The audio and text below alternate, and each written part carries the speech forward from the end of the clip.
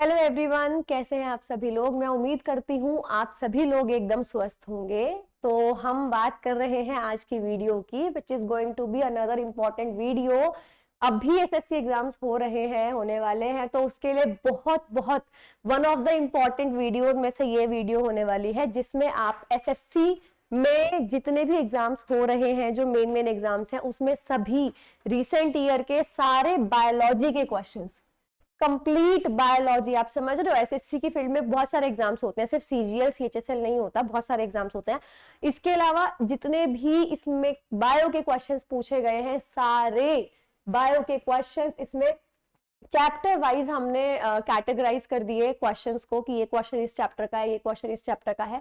और साथ में एक और चीज हम लोगों ने आपके लिए की है, डिटेल्ड चैप्टर समरी, यानी हर चैप्टर से पहले उस चैप्टर की समरी डाल दी है। या मैं आपको दूसरे वर्ड्स में कहूं, एक चैप्टर को जब आप रिवाइज करोगे तो कौन सा पार्ट बहुत इंपॉर्टेंट है, ठीक है, आपको एग्जाम से पहले लास्ट मिनट रिवीजन करना है, तो पूरा चैप्टर नहीं रिवाइज करोगे, आप इंपॉर्टेंट पॉइंट्स रिवाइज करोगे। तो what are those important points, आपको इस वीडियो से पता लगने वाला है, क्योंकि हर चैप्टर के इंपॉर्टेंट पॉइंट्स हमने इस वीडियो के अंदर डाल दिए हैं। आप देख सकते हो कितने चैप्टर्स हमने कवर किए हुए हैं इसके अंदर। सबसे पहला डेफिशिएंसी एंड डिसीजेस, ये बहुत इंपॉर्टेंट चैप्टर्स है, ठीक है। ये क्यों इंपॉर्टेंट है, ये इसलिए, अभी तक अगर आपने ई बुक में कम पढ़ा हो, ज्यादा पढ़ा हो, आपने कहीं से भी पढ़ा हो, कम ज्यादा, अब आप ये समझ लो कि अगर ये चैप्टर से 22 चैप्टर यहाँ पे लिखे हुए हैं, अगर इनसे क्वेश्चंस आ रहे हैं एसएससी की फील्ड में, दैट मींस ये इंपॉर्टेंट है, राइट। तो deficiency and diseases, nutrition in animals, nutrition in plants, scientific name, reproduction in plants, reproduction in animals. तो बेसिकली रिप्रोडक्शन चैप्टर आ गया, प्रजनन, वो भी 2 हिस्सों में बटा हुआ है, क्योंकि ज्यादा क्वेश्चंस होंगे तो 2 हिस्सों में हमने बांट दिया। Cell, transportation, sensory organs, endocrine and exocrine system, digestive system, respiratory system, skeleton system. आप देख रहे हो ये बहुत अंडररेटेड चैप्टर है स्केलेटन सिस्टम, क्योंकि कई बार मतलब ऐसा है कि 3-4 साल में एक बार क्वेश्चन आ रहे हैं, बट डोंट वरी, हमने इसके अंदर जो भी वो क्वेश्चंस थे, जितने भी वो बने, वो सारे इसके अंदर डाल दिए हैं। एनिमल किंगडम, ये बहुत इंपॉर्टेंट है, इसमें अलग अलग आप कह सकते हो, अलग अलग कैटेगरीज भी इसके अंदर है। एंजाइम्स एंड हार्मोन, बेसिकली ये एंडोक्राइन वाले का ही, इसमें तो एंडोक्राइन और एक्सोक्राइन सिस्टम है। ये प्रॉपर जो ये वाला है, ये एंडोक्राइन सिस्टम है, ठीक है। Excretory system, micro organisms, plant kingdom, nervous system, discoveries and vaccines, scientific study and miscellaneous. Miscellaneous में वो क्वेश्चंस आ गए जो हैं बायो के, बट इन चैप्टर्स में से किसी में कवर नहीं होते। सो बेसिकली सारी चीजें हमने, हर एक एरिया जो एसएससी ने आज तक पूछा है, अभी तक पूछा है, वो हमने कवर किया है। तो इसको जरूर देख लीजिएगा लास्ट तक। चैप्टर, ये वीडियो लंबी होगी बट ये बहुत यूजफुल साबित होगी, क्योंकि इसमें आपको ये भी पता लग जाएगा कि जब चैप्टर रिवाइज करना है तो कौन कौन से इंपॉर्टेंट पॉइंट्स रिवाइज करने हैं।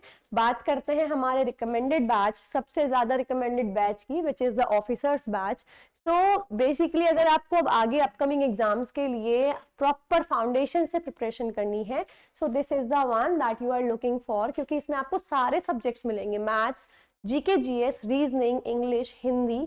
सो बेसिकली सारे सब्जेक्ट्स कवर हो रहे हैं। सेकेंडली, स्टेनो और डबल एओ की क्लासेस आपको इसमें मिलेंगी। आपका आप एग्जाम दे रहे हो तो ऑल इन वन पैकेज है, हर चीज आपको इस बैच में मिलेगी। आपको पीडीएफ्स, ई बुक्स, साथ ही साथ आपको टारगेट ग्रुप में रखा जाएगा, जिसमें आपको ये पता होगा कि इसमें जो इतनी सारी वीडियोस हैं वो आप कैसे कवर करोगे, राइट। तो आपको वो भी नहीं सोचना, आपको टारगेट ग्रुप में डेली के टारगेट दिए जाएंगे कि आपको आज ये वीडियोस कवर करनी है।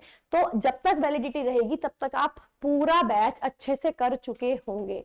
साथ में मॉक्स वगैरह आप दे सकते हो, क्योंकि मॉक्स भी हमने टारगेट में डाले हुए हैं। तो इसको जरूर एक बार मतलब सोचिएगा इस बारे में, क्योंकि बहुत अच्छा बैच है ये।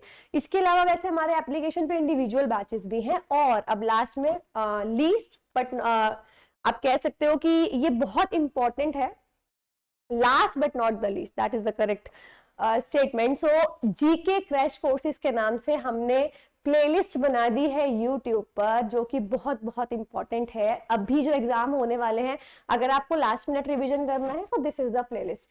तो इसमें जीके के क्रैश कोर्सेज जितने भी हमने अभी तक डाले हैं, अपडेटेड वर्जन्स भी हमने इसमें डाल दिए हैं, तो ये जरूर एक बार देख लेना। टोटल 19 वीडियोस हैं इसमें, तो आपको 19 वीडियोस देखने के लिए नहीं बोल रहे हैं, बट ये कह रहे हैं कि एक बार चेकआउट कर लेना, क्या पता आपको पता लग जाए कि कुछ वीडियो देखने की नीड है या नहीं है। या आपका कई बार ऐसा होता है कि हम खुद रिवाइज कर रहे हैं लेकिन साथ में हमें एक वीडियो मिल गई, तो हमने वो वीडियो देख ली लास्ट मिनट रिवीजन के लिए, तो बहुत बार होता है कि उसमें से क्वेश्चंस लग जाते हैं, क्योंकि इसमें सब में जो क्रैश कोर्सेज बनाए जाते हैं पीवाईक्यूज को ध्यान में रख के कि इस चैप्टर में से ये पोर्शन में से आया हुआ है, तो हमने ये डाल दिया। तो इस तरीके से बनाई जाती है, इस पॉइंट ऑफ व्यू को ध्यान में रखते हुए। तो जरूर इसको चेकआउट कर लीजिएगा guys. So that's it, video को लास्ट तक देखना and all the very best.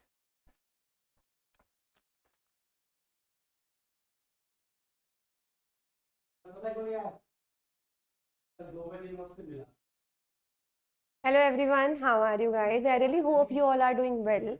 तो आज जो टॉपिक हम लोग कवर करने वाले हैं वो है डेफिशिएंसी एंड डिसीज। तो ये टॉपिक, और मैं ये कहूँ कि ये वीडियो थोड़ी सी लंबी होने वाली है, क्योंकि ये टॉपिक की ब्रीफिंग बहुत छोटी सी है, बट इससे आने वाले क्वेश्चंस इतने सारे हैं। तो आप देख रहे हो एसएससी से ही पूछता है जनरली, तो बहुत सारे क्वेश्चंस हम लोग कवर करने वाले हैं। लेकिन उससे पहले आगे की वीडियोस भी लगातार देखने के लिए चैनल को सब्सक्राइब जरूर कर लीजिएगा। साथ ही हमने अलग अलग प्लेलिस्ट बना दी है, तो टाइमली चेक करते रहिए। क्रैश कोर्सेज की अलग है, इसके साथ ही आपके इंग्लिश की अलग है, मैथ्स की अलग है, कंप्यूटर की अलग प्लेलिस्ट है, तो टाइमली चेक करते रहिएगा। तो बात करते हैं सबसे पहले साइंटिफिक नेम्स की।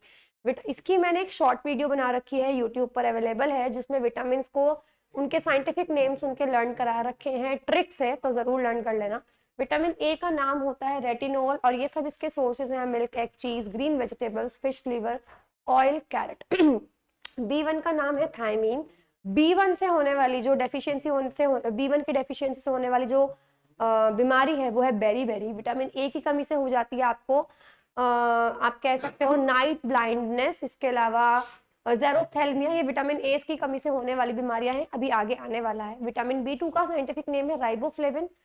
मीट, ग्रीन वेजिटेबल्स और मिल्क में सबसे ज्यादा मिलता है। विटामिन B3 निकोटिनामाइड और नियासिन, मीट, मिल्क और नट। मतलब विटामिन बी अगर आएगा कोई भी, मेन सोर्स मीट तो है ही है। इसी के साथ vitamin B5 pantothenic acid, vitamin B6 pyridoxine है, B7 biotin, B11 folic acid. ये मोस्ट इंपॉर्टेंट होता है प्रेगनेंसी में, ये सबसे ज्यादा यूज होता है, वो इस वजह से सबसे ज्यादा लेना चाहिए। क्यों? क्योंकि बेबी के अंदर माइंड से रिलेटेड प्रॉब्लम्स नहीं होती अगर विटामिन B11 या फॉलिक एसिड का सेवन हम लोग कर रहे हैं। तो विटामिन B12 साइनोकोबालामिन, अनीमिया और जॉन्डिस इससे होने वाली बीमारियां हैं। Vitamin C, ascorbic acid, vitamin C की कमी से ये आ गई आपकी डिसीज, ठीक है। विटामिन सी से स्कर्वी या स्वेलिंग ऑफ गम्स बहुत आराम से देखने को मिल सकता है। विटामिन डी का नाम है कैल्सिफेरॉल। रिकेट्स होता है, ऑस्टियोमलेशिया, दोनों ही बोन से रिलेटेड प्रॉब्लम्स हैं। Vitamin E tocopherol, less fertility, reproductivity में ये प्रॉब्लम क्रिएट करता है। विटामिन के फाइलोक्विनोन, ये ब्लड के क्लॉट्स बनने बंद हो जाते हैं विटामिन के की कमी से। आयोडीन की डेफिशिएंसी से, अगर आयोडीन की कमी हो तो गोइटर हो जाता है, सोलन नेक जो है सोल हो जाता है, इस तरीके से स्वेल हो जाता है। प्रोटीन की कमी से होने वाली दो बीमारियां हैं, क्वाशियोरकर और मरासमस। क्वाशियोरकर बॉडी बिल्कुल पतली हो जाती है और मरासमस में अनइवनली थिक हो जाती है। विटामिन सी की कमी से होने वाली बीमारी है स्कर्वी। आप देख सकते हो इस तरीके, ये स्कर्वी है, जो आपके गम होते हैं वो एक्स्ट्रा बीच में आ जाते हैं और मसूड़े फूल जाते हैं, दर्द होता है। विटामिन B1 की कमी से होने वाली बीमारी बेरी। B2 की कमी से होने वाली anaemia. B3 pellagra. Vitamin B6 eczema. Vitamin B7 thin hair and scaly skin rashes हो जाते हैं। विटामिन, देखो रिकेट्स ये है, इस तरीके से बोन्स में प्रॉब्लम आ जाती है। ज़ेरोप्थेल्मिया, आईज में रेडनेस हो जाती है, बिल्कुल वाइट ड्राइनेस आ जाती है। विटामिन B9 से वीकनेस, फेटिग, थकान होने लगती है। विटामिन B12 से अनीमिया ही होता है। डी से रिकेट्स बता चुके हैं और ऑस्टियोमेलेसिस वो पिछली बार आ गया था। और ए से ज़ेरोप्थेल्मिया आपको देखने को मिल सकता है, और नाइट ब्लाइंडनेस।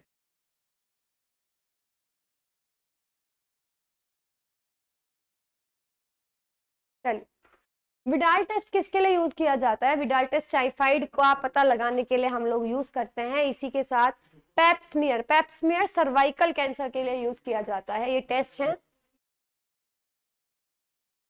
कैडमियम, देखो कैडमियम से होने वाली बीमारी है इटाई, ध्यान रखेंगे, कैडमियम से होने वाली बीमारी इटाई। मरकरी से होने वाली है मिनामाटा, मैड हैटर डिसीज जिसको बोलते हैं, मिनामाटा डिसीज। इसी के साथ आयरन से होती है साइडरोसिस। आयरन से क्या होगा कि जो एल्वियोलाई है, जो लंग्स है, वहां पे आयरन की धूल जम जाती है, तो साइडरोसिस इसको हम बोलते हैं। अच्छा, कौन से मस्किटो से कौन सा फीवर होता है? ठीक है, तो ये बहुत आसान है, इसको जरूर लर्न कर लेना। एड्स मस्किटो से, एड्स से होता है डेंगू। बेसिकली ये मस्किटो से बीमारी नहीं होती, ये मस्किटो बस बीमारी को फैलाते हैं, तो दीज आर वेक्टर्स। तो एड्स से होता है डेंगू, एनोफिलिस से मलेरिया, और क्यूलेक्स से होता है जापानीज एंसेफेलाइटिस, जापानीज एंसेफेलाइटिस जिसको दिमागी बुखार भी बोलते हैं। चलिए, सबसे पहला question, severe under nutrition due to deficiency of food and energy. अगर बहुत ज्यादा अंडर न्यूट्रिशन हो, बहुत ज्यादा कमजोर हो गए हो फूड और एनर्जी की कमी की वजह से, तो हम उसको क्या बोलते हैं? उसको बोलते हैं मेरेस्मस। ठीक है, तो marasmus is the correct answer. Deficiency of iodine results in insufficient amount of, iodine की कमी से होने वाली बीमारी है गोइटर। लेकिन ये क्यों होती है? वो इसलिए होती है क्योंकि आयोडीन की कमी से हमारी बॉडी में थायरॉक्सिन हार्मोन कम बनता है, थायरॉक्सिन हार्मोन नहीं बनता, जिसकी वजह से गोइटर होती है। तो थायराइड या थायरॉक्सिन हार्मोन।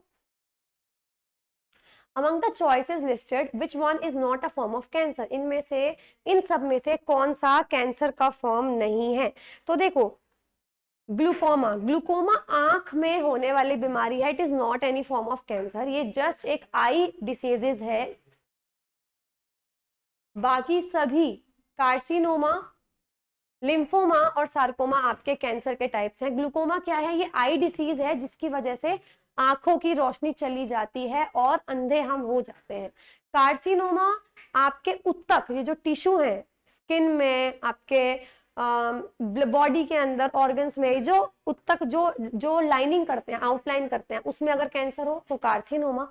लिम्फोमा अगर लिम्फ सिस्टम में, यानी अगर आपके लसिका प्रणाली में जो कैंसर हो जाए उसे लिम्फोमा बोलते हैं। और सार्कोमा होता है जो कनेक्टिव टिश्यू में हो जाए, यानी संयोजी उत्तकों में हो जाए, उसको आप बोलते हो sarcoma. Among the following disease which one is not inherited, इनमें से कौन सी वंशानुगत नहीं है, आगे बढ़ेगी नहीं?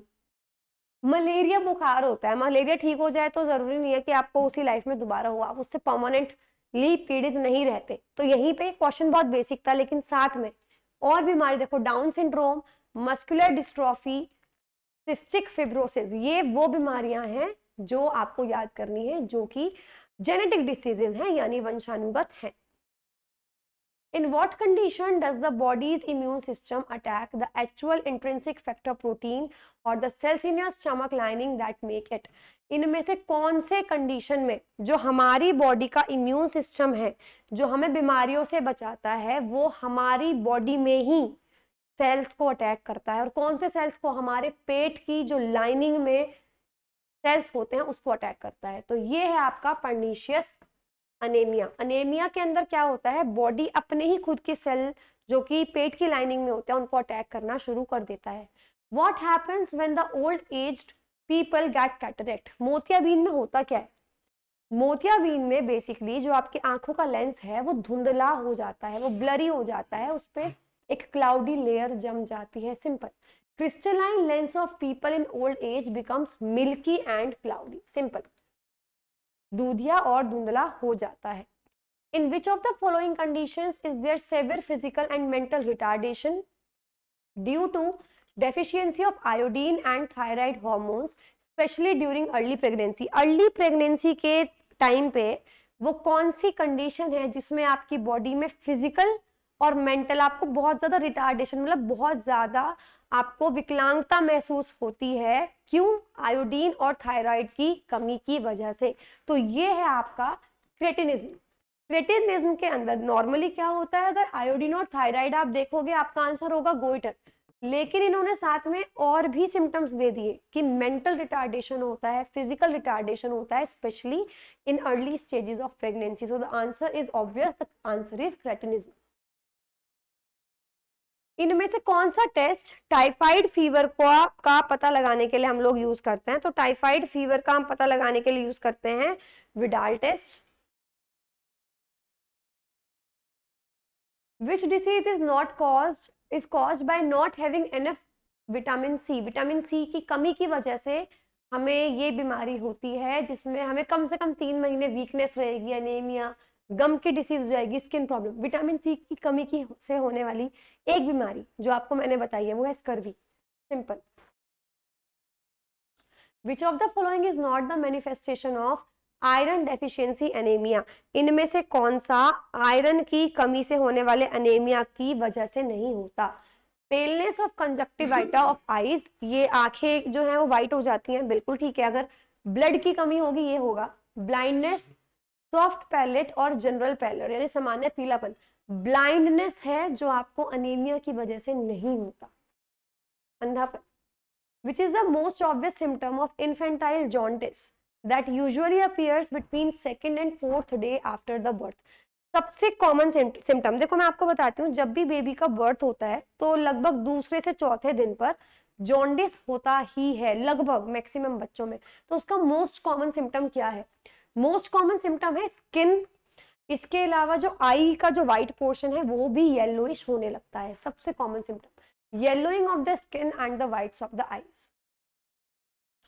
Which condition causes bone pain, poor growth and soft and weak bones that can lead to bone deformities?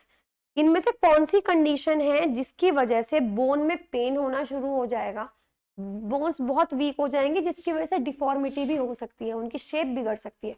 तो ये होगा विटामिन डी की कमी की वजह से डेफिनेटली. और विटामिन डी की कमी से होने वाली मेन बीमारियां ऑस्टियोमेलिसिस एंड रिकेट्स. तो rickets is the correct answer. Lack of functional small intestine can cause a malabsorption disorder leading to diarrhoea, malnutrition, weight loss. अगर हमारे स्मॉल इंटेस्टाइन में कुछ गड़बड़ हो जाएगी तो होगा क्या? स्मॉल इंटेस्टाइन में जो छोटी आंत होती है उसमें फाइनल एब्जॉर्प्शन होता है, खाने से पानी का, हर चीज का फाइनल एब्जॉर्प्शन होता है ब्लड में. तो वो खराब हो गई तो क्या होगा? जो वेस्ट मटेरियल है उसमें भी लिक्विड आएगा, यानी डायरिया हो सकता है, लूज मोशंस हो सकते हैं. तो इसको क्या बोलते हैं? Short bowel syndrome. Vitamin B1 की डेफिशिएंसी से कौन सा डिसऑर्डर होता है जिससे आप कह सकते हो हमारी नर्व्स भी अफेक्ट हो जाती हैं? विटामिन B1 की कमी से जो आपको बीमारी बताई है वो बेरी है. तो berry is the correct answer. Next question की बात करते हैं. Which of the following disease is transmitted by the bite of an infected female phlebotomine sand fly? इनमें से कौन सी बीमारी है जो फीमेल फ्लीबोटोमाइन सैंड फ्लाई के काटने से फैलती है, जिसके अंदर आपका फीवर आएगा, वेट लॉस होगा, आपका लीवर, स्प्लीन दोनों ही साइज में बढ़ जाएंगे? तो ये होती है आपकी विसरल लिशमैनियासिस. आंत संबंधी लिशमैनियासिस के अंदर ही ये सारी प्रॉब्लम्स होती हैं. Which of the following disease is a potential contender for worldwide eradication? इनमें से दुनिया भर में से उन्मूलन के लिए संभावित दावेदार कौन सी है? पोलियो.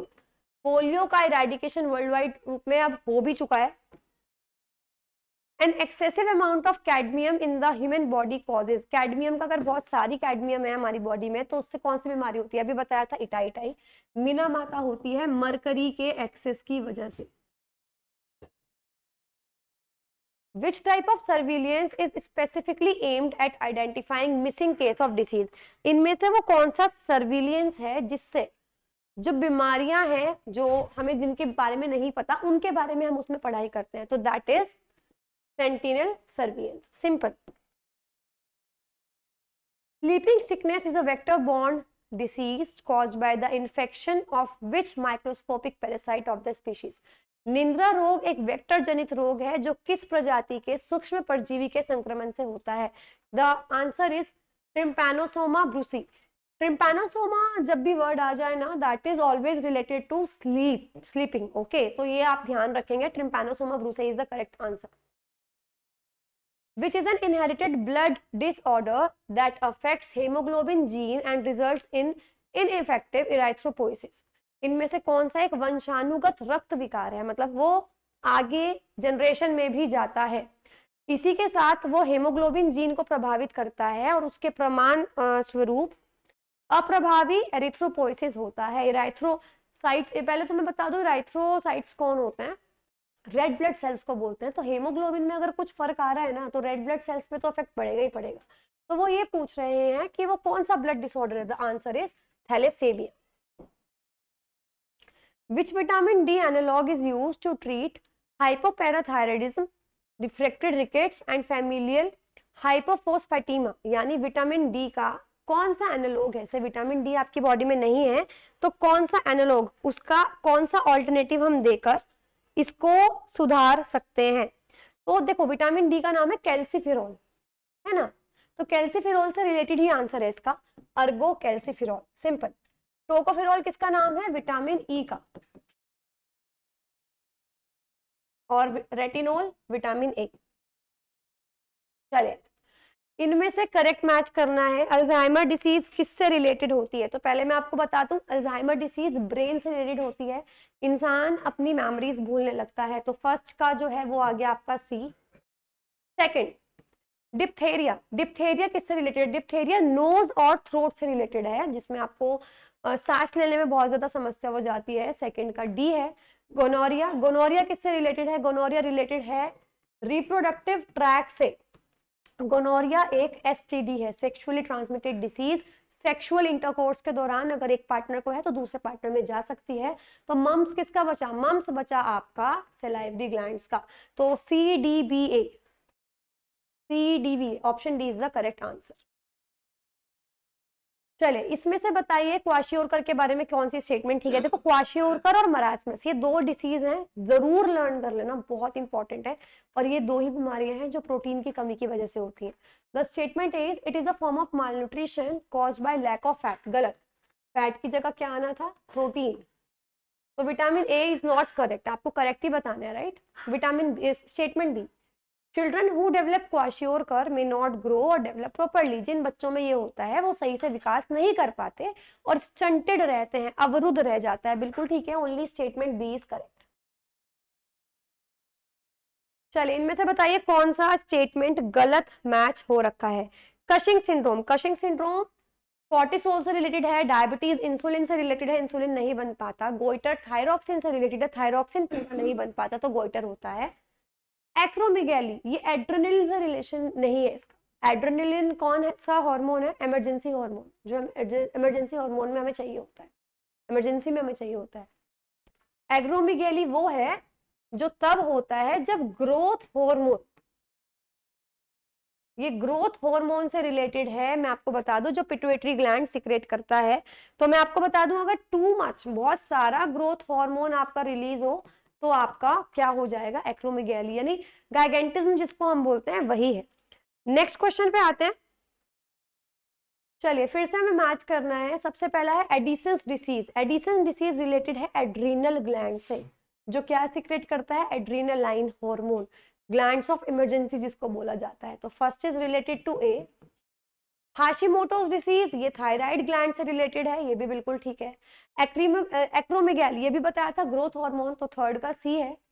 और SIADH सियाट जो है वो वेसोप्रेसिन, तो फर्स्ट का ए है, सेकंड का बी है, थर्ड का सी है और फोर्थ का आपका डी है। ये ध्यान से इसको लर्न कर लेंगे। चलिए फिर से आपको इसको करेक्टली मैच करना है। सबसे पहला है गॉचर डिसीज। देखो गॉचर डिसीज जो रिलेटेड है वो है आपका ग्लूकोसेरिब्रोसेट से। तो इस केमिकल के टू मच या डेफिशिएंसी से आपको ये डिसीज होती है। Next is Hunter syndrome. Hunter syndrome iduronate 2 sulfatase के कारण होती है। टे-सेश डिसीज ये होती है आपका हेक्सोसैमिनिडेज से, और फिनाइल कीटोन्यूरिया होती है फिनाइल एलिनिन हाइड्रोक्सिलेज से। देखो ये वो केमिकल्स हैं या ये वो डिसीज है जो आपको रटनी ही होंगी। आपको किसी भी, आप कोई पब्लिकेशन की बुक आप उठा लो, आप कोई भी टीचर के आप लेक्चर्स देख लो, इतनी सारी डिसीज को कवर करना इज नॉट पॉसिबल। तो जब भी आप करोगे कोई ना कोई डिसीज रह ही जाएगी। तो बस इसका सबसे बेस्ट ये है कि जब भी आप ऐसा करो तो आप इसकी एक्सप्लेनेशन डेफिनेटली पढ़ लिया करो, क्योंकि आप PYQs अगर एक बार कर लोगे तो आपकी वो रेंज बढ़ जाएगी। तो इसका करेक्ट आंसर है ऑप्शन सी। चलिए बात करते हैं नेक्स्ट क्वेश्चन की।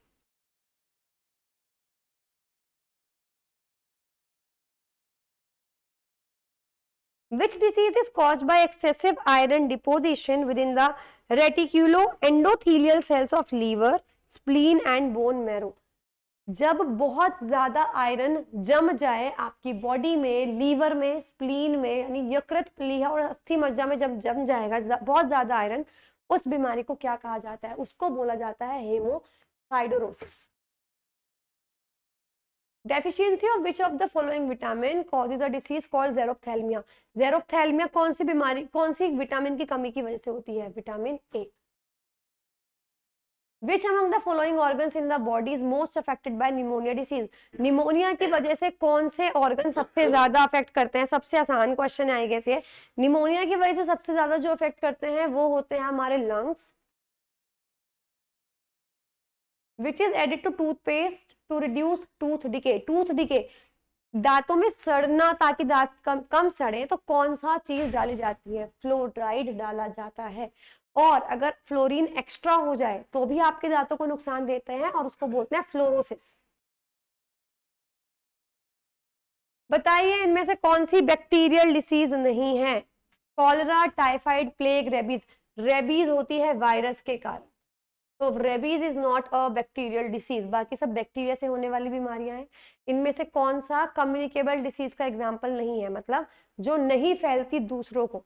तो डायबिटीज। डायबिटीज तो जेनेटिक है ना, अगर किसी इंसान को है तो कोई और इंसान अगर पास में आके बैठेगा तो उसको नहीं होगी। वो कम्युनिकेबल या इन्फेक्शियस नहीं है, सांक्रामक रोग नहीं है। The disease causing microbes are called. जो रोगाणु रोग पैदा करते हैं उनको क्या बोलते हैं? उनको बोलते हैं pathogens. Goitre is a disease of which of the following glands? Goitre कौन से ग्रंथि का रोग है? थायराइड ग्लैंड का रोग है। अगर थायरोक्सिन हार्मोन कम बनेगा तो आपको बीमारी हो जाएगी, जिसको बोलते हैं गोइटर या घेंगा। Which of the following disease is not caused by a mosquito bite? कौन सी बीमारी मच्छर के काटने से नहीं होती? एलिफेंटियासिस, डेंगू और मलेरिया, तीनों मच्छर के काटने से फैलती हैं। हेपेटाइटिस नहीं होती। Chikungunya is an infection caused by which mosquito? Chikungunya कौन से मस्किटो के काटने से होता है? तो ये है, इसका आंसर है ads.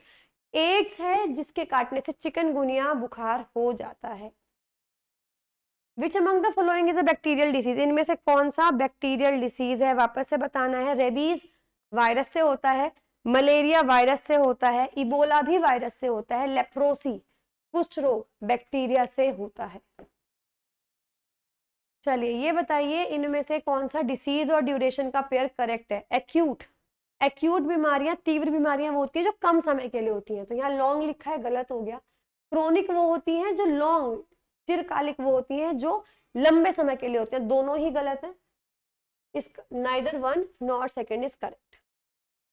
Dash disease last for only shorter periods of time? बताओ कौन सी बीमारियां हैं जो कम समय के लिए रहती है? एक्यूट यानी तीक्ष्ण या दीर्घकालिक। इनमें से कौन सी बीमारी है जो फंगी के कारण होती है, कवक के कारण होती है? मैक्सिमम बीमारियां जो स्किन से रिलेटेड है, वॉर्म्स से रिलेटेड है, फंगस के कारण होती है, that is ringworm. Which among the following is a viral disease? इनमें से कौन सी वायरस से होने वाली बीमारी है? तो देखो मैं आपको बता दूं, कफ, ट्यूबरक्लोसिस और मलेरिया, ये तीनों ही आपकी वायरस से नहीं होती। चिकन पॉक्स है जो वायरल डिसीज है, वायरस से होने वाली है। चलिए इनमें से बताइए कौन सी स्टेटमेंट करेक्ट है, कौन सी सही स्टेटमेंट है regarding STD, that is sexually transmitted disease, जिसको यौन संचारित रोग भी बोलते हैं। ये वो बीमारियां होती हैं जो जनरली सेक्सुअल इंटरकोर्स के दौरान एक पार्टनर से दूसरे पार्टनर में चली जाती हैं। सबसे पहले ये वो इन्फेक्शंस हैं जो इन्फेक्टेड इंसान से दूसरे में जा सकते हैं थ्रू सेक्सुअल कांटेक्ट। अभी मैंने बताया, बिल्कुल ठीक है। HIV, HPV, hepatitis virus STD के लिए रिस्पॉन्सिबल है, दैट मीन्स ये सेक्सुअली ट्रांसमिटेड डिसीज है, ये फैल जाएंगे, ये भी बिल्कुल ठीक है। तो बोथ स्टेटमेंट्स आर करेक्ट। चलिए, deficiency of which of the following vitamin causes excessive bleeding from wounds, इनमें से कौन से विटामिन की कमी के कारण बहुत ज्यादा खून बहता है? तो खून के थक्के जमाने का काम, कोएगुलेशन ऑफ ब्लड करता है विटामिन के, मतलब वो उसका उसमें हाथ होता है। तो विटामिन के की अगर कमी हो जाएगी तो खून बहुत ज्यादा बहने लगेगा। अच्छा, क्वाशियोरकर, आप मुझे बताएंगे क्वाशियोरकर किसकी कमी की वजह से होता है? प्रोटीन की कमी की वजह से। सेकंड, वीक बोन्स, बोन्स का नाम आ गया तो कैल्शियम इज द आंसर होगा, कैल्शियम इसका आंसर होगा। अनेमिया, अनेमिया का मतलब होता है खून की कमी, यानी खून में क्या है? हीमोग्लोबिन। हीमोग्लोबिन किससे मिलके बना है? आयरन से। तो थर्ड का हो गया बी।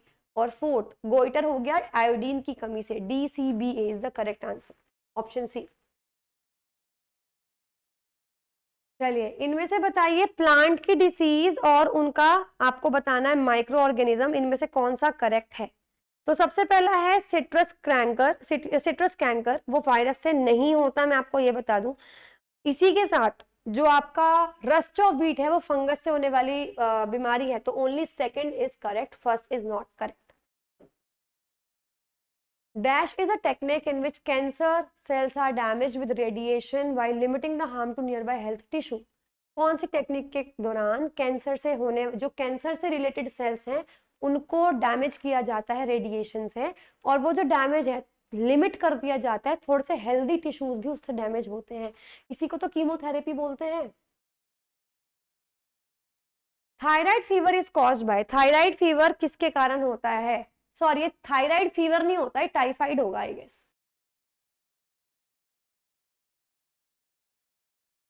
टाइफाइड बैक्टीरिया से होने वाला फीवर है, ये ध्यान रखेंगे।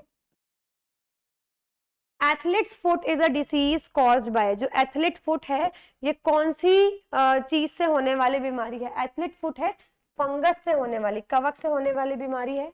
How is TB spread in humans, मनुष्य में क्षय रोग जो ट्यूबरक्यूलोसिस जिसको बोलते हैं कैसे फैलता है? ड्रॉपलेट इन्फेक्शन, सांस लेते या सांस छोड़ते वक्त, खांसते वक्त एक ड्रॉपलेट यानी एक एरिया बनता है जहाँ पे हमारे मुंह से कुछ बूंदे बाहर निकलती हैं, और अगर वो बूंदे किसी और के मुंह में चली जाए, नाक में चली जाए, तो उससे टीबी फैलता है। Which of the following is not a symptom of beriberi caused due to deficiency of vitamin B1? Vitamin B1 की कमी से बेरी होता है, इनमें से कौन सा उसका सिम्टम नहीं है? स्लो हीलिंग वुंड्स, ये इसका सिम्टम डेफिनेटली नहीं है बेरी का। इसी के साथ इनवॉलेंट्री आई मूवमेंट, मतलब आपकी आंखों में मूवमेंट होता रहेगा बार बार आपके ना चाहते हुए भी बोलने में आपको दिक्कत होगी, आपके हाथ और पैर में दर्द रहेगा, ये आपके बेरी के सिम्टम्स हैं। Which disease refers to the inflammation of liver caused by a variety of infections, infectious viruses and non-infectious agents leading to a variety of health problems? इनमें से कौन सी बीमारी है जिसमें जो लीवर है, जो यकृत है, वो उसमें स्वेलिंग आ जाती है, सूजन आ जाती है, किसकी वजह से? बहुत सारे वायरस की वजह से, जो फैलने वाले भी हैं और बिना फैलने वाले भी हैं वो। तो ये होता है आपका हेपेटाइटिस में हैजा जिसको बोलते हैं। नेक्स्ट इज, उस बीमारी को पहचानिए जो इंसुलिन की कमी के कारण होता है। तो ये तो बहुत आसान है, इंसुलिन की कमी से डायबिटीज होता है, तो आप सबको पता होगा, शुगर जिसको बोलते हैं। मंकी बाइट से कौन सी बीमारी हो सकती है? Dog bite, monkey bite, bat bite, मतलब इन सभी जानवरों के काटने से रेबीज हो सकता है। रेबीज एक वायरस के कारण होता है जिसमें पानी पीने में, निगलने में एक्सेसिव सलाइवा सिक्रेट होती है, तो ध्यान रखेंगे। पानी से डर लगने लगता है। Which disease in adults mean soft bones, इनमें से कौन सी बीमारी का मतलब है सॉफ्ट बोन्स? ठीक है, यानी नरम हड्डियां हो जाती हैं। इसी के साथ विटामिन डी की कमी की वजह से होता है, तो विटामिन डी की कमी की वजह से ओस्टियोमलेशिया और आपको रिकेट्स बताया था, तो ओस्टियोमलेशिया आपको दिख रहा है, अस्थि मृदुता दिख रहा है, तो यही इसका करेक्ट आंसर है। ओके, इनमें से एक तरीका पहचानिए जो कि एक नॉन कम्युनिकेबल डिसीज को नहीं रोक सकता किसी के अंदर होने से। ब्लड ट्रांसफ्यूजन, देखो अगर आप एक इंसान का खून दूसरे इंसान में चढ़ा रहे हो, तो अगर उस खून में कुछ भी ऐसी चीज है चाहे वो कम्युनिकेबल हो, फैलने वाली हो, चाहे वो बिना फैलने वाली हो, जिस इंसान को आप चढ़ाओगे वो खून, उसमें वो सारी बीमारियां आएंगी ही आएंगी। तो ब्लड ट्रांसफ्यूजन से आप किसी बीमारी को रोक नहीं सकते, चाहे वो कम्युनिकेबल हो, चाहे वो non communicable. Poor sanitation conditions, अगर आपकी बहुत ज्यादा गंदगी हो, इस वजह से इनमें से पुअर सैनिटेशन कंडीशंस, इनमें से किसका रीजन नहीं हो सकता? सिंपल, देखो, अगर पुअर सैनिटेशन कंडीशन है उसकी वजह से आर्थराइटिस यानी गठिया रोग नहीं होगा, बाकी सब पुअर सैनिटेशन कंडीशन की वजह से यानी खराब स्वास्थ्य स्थितियों की वजह से हो सकते हैं। चलिए, वैक्सीनेशन से इनमें से किससे आप अपना बचाव नहीं कर सकते? बेरी बेरी, क्योंकि ये विटामिन की कमी की वजह से होता है, किसी वायरस बैक्टीरिया की वजह से नहीं। WHO के अकॉर्डिंग हाइजीन का मतलब क्या होता है? हाइजीन का मतलब है स्वच्छता का मतलब है ऐसी कंडीशंस, ऐसी प्रैक्टिसेस जिनसे आप अपनी हेल्थ को बचा सकते हो, अपनी हेल्थ को मेंटेन कर सकते हो और साथ ही बीमारियों से बच सकते हो। देखो, dash the spread of disease, यानी बीमारियों के प्रसार में से तो हमें बचाव ही चाहिए ना, राइट? तो हमारा लास्ट में तो आ गया प्रिवेंशन, प्रिवेंट बिल्कुल लास्ट में इन दोनों में है। Practices that help to maintain fitness, fitness नहीं होगा, फिटनेस हमें, हेल्थ अगर हमारी अच्छी होगी जरूरी नहीं है फिटनेस भी हो, BMI बिल्कुल एक्यूरेट हो, but we can be healthy. तो इंस्टेड ऑफ बीइंग फिट, तो हम हेल्दी हमारा होना जरूरी है, तो इसका ऑप्शन डी करेक्ट आंसर। इनमें से कौन सी प्लांट डिसीज है? ठीक है, ये आपको पहचान करनी है। तो ये सारी प्लांट डिसीज नहीं है, सिर्फ ब्लाइट इनमें से प्लांट डिसीज है। और मैं आपको बता भी दूं, जो ये ब्लाइट है ये फंगस से होने वाली डिसीज है। Dash is a disorder resulting in abnormal electrical discharge from the brain cells causing seizures. इनमें से कौन सी बीमारी है जो दिमाग के जो सेल्स होते हैं, कोशिका उत्तक होती है, उनसे इलेक्ट्रिक, जैसे आपको पता है कि आपके ब्रेन में सिर्फ इलेक्ट्रिक चार्ज ही फ्लो करता है, इलेक्ट्रिक सिग्नल्स फ्लो करते हैं, लेकिन अगर वो सिग्नल किसी भी कारण बाहर निकल जाए तो पूरी बॉडी को शॉक लगेगा, राइट? सीजर्स आएंगे, दौरे पड़ेंगे, उसको क्या बोलते हैं? उसको बोलते हैं एपिलेप्सी यानी मिर्गी के दौरे। विच of the following is not a type of mosquito? इनमें से कौन सा मस्किटो का एक टाइप नहीं है? क्यूलेक्स, एड्स, एनोफिलस, तीनों पढ़े हैं आपने, राइट? लिमिलस, ये कोई भी मस्किटो का टाइप नहीं है। इनमें से कौन सा फैक्टर रेस्पॉन्सिबल है मैड हैटर डिसीज के लिए? मैड हैटर डिसीज और मिनामाटा आपने दोनों पढ़ा था, मरकरी के पॉइजनिंग की वजह से होते हैं, तो mercury poisoning is the correct answer. Flavi virus से होने वाला कौन सी बीमारी इसमें नहीं है? फ्लेवी वायरस से नहीं होने वाली बीमारी पोलियो है, otherwise yellow fever, Japanese encephalitis और डेंगू, ये तीनों फ्लेवी वायरस के कारण होते हैं, पोलियो फ्लेवी वायरस से नहीं होता। विच ऑफ द फॉलोइंग डिसीज, अच्छा ये किसके कारण होता है? ये पोलियो वायरस के कारण होता है, ध्यान रखेंगे। चलिए, which of the following disease marked by dementia, diarrhoea and dermatitis is also known as 3Ds? इनमें से डिमेंशिया, डायरिया और डर्मेटाइटिस से चिन्हित किस बीमारी को 3D के नाम से भी जाना जाता है? इसको जाना जाता है पेलाग्रा के नाम से, पेलाग्रा को 3D के नाम से जाना जाता है, जिसमें तीनों चीजें होंगी, डिमेंशिया, डायरिया और डर्मेटाइटिस। इबोला से, इबोला जो है वो किसके कारण होता है? आपने सुना भी होगा ना, इबोला वायरस, इबोला वायरस के कारण होता है, याद से इसको कर लेंगे।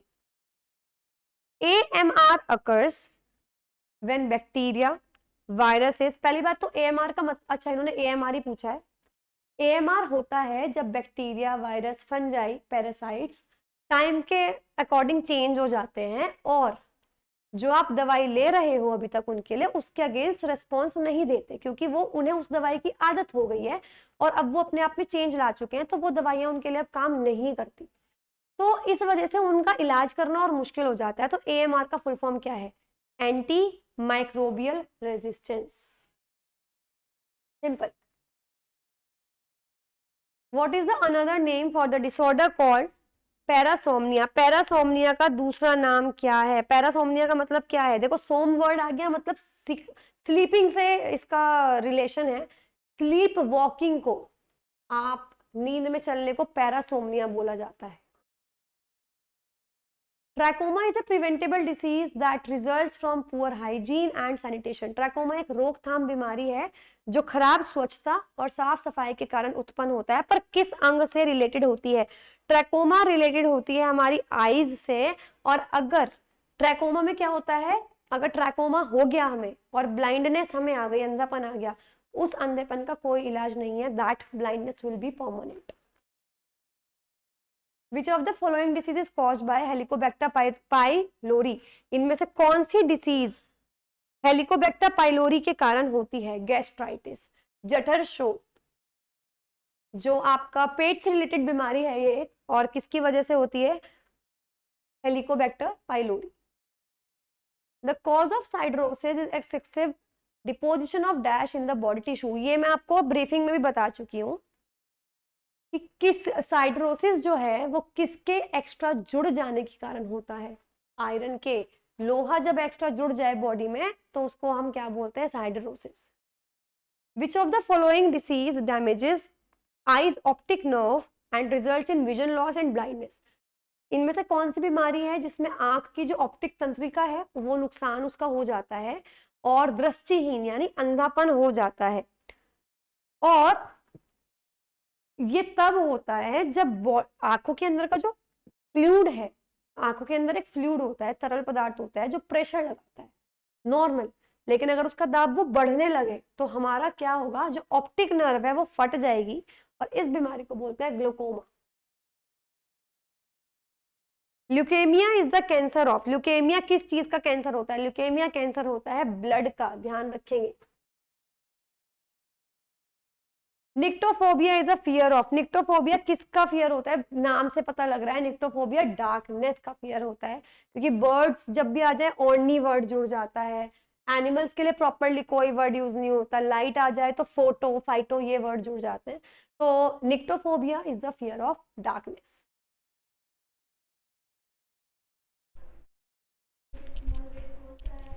हेलो एवरीवन, कैसे हैं आप सभी लोग? मैं उम्मीद करती हूँ आप सभी लोग एकदम स्वस्थ होंगे। तो आज जो चैप्टर मैं आप लोगों के लिए लेके आई हूँ, जिसके हम प्रीवियस ईयर क्वेश्चंस हम कवर करने वाले हैं, साथ ही उसकी ब्रीफिंग भी मैं आपको देने वाली हूँ, वो है न्यूट्रिशन इन एनिमल्स, यानी पशुओं में पोषण। तो इसकी ब्रीफिंग बहुत कम होने वाली है, क्योंकि इसमें मेनली जो आपको बताने की भी नीड है ना, वो सिर्फ एंजाइम्स कि कौन सी जगह कौन सा एंजाइम निकलता है और वो एंजाइम किसको डाइजेस्ट करता है, बस वो बताने की नीड है, दैट्स इट। लेकिन वीडियो को शुरू करने से पहले एसएससी के रिगार्डिंग सबसे पहले अपडेट्स के लिए चैनल को सब्सक्राइब करना मत भूलिएगा। इसी के साथ हमने डिफरेंट प्लेलिस्ट बना दी हैं यूट्यूब पर, आप जाकर चेकआउट कर सकते हैं। तो एक टॉपिक से रिलेटेड सारी वीडियोस के लिए आपको ढूंढना नहीं पड़ेगा, एक ही टॉपिक से रिलेटेड सारी वीडियोस एक प्लेलिस्ट में आपको मिल जाएंगी, तो रेगुलरली चेकआउट करते रहिए। चलिए एंजाइम्स की बात करते हैं। सबसे पहले एंजाइम आपके माउथ में निकलता है सलाइवा से and the name is salivary amylase. Amylase word जहां भी आ गया it will digest starch.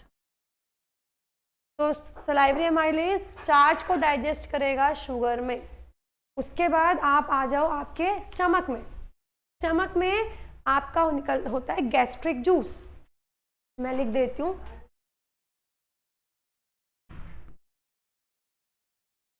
Gastric juice में आपका HCl, एक एंजाइम होता है पेप्सिन और एक म्यूकस। तो एंजाइम आपका पेप्सिन है, पेप्सिन पी से शुरू हो रहा है, ये डाइजेस्ट भी प्रोटीन को ही करेगा, इट डाइजेस्ट प्रोटीन्स। तो ये आपका आ गया स्टमक में। इसके अलावा HCl क्या करता है? बैक्टीरिया को किल करता है और पेप्सिन के लिए एसिडिक मीडियम बनाता है, क्योंकि पेप्सिन सबसे बेस्ट काम एसिडिक मीडियम में करता है। म्यूकस क्या करता है? आपके स्टमक को उसके खुद के एसिड से बचाता है। फिर खाने को मिलती है पेनक्रियास की और बाइल की। देखो लीवर होता है, लीवर अपनी सिक्रेशन देगा। लीवर के अंदर एक छोटा सा ऑर्गन था, ग्लैंड था, गॉल ब्लैडर। गॉल ब्लैडर के अंदर आपका बाइल जूस आप कह सकते हो इकट्ठा होता है और लीवर निकालता है अपने अंदर से बाइल। बेसिक नेचर का होता है और ये फैट ग्लोब्यूल्स को, बड़े बड़े वसा के जो कण होते हैं उनको इमल्सिफाई तोड़ देता है, लेकिन कोई एंजाइम नहीं होता ये। फिर आ जाओ पेनक्रियाज पे, यानी अग्नाशय पे।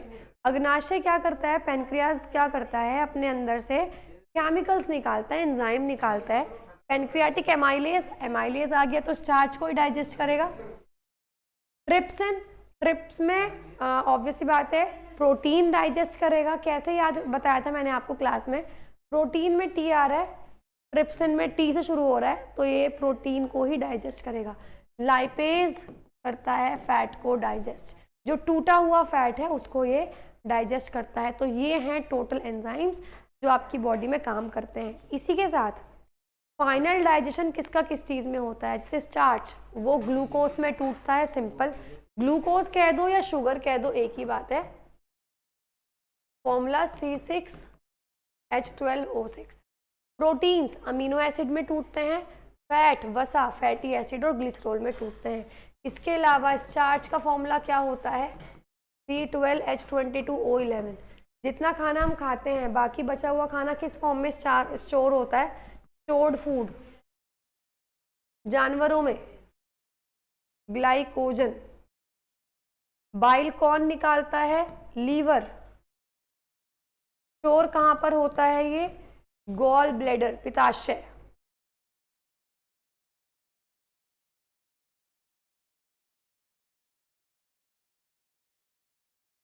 चलिए फर्स्ट क्वेश्चन पे आते हैं। Select the incorrect statement with regard to vitamin. Vitamin के संबंध में बताओ कौन सा गलत है। विटामिन के plants can synthesise almost all vitamin, पौधे भी लगभग सारे विटामिन बना सकते हैं, बिल्कुल ठीक है। विटामिन ऑर्गेनिक कंपाउंड होते हैं, कार्बनिक पदार्थ होते हैं, बिल्कुल ठीक है।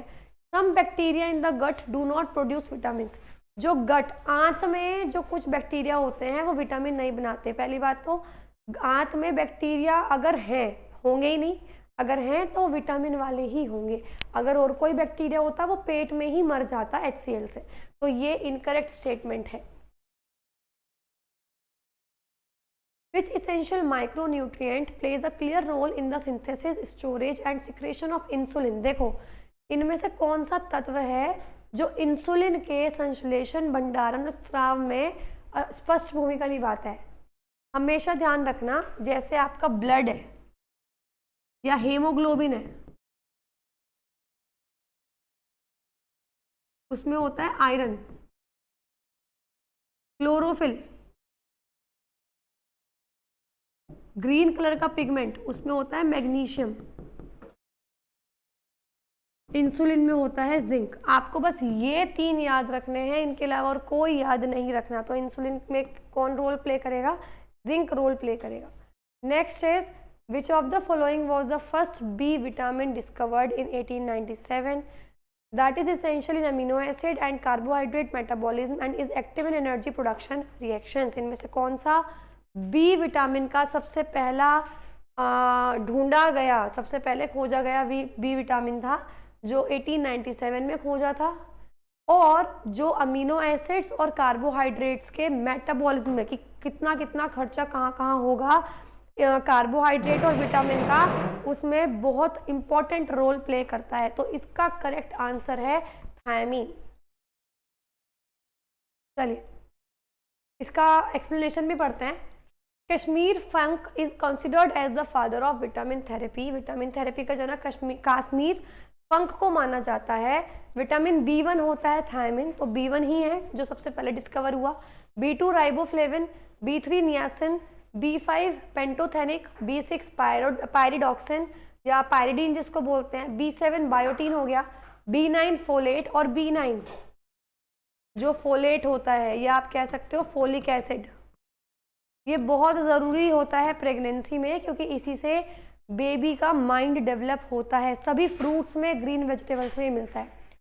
फैट सॉल्युबल विटामिन कौन से होते हैं, A, D, E, K, और वाटर सॉल्युबल B और C। What is the most important health benefit of vitamin D. Vitamin D किस लिए ज़रूरी होता है, आपकी हड्डियों के लिए। आपको पढ़ा होगा आपने पहले से भी, बोन्स और मसल्स को स्ट्रेंथन करने के लिए। बोन्स के अंदर क्या कौन कौन सी चीज़ होती है, कैल्शियम और फॉस्फोरस, ध्यान रखना। The food component present in sugar. Sugar के अंदर कौन सा खाद्य घटक है, अभी ब्रीफिंग में बताया था कार्बोहाइड्रेट्स होते हैं। Milk, seafood, nuts, whole grain contain high amount of which mineral? Milk के अंदर देखो, मिल्क के अंदर नॉर्मली कैल्शियम होता है जिससे हड्डियां बनती हैं, राइट? ये सब ने हड्डियां मजबूत होती हैं। लेकिन मिल्क, सी फूड, नट्स, भैया ये साबुत अनाज, इनमें से कौन सा मिनरल होता है? अगर अभी तक आपको नहीं भी पता इसका answer, that supports bone health. Calcium तो इसमें कहीं है नहीं। कैल्शियम के साथ एक और नाम मैंने आपको बताया था, वो क्या था? फॉस्फोरस। तो phosphorus is the correct answer. Which of the following vitamins prevents major birth defects of the brain and spine of a newborn baby?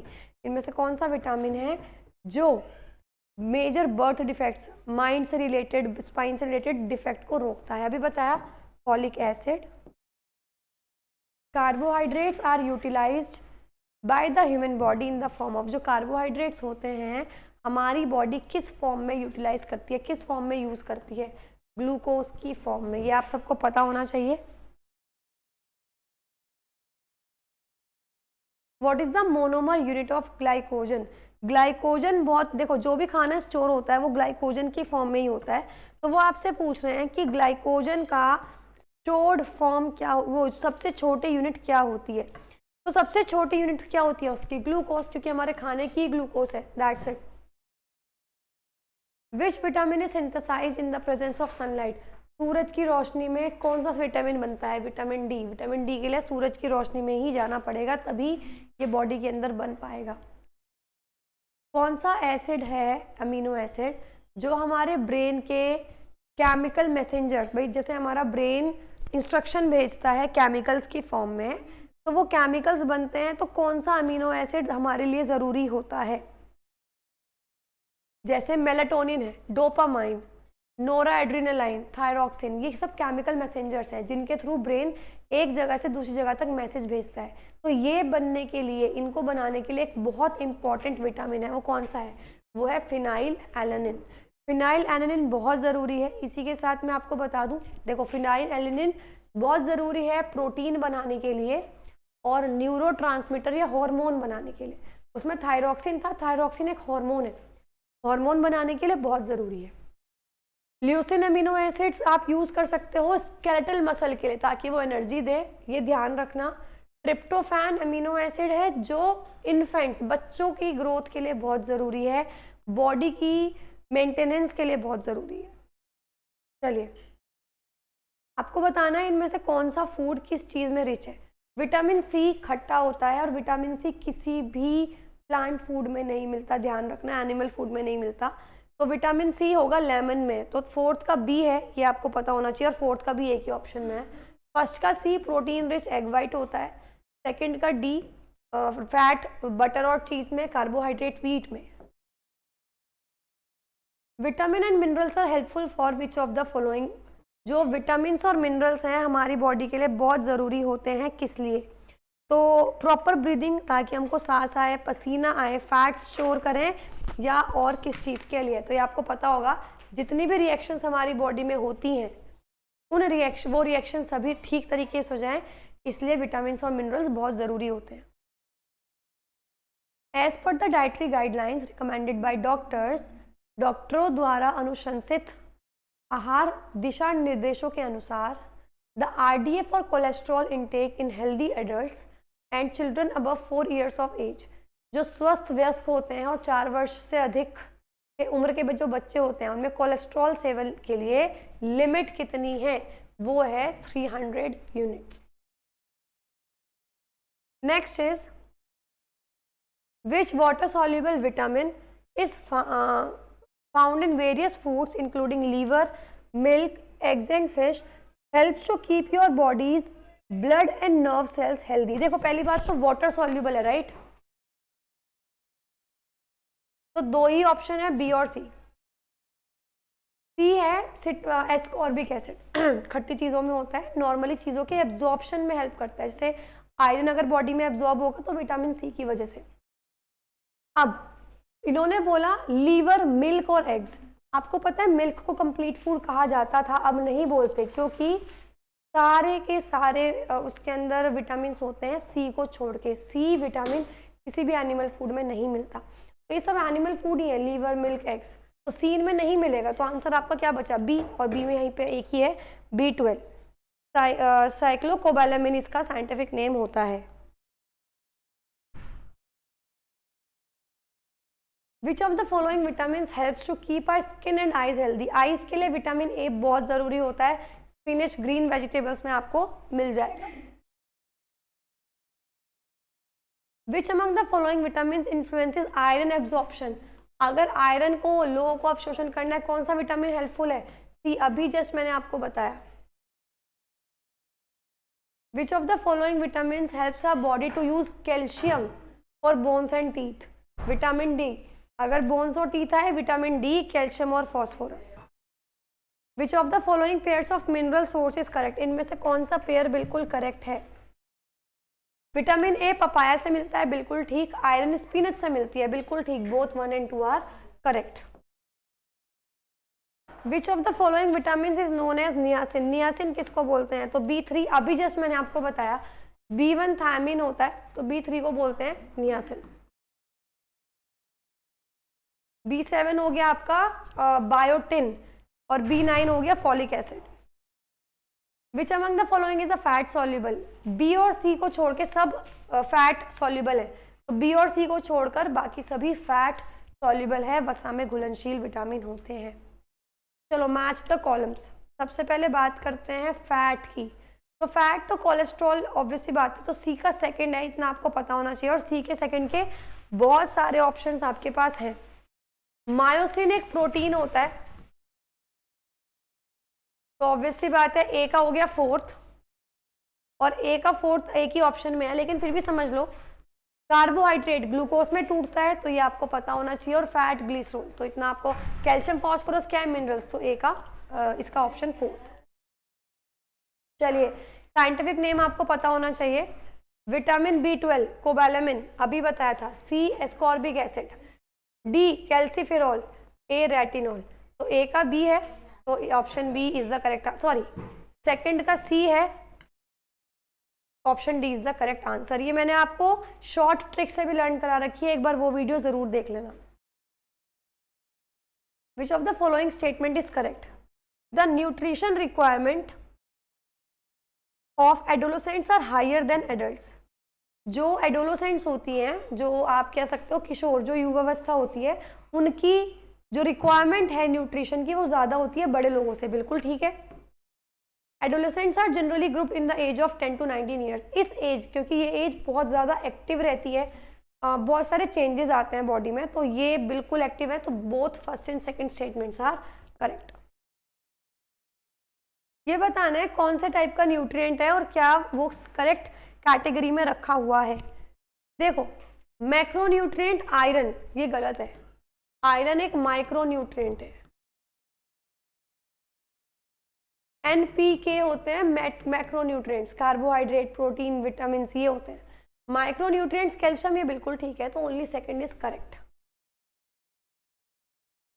Macronutrients देखो, कार्बोहाइड्रेट, फैट, कैल्शियम, प्रोटीन्स। और माइक्रोन्यूट्रिएंट्स में boron, chlorine, copper, iron, manganese, molybdenum, zinc और निकल। मैंने ये भी आपको trick से लर्न करा रखा है चैप्टर में, एक बार जरूर पढ़ लेना। Nuts, vegetable oil and fish are rich source of. देखो, ये होते हैं ओमेगा 3 प्रोटीन के very rich source. Nuts, vegetable oil और फिश। प्रोटीन होता है ओमेगा 3 जिसके काफी रिच सोर्स होते हैं। मिनरल्स और उसकी नीड। आयरन किस लिए जरूरी होता है? फॉर्मेशन ऑफ हेमोग्लोबिन, बिल्कुल ठीक है। Sodium, proper functioning of thyroid, नहीं, थायराइड के लिए आयोडीन जरूरी होता है, तो only one is correct. Which of the following vitamin is absent in eggs? Eggs में कौन सा विटामिन एब्सेंट होगा? अभी बताया, विटामिन सी किसी भी एनिमल फूड में नहीं हो सकता। Which amino acid is essential for healthy skin and teeth? इनमें से कौन सा अमीनो एसिड है जो स्किन के लिए, टीथ के लिए हेल्दी होता है? हमारे टूथ इनेमल में भी होता है। कोलाजन और इलास्टिन, आपने सुना होगा ना, कोलाजन फ्री या कोलाजन मिलना चाहिए, प्रोटीन है, तो इनके लिए ये आपका है थ्रियोनाइन। थ्रियोनिन क्यों जरूरी है? देखो, प्रोटीन्स बनाने के लिए थ्रियोनिन बहुत जरूरी है। ल्यूसिन, ल्यूसिन किस लिए जरूरी होता है? ये भी प्रोटीन बनाने के लिए, लेकिन अगर बायोसिंथेसिस करना है, बॉडी के अंदर सिंथेसिस करना है, तो थ्रियोनिन बहुत ज़रूरी है। इसी तरीके से आर्जिनिन, ये हार्ट और ब्लड वेसल के ट्रीटमेंट के लिए ज़रूरी होता है, चेस्ट पेन के ट्रीटमेंट के लिए ज़रूरी होता है। फिनाइल एलेनिन, ये जो वाइट पैचेस, जो विटिलिगो जिसको बोलते हैं, वाइट पैचेस डेवलप हो जाते हैं, उसको क्योर करने के लिए यूज़ किया जाता है। चलो next, which of the following is a micronutrient, इनमें से कौन सा एक माइक्रोन्यूट्रिएंट है, लेकिन वो सेल ग्रोथ, सेल डिवीजन और कार्बोहाइड्रेट्स तोड़ना, इन सब में जरूर अपनी इंपॉर्टेंट रोल प्ले करता है। तो the answer is zinc. Zinc बहुत इंपॉर्टेंट रोल प्ले करता है। और देखो कैल्शियम तो है ही नहीं, वो तो मैक्रोन्यूट्रिएंट है। विच vitamin is present in milk, milk में कौन सा होता है, मिल्क में कौन सा नहीं होता, सी नहीं होता, ये पता है। तो ये ऑप्शन खत्म, ये ऑप्शन खत्म और ये ऑप्शन खत्म, आपको पता लग गया ए बी डी, ये तीनों मिल्क में प्रेजेंट होते हैं। चले कॉलम्स को मैच करना है हमें। विटामिन ए किस में मिलेगा, विटामिन ए फ्रूट्स में, ग्रीन वेजिटेबल्स में मिलता है, कैरेट, मैंगो, पपाया, इसी में मिलेगा, वेजिटेबल्स इसी में आ रही है, कैरेट। उसके बाद विटामिन B12, विटामिन B12 मिलेगा आपको होल ग्रेन ब्रेड और नट्स में। विटामिन बी वैसे भी ड्राई फ्रूट्स वगैरह में मिलता है। विटामिन सी 60 चीज़ों में, खट्टी चीज़ों में, तो citrus fruits, red and green pepper, ये सी जो है सी में ही मिलेगा। विटामिन डी जो हड्डियों के लिए ज़रूरी होता है, प्रोटीन यानी एग और सोया। तो option D, first A, second B, third C, fourth D. Which components are often called the building blocks of our body, इसमें से किसको बिल्डिंग ब्लॉक बोला जाता है, यानी निर्माण खंड कहा जाता है, जो हमारी बॉडी में मसल्स को स्ट्रेंथ और रिपेयर करने के लिए। प्रोटीन्स, बिल्डिंग ब्लॉक देखते ही समझ जाना, प्रोटीन, बॉडी के बिल्डिंग ब्लॉक प्रोटीन को कहा जाता है।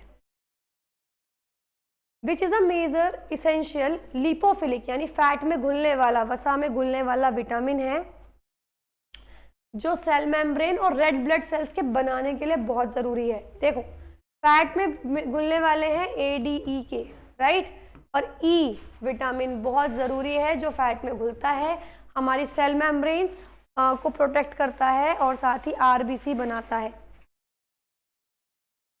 A typical adult human body contains about dash of magnesium, हमारी बॉडी में लगभग कितना मैग्नीशियम होता है, कितना मैग्नीशियम, 25 ग्राम मैग्नीशियम हमारी बॉडी में मिलेगा ही मिलेगा। स्टार्च और शुगर किसकी फॉर्म्स है, कार्बोहाइड्रेट, ये तो आपको पता होना चाहिए, अभी डाइजेशन की ब्रीफिंग आपने ली है। When the breakdown of food occurs without oxygen, बिना ऑक्सीजन के, ऑल्दो ये रेस्पिरेशन, श्वसन का पार्ट है, बट इसमें पूछ लिया कि अगर फूड का, ग्लूकोज का टूट रहा है एनर्जी के लिए, लेकिन बिना ऑक्सीजन के, तो उसको क्या बोलते हैं, एनारोबिक, अवायवीय श्वसन। Which organism among the following breaks down the food material outside the body and absorbs it? कौन सा जीव शरीर के बाहर खाने को तोड़ता है फिर उसको एब्जॉर्ब करता है, ये है सेप्रोफाइटिक न्यूट्रिशन, जिसमें सड़े गले खाने पे डिपेंड करता है ऑर्गेनिज्म। और इसका एग्जाम्पल है यीस्ट, मशरूम, ध्यान से इसको याद रखेंगे, खमीर जिसको बोलते हैं। From which of the following sources does the brain get energy, brain को एनर्जी किस सोर्स से मिलती है? तो मैं आपको बता दूं, एनर्जी जो का जो मेन सोर्स है वो ग्लूकोज है, तो ग्लूकोज से ही ब्रेन को एनर्जी मिलती है। तो गाइज ये था previous year questions on nutrition of animals. I hope this video has solved some of your queries and refresh the memories about nutrition in animals. इसी के साथ आप हमारी वेबसाइट पर विजिट कर सकते हैं और जितने भी फ्री टेस्ट हैं वो अटेम्प्ट कर सकते हैं।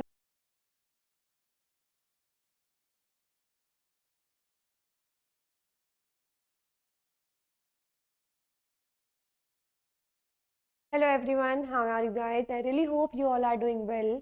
तो आज जो हम इस सीरीज में चैप्टर कवर करने वाले हैं that is nutrition in plants, यानी पौधों में पोषण।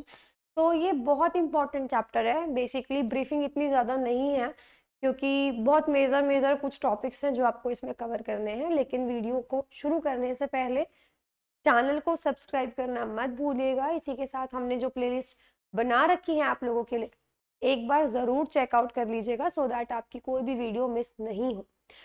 चलिए बात करते हैं न्यूट्रिएंट्स की। न्यूट्रिएंट्स क्या है, पोषक तत्व क्या है, जो भी हम अपने आसपास के वातावरण से लेते हैं जिससे हमें ऊर्जा मिलती है, एनर्जी मिलती है, जैसे कार्बोहाइड्रेट, प्रोटीन और फैट, ये सभी न्यूट्रिएंट्स यानी पोषक तत्व हैं हम लोगों के लिए। प्रोटीन क्या है, सबसे पहले ये वर्ड इस्तेमाल किया था जे बर्जीलियस ने। टोटल 20 तरीके के, देखो प्रोटीन बनते हैं अमीनो एसिड से, ठीक है, अमीनो एसिड से बनते हैं और इनमें मेजर कंपोनेंट होता है नाइट्रोजन। इसीलिए हमें ज्यादातर प्रोटीन्स प्लांट से मिलते हैं, क्योंकि पौधों में एन, पी और के, नाइट्रोजन, फास्फोरस और पोटेशियम, ये तीनों बहुत ज्यादा मात्रा में पौधों को चाहिए होते हैं। तो प्रोटीन्स को बनाने की मैक्सिमम जिम्मेदारी प्लांट्स की होती है। इसके अलावा हमारी बॉडी के लगभग 15% जो हिस्सा है वो प्रोटीन से मिलकर बना हुआ है। नाइट्रोजन बहुत जरूरी चाहिए होता है, मैं आपको बता चुकी हूँ। टोटल 20 तरीके के अमीनो एसिड्स होते हैं, जिनमें से 12 हमारी बॉडी खुद बनाती है और 8 हमें खाने से हमें मिलते हैं। एनिमल प्रोटीन को, जो भी ऐसा प्रोटीन है जो जानवरों से हमें मिलता है, चाहे वो कोई भी किसी भी फॉर्म में हो, वो फर्स्ट क्लास प्रोटीन होता है, क्योंकि उसके अंदर टोटल सारे जितने भी आपके एसेंशियल अमीनो एसिड्स होते हैं वो सारे के सारे उसमें मिलेंगे। सिंपल। एप्पल के अंदर कौन सा न्यूट्रिएंट होता है, पोटेशियम होता है। कौन सा एसिड होता है, मैलिक एसिड होता है। राइस के अंदर कौन सा न्यूट्रिएंट होता है, ऑरिजेनिन। ऑरिजेनिन आपको राइस के अंदर, चावलों के अंदर मिलता है। इसी के साथ स्टोमेटा, जो रुद्र होते हैं, रंध्र होते हैं, कैसे खुलते हैं और कैसे बंद होते हैं। देखो स्टोमेटा के इधर उधर ना गार्ड सेल्स होते हैं। जब इनमें पानी अंदर घुसेगा, पानी अंदर जाएगा, ये पानी के कारण फूल जाएंगे और स्टोमेट बिल्कुल बंद होते हैं। जैसे इनमें पानी अंदर जाएगा ये फूल जाएंगे, मुड़ जाएंगे, स्टोमेटा खुल जाएगा। लेकिन जब इनके पास बहुत सारा पानी हो जाएगा, ये अपने अंदर से पानी निकाल देंगे, बिल्कुल बंद हो जाएंगे, सीधे हो जाएंगे, स्टोमेटा बंद हो जाएगा। तो ध्यान रखेंगे, पानी के अंदर जाने पे स्टोमेटा खुल जाता है, पानी के बाहर निकलने पे पानी स्टोमेटा बंद हो जाता है। सिंपल। पौधों में पानी और तत्वों का जो ट्रांसपोर्टेशन है वो कौन करता है, जाइलम टिश्यू करता है। खाने का हॉर्मोन्स का कौन ट्रांसपोर्ट करता है, फ्लूएम ट्रांसपोर्ट करता है। ये दोनों टिश्यू होते हैं, उत्तक होते हैं। ऑटोट्रॉफिक न्यूट्रिशन यानी स्वपोषी पोषण, बेसिकली जब ऑर्गेनिज्म, जब जो जीव है वो अपना खाना खुद बनाए, उसे ऑटोट्रॉफिक या स्वपोषी न्यूट्रिशन बोलते हैं। कैसे बनाता है खाना, आपका सनलाइट की मदद से, क्लोरोफिल की मदद से, कार्बन डाइऑक्साइड की मदद से और पानी की मदद से। ये 4-5 चीजें होनी जरूरी हैं, तभी वो खाना बना पाएगा। और जो खाना बनेगा वो ग्लूकोज की फॉर्म में बनता है, C6H12O6। ठीक है, तो इस प्रोसेस को क्या बोलते हैं, इसको बोलते हैं फोटोसिंथेसिस। ज्यादातर हरे पौधे ही इसको कर पाते हैं। अगला है हेट्रोट्रॉफिक न्यूट्रिशन। अगर अपना खाना खुद नहीं बना पाता, जैसे हम लोग जो पौधे खाना बनाते हैं हम उससे अपना खाना बनाते हैं। ऐसा नहीं है हम धूप में खड़े हो जाएंगे और अपने आप हमारे बॉडी को एनर्जी मिल जाएगी, ऐसा नहीं है।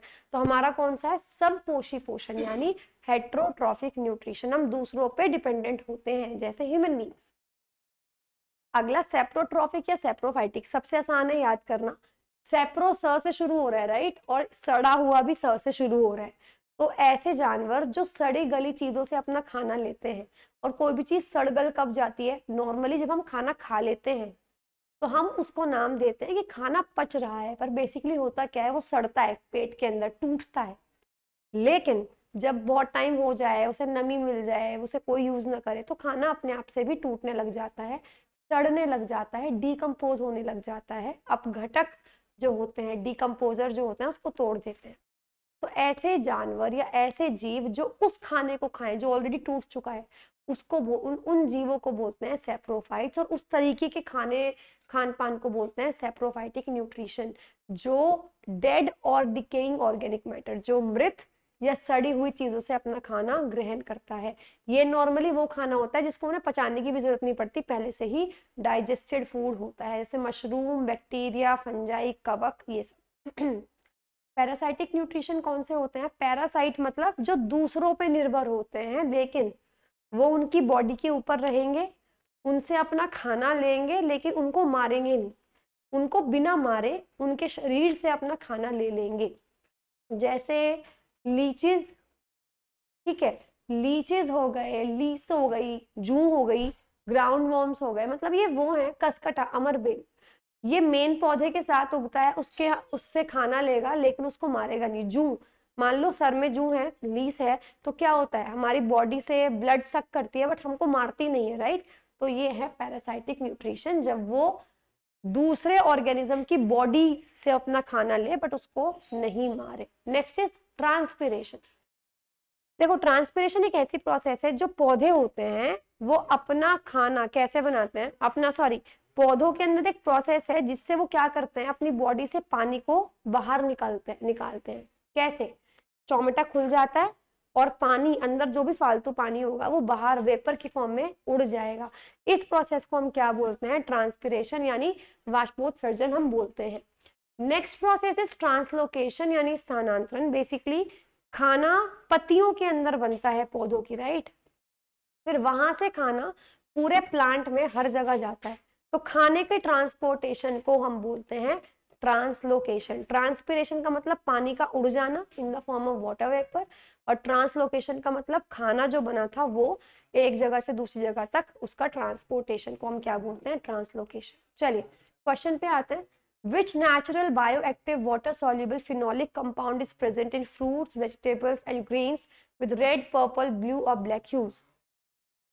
देखो लाल, बैंगनी, नीले या काले रंग वाले फलों में एक केमिकल होता है जिस केमिकल की वजह से इनका ये रंग होता है। ब्रिंजल में, बैंगन के अंदर, मतलब ये एग प्लांट जिसको बोलते हैं, तो ये जो है इसके अंदर क्या होता है, इसके अंदर होता है आपका एंथोसायनिन। ये जो कलर है ना पर्पल, ब्लू, ब्लैक, ये एंथोसायनिन की वजह से होता है, तो anthocyanin is the correct answer.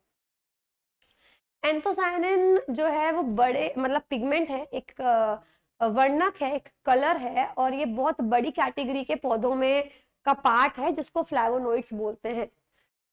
कौन कौन से फल या फ्रूट्स हैं जिनके अंदर सबसे ज्यादा मिलता है, पोमीग्रेनेट्स जो अनार है, black plums, cherries, black and red grapes, red cabbage, red onions, purple corn, brinjal के अंदर ये मिलता है, ब्लैक राइस, ब्लैक बीन्स, इन सब में ये आपका मिलेगा।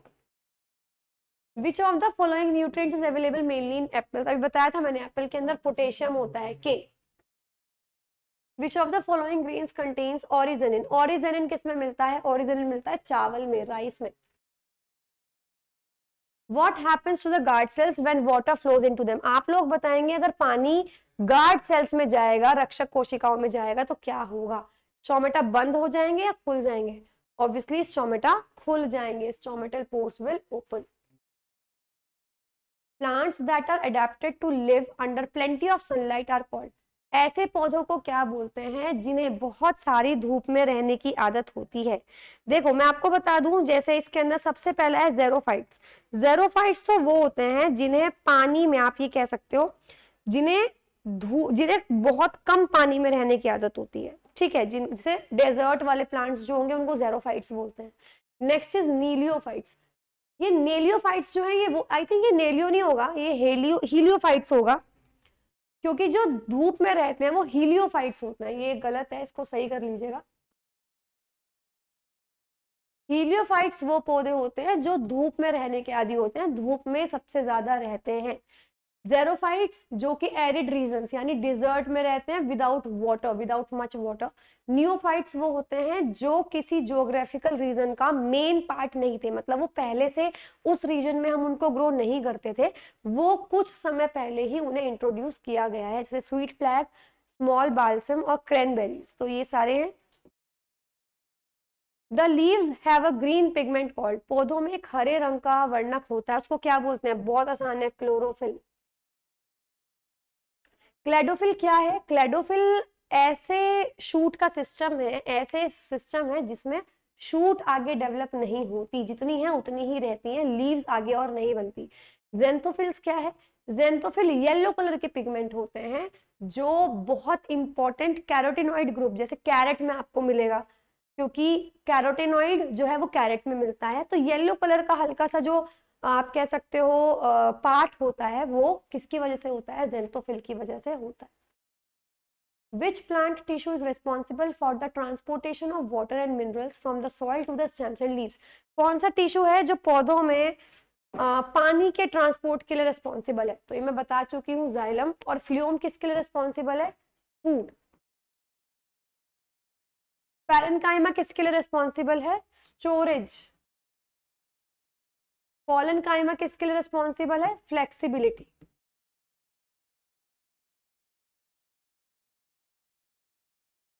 हम सभी लिविंग ऑर्गेनिजम्स में एनर्जी का अल्टीमेट सोर्स, अंतिम स्रोत क्या है? सन है। सन की ही एनर्जी हम सबके अंदर है, इन वन फॉर्म और the another.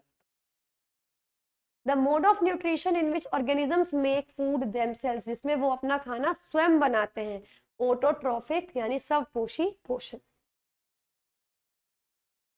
Plants require nutrients for their growth, plants को अपनी वृद्धि के लिए पोषक तत्वों की आवश्यकता होती है। वो कहाँ कहाँ से मिलते हैं? हर जगह से। सॉइल, एयर, वाटर, ये तीन चीजें ही है ना जिनके वो कांटेक्ट में है। मिट्टी में वो उगते हैं, हवा में वो रहते हैं, पानी उनको हम देते हैं। इन तीनों के अलावा और कुछ चीज उनको नहीं मिलती। इन तीनों चीजों से ही उनको, सॉइल, एयर, वाटर, तीनों से उनको न्यूट्रिएंट्स, पोषक तत्व मिलते हैं। Water comes out of the leaves in the form of vapour by a process called, पत्तियों से पानी वाष्प के रूप में वो खो देते हैं, तो उस प्रक्रिया का नाम क्या है? अभी मैंने आपको बताया था, ट्रांसपीरेशन यानी वाष्पोत्सर्जन। The broad green part of the leaf is called, जो लीफ का नीचे का हिस्सा होता है, ये वाला हिस्सा, इसको हम क्या बोलते हैं? इसको बोलते हैं लैमिना। और इसको क्या बोलते हैं? इस वाले हिस्से को, इसको हम बोलते हैं पेटियोल। लैमिना क्या है? The venation of leaves is the process of arrangement of veins and veinlets. ये जो वेन्स जहां से जा रही है, ये जो ब्रॉड पार्ट है, इसको आप क्या बोलोगे? लैमिना। और पेटियोल क्या होता है? जो लैमिना को उठाए, ये वाला हिस्सा क्या होगा? पेटियोल, इसको बोला जाता है। The green plants in the terrestrial ecosystem capture about -% of the energy of sunlight that falls on their leaves and convert it into food energy. अगर टेरेस्ट्रियल यानी जमीन पर रहने वाले पौधे हैं, उन पे जितनी भी सूरज की रोशनी पड़ रही है, वो सारी यूज नहीं कर सकते। वो उसका कितना % यूज कर सकते हैं? पौधे उन पर पड़ने वाली सूरज की रोशनी का केवल 1% यूज कर सकते हैं। इसको 1% लॉ भी बोलते हैं। तो ध्यान से इसको लर्न कर लेंगे। Nuts, vegetable oils and fish are good source of which of the following, मेवे में, वनस्पति तेल, मछली, इन सब में सबसे अच्छा जो स्रोत है, ये किस चीज का स्रोत होता है? ये होते हैं प्रोटीन, सॉरी, कार्बोहाइड्रेट्स। नेक्स्ट बात करते हैं, विच nutrient is cholera rich in. देखो, कॉलरा क्या है? एक एल्गेई है, ठीक है, एक आप कह सकते हो शैवाल है। और ये इंपॉर्टेंट क्यों है? क्यों इसके बारे में क्वेश्चन आया? जितने भी स्पेस, मतलब जो एस्ट्रोनॉट्स होते हैं, जो स्पेस में जाके रिसर्च करते हैं कई कई महीना, उनको खाना कैसे देते हैं? इस फॉर्म में देते हैं। इसको स्पेस एल्गी भी बोला जाता है। प्रोटीन से भरपूर होती है, तो the correct answer is protein. Chlorella is known as space algae, इसको अंतरिक्ष शैवाल के नाम से जाना जाता है।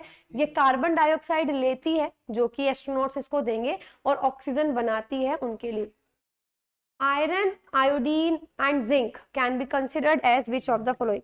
आयरन हो गया का, ये सब जो है आयरन, आयोडीन और जिंक, इनको क्या बोल सकते हैं?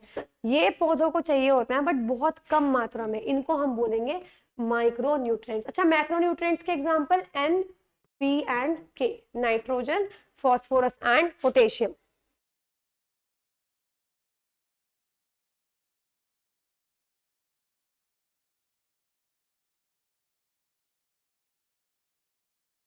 Starches found in bread, cereal and pasta are made up of long chains of, देखो अगर स्टार्च वर्ड आ गया ना, तो स्टार्च, तो जैसे हमारी बॉडी में भी स्टार्च होता है, वो किस चीज में डाइजेस्ट होता है? शुगर यानी कार्बोहाइड्रेट में।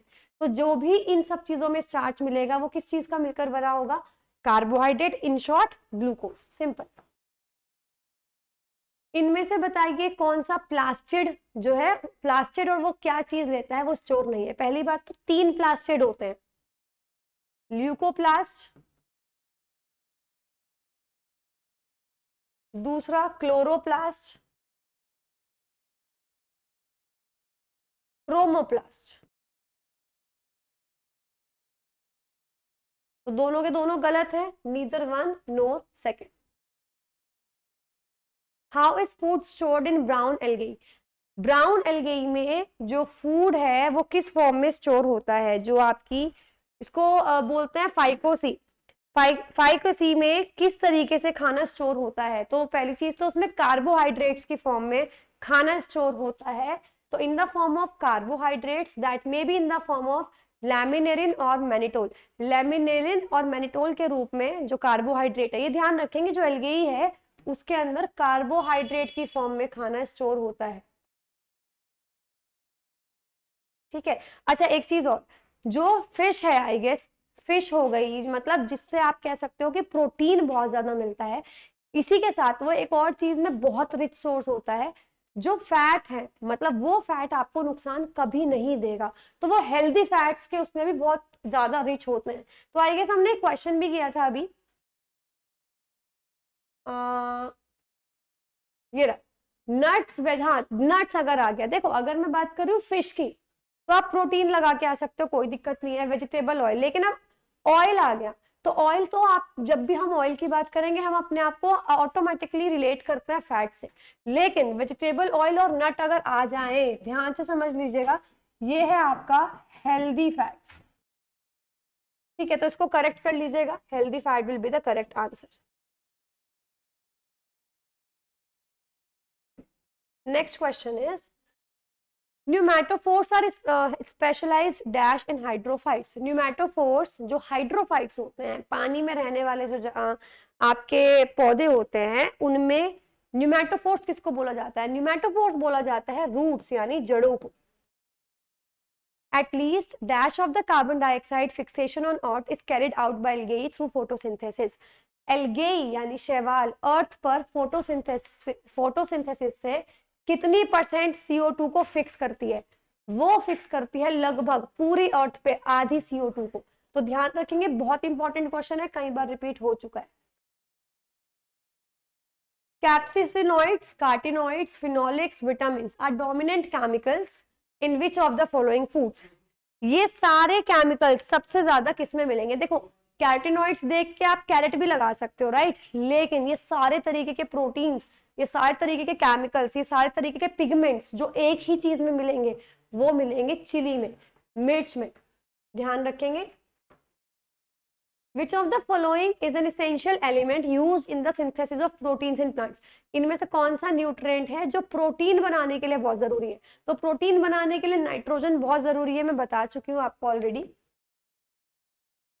Dash is the term used for the reaction of photosynthesis। Photosynthesis की, प्रकाश संश्लेषण की प्रतिक्रिया के लिए इनमें से कौन सी टर्म हम यूज करते हैं?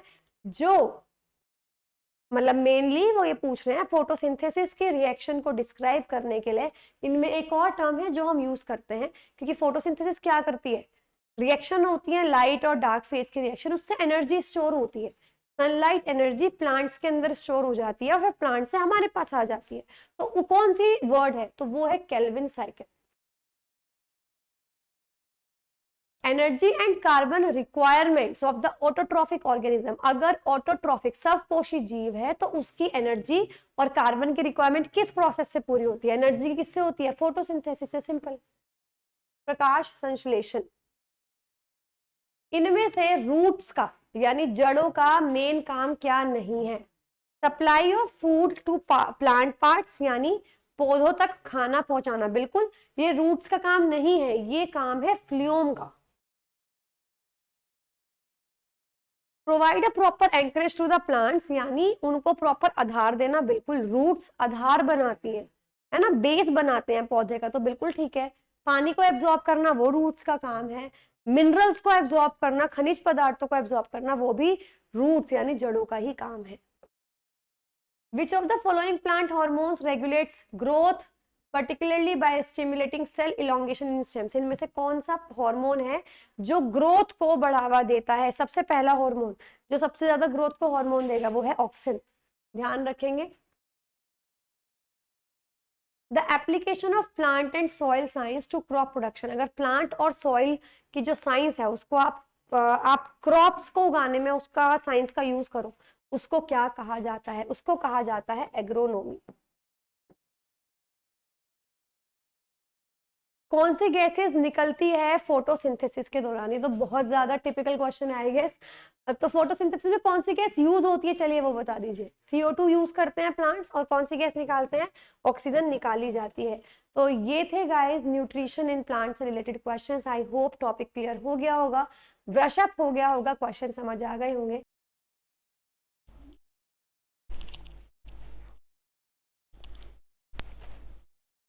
Hello everyone, how are you guys? I really hope you all are doing well. तो आज जो हम बायोलॉजी का चैप्टर करने वाले हैं उसके अंदर जो ब्रीफिंग आपको मिलेगी, तो बेसिकली इसमें कोई ब्रीफिंग है नहीं, क्योंकि आज का जो टॉपिक है वो है साइंटिफिक नेम्स का। तो फैक्ट्स है बेसिकली, जिनके आपको साइंटिफिक नेम्स पता होंगे आप आंसर दे पाओगे, वरना नहीं। तो इसमें मैंने सारे वो नेम्स इंक्लूड कर दिए हैं जो कि आपको लर्न होने ही चाहिए। साथ में कुछ एक्स्ट्रा नेम्स भी इंक्लूड किए हैं, लाइक ऑप्शंस में मैंने एक्सप्लेन कर दिया है, ताकि आपको क्लैरिफाई अच्छे से हो जाए। तो चलिए स्टार्ट करते हैं। सबसे पहले एसएससी के रिगार्डिंग अपडेट्स के लिए चैनल को सब्सक्राइब करना मत भूलिएगा। इसी के साथ अलग अलग प्लेलिस्ट हमने बना दी है यूट्यूब पर, तो आप जाकर चेकआउट कर लीजिएगा, ताकि आपकी कोई भी वीडियो मिस नहीं हो। एक सब्जेक्ट और एक टॉपिक से रिलेटेड सारी वीडियोस आपको एक ही उसमें मिल जाएंगी। चलिए बात करते हैं सबसे पहले क्वेश्चन की। What is the scientific name of banyan tree? That is बरगद के पेड़ का वैज्ञानिक नाम क्या होता है? एशिया का सबसे बड़ा सदाबहार यानी सबसे बड़ा एवरग्रीन ट्री है, और उसकी ट्रंक के जैसी हवाई जड़ें होती हैं, एरियल रूट्स होती हैं। उसकी रूट्स आपको दिखेंगी हवा में लटकी हुई। बरगद का पेड़ जो होता है, तो उसका जो साइंटिफिक नेम है वो है फाइकस बेंगालेसिस। फाइकस बेंगालेसिस है आपका साइंटिफिक नेम किसका? बेनियन ट्री का। इसको अच्छे से लर्न कर लीजिएगा। बाकी इसके ऑप्शंस, जिसके ऑप्शंस इंपॉर्टेंट थे मैंने एक्सप्लेन किए हैं, अदरवाइज आप कितने सबके साइंटिफिक नेम्स लर्न करोगे वो आपको भी नहीं पता। तो इसके ऑप्शंस एज सच कुछ खास इंपॉर्टेंट नहीं है। चलिए नेक्स्ट क्वेश्चन की बात करते हैं। ये कई बार आ चुका है। सबसे पहला आपको ये एल्गेई है, अलग अलग तरीके की शैवाल है, जैसे 4-5 कलर्स की आती हैं, तो आपको मैच करना है। सबसे पहला है क्लोरोफाइसी। तो क्लोरोफाइसी जो है, क्लोरो वर्ड ग्रीन कलर के लिए आता है, क्लोरोफिल भी ग्रीन होता है, तो क्लोरोफाइसी ही हो गया आपका ग्रीन एल्गेई के लिए। तो पहले का ऑप्शन है बी, तो इन दोनों में से कोई हो सकता है। अगला है फियोफाइसी। फियोफाइसी होता है ब्राउन कलर का, तो फियोफाइसी सेकंड का हो गया ए, तो आपका ऑप्शन बी ही क्लियर बैठा। रोडोफाइसी, रोडो रेड कलर से रिलेट होता है, और साइनो ब्लू और ग्रीन दोनों कलर से रिलेट होता है। Which of the following is another name for starch found mainly in the pulp of seeds, fruits, tubers? इनमें से कौन सा स्टार्च का दूसरा नाम है, शर्करा का दूसरा नाम है, बीज, फल, कंद इनके अंदर जो मिलता है? देखो स्टार्च को रिलेट किया करो। स्टार्च को डाइजेस्ट करने के लिए हमारे मुंह में amylase, salivary amylase, amylase word use होता है ना, तो स्टार्च के लिए शब्द यूज होता है एमाइलम। सिंपल। इसके अलावा इसमें से सैपोनिन बहुत इंपॉर्टेंट है। सैपोनिन क्या होता है? ये वो यौगिक होते हैं, वो कंपाउंड्स होते हैं जो दाल के पेड़ों में, लेग्यूम्स के पेड़ों में आपको मिलेंगे। ये वो केमिकल कंपाउंड्स हैं। What is the common name for ancylostoma? Ancylostoma का कॉमन टर्म क्या है जो आप डेली में यूज करते हो? हुकवॉर्म। हुकवॉर्म है जो हमारे आंत के कीड़े होते हैं ना, वो होते हैं हुकवॉर्म्स, और इनका साइंटिफिक नेम है एनसाइक्लोस्टोमा। ये इंटेस्टाइनल पैरासाइट्स हैं, आंतों के परजीवी हैं, और ये अगर आप गंदी मिट्टी में, रेत में चले गए जहाँ पे इनके लार्वा मौजूद होते हैं, वहाँ पर ये हमारी बॉडी में एंट्री ले लेते हैं। Next, Solanum lycopersicum L is the scientific name of which of the following highly consumed vegetables? इनमें से सोलेनम लाइकोपर्सिकम L किसका साइंटिफिक नेम, वैज्ञानिक नेम है? 2023 में ही आया हुआ है और बहुत इंपॉर्टेंट है। सोलेनम लाइकोपर्सिकम ये होता है टमाटो यानी टमाटर का साइंटिफिक नेम। बाकी सबके भी साइंटिफिक नेम बहुत ज़रूरी है। जैसे पोटैटो की बात करूं, देखो ये साइड में ट्यूबर होती है, पोटैटो तो ट्यूबर ही है ना, सोलेनम वर्ड जुड़ेगा, तो सोलेनम ट्यूबरोसम, ये पोटैटो का साइंटिफिक नेम हो गया। अनियन की बात करूं, एलियम सीपा, ये हो गया अनियन का।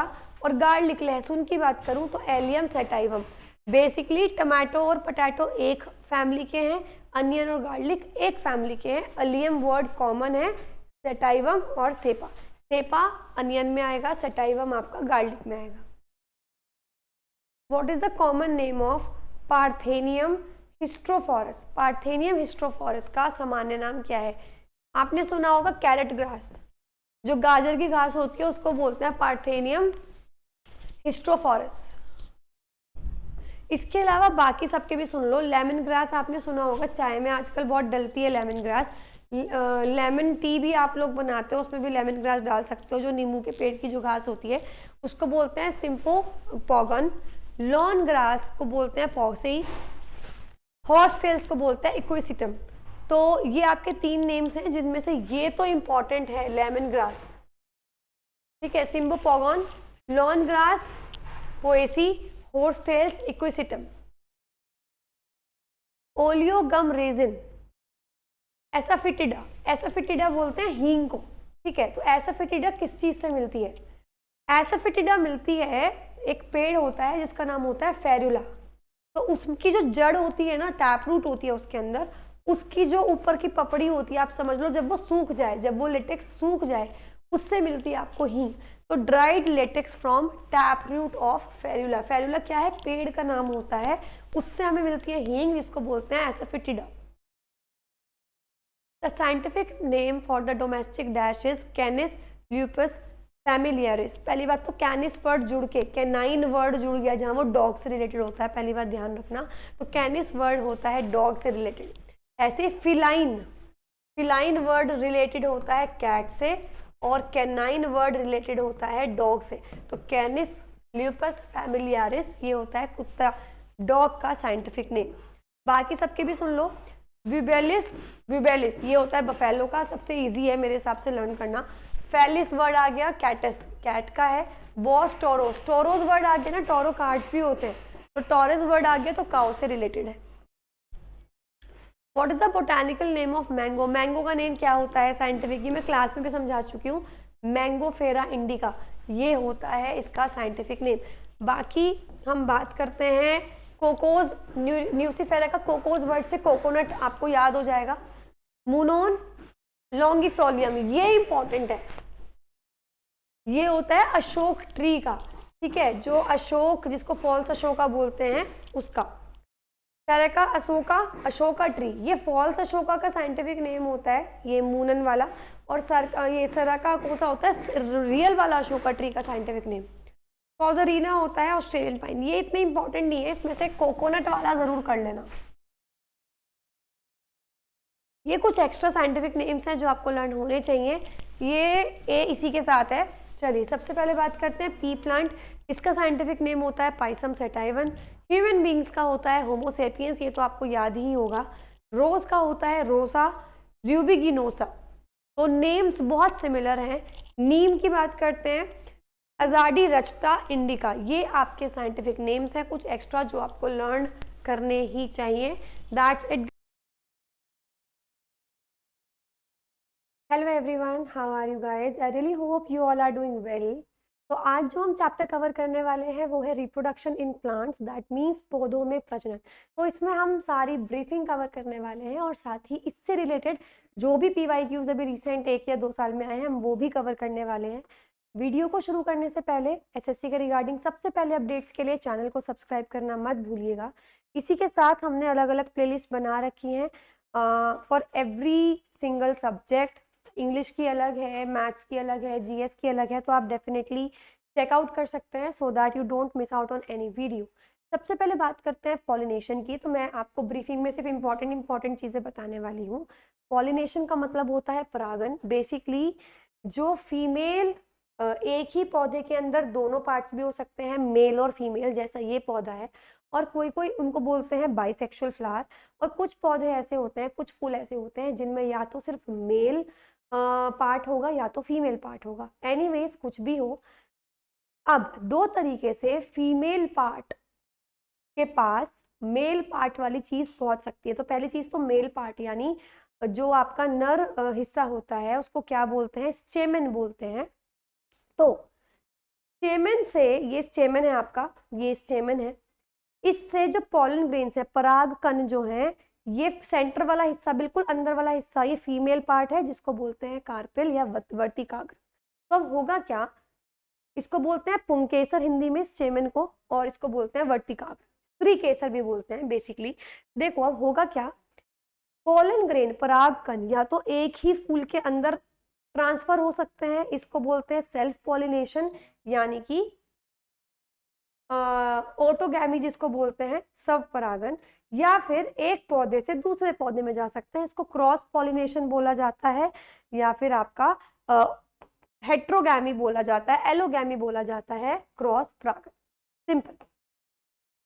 पार्थिनोकार्पी क्या होता है, पार्थिनोकार्पी का मतलब है जब फ्रूट्स बनने शुरू हो जाएं ओवरी के अंदर, लेकिन ये फर्टिलाइजेशन ना हुई हो। देखो होगा क्या, जब ये पॉलन ग्रेन्स, ये परागकण इस फीमेल पार्ट पर पहुंच जाएंगे, इसके अंदर जाएंगे, इसके अंदर बिल्कुल सेंटर पार्ट में यहाँ पर जाएंगे।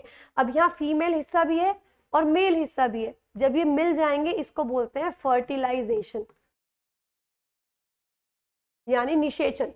जब तक ये नहीं होगा ये फूल फल में नहीं बदलेगा, फ्रूट में कन्वर्ट नहीं होगा।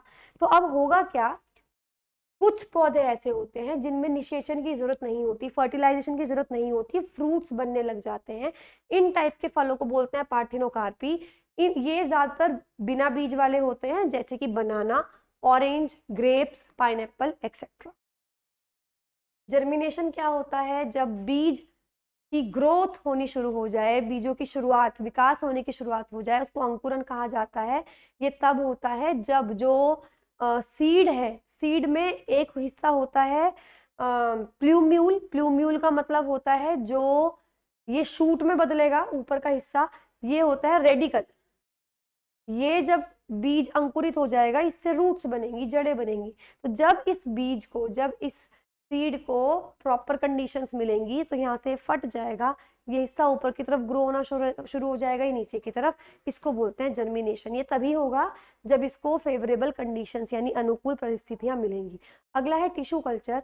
हम अब एक टेक्निक का इस्तेमाल करने लग गए हैं जिसमें हम क्या करते हैं, नए पौधे बनाते हैं पुराने पौधों के मेरिस्टेमेटिक टिश्यू से, मतलब उन हिस्सों से टिश्यूज लेते हैं जो ग्रो कर रहे होते हैं, यानी हम लेते हैं उत्तक। उनके कौन से उत्तक लेते हैं, मेरिस्टेमेटिक उत्तक लेते हैं, क्योंकि वो ग्रो कराने में हेल्प करते हैं, हाइट बढ़ाने में हेल्प करते हैं। तो जब टिश्यूज की मदद से आप टिश्यूज को लोगे, उत्तकों को लोगे, एक सॉल्यूशन में रखोगे जो प्रोटीन से भरा होगा, तो धीरे धीरे वो टिश्यू बढ़ते जाएंगे, आपके ऑर्गन और पूरा सिस्टम बन जाएगा।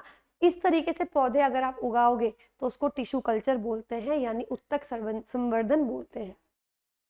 वेजिटेटिव प्रोपगेशन, जब आप नए पौधे बनाओगे पुराने पौधों के पुराने हिस्सों से, जड़ों की मदद से आपने उगा लिया, उसकी तने की मदद से बना लिया, उसके पत्तियों की मदद से आपने नया पौधा उगा लिया, मतलब आपने सीधा उसके बीज इस्तेमाल नहीं किए, उसका रिप्रोडक्टिव पार्ट इस्तेमाल नहीं किया, लेकिन आपने उसके पुराने हिस्से को इस्तेमाल करके नए पौधे बना लिए, तो उसको वेजिटेटिव प्रोपगेशन बोलते हैं।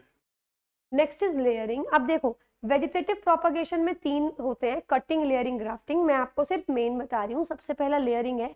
इतना पढ़ने की बजाय मैं आपको ये दिखाऊंगी। देखो लेयरिंग में क्या होता है, जब एक पौधे की जो ब्रांचेज हैं, जो तने हैं, ये काफी लंबी हो जाती हैं, तो जो बहुत लंबी लंबी ब्रांचेज हैं उनको लेते हैं और साइड में जमीन के अंदर उसको दबा दिया जाता है और हल्की सी टिप बाहर छोड़ दी जाती है। पानी देते रहो, धीरे धीरे यहाँ से रूट्स बननी शुरू हो जाएंगी, जड़ें बननी शुरू हो जाएंगी, ये भी पूरा बड़ा बनना शुरू हो जाएगा और फिर बीच में से हम इसको काट देंगे। तो इस तरीके से एक ही पौधे से बहुत सारे पौधे बन सकते हैं। अगला है ग्राफ्टिंग। ग्राफ्टिंग में क्या होता है, हम 2 अलग अलग तरीके के, मतलब एक ही जाति के, एक ही प्रजाति के 2 अलग पौधों के, अगर आपको आम है, 2 अलग अलग टाइप के आम है, आपको आम में दोनों कैरेक्टरिस्टिक्स चाहिए, दोनों चीजें चाहिए, तो आप यूज करते हो ग्राफ्टिंग मेथड। इसमें आप क्या करते हो, एक पौधा लेते हो, उसको बीच में से काटते हो इस तरीके से, स्लैंट, टेढ़ा। तो जो हिस्सा ऐसा होता है जिसमें नीचे रूट्स होंगी, जड़ें होंगी, उसको बोलते हैं स्टॉक। दूसरे पौधे का ऊपर वाला हिस्सा कट करोगे और वो इसके ऊपर चिपका दोगे, इसको बोलते हैं स्काइन। स्टॉक और स्काइन आप देख सकते हो, तो पौधे का कटा हुआ तना जिसमें जड़ें होती हैं वो स्टॉक कहलाता है, नीचे वाला हिस्सा होता है ये, और बिना जड़ वाले को स्काइन बोलते हैं। तो अब होगा क्या, स्टॉक के ऊपर स्काइन रखेंगे, पेस्ट करेंगे, कपड़े से बांधेंगे, पॉलिथीन से बांधेंगे ताकि बैक्टीरिया ना लगे। कुछ टाइम के बाद ये एक पेड़ बन जाएगा ऑटोमेटिकली और इस पे फल आने शुरू हो जाएंगे। और ये जो फल आएंगे उसमें इन दोनों पेड़ पे जो फल लगते थे उनकी क्वालिटीज होंगी। सिंपल। कितने टाइप के फूल होते हैं अभी बताया था, यूनिसेक्सुअल यानी एक लिंगी फूल और द्विलिंगी फूल या उभयलिंगी जिसको बोलते हैं। बेसिकली जब एक फूल में सिर्फ कोई एक पार्ट हो, या तो फीमेल या तो मेल, या तो नर या तो मादा, उसको आप बोलते हो यूनिसेक्सुअल। इसमें आपके ज्यादातर सारे फल वाले आएंगे, जितने भी फल होते हैं, वाटरमेलन, पपाया। बाइसेक्सुअल फ्लावर जिसके अंदर दोनों हिस्से होंगे, मेल भी और फीमेल भी, जैसे हिबिस्कस यानी गुड़हल के फूल, सरसों, मस्टर्ड, दैट्स इट। फ्लावर्स के पार्ट्स क्या क्या रहेंगे, बहुत इंपॉर्टेंट है, ध्यान से समझ लेना। सबसे पहले ये हिस्सा जिससे पूरा पौधा जुड़ा होता है इसको बोलते हैं रिसेप्टेकल। सिंपल। क्या बोलते हैं, रिसेप्टेकल बोलते हैं, यानी ग्रहण बोलते हैं। इसके बाद ये वाले जो पत्तियां होती हैं जो पौधे को प्रोटेक्ट करने का काम करती हैं जब पौधा या जब फूल बहुत छोटा होता है, बड स्टेज में होता है, इनको बोलते हैं सेपल्स यानी बाह्य दल। तो रिसेप्टिकल क्या है, जो बेस है, जो आधार है जिससे सारे भाग जुड़े हुए हैं। सेपल्स क्या है, हरे रंग की पत्तियां होती हैं, सारी पत्तियां मतलब ग्रीन कलर की सारी पत्तियां, जैसे इसमें दो बनाई हुई हैं, ये दो हैं, ऐसी कई सारी होंगी, इन सबको जोड़ के जो ग्रुप बनता है उसको कैलिक्स बोलते हैं। ये इंपॉर्टेंट है। सेपल्स का काम होता है फूल को बचाना जब वो कली की स्टेज में हो। तीसरा स्टेमन। स्टेमन ये है येलो कलर के जो दिख रहे हैं, ये मेल पार्ट होता है यानी नर प्रजनन भाग होता है, इसको पुंकेसर बोलते हैं। इसके अंदर पोलन ग्रेन्स यानी पराग कण होते हैं। दो हिस्से होते हैं इसमें, एक तो ऊपर फूला हुआ हिस्सा और एक लंबी सी ट्यूब। इस फूले हुए हिस्से को बोलते हैं फिलामेंट, सॉरी एंथर। नीचे वाले हिस्से को बोलते हैं फिलामेंट। सिंपल। ये आपका आप देख सकते हो। कार्पेल ये फीमेल पार्ट होता है, इसको स्त्री केसर बोलते हैं। कार्पेल का एक और नाम है इंग्लिश में पिस्टिल। ठीक है, इसकी शेप कुछ ऐसी होती है। तीन हिस्से होते हैं इसके अंदर। सबसे ऊपर वाला हिस्सा जो चिपचिपा होता है, जिसके ऊपर परागकण आके गिरते हैं तो चिपक जाते हैं, इसको बोलते हैं स्टिग्मा। ये पतली सी ट्यूब को बोलते हैं स्टाइल, और नीचे वाले को बोलते हैं ओवरी, और इसके अंदर होता है एक ये हिस्सा जिसको बोलते हैं ओव्यूल यानी अंडाशय। सिंपल। कार्पेल या पिस्टिल ये मादा प्रजनन अंग होता है, फीमेल पार्ट होता है, इसको पिस्टिल भी बोलते हैं। तीन हिस्से होते हैं, स्टिग्मा, स्टाइल, ओवरी। स्टिग्मा चिपचिपा टॉप पार्ट है, स्टिग्मा इतना चिपचिपा होता है, स्टिकी होता है। मिडिल पार्ट को बोलते हैं स्टिग्मा, वो सॉरी स्टाइल। इसको वर्तिकाग्र, देखो ऊपर वाले हिस्से को बोलते हैं वर्तिकाग्र। ठीक है, बीच वाले हिस्से को क्या बोल, बेसिकली हिंदी में इसके तीन अलग अलग नाम नहीं है। वर्तिकाग्र बोलते हैं, नीचे वाले को अंडाशय बोलते हैं, तो ध्यान रखेंगे। सबसे नीचे वाला है ओव्यूल। नेक्स्ट ये है आपका बेसिकली प्लांट्स में रिप्रोडक्शन नहीं है, ये आपका एक असेक्सुअल रिप्रोडक्शन यानी कि अलैंगिक प्रजनन का एक हिस्सा है, जिसको बोलते हैं फ्रेगमेंटेशन यानी विखंडन। ये वो प्रोसेस है जिसमें जब एक ऑर्गेनिज्म, एक जीव अपने आप जब वो मैच्योर हो जाएगा, मतलब वो काफी बड़ा हो जाएगा, ग्रोथ अच्छी हो रही होगी, वो खुद से अपनी बॉडी को कई हिस्सों में बांट देगा, जैसे कई हिस्सों में बांट दिया।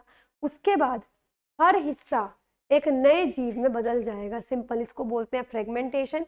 इस तरीके से स्पाइरोगाइरा, सी एनिमोन, ये पौधे या ये जीव इस तरीके से ही, हाइड्रा वो भी आपका फ्रेगमेंटेशन करता है। फ्रेगमेंटेशन के सेम जैसा एक और प्रोसेस है जिसको हम बोलते हैं रीजनरेशन। क्या डिफरेंस है, ये तो पौधा या ये तो जो जीव है वो खुद करता है जब वो मैच्योर हो जाता है, लेकिन जो रीजनरेशन है, पुनर्जनन है, ये गलती से अगर ऑर्गेनिज्म कट जाए कई हिस्सों में तो वो हर हिस्सा उसका नया जीव में बदल जाता है।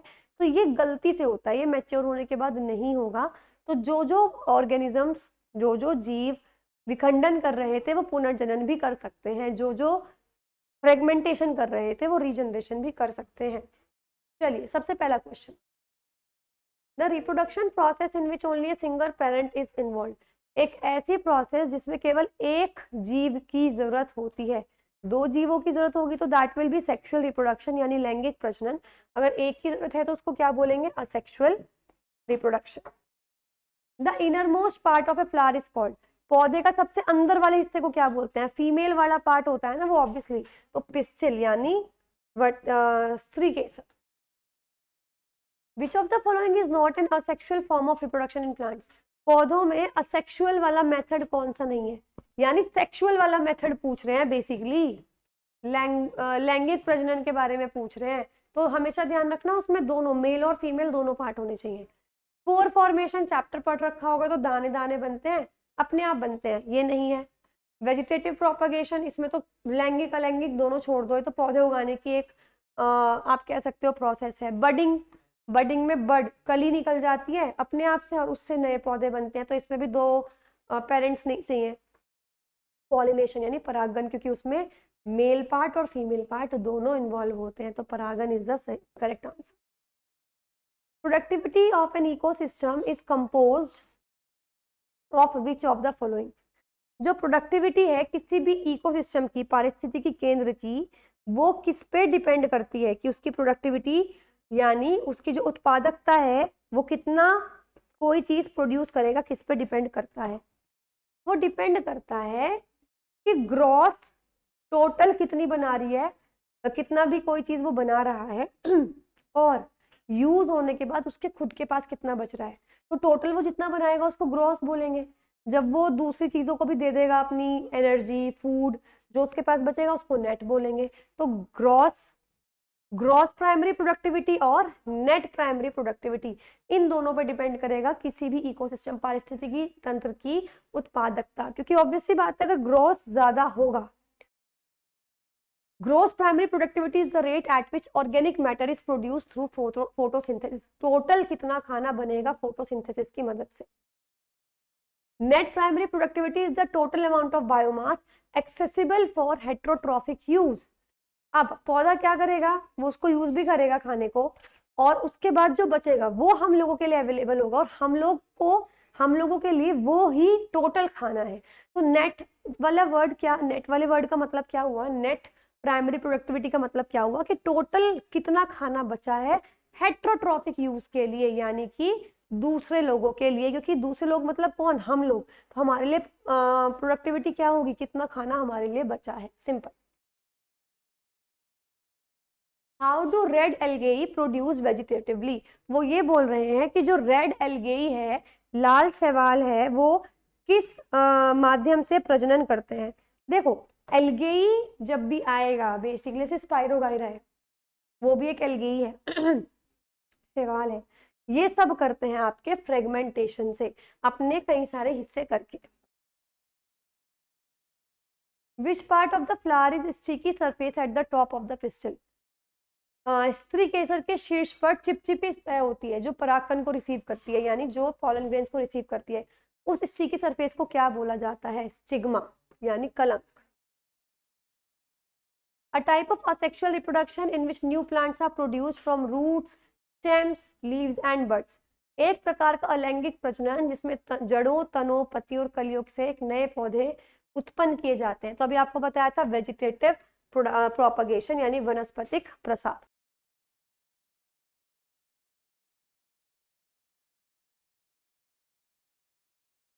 Hello everyone, how are you guys? I really hope you all are doing well. The chapter that we are going to cover today is reproduction in animals. हम लोग आज करने वाले हैं जानवरों में प्रजनन। तो बेसिकली आज इस चैप्टर की ब्रीफिंग तो हम करेंगे ही साथ PYQs भी हम लोग देखने वाले हैं, लेकिन वीडियो को शुरू करने से पहले आगे की वीडियोस टाइमली देखने के लिए आप चैनल को सब्सक्राइब करना मत भूलिए। इसी के साथ अलग अलग प्लेलिस्ट हमने बना दी है सब्जेक्ट वाइज, तो डेफिनेटली उनको चेकआउट कर लीजिए सो that you don't miss out on any video. चलिए बात करते हैं पहले टॉपिक की, दैट इज फर्टिलाइजेशन। आपने ये रिप्रोडक्शन इन प्लांट्स में भी पढ़ा था। निषेचन इसको बोलते हैं, जब भी मेल गैमेट का यानी नर युग्मक का मादा युग्मक के साथ संलयन होता है, एक फ्यूजन होता है, कॉम्बिनेशन होता है, ये फीमेल गैमेट है जिसको एग बोलते हैं, ये मेल गैमेट है जिसको स्पर्म बोलते हैं। जब भी ये कंबाइन होंगे तो ये जो बन गया है इसको आप बोलते हो क्या बोलते हैं, एग, जाइगोट, सॉरी जाइगोट और भ्रूण इसको बोला जाता है। तो हमेशा ध्यान रखिएगा, फर्टिलाइजेशन के बाद जो बनेगा आपका क्या बनेगा, जाइगोट बनेगा जिसको युग्मनज बोलते हैं, सॉरी, ठीक है। फीटस जब बनता है उसको भ्रूण हम बोलते हैं। ऐसे ही टेस्टिस क्या होता है, मेल्स में जो स्पर्म्स अभी आपने पढ़े जिनको ये हम बोलते हैं स्पर्म्स, स्पर्म्स कौन सा ऑर्गन बनाता है, टेस्टिस बनाता है, अंडकोश बनाता है। ये ओवल शेप के प्राइमरी रिप्रोडक्टिव ऑर्गन्स होते हैं, प्राथमिक प्रजनन अंग होते हैं। मेल्स में, नर में मेनली दो काम होते हैं इनको, स्पर्म्स बनाना यानी शुक्राणु बनाना, और साथ में हार्मोन बनाना जिसकी वजह से बॉडी में चेंजेस आते हैं, जैसे धाड़ी आना, चेस्ट ब्रॉड हो जाएगी, उनकी जो आवाज़ है वो भारी हो जाएगी, हार्मोन का नाम टेस्टोस्टेरोन। तो इनके मेनली ये दो काम है।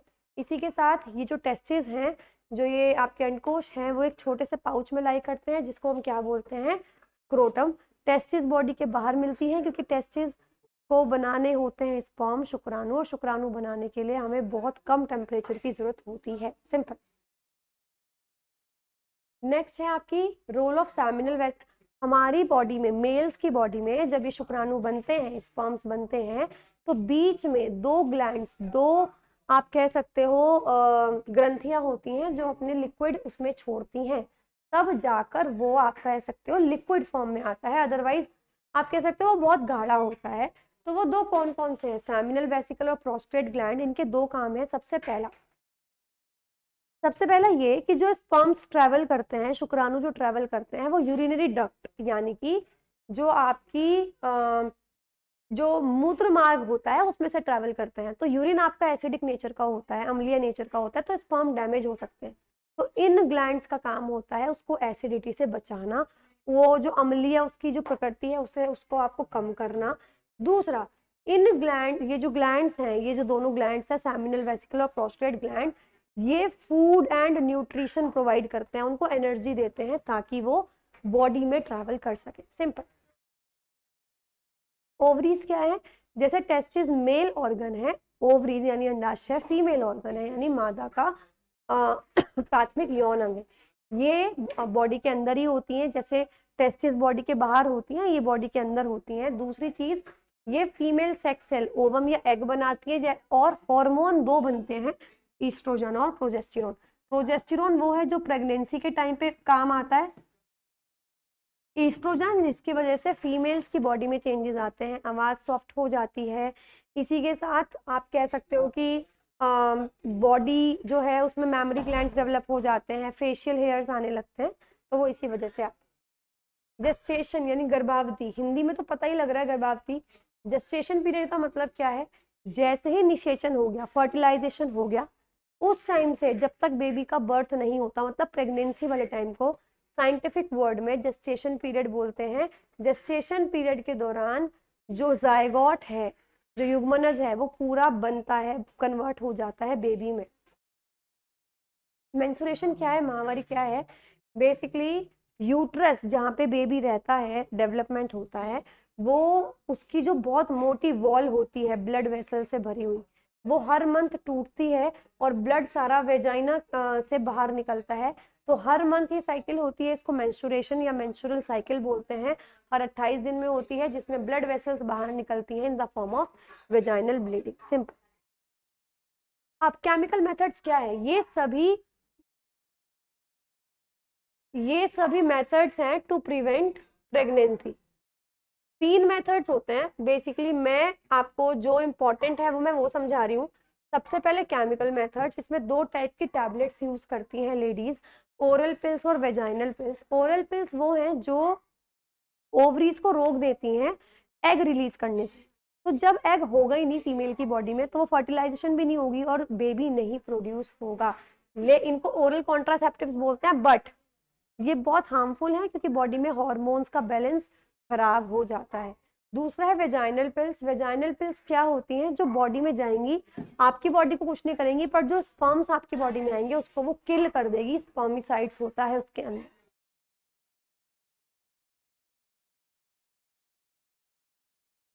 सेक्सुअली ट्रांसमिटेड डिसीज कौन सी होती है? सेक्सुअली ट्रांसमिटेड डिसीज वो जो सेक्सुअल कांटेक्ट करने पर एक इंसान से दूसरे इंसान में चली जाए। बैक्टीरिया से होने वाली एसटीडी है गोनोरिया, सिफिलिस और ट्राइकोमोनियासिस। गोनोरिया, सिफिलिस और ट्राइकोमोनियासिस। वायरस से होने वाली बीमारियां हैं HIV एड्स जो बहुत इंपॉर्टेंट है, हेपेटाइटिस बहुत इंपॉर्टेंट और वार्ड्स। चलिए क्वेश्चन पे आना शुरू करते हैं। Name a reproductive strategy in which parasites take advantage of the care of other individuals of the same species or different species to raise their young। देखो ये हिंदी में आप चले पढ़ते हैं, पहले उस प्रजनन रणनीति का नाम बताइए जिसमें परजीवी अपने बच्चों को पालने के लिए एक ही प्रजाति या विभिन्न प्रजातियों के अन्य व्यक्तियों की देखभाल का लाभ उठाते हैं। मतलब अपने बच्चों को पालने के लिए वो दूसरे जीवों पर निर्भर रहते हैं।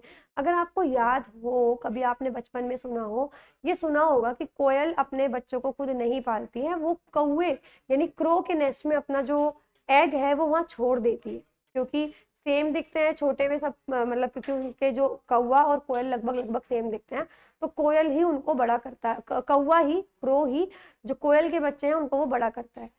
इस टाइप के पैरासाइटिज्म को, इस टाइप की डिपेंडेंसी को क्या कहा जाता है? इस टाइप की डिपेंडेंसी को बोला जाता है ब्रूड पैरासाइटिज्म। ब्रूड वर्ड का मतलब ही होता है बच्चे, तो ब्रूड पैरासाइटिज्म। इसके अलावा ये सारे कौन से होते हैं मैं बताती हूँ। सेक्सुअल पैरासाइटिज्म क्या होता है? जिसके अंदर जो मेल्स हैं, जो नर हैं, बहुत छोटे छोटे होते हैं, वो अपने आप को बड़ी बड़ी फीमेल्स की बॉडी पर अटैच करेंगे और धीरे धीरे हल्के से उसमें फ्यूज हो जाएंगे, कंबाइन हो जाएंगे, और उसके बाद उनकी बॉडी के अंदर वो स्पर्म्स रिलीज करेंगे।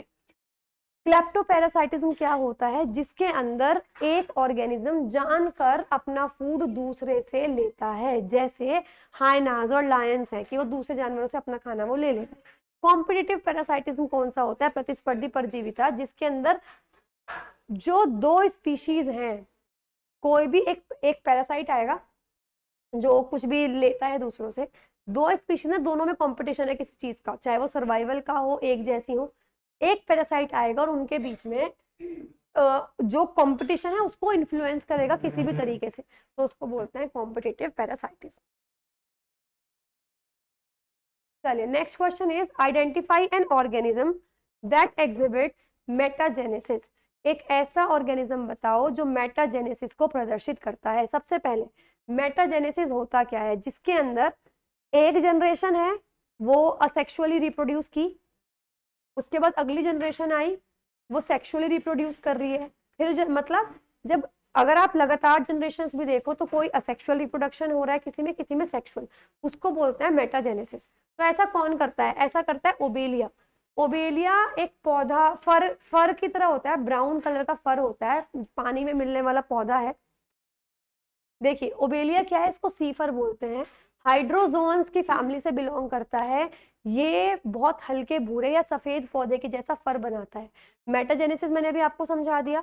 यूस्पोंजिया क्या है? यूस्पोंजिया बेसिकली जो स्पंजेस होते हैं, जो आपके स्पंज होते हैं, वो जो ऐसे स्पंज जो इलास्टिक होंगे, बहुत ज्यादा लोचदार होंगे, आप खींचोगे तो खिंच जाएंगे, साथ ही दिखने में एक जैसे होंगे, होमोजीनियस होंगे, उनको आप क्या बोलते हो? यूस्पोंजिया बोला जाता है। The period of life when the body undergoes changes leading to reproductive maturity, ऐसी अवधि जीवन की जिसमें कि बॉडी भी हमारी मैच्योर होती है और बॉडी में चेंजेस आते हैं, उसको क्या बोलते हैं? उसको बोलते हैं बेसिकली, अगर मैं साइंटिफिक वर्ड में बोलूं, प्यूबर्टी या मैच्योरिटी। और इनमें से प्यूबर्टी हम उसको प्रॉपरली बोलते हैं, मैच्योरिटी नहीं बोलते। मैच्योरिटी का मतलब तो ये कि हम किस तरीके से चीजों को हैंडल कर रहे हैं, तो मैच्योरिटी नहीं है, प्यूबर्टी है। और दूसरा वर्ड क्या है? एडोलोसेंस, यानी किशोरावस्था।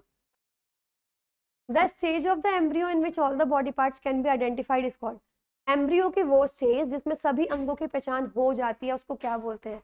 फीटस उसको बोला जाता है, भ्रूण उसको बोला जाता है, जब आप सभी पार्ट्स अलग अलग देख सको, आईज, ईयर, नोज, हैंड्स सब आप देख सकते हो।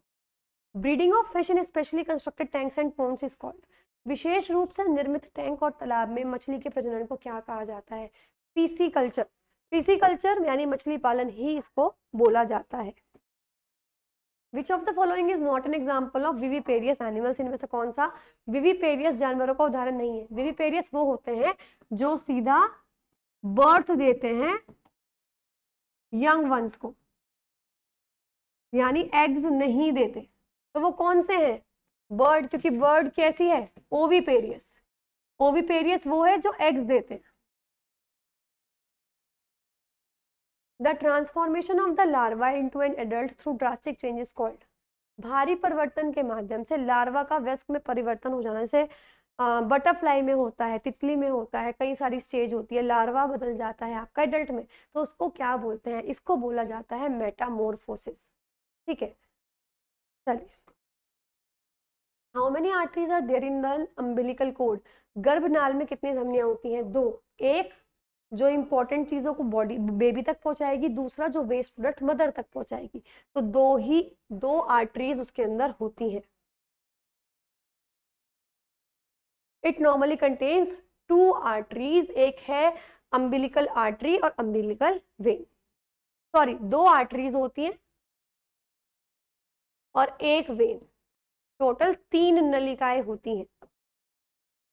Dash is the ability of single cell to produce a fertile adult individual. अच्छा, इनमें से एक सेल की, एक ऑर्गेनिज्म की बात नहीं कर रहे हैं कि एक ऑर्गेनिज्म ने अपने जैसा जीव बना दिया तो उसको असेक्सुअल रिप्रोडक्शन बोलते हैं, लेकिन एक उसको क्या बोलते हैं जिसमें एक सेल ने, सिर्फ एक सेल से एक पूरा का पूरा इंडिविजुअल आपने बना दिया, उसको हम क्या बोलते हैं? जी, आप मुझे बताएंगे। 4 ऑप्शंस हैं, प्लूरिपोटेंसी,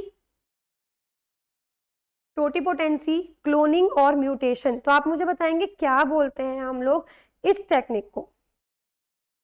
देखो, मैं आपको बताती हूँ इसके अंदर क्या क्या चीजें हैं जो आपको देखने वाली चीज है।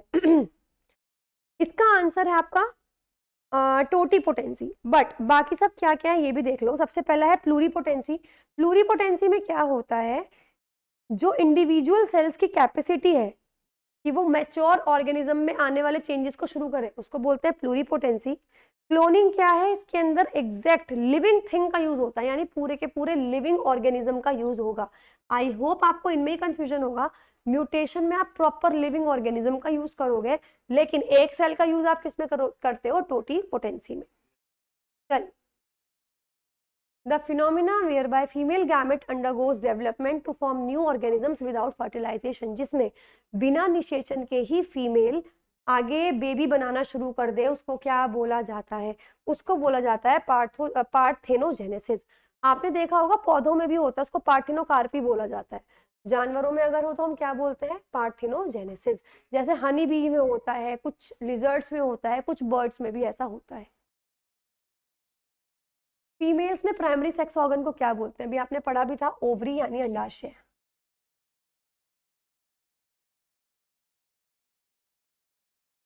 हेलो एवरीवन, कैसे हैं आप सभी लोग? मैं उम्मीद करती हूँ आप सभी लोग एकदम स्वस्थ हैं।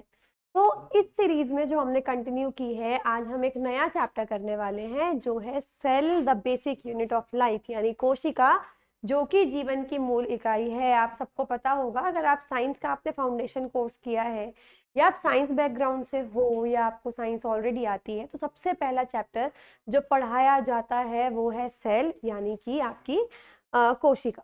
तो हम स्टार्ट करेंगे इस चैप्टर की ब्रीफिंग से, लेकिन ब्रीफिंग शुरू करने से पहले एसएससी के रिगार्डिंग सबसे पहले अपडेट्स के लिए चैनल को सब्सक्राइब करना मत भूलिएगा। इसी के साथ हमने यूट्यूब पर अलग अलग प्लेलिस्ट बना दी हैं ताकि आपकी कोई भी वीडियो मिस आउट नहीं हो।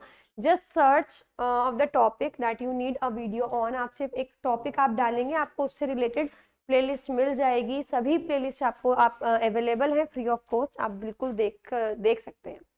चलिए बात करते हैं सबसे पहले टॉपिक की, which is cell theory. Because it is briefing, तो मैंने वो बिल्कुल बेसिक से शुरू नहीं किया कि सेल में आपको बताऊंगी क्या होता है, फिर उसकी डिस्कवरी रॉबर्ट हुक ने की, मैं ये सब नहीं बताऊंगी। ब्रीफिंग है, that is there is a reason that we call it briefing, कि आपको मैं बस शॉर्ट में बता रही हूँ इस चैप्टर में है क्या, क्योंकि मेरा मेन फोकस रहेगा इस चैप्टर के क्वेश्चंस कराने में। क्योंकि आपको मैं बता दूं, जब से पैटर्न चेंज हुआ है, ये उन चैप्टर्स में से एक चैप्टर है जिसके क्वेश्चंस इतने घुमा के पूछे जाते हैं, इतने घुमा के पूछे जाते हैं कि हमें नहीं समझ में आता वो हमने पढ़ रखे हैं या नहीं।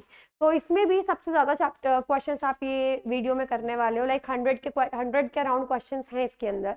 साथ ही वीडियो थोड़ी लंबी भी होने वाली है, तो आगे तक इसको जरूर देखिएगा, क्योंकि इसमें बहुत इंपॉर्टेंट और जिनमें आप कंफ्यूज हो सकते हो ऐसे क्वेश्चंस इन्वॉल्व हैं। चलिए, सबसे पहला है सेल थ्योरी। सेल थ्योरी यानी कोशिका सिद्धांत दो साइंटिस्ट ने दिया था, स्लेडन और श्वान। इन दोनों ने एक ही बात बताई कि सभी लिविंग ऑर्गेनिजम्स, चाहे वो प्लांट हो चाहे वो एनिमल, सभी जीव जंतु, चाहे वो पादप हो चाहे वो जीव हो, उन सब की जो बॉडी है, उन सब का जो शरीर है, वो छोटी छोटी कोशिकाओं से मिलकर बना होता है, वो छोटे छोटे सेल से मिलकर बना होता है, और सेल ही उनकी बॉडी को चला रहा है। सिंपल। तो this is cell theory. Next is, अगर ऑर्गेनिजम्स की बात करूं तो कई सारे तरीके के होते हैं। जैसे सबसे पहले आए यूनिसेलुलर यानी एक कोशिकीय जीव। ऐसे जीव, ऐसे ऑर्गेनिजम्स जिनकी पूरी बॉडी में सिर्फ एक ही सेल मिलेगा, यानी एक सेल से उनकी पूरी बॉडी बनी है, एक कोशिका से उनका पूरा शरीर बना है, उसको यूनिसेलुलर ऑर्गेनिज्म बोलते हैं, एक कोशिकीय जीव बोलते हैं। जैसे एमीबा के अंदर, पैरामीशियम के अंदर, बैक्टीरिया के अंदर, इनकी पूरी बॉडी में होता ही एक सेल है और वही सारे काम परफॉर्म करता है। मल्टीसेलुलर ऑर्गेनिज्म जिनमें एक से ज्यादा सेल्स हो, दो या दो से ज्यादा सेल्स अगर होंगे तो उनको आप मल्टीसेलुलर ऑर्गेनिजम्स यानी बहुकोशिकीय जीव बोलोगे। इनके अंदर सारा काम बट जाता है, सभी कोशिकाएं, सभी सेल्स जितने भी फंक्शंस उसको परफॉर्म करने हैं वो बांट लेते हैं। ये काम सॉरी मैं कर रहा हूँ, ये काम मैं कर रहा हूँ, ये काम मैं, तो ऑल इन ऑल बर्डन सिर्फ एक सेल पर नहीं आता। इसके एग्जाम्पल हम लोग human beings, plants, animals etcetera. Next is prokaryotic cell. ये सेल का टाइप है, वो ऑर्गेनिजम्स का टाइप था, ये सेल का टाइप है, यानी कि प्रोकैरियोटिक कोशिका। देखिए इसके अंदर क्या होता है, ये पुराने तरीके के सेल्स होते हैं, ये पुराने तरीके की कोशिकाएं होती हैं जिसमें सारे कोशिकांग यानी सारे सेल ऑर्गेनल्स भी प्रेजेंट नहीं होते। इसके अंदर जो कोशिकांग है, सेल ऑर्गेनल्स हैं, उनके चारों तरफ बाउंड्री, झिल्ली या मेम्ब्रेन भी नहीं होती, इनका साइज भी छोटा होता है। क्रोमोसोम्स की, गुणसूत्रों की संख्या भी एक के करीब ही होती है। सारी की सारी चीजें आधी अधूरी होती हैं। न्यूक्लियस, केंद्रक नहीं होता, बस न्यूक्लियस के अंदर जो डीएनए है वो बस यूं ही फैला हुआ होता है, क्योंकि न्यूक्लियर मेम्ब्रेन ही नहीं होती। कोशिका सॉरी केंद्रक, जो झिल्ली होती है वो ही नहीं होती। ये ऐसे सेल्स हैं जिनका साइज छोटा होता है और न्यूक्लियस यानी नाभिक अनुपस्थित होता है। इसमें एक क्रोमोसोम यानी एकल गुणसूत्र होता है, इसके साथ मेम्ब्रेन बाउंड सेल ऑर्गेनल्स भी नहीं होते, झिल्ली युक्त कोशिकांग भी नहीं होते। इसका एग्जाम्पल है बैक्टीरिया, ध्यान रखेंगे। लेकिन जरूरी नहीं है जिनके पास एक ही सेल हो वो सब यही होंगे। जैसे बैक्टीरिया के पास एक ही सेल था, वो पुराना था। एमीबा के पास भी सिर्फ एक ही सेल है और वो नया है, वो यूकैरियोटिक है। आप देख सकते हो ये बैक्टीरिया है, इसमें ऐसे डीएनए फैला हुआ है, कोई झिल्ली नहीं है, सेल वॉल है, पूरा कैप्सूल बना हुआ है, ये टेल है जिससे मूव करता है, इसको फ्लैगुलम बोलते हैं। ये न्यूक्लियोइड, डीएनए फैला हुआ है, न्यूक्लियस तो नहीं है, क्योंकि न्यूक्लियस का मतलब है मेम्ब्रेन होनी चाहिए और अंदर ये केमिकल होना चाहिए। लेकिन अब ये मेम्ब्रेन नहीं है, डीएनए बस ऐसे फैला हुआ है, तो इसको आप बोलते हो न्यूक्लियोइड। ठीक है। Next is eukaryotic cell. इसके अंदर ये वो हैं जो एडवांस है, जो नए हैं। इनके अंदर सारे सेल ऑर्गेनल्स होंगे, पूरे होंगे, सबके आसपास झिल्ली होगी, मेम्ब्रेन होगी, गुणसूत्र यानी क्रोमोसोम्स भी एक से ज्यादा होंगे, पेयर्स में होंगे, जोड़ों में होंगे। इसके अलावा इसके अंदर न्यूक्लियस भी होता है, सारे सेल ऑर्गेनल्स होंगे, और एग्जाम्पल है इसका एमीबा। आप देख सकते हो सब कुछ है, सारी चीजों के अराउंड एक झिल्ली है, कवरिंग है, एक मेम्ब्रेन है। अच्छा, ये इंपॉर्टेंट है कि कौन सा कोशिकांग किस चीज से मिलकर बना है, क्योंकि कई बार ना बायोलॉजी एक ऐसी चीज है कि आपको आपको डेटा देंगे कि इतने अमाउंट में, इतने रेशियो में, तो आप वहीं अटक जाओगे, आप आगे का क्वेश्चन पढ़ोगे ही नहीं। जबकि बायोलॉजी में कुछ चीजें ऐसी होती हैं कि अगर आपने वो पढ़ ली ना, आपको इधर उधर की चीजें देखने की जरूरत नहीं होती। जैसे प्लाज्मा मेम्ब्रेन यानी प्लाज्मा झिल्ली, कोशिका झिल्ली जिसको बोलते हैं, किस चीज की बनी होती है, वो बनी होती है लिपिड्स और प्रोटीन्स की। ठीक है। इसके अलावा जिस प्रोसेस से ये बनती है उस प्रोसेस को बोलते हैं मेम्ब्रेन बायोजेनेसिस। कैसे बनती है? लिपिड्स और प्रोटीन से बनती है। ये लिपिड्स कहां से आए? ये लिपिड्स आते हैं एंडोप्लाज्मिक रेटिकुलम से। तो एंडोप्लाज्मिक रेटिकुलम लिपिड निकालता है, ये लिपिड और प्रोटीन मिलकर प्लाज्मा मेम्ब्रेन बनाते हैं और इस प्रोसेस को बोलते हैं मेम्ब्रेन बायोजेनेसिस है। कोशिका भित्ति यानी सेल वॉल मिलकर बनती है सेल्यूलोज से, ध्यान रखना सेल्यूलोज से मिलकर बनेगी, एक बहुत ही कॉम्प्लेक्स सब्सटेंस है, जटिल पदार्थ है, ये स्ट्रेंथ बढ़ाता है, ये पौधे को, क्योंकि ये सिर्फ पौधों में मिलती है, पौधों को अगर कोई स्ट्रेस आ रहा है उससे लड़ने की भी ताकत आपको सेल्यूलोज ही देता है। न्यूक्लियस, न्यूक्लियस किस चीज का बना है, नाभिक किस चीज का बनता है, डीएनए और chromatin material. Other names of plasma membrane, plasma membrane के यानी कि प्लाज्मा झिल्ली के बहुत सारे दूसरे नाम हैं, जैसे cell membrane, selectively permeable membrane, क्योंकि सेलेक्ट करके परमिशन देता है कि कौन अंदर आएगा सेल के और कौन बाहर जाएगा, इसको सेलेक्टिवली परमिएबल की जगह सेमी परमिएबल मेम्ब्रेन भी बोलते हैं। शॉर्ट में इन दोनों का नाम SPM। और प्लाज्मा लेमा, प्लाज्मा लेमा भी के नाम से भी इसको जाना जाता है। डिफ्यूजन क्या होता है, जब भी बायोलॉजी, केमिस्ट्री, हर जगह साइंस में अगर कोई चीज है जो एक जगह पर ज्यादा अमाउंट में है, आप उसको ज्यादा कंसंट्रेशन भी बोल सकते हो, यानी उसकी सांद्रता एक जगह पर ज्यादा है या ज्यादा प्रेशर में है, ऑल इन ऑल एक जगह पे ज्यादा क्वांटिटी में है, एक जगह पे कम क्वांटिटी में है, तो चीजें हमेशा ज्यादा क्वांटिटी से लो क्वांटिटी की तरफ जाती हैं, हाई कंसंट्रेशन से लो कंसंट्रेशन की तरफ जाती हैं, हाई प्रेशर से लो प्रेशर की तरफ जाती हैं। तो इस तरीके का जो मूवमेंट होता है उसको बोलते हैं डिफ्यूजन यानी विसरण। फर्क इतना है, डिफ्यूजन में जो चीजें जाएंगी ज्यादा कंसंट्रेशन से कम कंसंट्रेशन की तरफ, वो सॉलिड भी हो सकती है, लिक्विड भी हो सकती है और गैस भी हो सकती है। इस प्रोसेस को अगर आपने सॉलिड, लिक्विड, गैस की बजाय एक चीज फिक्स कर दी वाटर, तो वाटर के केस में विसरण का नाम, डिफ्यूजन का नाम बदल के हम रख देते हैं ओस्मोसिस। ठीक है, डिफ्यूजन पढ़ते हैं किसी पदार्थ का उच्च सांद्रता वाले क्षेत्र से कम सांद्रता वाले क्षेत्र में खुद से जाना, उसको विसरण बोलते हैं। The spontaneous movement of substance from a region of high concentration to a region where its concentration is low is known as diffusion। जैसे हमारी बॉडी में ऑक्सीजन और कार्बन डाइऑक्साइड, ऑक्सीजन अंदर जाती है, CO2 बाहर आती है, वो इसी प्रोसेस से आती जाती है। नेक्स्ट इज ऑस्मोसिस, सेम यही डेफिनेशन रहेगी, बस अब की बार वाटर आ गया, पानी का ज्यादा कंसेंट्रेशन से कम कंसेंट्रेशन में जाना, सेलेक्टिवली परमिएबल मेम्ब्रेन के थ्रू, उसको आप परासरण बोलते हो, जैसे पानी का अंदर से बाहर सेल के अंदर जाना। अगला एंडोसाइटोसिस और फेगोसाइटोसिस, इट इज इंपॉर्टेंट। अभी ये जो आपने पढ़ा ना डिफ्यूजन या ऑस्मोसिस, ये प्रोसेस हर जगह यूज होती है। जैसे बहुत सारे ऑर्गेनिज्म हैं जो अपना खाना इस तरीके से खाते हैं, कोई खाना आया तो उनकी बॉडी के अंदर खाने की क्वांटिटी कम है, लेकिन बॉडी के बाहर कुछ खाना ज्यादा आ गया, तो ऑटोमेटिकली क्या होगा, ज्यादा कंसंट्रेशन से कम कंसंट्रेशन में, यानी वो खाना ऑटोमेटिकली अंदर चला जाएगा।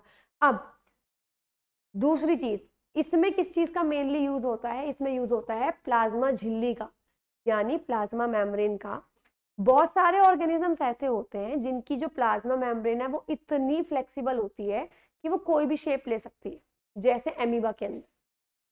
अभी आपने डायग्राम भी देखा था, जब भी एमीबा के आसपास कोई भी फूड पार्टिकल आएगा तो ये क्या करेगी, क्योंकि ना शेप बदलती रहती है, इसकी कोई फिक्स शेप नहीं होती है एमीबा के अंदर।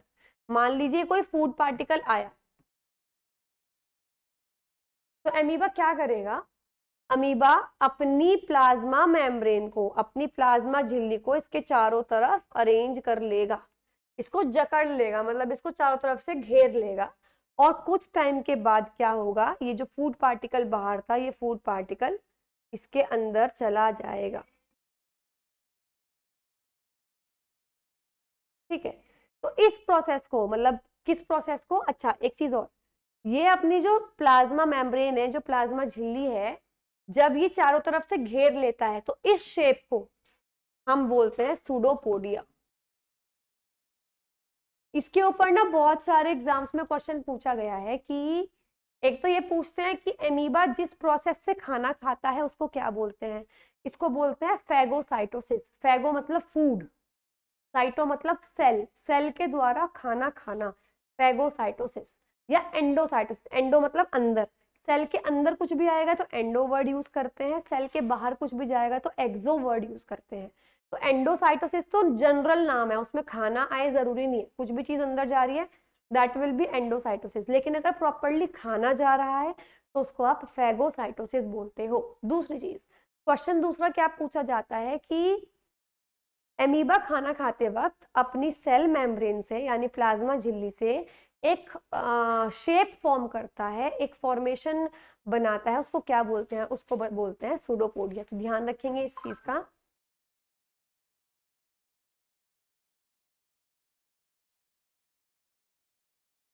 तो एंडोसाइटोसिस या फैगोसाइटोसिस क्या है? पहले मैं एंडोसाइटोसिस की बात बता रही हूँ। जब भी झिल्ली की मदद से कोई भी चीज सेल के अंदर जाए उसको बोलते हैं एंडोसाइटोसिस।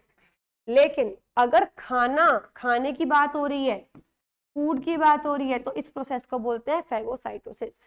इसके अलावा प्लाज्मा मेम्ब्रेन किस लिए होती है, ये किस कारण से ये सब हो पा रहा है? क्योंकि प्लाज्मा मेम्ब्रेन बहुत फ्लेक्सिबल है, इसीलिए हो पा रहा है, ध्यान रखेंगे। चलिए अब हाँ, यहाँ पर है अदर नेम्स कि किस चीज के, किस सेल ऑर्गेनल का को किस नाम से बुलाया जाता है, निकनेम्स आप कह सकते हो।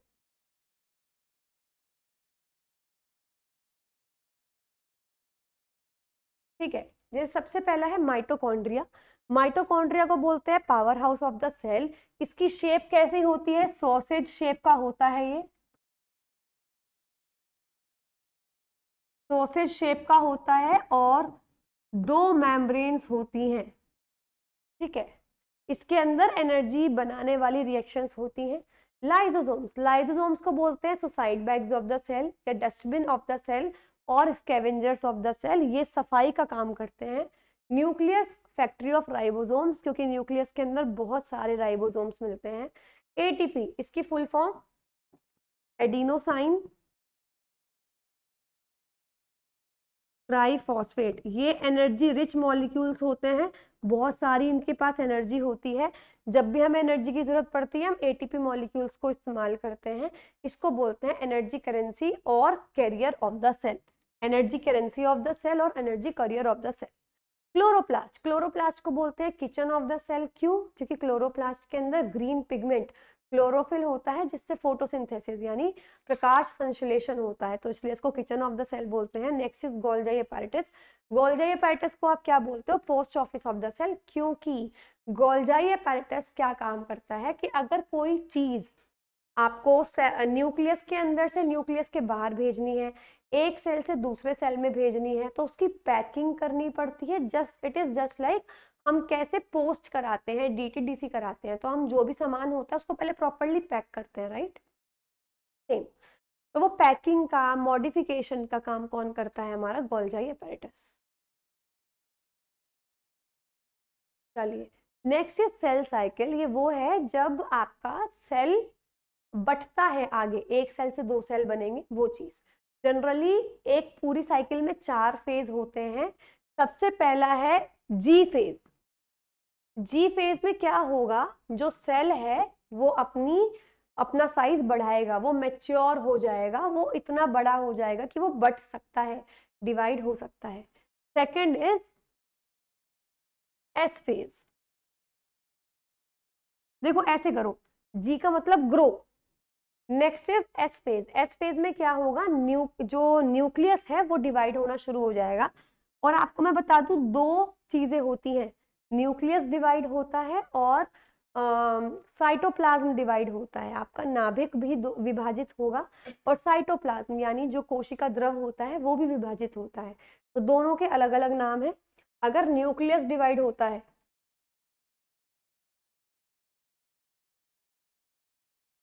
इसको बोलते हैं कैरियोकाइनेसिस। अगर सेल डिवाइड होता है इसको बोलते हैं, सॉरी, साइटोप्लाज्म डिवाइड होता है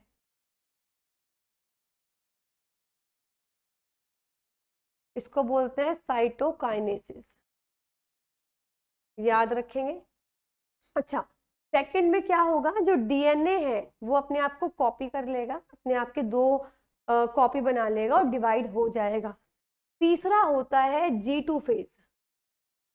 G2 फेज में क्या होगा, अब न्यूक्लियस दो हिस्सों में बट चुका है, अब सेल को दो हिस्सों में बटना है, तो सेल तैयारी करेगा, साइटोप्लाज्म लंबा हो जाएगा और वो दो हिस्सों में टूटने लगेगा। देखो ये है fully grown cell. S phase में क्या होगा, ये न्यूक्लियस दो हिस्सों में बट जाएगा। थर्ड फेज में क्या होगा, अब ये न्यूक्लियस दो हिस्सों में बट चुका है, ये G2 फेज में जो सेल है ये डिवाइड होने के लिए रेडी हो जाएगा। फोर्थ है M फेज यानी फाइनल फेज। इसमें क्या होगा कि सेल दो हिस्सों में बट चुका है, तो एक सेल से दो सेल बन गए हैं। तो ये होते हैं आपके चारों फेज।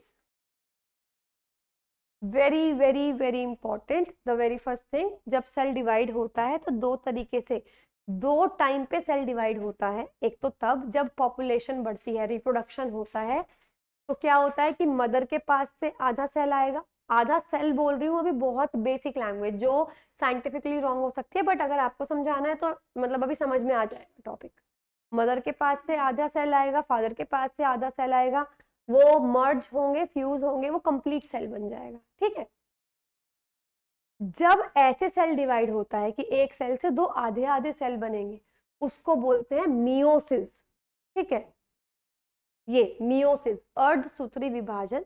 इसके अंदर ध्यान रखना, जो नए सेल बनते हैं आधा अमाउंट होता है उनके पास क्रोमोसोम्स का, उनके पास गुणसूत्रों का आधा अमाउंट होता है। अगला है माइटोसिस। माइटोसिस होता है जब भी ग्रोथ होती है। ठीक है, जब भी ग्रोथ होगी, अब ग्रोथ में क्या होगा, आधा आधा सेल क्यों आएगा, एक सेल से दो कंप्लीट सेल बनेंगे, जैसे मैंने अभी आपको सेल साइकिल में समझाया। तो माइटोसिस में क्या होता है, ग्रोथ और रिपेयर के लिए एक सेल से दो सेल बनते हैं और वो दोनों सेल में पूरे गुणसूत्र होते हैं, मतलब सेम नंबर ऑफ क्रोमोसोम्स होते हैं आपके डॉटर सेल्स में भी। ठीक है, ये ध्यान रखेंगे।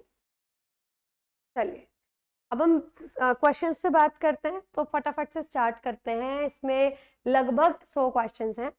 Which structural layer in some cell types is composed mainly of carbohydrates like cellulose? मुझे पहली लाइन पढ़ के कुछ समझ नहीं आया, आप ये समझ लो। मुझे ये पता है कि सेलुलोज से, ये पूछ रहे हैं कि सेलुलोज से क्या चीज बनी होती है। भाई कौन सी लेयर है कुछ सेल में जो कार्बोहाइड्रेट की मिलके बनती है, जैसे सेलुलोज। तो आपको पता है सेलुलोज से क्या बनता है, सेल वॉल। तो cell wall is the correct answer, कोशिका भित्ति इज द करेक्ट आंसर। आगे भी पढ़ लो, सेलुलोज की जगह लिग्निन भी आ सकता है। लिग्निन क्यों आएगा, क्योंकि ये तो सेल है, तो मैंने सिर्फ सेल की ब्रीफिंग दी है, अदरवाइज टिश्यू चैप्टर की भी इसमें ब्रीफिंग, इसमें कह लो, या टिश्यू चैप्टर अलग आएगा उसमें ब्रीफिंग दूंगी। एक टिश्यू होता है स्क्लेरेनकाइमा। ठीक है, उसकी सेल वॉल इतनी मोटी होती है और डेड बिल्कुल, मतलब उसमें कोई जीवन नहीं होता। क्यों, क्योंकि वो किस चीज की बनी होती है, लिग्निन की। तो सेल वॉल लिग्निन की भी बनती है, सेलुलोज की भी बनती है। तो ध्यान रखेंगे, चिटिन की भी बनती है। चिटिन क्या है, एक सीमेंट के जैसा सब्सटेंस है। ठीक है, तो जब भी सेलुलोज आपको बोल दे, चिटिन बोल दे, लिग्निन आप बोल दें, ध्यान रखना वो सेल वॉल की बात कर रहे हैं। किस रेशियो में, 4:3:3। इसमें सेलुलोज, हेमिसेलुलोज और लिग्निन होता है 4:3:3 में, और वैक्स जैसा सब्सटेंस भी होता है। तो खैर ये आपने एक्स्ट्रा नॉलेज के लिए पढ़ लिया, पर जहां पे सेलुलोज आया वहां पे मैंने देखते क्या मार्क कर दिया, cell wall. Next question, the primary function of which channel protein is to transport water across the cell membrane in response to the osmotic gradient created by active solute transport। देखो, किस channel protein का प्राथमिक कार्य सक्रिय विलेय परिवहन द्वारा निर्मित osmotic प्रवणता के प्रत्युत्तर में कोशिका झिल्ली के पार जल का परिवहन करना है। देखो पहली बात तो बहुत सारे तरीके के प्रोटीन्स होते हैं जिनका काम अलग अलग होता है। एक प्रोटीन का काम होता है वाटर को ट्रांसपोर्ट करने में मदद करना, एक प्रोटीन का काम होता है जो एपिथेलियल टिश्यू होता है जो हमें प्रोटेक्ट करता है उसको बचाना, उसको भी प्रोटेक्ट करना। ठीक है, तो ये कुछ टिश्यू ऐसे होते हैं, कुछ प्रोटीन ऐसे होते हैं जो कॉपर को ट्रांसफर करने में मदद करते हैं, कुछ टिश्यू ऐसे होते हैं, प्रोटीन ऐसे होते हैं जो आयरन को ट्रांसफर करने में मदद करते हैं। आप कितने याद करोगे? तो सबसे बेस्ट तरीका, ये क्वेश्चन आ गया ना 2023 में आया स्टेनो के एग्जाम में, ठीक है। तो बहुत सबसे आसान तरीका ये है कि आपको पता है ये टॉपिक आपका कवर नहीं हुआ, और इनफैक्ट इसमें नहीं, आप कोई भी पढ़ोगे ना आपको बहुत कम बुक्स में टॉपिक मिलेंगे क्योंकि इतने ज्यादा नहीं पूछे जाते। तो पहला, अब आपके पास 5 क्वेश्चन आप प्रिपेयर करोगे यहाँ से, 4 इनफैक्ट। पहले तो इस क्वेश्चन का कि वो कौन सा प्रोटीन है जिसका काम पानी को ट्रांसपोर्ट करना है। तो पानी के लिए वर्ड एक्वा यूज होता है, तो अगर आप गैस भी करोगे एक्वापोरिन, क्योंकि और कोई भी वर्ड में पानी वाला कुछ ऐसा सच नहीं आ रहा, एक्वापोरिन, राइट। बाकी भी समझ लो। म्यूकिन्स, आपने पढ़ा होगा म्यूकस, जो आपके पेट में, अमाशय में मिलती है, जो पेट की मेम्ब्रेन को बचाती है, जो स्टमक की मेम्ब्रेन को बचाती है एसिड से। म्यूकस वर्ड यूज किया था, राइट। तो म्यूकिन्स है जो एपिथेलियल टिश्यू को बचाता है किसी भी इंजरी से। ट्रांसफेरिन, इसमें वर्ड आ रहा है फेरिन। फेरिन मतलब iron, ferric ions, iron ions को जो ट्रांसपोर्ट करने में मदद करे वो transferrin.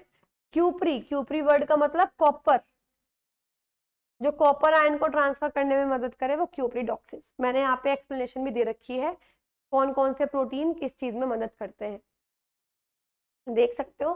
Transferrin ferric ion delivery, क्यूप्रीडॉक्सिन्स जो क्या करते हैं, कॉपर सेंटर करते हैं और इलेक्ट्रॉन को ट्रांसफर करते हैं। म्यूकिन्स जो एपिथेलियल सेल सरफेस को प्रोटेक्ट करती है, सिंपल। मोस्ट सेंट्रियोल्स, अब ये सेंट्रियोल्स क्या होते हैं पहले मैं आपको ये भी बता दूं। देखो, एनिमल सेल में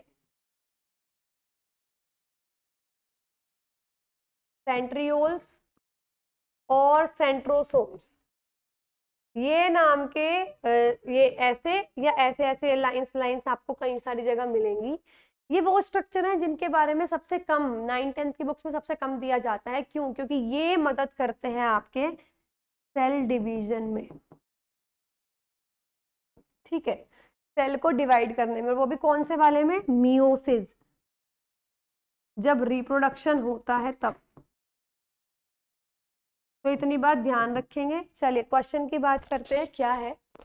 ज्यादातर सेंट्रियोल्स के पास एक स्ट्रक्चर होता है जिसमें ट्रिपल माइक्रोट्यूब्यूल्स होती हैं पेयर में और अरेंज होती हैं ऑर्थोगोनली आफ्टर डुप्लीकेशन।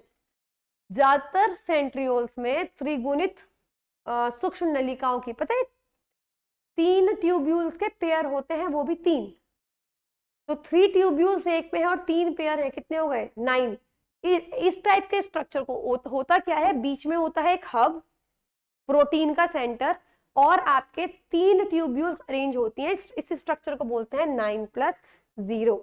देखिए, the central part of centrosome is also proteinaceous and called the hub. जो सेंटर पार्ट होता है वो आपका हब कहलाता है, जो प्रोटीन से मिलकर बना होता है। इसी के साथ which is connected with tubules of 3 peripheral triplets by radial spokes made of proteins। Basically होता क्या है कि इसमें आपके स्पोक्स होते हैं और 3-3 का स्ट्रक्चर होता है। ये होता है आपका सेंट्रोसोम का स्ट्रक्चर, ठीक है। तो इस टाइप का स्ट्रक्चर होता है सेंट्रोसोम का, ये आप ध्यान रखेंगे हमेशा। सेंटर पार्ट को क्या बोलते हैं? हब बोलते हैं, और 3-3 का पेयर होता है। चलिए नेक्स्ट क्वेश्चन की बात करते हैं। Which is reversible fluorescent red acidic dye. देखो, use to stain cytoplasm, red blood cells, collagen, muscle fibres for historical examination. वो कौन सी प्रतिवर्ती प्रतिदीप्त लाल अम्लीय रंजक है? पहली बात तो मेन ध्यान देने वाली क्या बात है, रेड कलर है इस डाई का और एसिडिक नेचर में है, ठीक है। जो डाई होती है ना, जो बायोलॉजी लैब में जिनसे आप सेल देख पाते हो, कलर डालते हो, बहुत सारे तरीके की होती है। सैफ्रनिन है, ऑप्शन में है। सैफ्रनिन भी ऑरेंज कलर की भी आती है, रेड कलर की भी आती है। तो इन सबकी अलग अलग नेचर होती है। एसिडिक डाई कौन सी है? रेड कलर की, ईओसिन। सैफ्रनिन कौन सी है? कैटायनिक डाई है। अगर यह वर्ड आता कैटायनिक तो हमारा आंसर होता सैफ्रनिन। एटलीस्ट ये दो अच्छे से लर्न कर लेना। Which cellular structure controls cell motility? कौन सा स्ट्रक्चर है जो सेल मोटिलिटी यानी सेल का मूवमेंट, गतिशीलता, अडहेसन यानी आरंजन, कितना वो आप कह सकते हो अपनी पोजीशन पे पेस्ट है बिल्कुल, एंड पोलैरिटी एट इंटरफेस। आपने फेज वर्ड याद है कहाँ सुना था? 3 फेज थे, 4 फेज थे, MG1 वो वाले पढ़े थे ना आपने?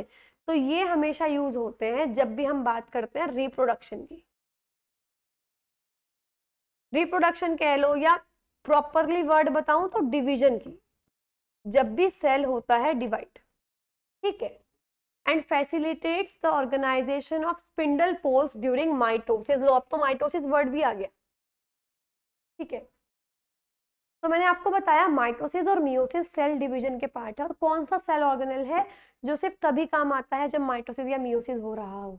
इधर सेंट्रोसोम्स और सेंट्रियोल्स, हमेशा ध्यान रखना। अब let's see the options. Centrosomes, peroxisomes, lysosomes, glyoxysomes. तो centrosomes is the correct answer. तो जब भी ऐसे क्वेश्चन आए ना तो जान के आपको घुमाने की कोशिश की जाती है, बट वो हमेशा कोई ना कोई वर्ड, कोई ना कोई चीज ऐसी दे देंगे कि अगर आपने हल्का सा भी दिमाग पे जोर लगाया तो आप आंसर तक पहुंच पाओगे। तो ये वाली जो मतलब इस तरीके से जो थिंकिंग स्टार्ट करनी है वो तभी कर पाओगे जब ऐसे क्वेश्चंस की प्रैक्टिस करोगे ऑन रिपीटेड मोड, ठीक है। What is the percentage of proteins in the cell membrane? Cell membrane में प्रोटीन्स का क्या परसेंटेज रहता है? तो मैं आपको बता दूं, सेल मेम्ब्रेन्स में जो प्रोटीन का परसेंटेज रहता है that is between 40 to 60%। What do you call the fluid matrix filling in the cell? Cell के अंदर जो ये फ्लूइड मैट्रिक्स होता है, लिक्विड मैट्रिक्स होता है, इसको क्या बोलते हैं? साइटोप्लाज्म यानी कोशिका द्रव्य। The main function of centriole is, centriole का मुख्य कार्य क्या है? देखिए सेंट्रियोल का मुख्य कार्य क्या है? 4 ऑप्शंस हैं, मैंने बता दिया। वैसे आपको सेंट्रियोल और सेंट्रोसोम दोनों का काम सेल डिवीजन के टाइम हेल्प करना है। To maintain mineral composition in bacterial cell, to help plant cell for multiplication. Multiplication का मतलब है बस सेल अपनी मल्टीप्लाई कर रहा है, पॉपुलेशन बढ़ा रहा है, तो वो जरूरी नहीं है कि उसमें डिवीजन होगा या नहीं। सेंट्रियोल का काम मेन होता है जब सेल डिवाइड हो रहा होता है, to help cell division in animal cell. During which phase of the cell cycle does metabolic changes assembling the cytoplasmic material required for mitosis and cytokinesis? अब देखो क्वेश्चन घुमा दिया, लैंग्वेज आपको ऐसी कॉम्प्लेक्स दे दी कि आप सोचोगे। वो कौन सा फेज है सेल साइकिल में? सबसे पहले वाले फेज को जी बोला था, फिर S1, फिर G2 और फिर M। जी में सेल ग्रो कर रहा था, इसमें न्यूक्लियस डिवाइड हो रहा था, इसमें सेल बड़ा हो रहा था ताकि अब साइटोप्लाज्म डिवाइड होगा, और इसमें साइटोप्लाज्म डिवाइड हो रहा था, राइट।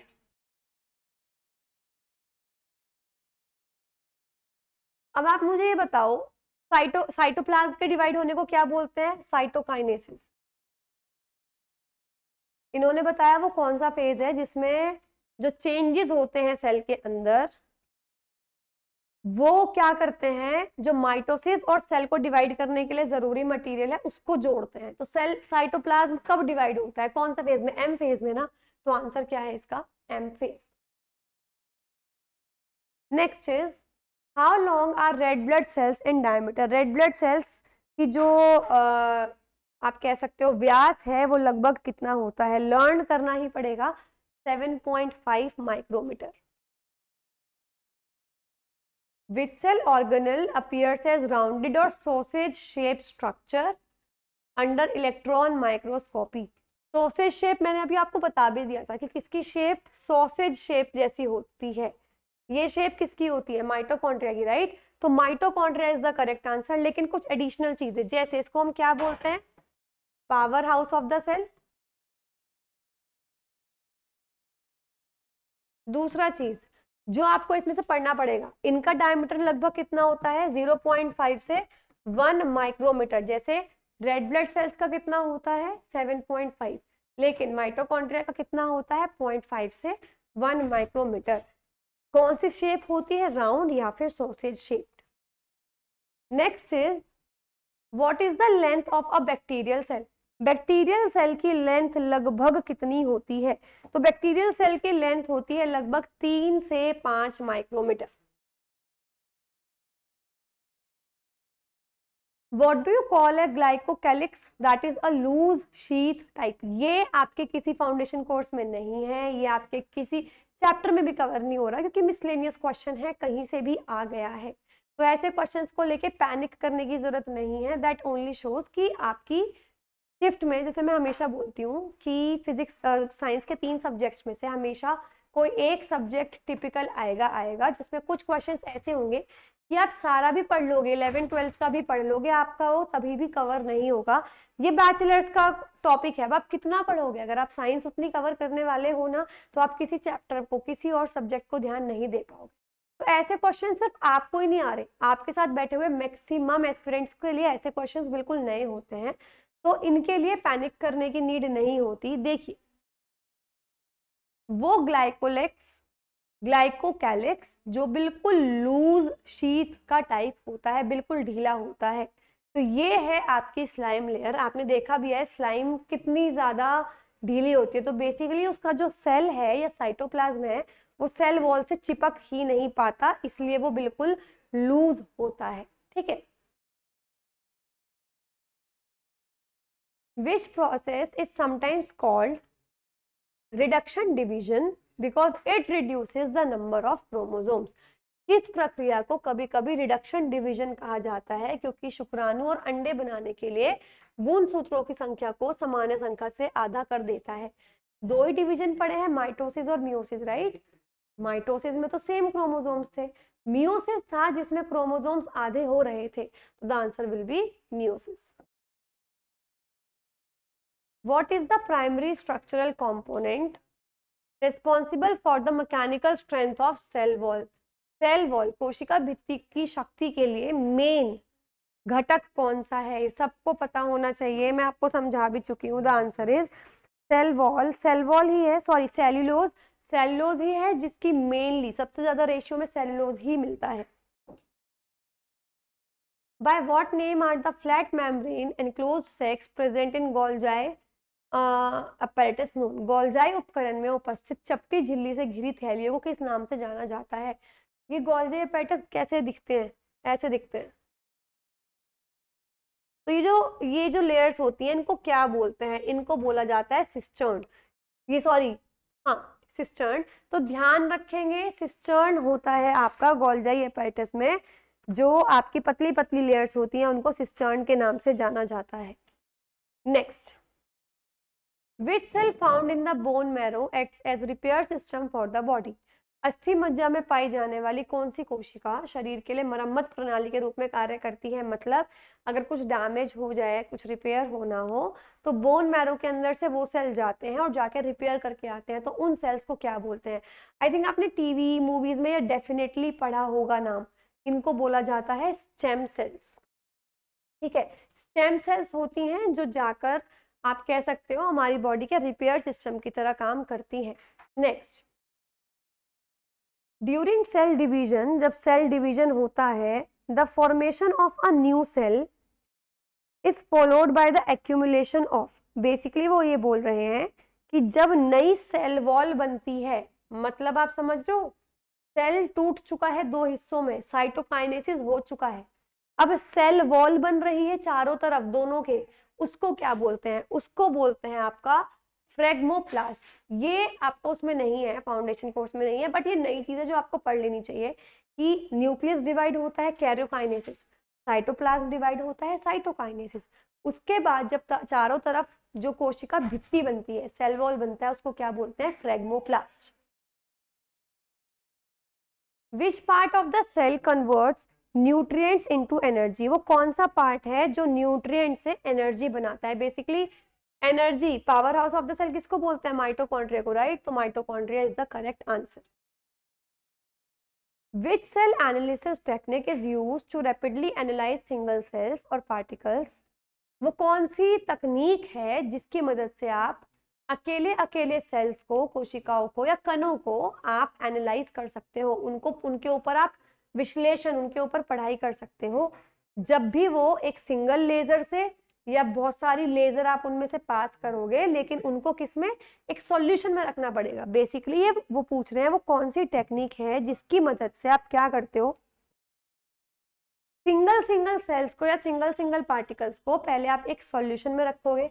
नॉर्मली सॉल्ट सॉल्यूशन होता है, एसिडिक और basic buffer solution. Buffer solution का मतलब जिसका पीएच एसिड डालोगे तब भी चेंज नहीं होगा, बेस डालोगे तब भी चेंज नहीं होगा, ऐसा सॉल्यूशन में रखा जाता है। फिर उसमें आप लेजर लाइट डालोगे, सिंगल या मल्टीपल, और तब आप उनकी पढ़ाई कर सकते हो। तो वो कौन सी टेक्निक है, इसको बोलते हैं फ्लो साइटोमेट्री। लेकिन अब हम एक काम करते हैं, फटाफट पढ़ते हैं कि इसमें है क्या। फ्लो साइटोमेट्री कैसी टेक्निक है, एक लेजर बेस्ड टेक्निक है, एक लेजर आधारित तकनीक है जिसमें आप पहचान कर सकते हो और विश्लेषण कर सकते हो किसी भी सेल या पार्टिकल की, उसकी फिजिकल प्रॉपर्टीज कैसी है, वो दिखने में कैसा है, उसकी केमिकल प्रॉपर्टीज कैसी है, उसकी भौतिक और रासायनिक दोनों गुण के आप पता लगा सकते हो। इसी वजह से इसे आप हमारी अपनी बॉडी में इस्तेमाल करते हो, बोन मैरो का पता लगाने में, अस्थि मज्जा का पता लगाने में, इसके अलावा ब्लड टेस्ट में, फ्लूइड अगर कोई हो रहा है, लिम्फ है, ये लसिका है, लसिका तंत्र है, तो उन सब का पता लगाने में हम फ्लो साइटोमेट्री का यूज करते हैं। अगला है मास स्पेक्ट्रोस्कोपी। मास स्पेक्ट्रोस्कोपी का मतलब क्या होता है, जब आप किसी पार्टिकल का क्या पता लगाने की कोशिश करते हो कि उस पर कितना मास है, उसका कितना द्रव्यमान है और उस पर कितना चार्ज है। तो मतलब ये ऐसे टेस्ट करने के इस्तेमाल में नहीं आता।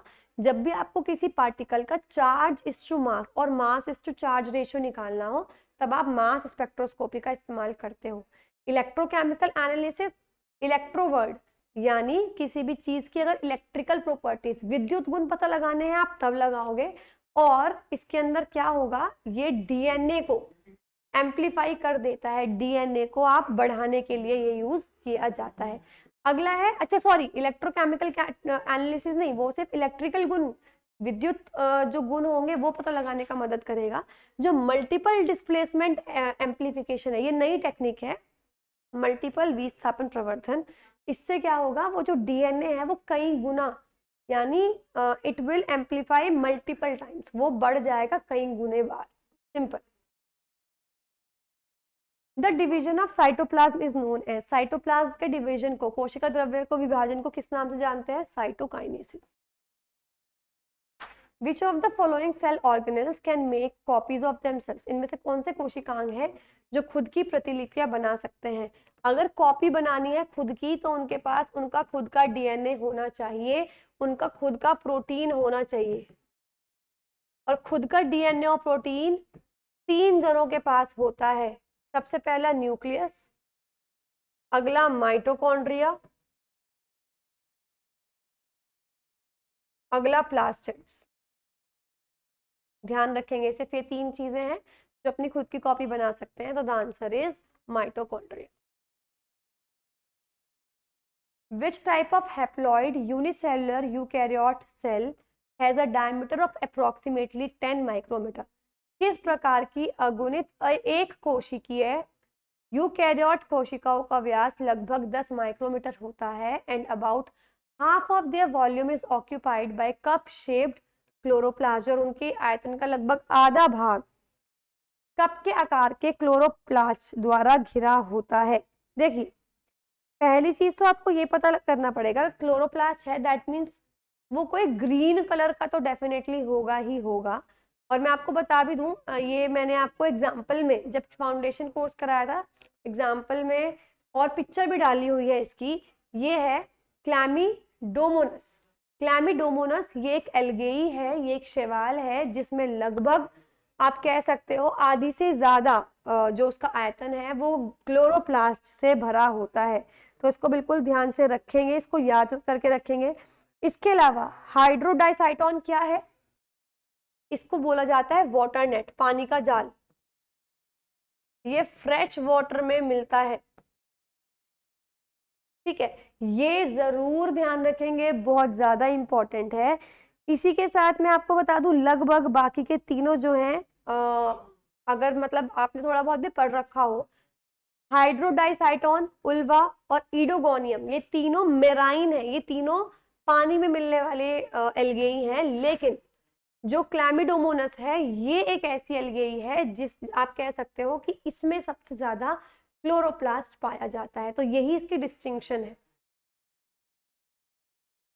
विच cell organelles are known as cells post office, cell का डाकघर किसको कहा जाता है, अभी बताया था Golgi apparatus. Which of the following cells are found in the liver of mammals, जो लीवर होता है, जो आपका यकृत है, उसमें पाई जाने वाली कोशिका कौन सी होती है। तो मैं आपको बता दूं इसके अंदर आप कह सकते हो होते हैं कप्फर सेल्स। कप्फर सेल्स बहुत इंपॉर्टेंट होते हैं लीवर के लिए, आपने आज तक नाम नहीं सुना होगा, आप सुन लेना, क्योंकि ये प्रोटेक्ट करते हैं लीवर को फ्रॉम बैक्टीरियल इन्फेक्शन।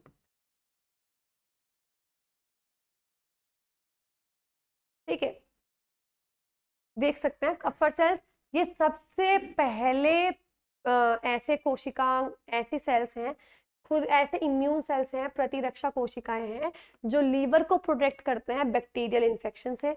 परकिंजी सेल्स कौन से होते हैं, ये न्यूरॉन में पाए जाते हैं। कफर सेल्स लीवर में, यकृत में, परकिंजी सेल्स न्यूरॉन में पाए जाएंगे। इसके अलावा माइक्रोलॉजिया सेल्स, माइक्रोग्लिया सेल्स कौन से होते हैं, माइक्रोग्लिया कोशिकाएं वो होती हैं जो ब्रेन में पाई जाएंगी, प्रॉपरली ब्रेन के अंदर पाई जाएंगी, वो डेवलपमेंट में हेल्प करेंगी, इंजरी अगर हो जाए उसमें मदद करेंगी, रिपेयर में मदद करेंगी। सेंसरी सेल्स कौन से होते हैं, जो आपके सेंस ऑर्गन्स में पाए जाते हैं, जो इंफॉर्मेशन रिसीव करते हैं और ब्रेन तक पहुंचाते हैं। Simple.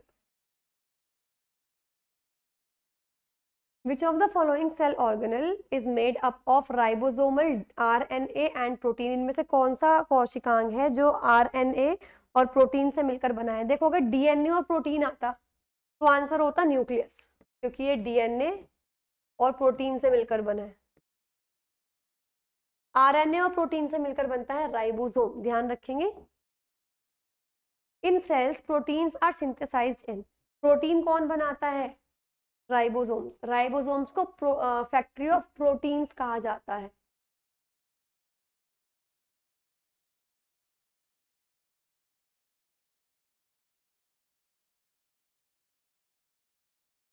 Mitochondria is not found, mitochondria इनमें से किस चीज में नहीं पाया जाता, बैक्टीरिया में कुछ नहीं मिलता, बैक्टीरिया में रेड ब्लड सेल्स नहीं मिलते, मतलब बैक्टीरिया में आप समझो जब भी कुछ ऐसा होगा ना कि ये चीज नहीं पाई जाती, अगर आंसर में ऑप्शन में आपको बैक्टीरिया मिल रहा है तो मैक्सिमम केसेस में आंसर जो है वो बैक्टीरिया ही होगा। In a plant dash is present in the middle lamella, primary cell and secondary walls and accumulates in the initial stages of development during cell expansion। वो ये बोल रहे हैं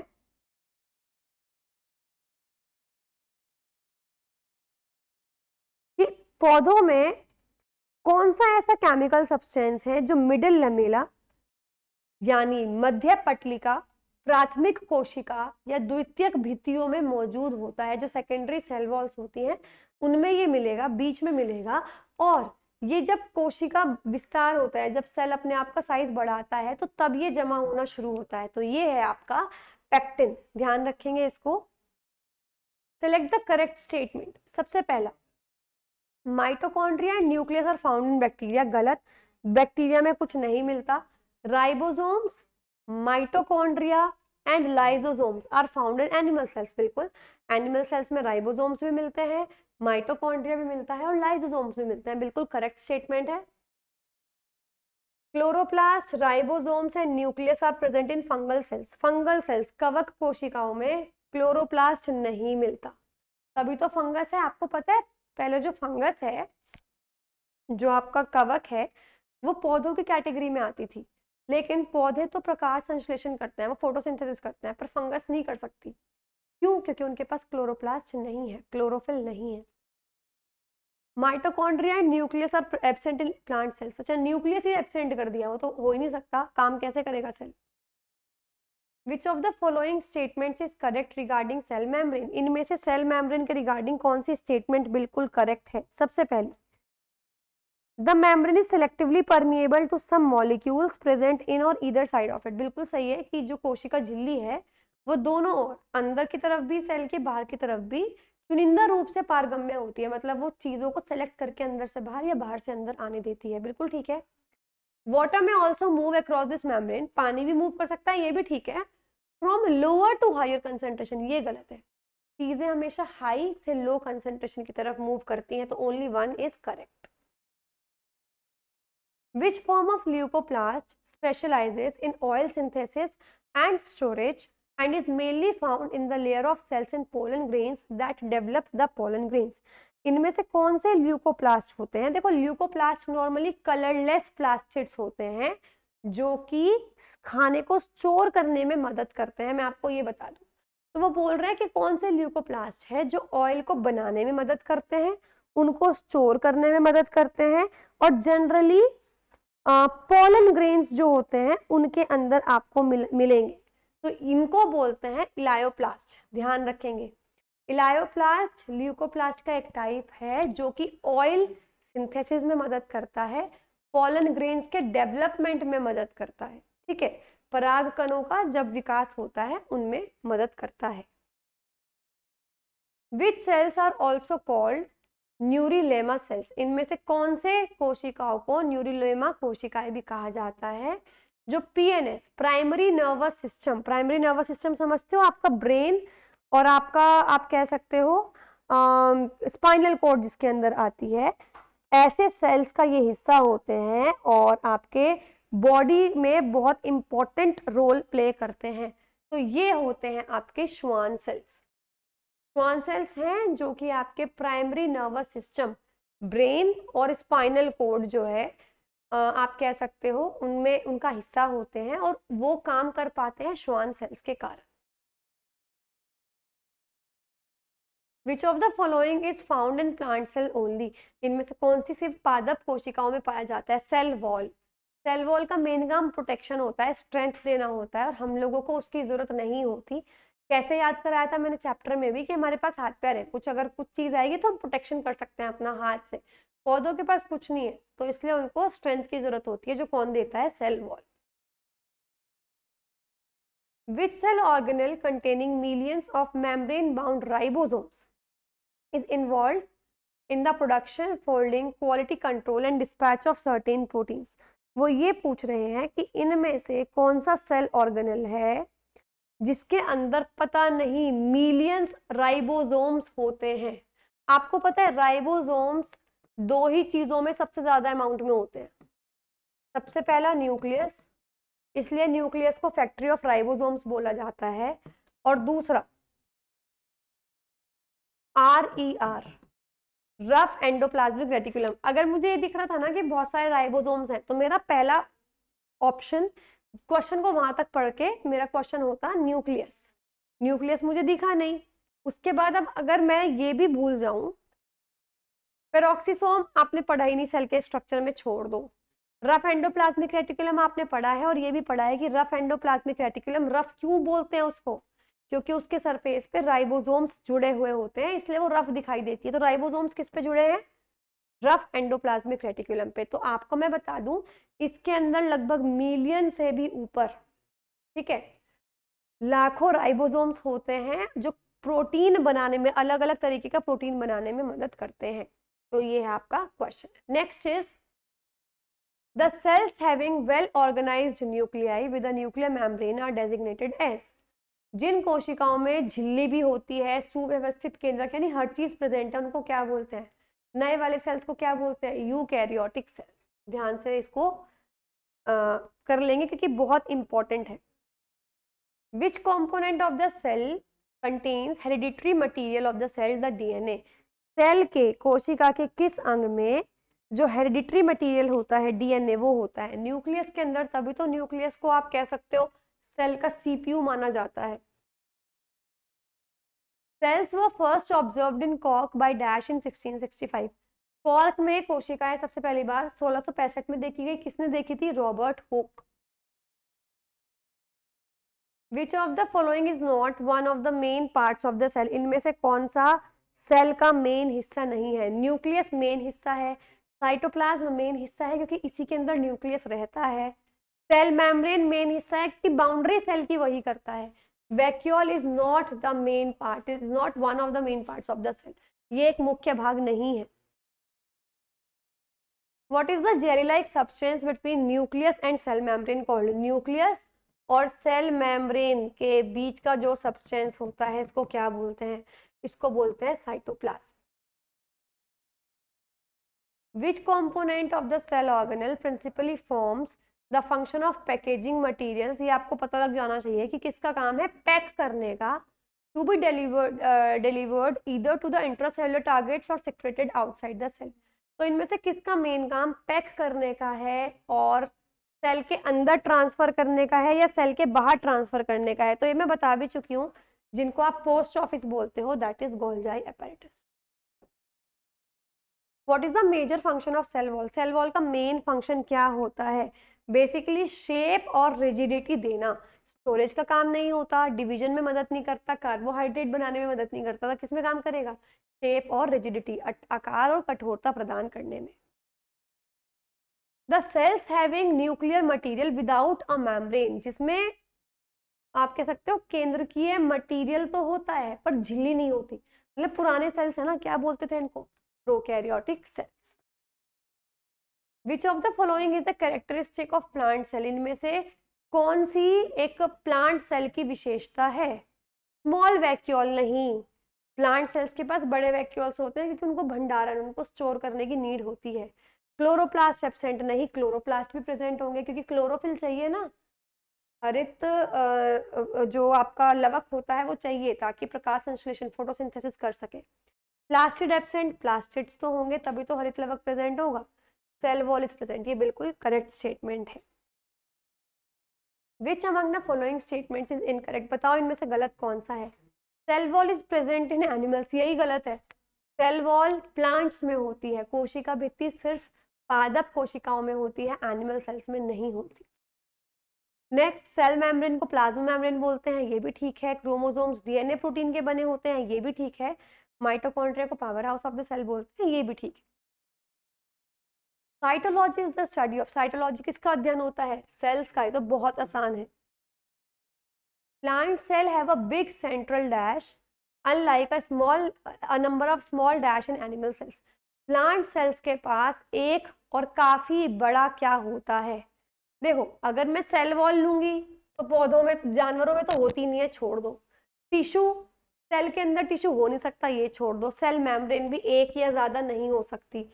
वैक्यूल, प्लांट सेल्स के पास एक ही बहुत बड़ा बीच में वैक्यूल होता है, जबकि एनिमल सेल्स के पास या तो होगा ही नहीं या बहुत छोटे छोटे 2-3 होंगे।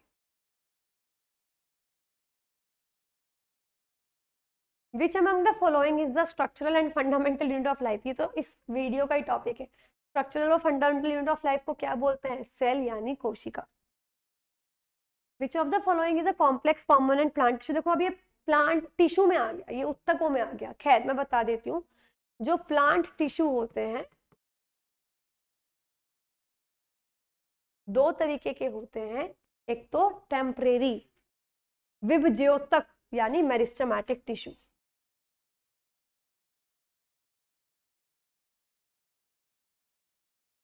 इनको विभज्योतक भी बोलते हैं। दूसरे परमानेंट स्थायी उत्तक। ये 3 तरीके के होते हैं, एपिकल, लेटरल, इंटरकैलरी, इसको नीड नहीं है। परमानेंट 2 तरीके के होते हैं, सिंपल परमानेंट और कॉम्प्लेक्स परमानेंट। सिंपल परमानेंट आगे 3 तरीके के होते हैं, पैरेन्काइमा, कोलेनकाइमा, स्क्लेरेन्काइमा। ये भी आपका ब्रीफिंग में आ जाएगा जब मैं टिश्यू चैप्टर पढ़ाऊंगी, अभी मैं बस आपको शॉर्ट में बता रही हूँ। कॉम्प्लेक्स 2 तरीके के होते हैं, जाइलम और फ्लूम। तो ध्यान रखेंगे, xylem is the correct answer. Which cell organelle helps in intercellular digestion? कौन सा कोशिकांग है जो अंतर कोशिकीय पाचन में मदद करता है, जिसको आत्मघाती थैले या सुसाइडल बैग्स बोलते हैं? Lysosomes is the correct answer. ये आपको पता होना चाहिए, मैंने इसके नाम वीडियो की स्टार्टिंग में ही आपको एक्सप्लेन कर दिए थे। चलिए, एट हाई डोजेस, जब आप बहुत ज्यादा डोज लो, डैश किल्स कैंसर सेल्स और slows their growth by damaging there DNA. वो कौन सी थेरेपी है जो कैंसर सेल को मार देती है और इसी कैसे मारती है? या तो उनकी ग्रोथ को कम कर देगी उनके डीएनए को मार के। जिन कैंसर सेल्स का डीएनए इतना डैमेज हो जाए कि अब वो रिपेयर नहीं हो सकता, वो मर जाते हैं, और जब वो मरते हैं उनको बॉडी से निकाल दिया जाता है। तो ये कौन सी थेरेपी होती है? कीमोथेरेपी, रेडिएशन थेरेपी, सर्जरी और फिजियोथेरेपी। ना तो फिजियोथेरेपी है ना तो सर्जरी है। अगर आपको कंफ्यूजन होगा भी, मैक्सिमम एस्पिरेंट्स तो कीमोथेरेपी पे लगा के आएंगे, कैंसर के लिए कीमोथेरेपी, बट ऐसा नहीं है। कैंसर के लिए बहुत सारे कीमोथेरेपी में आप रेडियो एक्टिव आइसोटोप्स का इस्तेमाल करते हो, यूरेनियम का, कोबाल्ट का, मतलब अलग अलग तरीके के आइसोटोप्स होते हैं, तो आप उनका इस्तेमाल करते हो, ठीक है। कीमोथेरेपी में तो अगर कीमोथेरेपी होता ना वो चीज आती। इसमें क्या है कि वो रेडिएशंस होती हैं जो कैंसर सेल्स को मार देती हैं और फिर बॉडी से आप बाहर निकालते हो, तो it is radiation therapy. Next, और आपको मैं बता दूं, रेडिएशन थेरेपी में एक्सरे यूज करते हो आप। Next is which of the following statement is not correct regarding the prokaryotic cell. Prokaryotic cell के संबंध में कौन सा कथन ठीक नहीं है? They have very small ribosomes as organelles, बहुत कम मात्रा में उनके पास राइबोसोम्स होते हैं, बिल्कुल ठीक। Membrane bound cell organelles are present, it is not possible. अगर पुराने सेल्स के पास झिल्ली युक्त कोशिकांग कैसे हो सकते हैं? मेम्ब्रेन बाउंड सेल ऑर्गेनेल्स कैसे हो सकते हैं? तो इट इज इनकरेक्ट। इनकरेक्ट ही बताना था आपको। कौन सी प्रोसेस है जिसमें अलग अलग टाइप की रिएक्शंस होती हैं जो कि बॉडी की, ऑर्गेनिज्म की जो वो जीवन जी रहा है वो उसको कंट्रोल करते हैं? बेसिकली रिएक्शंस जब होती हैं और वो ऐसी रिएक्शन जो बॉडी को कंट्रोल करे, उन रिएक्शंस को क्या बोला जाता है? उस स्टेट को क्या बोला जाता है? मेटाबॉलिज्म यानी चयापचय। In Golgi apparatus the maturing phase is, Golgi apparatus में जो मैच्योरिंग फेज होता है वो कौन सा होता है? वो होता है आपका कॉनकेव। देखो गोल्जाई ये है ना, तो आप देखो सब अंदर की तरफ है और यही मैच्योर फेज होता है, और अंदर की तरफ जो हो वो कौन सा होता है? कॉनकेव यानी upper. What is the outermost layer found in cell envelope of the bacterial cell called?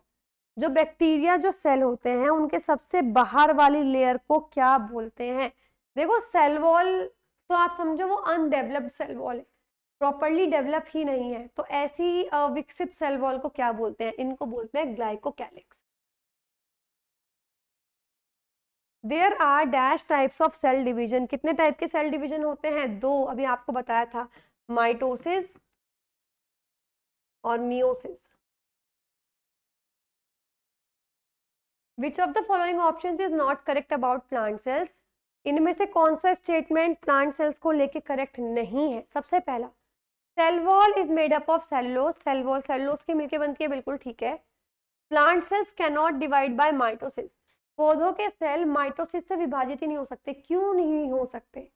Mitosis होता ही ग्रोथ के लिए है, वो प्लांट और एनिमल दोनों सेल्स कर सकते हैं, तो it is incorrect statement.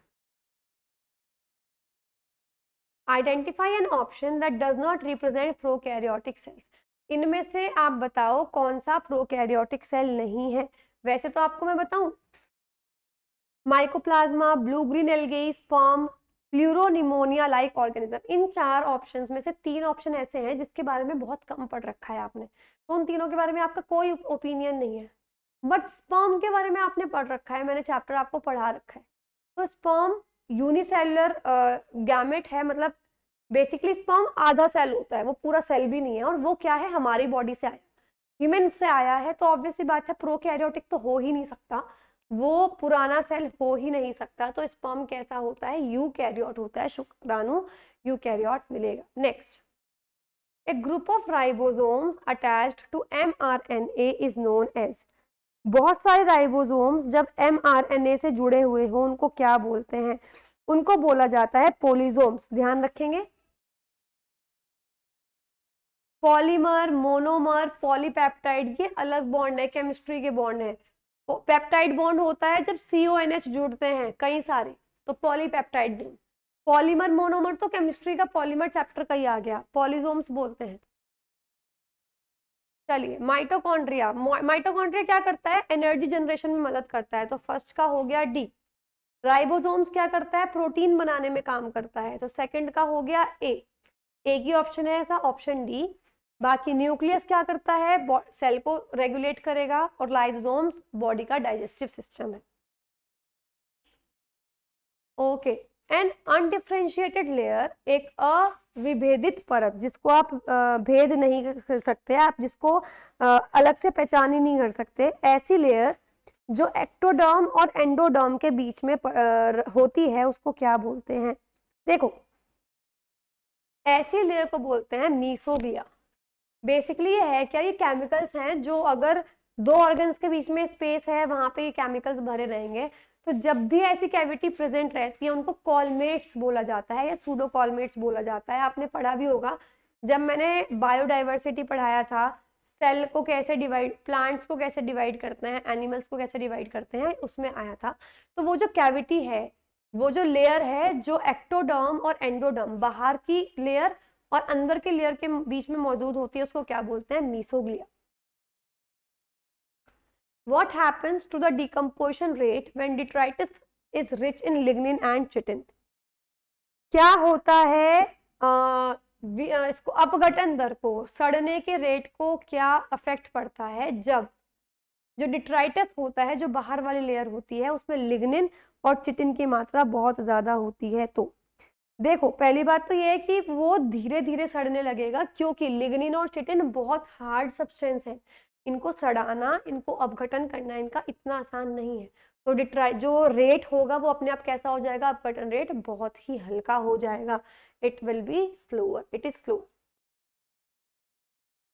Identify the function of plasmid DNA, DNA का फंक्शन आपको बताना है। चलिए, सबसे पहला, none of the given options are correct, पहले ऑप्शंस पढ़ लेते हैं। To form body cell, blood cells, ये नहीं है।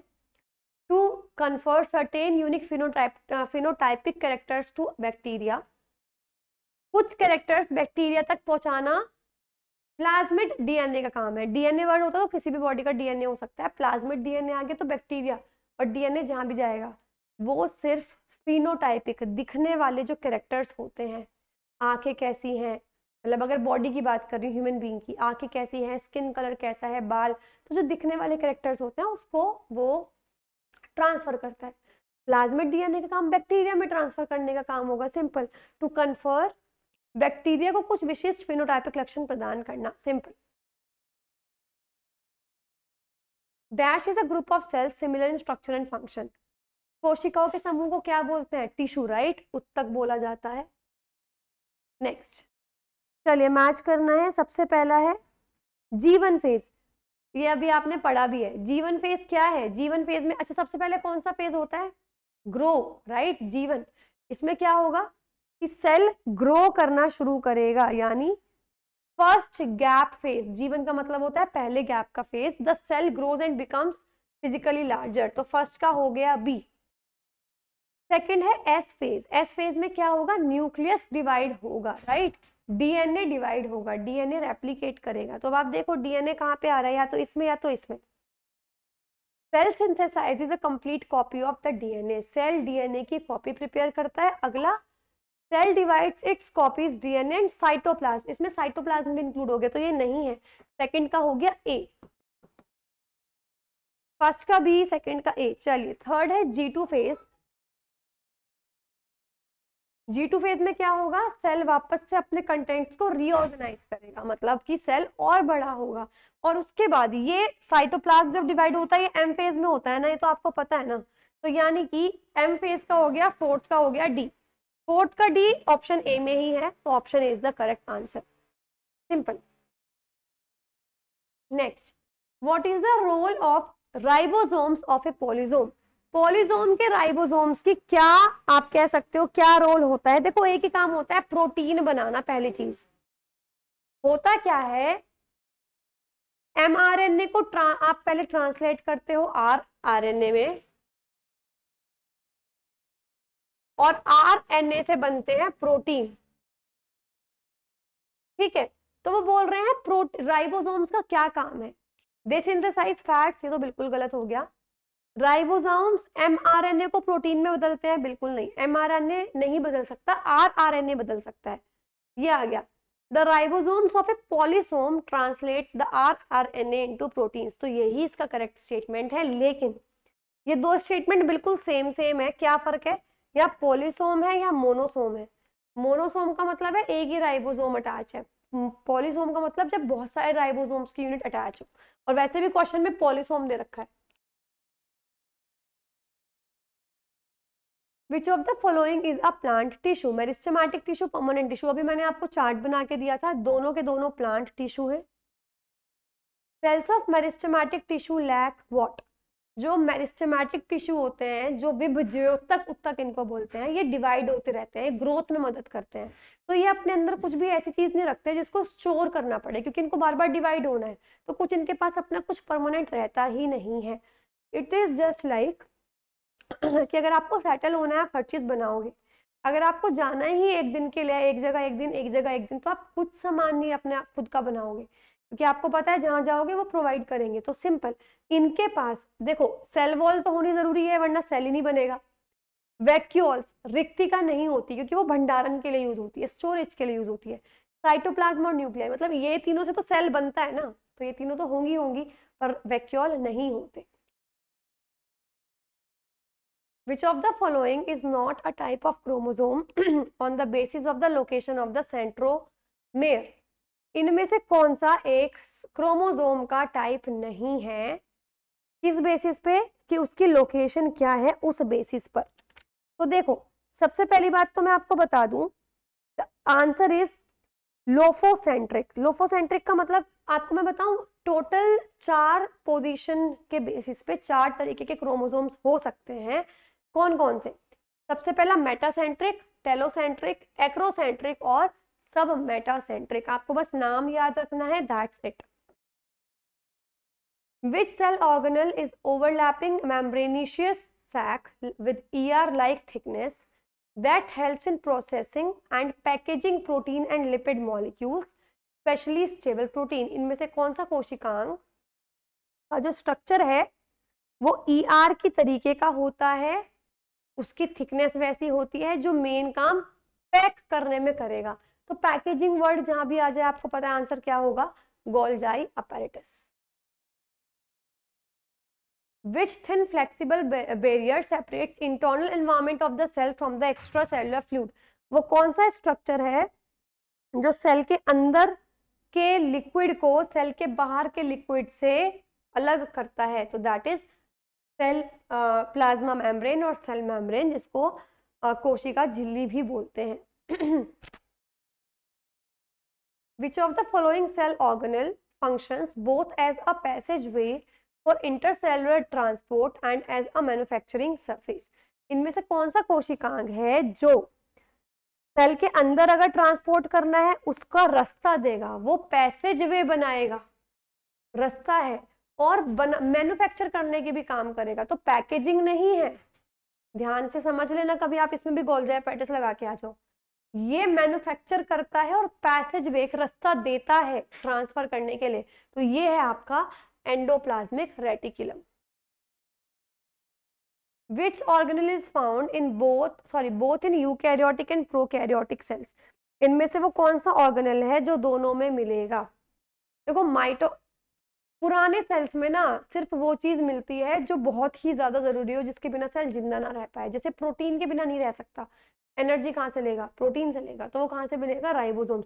राइबोसोम्स दोनों में मिलेंगे, otherwise Golgi bodies, mitochondria, lysosomes, prokaryotic और यूकैरियोटिक दोनों में नहीं मिलता। In plant cell, dash are primary organelles in which materials such as starch, oil and protein granules are stored. Plant cell में ये कौन से कोशिकांग है जिनमें ये सब चीजें आप स्टोर करते हो? स्टोरेज का मेन काम होता है वैक्यूल्स का प्लांट्स में, तो vacuole is the correct answer. Next, amoeba acquires its food. अच्छा एक सेकेंड, एक चीज और है लेकिन पहले वाले उसमें, जैसे वैक्यूल्स है इसके अंदर सारे सॉल्ट, हार्मोन, वाटर, कुछ केमिकल होगा वो, और वेस्ट, ये सब स्टोर करते हो। लेकिन जहां पे वर्ड आ जाए ऑयल, ठीक है, क्योंकि जब मैं स्लाइड चेंज कर रही थी जस्ट मैंने देखा ल्यूकोप्लास्ट भी आंसर में है। जब भी वर्ड आ जाए oil,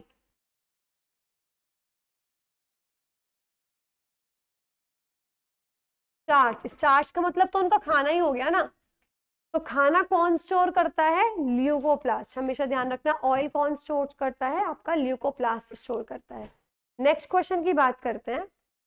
amoeba acquires its food through the process of, amoeba जिस प्रक्रिया के माध्यम से खाना लेता है उसको प्रॉपर्ली क्या बोलते हैं? फैगोसाइटोसिस। और इसका एक और नाम है, उसको क्या बोलते हैं? Endocytosis. Which of the following statement is correct about endoplasmic reticulum, इनमें से कौन सा एंडोप्लाज्मिक रेटिकुलम के बारे में कथन सही है? सबसे पहला, it is a large network of membrane bound. देखो एंडोप्लाज्मिक रेटिकुलम में अगर ये न्यूक्लियस है ना, केंद्रक है ना, तो ये ऐसे मिलेगा,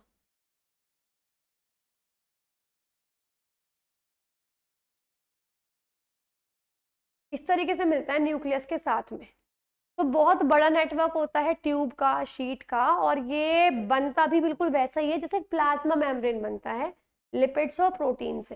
तो दोनों स्टेटमेंट्स बिल्कुल ठीक हैं। गाइस 2 मिनट का ब्रेक लेते हैं।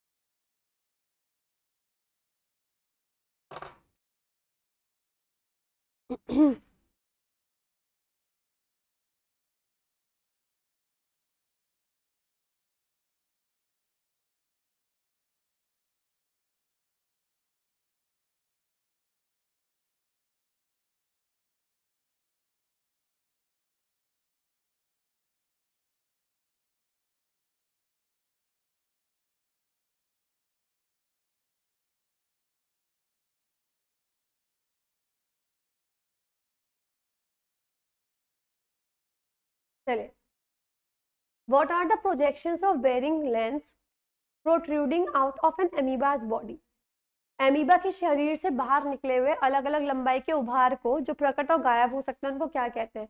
एमीबा की बॉडी से क्या निकलते हैं? सूडोपोडिया ना, जो बाहर निकलते हैं खाने को घेर लेते हैं उनको क्या बोलते हैं? Pseudopodia. Dash is known as energy currency of the cell, ये आपको पता होना चाहिए, ATP, adenosine triphosphate. Which of the following cell organelles are not present in animal cells, इनमें से कौन से कोशिकांग पशु की कोशिकाओं में नहीं होते? प्लास्टिड्स, क्योंकि ये हरित संश्लेषण, प्रकाश संश्लेषण, फोटोसिंथेसिस में मदद करते हैं, और जानवर फोटोसिंथेसिस नहीं करते। Which of the following are situated in the nucleus of the cell, इनमें से न्यूक्लियस के अंदर क्या होते हैं? क्रोमोसोम्स एंड जीन्स होते हैं, साइटोप्लाज्म नहीं होता, न्यूक्लियस होता है बट साइटोप्लाज्म नहीं होता, प्रोटोप्लाज्म भी नहीं होता। Select the correct statement. There are only two basic components of cell, cytoplasm and nucleus. गलत, 3 कंपोनेंट होते हैं, साथ में सेल मेम्ब्रेन भी है। The cytoplasm and nucleus are enclosed within cell membrane. Cell membrane के अंदर ही आपका न्यूक्लियस होता है और साइटोप्लाज्म होता है, जिसको आप सेल और सेल मेम्ब्रेन को क्या बोला जाता है? Plasma membrane. बिल्कुल करेक्ट है। Third, the membrane separated ribosomes and mitochondria of a cell, जो सेल मेम्ब्रेन है वो माइटोकॉन्ड्रिया और राइबोसोम को सेपरेट करती है, बिल्कुल गलत है। प्लाज्मा मेम्ब्रेन चीजों को अंदर नहीं आने देती, ये भी बिल्कुल गलत स्टेटमेंट है। Which cell theory proved that the quasi-fluid nature of lipids enables lateral movement of proteins within the overall bilayer?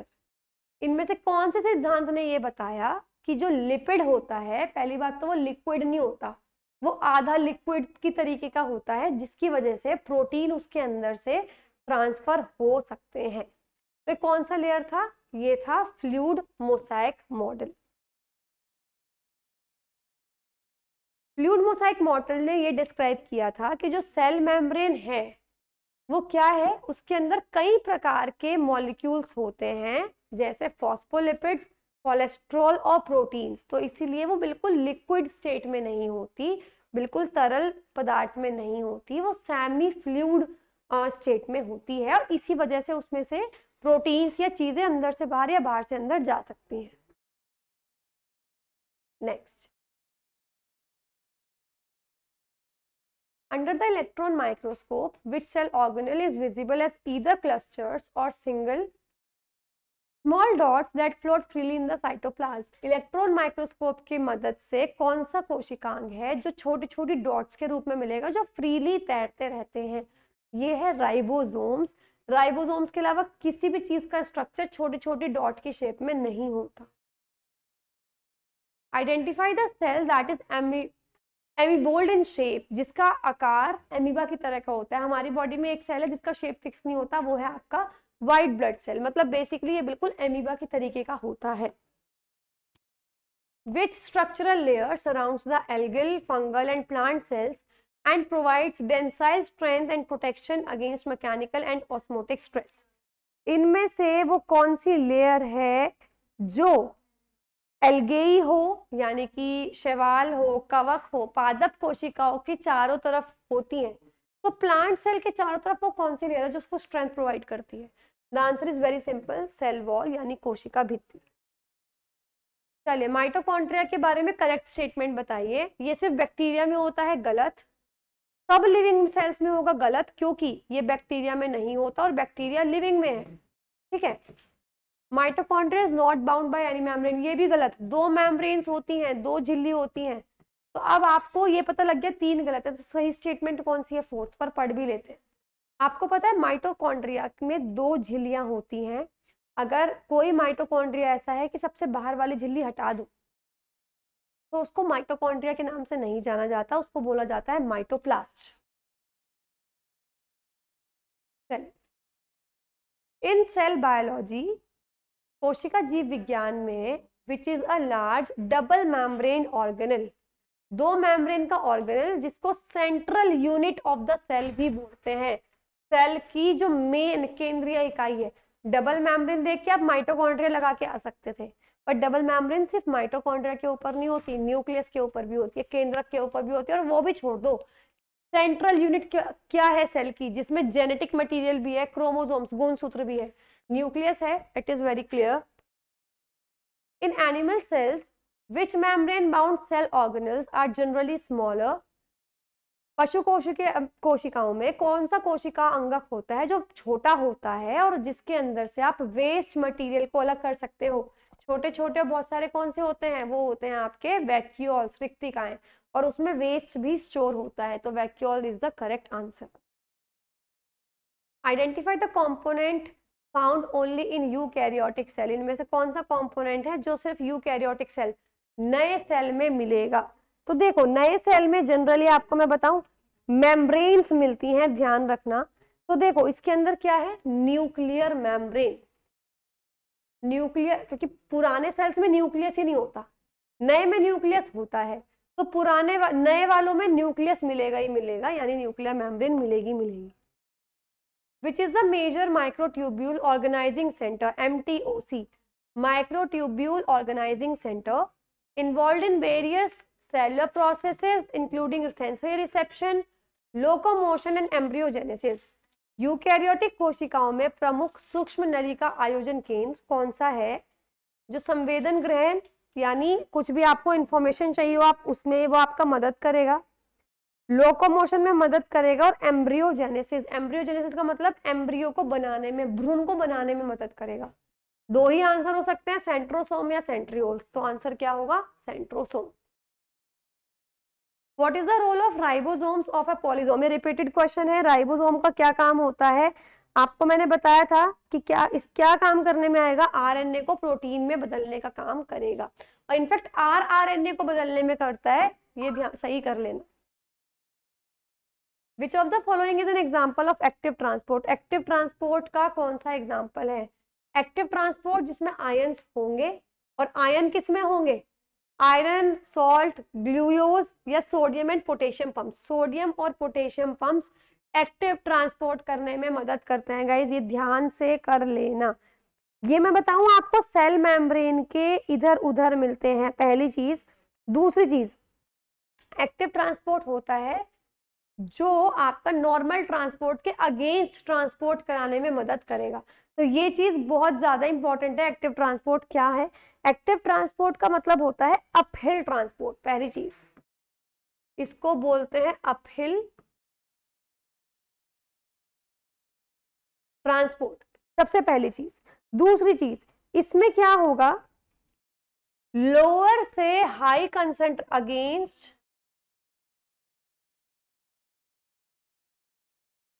Transportation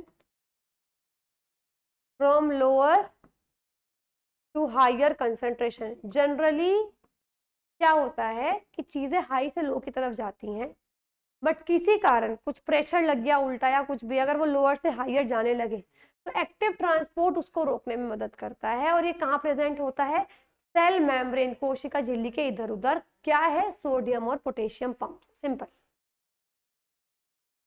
which of the following microscopic cells are of an amoeboid shape? ये दोबारा repeated question है। कौन सा है ये? White blood cells जो amoeba की shape के होते हैं। चलिए, choose the correct sequence for central dogma. आपको करेक्ट सीक्वेंस बताना है। चलिए बात करते हैं। देखिए, सबसे पहले होता क्या है, सबसे पहले हमारे पास आता है mRNA। ठीक है, mRNA से बनता है प्रोटीन, प्रोटीन से बनता है डीएनए। बेसिकली डीएनए फिर क्या होगा? रेप्लिकेट होगा। तो ध्यान रखेंगे, सबसे पहले हमारे पास mRNA आता है, उसका ट्रांसक्रिप्शन होगा प्रोटीन में, और प्रोटीन से फिर क्या बन जाएगा? डीएनए रेप्लिकेट होगा, डीएनए की प्रतिकृति होगी। तो ध्यान से इसको कर लेंगे।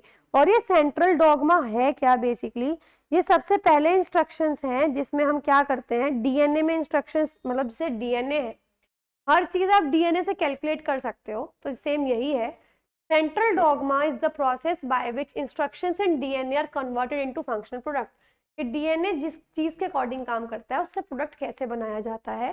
तो बेसिकली ये सबसे पहले 1958 में निकाला था, प्रपोज किया था किसने? फ्रांसिस क्रिक ने, जब उन्होंने डीएनए का स्ट्रक्चर दिया था। सेंट्रल डॉगमा क्या है? DNA, RNA, protein. Basically DNA जब टूटता है तो आरएनए, आरएनए जब टूटेगा तो protein. Match column A with column B. चलिए, पावर हाउस किसको बोलते हैं? माइटोकॉन्ड्रिया को, राइट। फर्स्ट का बी है। Kitchen of the cell plastids को सेकंड का ए है। फर्स्ट का बी, सेकंड का A. Third, suicidal bags of the cell D, lysosomes. तो बेसिकली थर्ड का डी एक में ही है, option D. Which biological chain is used in histology and cytology to color all cell nuclei red? इनमें से कौन सा चेन है जिससे आप रेड कलर, न्यूक्लियस को रेड कर सकते हो? देखो, आपने पढ़ा था सबसे पहले इओसिन पढ़ी थी, इओसिन डाई थी जो रेड कलर बता रही थी, और एक मैंने आपको सैफ्रनिन भी बताई थी। सैफ्रनिन भी रेड कलर की होती है। चलिए, ए और बी को आपको मैच करना है। सबसे पहला है पेप्टिडोग्लाइकन। पेप्टिडोग्लाइकन क्या है? पेप्टिडोग्लाइकन होती है, आपको याद है, ग्लाइकोकैलिक्स, वही है पेप्टिडोग्लाइकन। किसकी बनती है? सेल वॉल बनती है ये बैक्टीरिया सेल की। तो फर्स्ट का है आपका सी, नहीं सॉरी सी नहीं, बैक्टीरियल सेल। फर्स्ट का हो गया आपका बी। सेकंड है पेक्टिन। अच्छा, पेक्टिन भी मैंने जस्ट आपको बताया था कि पेक्टिन आपने कहाँ पे किस क्वेश्चन में आपने पढ़ा था? पेक्टिन, पेक्टिन आपने पढ़ा था फ्रूट्स, डेट्राइटस फ्रूट्स की सेल वॉल, अगर आपको याद हो, जो पेक्टिन से मिलकर बनी हो, तो cell wall of detritus fruits. Next is chitin. Chitin किसकी बनी होती है? चिटिन बनी होती है सेल वॉल्स ऑफ द, देखो मैं आपको एक चीज बता देती हूँ, इसके अंदर सबसे पहले जो थर्ड पॉइंट है चिटिन, चिटिन उन सब चीजों की सेल वॉल में जरूर मिलेगा जो बहुत ज्यादा स्ट्रॉन्ग होंगे। चिटिन एक कॉम्प्लेक्स सब्सटेंस है जो सीमेंट की तरह काम करता है, हमेशा ध्यान रखना। अच्छा, नेक्स्ट इज सेलुलोज। अब मेरे पास इंसेक्ट की सेल वॉल और सेल वॉल ऑफ प्लांट्स है। प्लांट्स की सेल वॉल तो आपको पता है ना, सेलुलोज के मिलके बनती है। तो आपका फोर्थ का ए है, तो फोर्थ का ए सिर्फ ऑप्शन ए में ही है, सी में है। अच्छा, अगर आप सब कुछ भूल जाओ, आपको कुछ भी नहीं पता, तो आपको ये पता है सेलुलोज जो है वो प्लांट्स की सेल वॉल बनाता है, राइट। मैक्सिमम एस्पिरेंट्स ये देख के क्वेश्चन छोड़ देंगे कि हमें नहीं आता, बाद में अटेम्प्ट करेंगे, बट मोस्ट ऑब्वियस ऑप्शन क्या है? सेलुलोज, प्लांट्स की सेल वॉल, यानी फोर्थ का है, और फोर्थ का ये सिर्फ एक ऑप्शन में है, option C. Which of the following is the largest cell in the human body, human body में सबसे लंबा सेल कौन सा होता है? वैसे आपने पढ़ा हुआ होगा न्यूरॉन, लेकिन न्यूरॉन होता है जनरली, लेकिन अगर फीमेल, अगर आप मैं बोलूं ओवरऑल, अगर फीमेल की बॉडी है, फीमेल की बॉडी में उससे भी बड़ा एक सेल होता है एग, इसको ओवम बोलते हैं। अगर फीमेल और मेल स्पेसिफाई नहीं कर रखा तो neuron will be the answer, but human body है, न्यूरॉन भी है और ओवम भी है, तो ऑब्वियसली आंसर क्या आएगा? ओवम आएगा। डैश इंक्लूड और includes glycogen, poly, B hydroxybutyrate granules, sulphur granules and gas vesicles. इनमें से कौन सी सेल ऑर्गेनल में ये सारे के सारे आपके केमिकल्स प्रेजेंट होते हैं? बेसिकली केमिकल्स आपके प्रेजेंट होते हैं, सारे सॉल्ट, सारे केमिकल्स प्रेजेंट होते हैं साइटोप्लाज्म में। विच protein protects the epithelial cells from damage? इनमें से कौन सा प्रोटीन है जो आपका एपिथेलियल सेल्स को डैमेज होने से बचाता है? तो आपने वो पढ़ा था mucin, mucin, right, but mucin तो ऑप्शन में नहीं है। दूसरा प्रोटीन है केराटिन, जो एपिथेलियल सेल्स को डैमेज होने से बचाता है। Hello everyone, how are you guys? I really hope you all are doing well. तो आज जो हम चैप्टर कवर करने वाले हैं it is one of the most important chapters, क्योंकि इसमें से बहुत सारे क्वेश्चंस घुमा फिरा के पूछे जाते हैं, तो आप बिल्कुल इसको ध्यान से कर लीजिएगा। तो आज का जो चैप्टर है वो है ट्रांसपोर्टेशन, जिसको सर्कुलेटरी सिस्टम भी कहा जाता है, क्योंकि ट्रांसपोर्टेशन में प्लांट्स और एनिमल्स दोनों का आ गया, लेकिन अगर मैं बात कर रही हूँ प्रॉपर एनिमल्स की, जानवरों की, मनुष्य की, तो उसमें हम सर्कुलेटरी सिस्टम बोलते हैं। ठीक है, तो इसमें बेसिकली हम क्या पढ़ेंगे ये अभी आपको वीडियो में पता लग जाएगा, लेकिन वीडियो को शुरू करने से पहले जिसने अभी तक हमारा चैनल सब्सक्राइब नहीं किया है तो जरूर जाकर चैनल को सब्सक्राइब कर लीजिएगा। इसी के साथ हमने अलग अलग प्लेलिस्ट यूट्यूब पर बना दी है, तो जरूर टाइमली चेक करते रहिए सो दैट आपकी कोई भी वीडियो मिस नहीं हो। चलिए बात करते हैं ट्रांसपोर्टेशन इन ह्यूमंस की, यानी मनुष्यों में परिवहन कैसे होता है। तो बेसिकली किस चीज के परिवहन की बात कर रहे हैं? ऑक्सीजन के, क्योंकि हम ऑक्सीजन लेते हैं, कार्बन डाइऑक्साइड छोड़ते हैं, तो ऑक्सीजन कैसे कैसे जाती है। इसके अलावा जितने हार्मोन्स, फूड, सब कुछ है, कैसे हमारी बॉडी में ट्रांसपोर्टेशन इसका होता है। The various organs of human circulatory system are heart, arteries, veins, capillaries and blood. मानव परिसंचरण तंत्र के विभिन्न अंग हृदय, धमनियां, शिराएं और केशिकाएं और रक्त है, यानी ये सब चीजें ट्रांसपोर्टेशन में मदद करती हैं। कैसे? आप देखो, हमारा जो मेन ऑर्गन है वो है हार्ट। बेसिकली हार्ट क्या करता है? ये आपका हो गया हार्ट, यानी कि आपका हृदय। ये हो गया आपके लंग्स, लंग्स का मतलब आप समझ गए ना। आप कह सकते हो, एक सेकंड के लिए प्लीज रुकिएगा, मैं कलर चेंज कर लेती हूँ।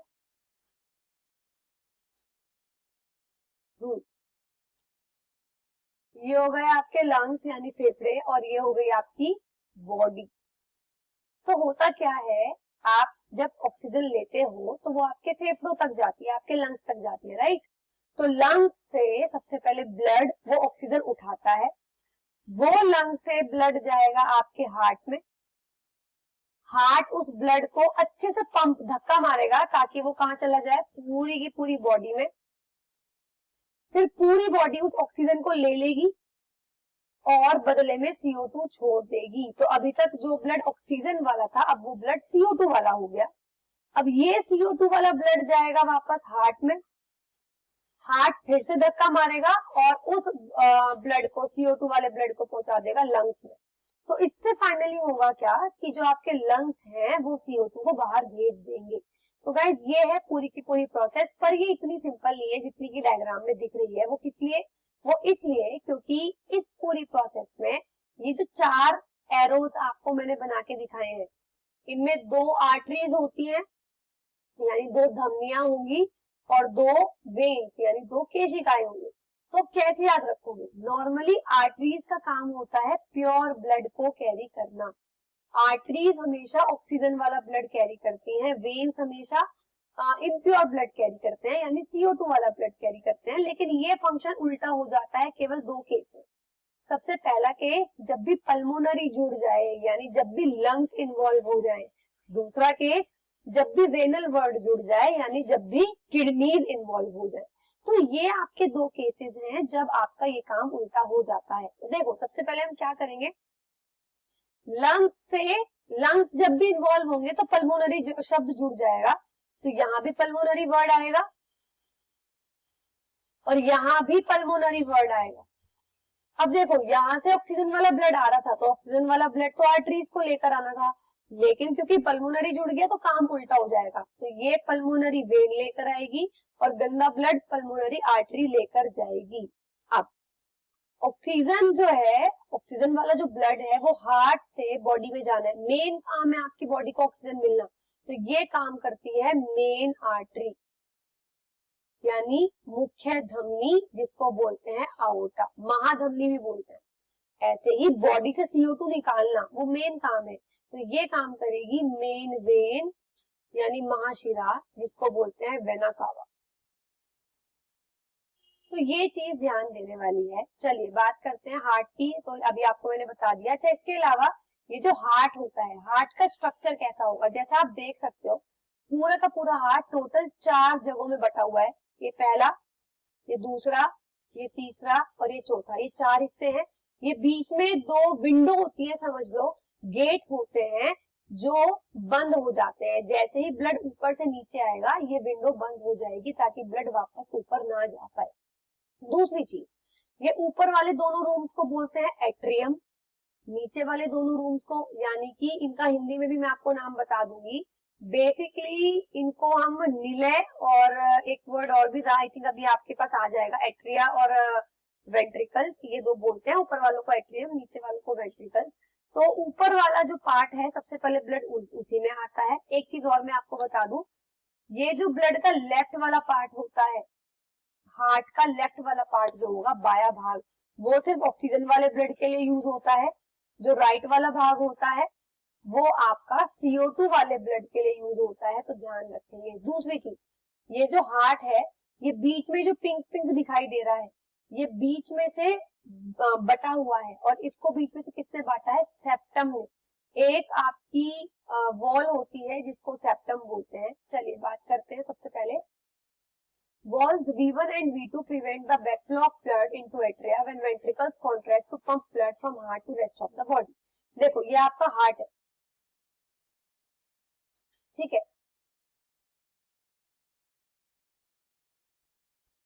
ये लेफ्ट एट्रियम, ये लेफ्ट वेंट्रिकल, ये राइट एट्रियम और ये राइट वेंट्रिकल। होता क्या है, लंग से ब्लड आएगा इसमें, ये ब्लड को भेज देगी लेफ्ट वेंट्रिकल में। लेफ्ट वेंट्रिकल बहुत तेजी से बलून को पिचकाते हैं, वो ऐसे पिचकेगा ताकि जो ब्लड है वो पूरी बॉडी में चला जाए। तो ये होती है वॉल्व V1 और V2। इनका मेन काम क्या होता है, इनका मेन काम होता है कि जैसे ही ब्लड एट्रियम से वेंट्रिकल में आया ये बंद हो जाएंगी ताकि ब्लड वापस ऊपर ना जा पाए। दूसरा, वेंट्रिकल से पूरी बॉडी में ब्लड जाता है और बहुत हाई प्रेशर पे जाता है। इसी वजह से वेंट्रिकल्स का मेन काम होता है, वेंट्रिकल्स की जो दीवारें होती है, वॉल्स होती है, काफी मोटी होती है एज कंपेयर टू एट्रियम। जो राइट एट्रियम और वेंट्रिकल है उनके बीच में जो वॉल्व है उसको बोलते हैं ट्राइकस्पिड वॉल्व। जो लेफ्ट वाली वॉल्व है उसका नाम है बाइकस्पिड वॉल्व। ये जो ब्लड कहां से कहां आया, कहां से कहां गया, इसकी सर्कुलेशन को कौन कंट्रोल करता है, विलियम हार्वे। आर्टरीज की बात करते हैं, धमनियां, ये थिक वॉल्ड ब्लड वेसल्स होती है, इनकी दीवारें थोड़ी मोटी होती है क्योंकि इनको ब्लड पूरी बॉडी में पहुंचाना होता है। दूसरा, इनकी ये ब्लड ऑक्सीजन वाला ब्लड कैरी करती है हार्ट से पूरी बॉडी में। तीसरी चीज, पल्मोनरी आर्टरी है, पल्मोनरी आर्टरी है जो कि राइट वेंट्रिकल ऑफ हार्ट, यानी आप देख सकते हो ये जो मैंने डायग्राम बनाया इधर पल्मोनरी आर्टरी है जो हार्ट के राइट साइड में, ये हार्ट का लेफ्ट साइड है, ये राइट साइड में। तो पल्मोनरी आर्टरी वो है, क्योंकि आर्टरी के बारे में पढ़ रहे हैं मैं इसलिए बता रही हूँ। पल्मोनरी आर्टरी किससे किसको जोड़ती है, लंग्स से हार्ट के राइट साइड पर जोड़ती है, यानी राइट एट्रियम को जोड़ती है। इसी तरीके से अगर मेन आर्टरी की बात करूं तो मेन आर्टरी क्या करती है, हार्ट के लेफ्ट साइड से पूरी बॉडी को जोड़ती है। अगर आपको डायग्राम लर्न कर लोगे ना तो ये तो बहुत आसान चीज रहेगी। इस तरीके से वेन्स पतली होती है, क्यों, क्योंकि वेन्स का काम है बॉडी से CO2 वाला ब्लड वापस लेकर आना। तो असल में पूरी बॉडी में जब ब्लड घूमता है तो वो इतना अपना प्रेशर लूज कर देता है, वो आराम आराम से ब्लड वापस आता है। तो इसकी वॉल्स पतली होती है क्योंकि प्रेशर इतना रहता नहीं है। दूसरा, वेन्स के अंदर बीच में वॉल्व्स होती है, पता है आपको, जो वेन्स हैं, जो आपकी ये शिराएं हैं, इनमें बीच बीच में ऐसी वॉल्व्स होती हैं, क्योंकि ब्लड जब इनमें जा रहा है ना तो उसमें इतना प्रेशर नहीं है, तो ब्लड का क्या होता है, पता लगे ब्लड यहाँ से यहाँ आ गया तो वापस ना चला जाए, तब ये वॉल्व्स बंद हो जाती हैं। और आपको पता है जब ये वॉल्व्स काम करना बंद हो जाती है, जब ये काम करना बंद हो जाती है, तब उस केस में जो हमारी खून की नसें हैं ये ब्लू दिखाई देने लगती हैं और इसको बोलते हैं वेरिकोज वेन्स। आपने देखा होगा जो लोग बहुत ज्यादा खड़े होते हैं, लाइक हमारी मदर और सिस्टर, मतलब आपने जरूर देखा होगा कि अगर वो ज्यादा देर खड़े रहते हैं, वो बहुत देर तक खड़े होने का काम करते हैं, किचन में लग रहे हैं, तो उनकी जो नसें होती है ना वो ब्लू कलर की दिखाई देने लगती है। क्यों? कि खड़े रहने से, इतनी थकान से जो उनकी ये वॉल्व्स है ये काम करनी बंद हो गई, जिसकी वजह से वो ब्लू कलर की दिखाई देने लग जाती है, उसको वेरिकोज वेन्स कहा जाता है। नेक्स्ट पल्मोनरी वेन और मेन वेन है, वो मैंने आपको डायग्राम से समझा दिया था। तो अब आपको एक चीज मुझे आपको और बतानी है, जैसे मैंने अभी आपको बताया ना, ये लंग्स, ये हार्ट और ये बॉडी, यहां से यहाँ आएगा ब्लड, यहाँ से यहाँ जाएगा, फिर यहाँ से यहाँ और यहाँ से यहाँ। हमारे पूरे हार्ट में एक तो 2 बार ब्लड एंट्री लेता है, एक बार यहाँ से एक बार यहाँ से, तो इसको डबल सर्कुलेशन बोला जाता है। दूसरी चीज, 2 सर्कुलेशन से, 2 परिसंचरण तंत्र से मिलकर बना है।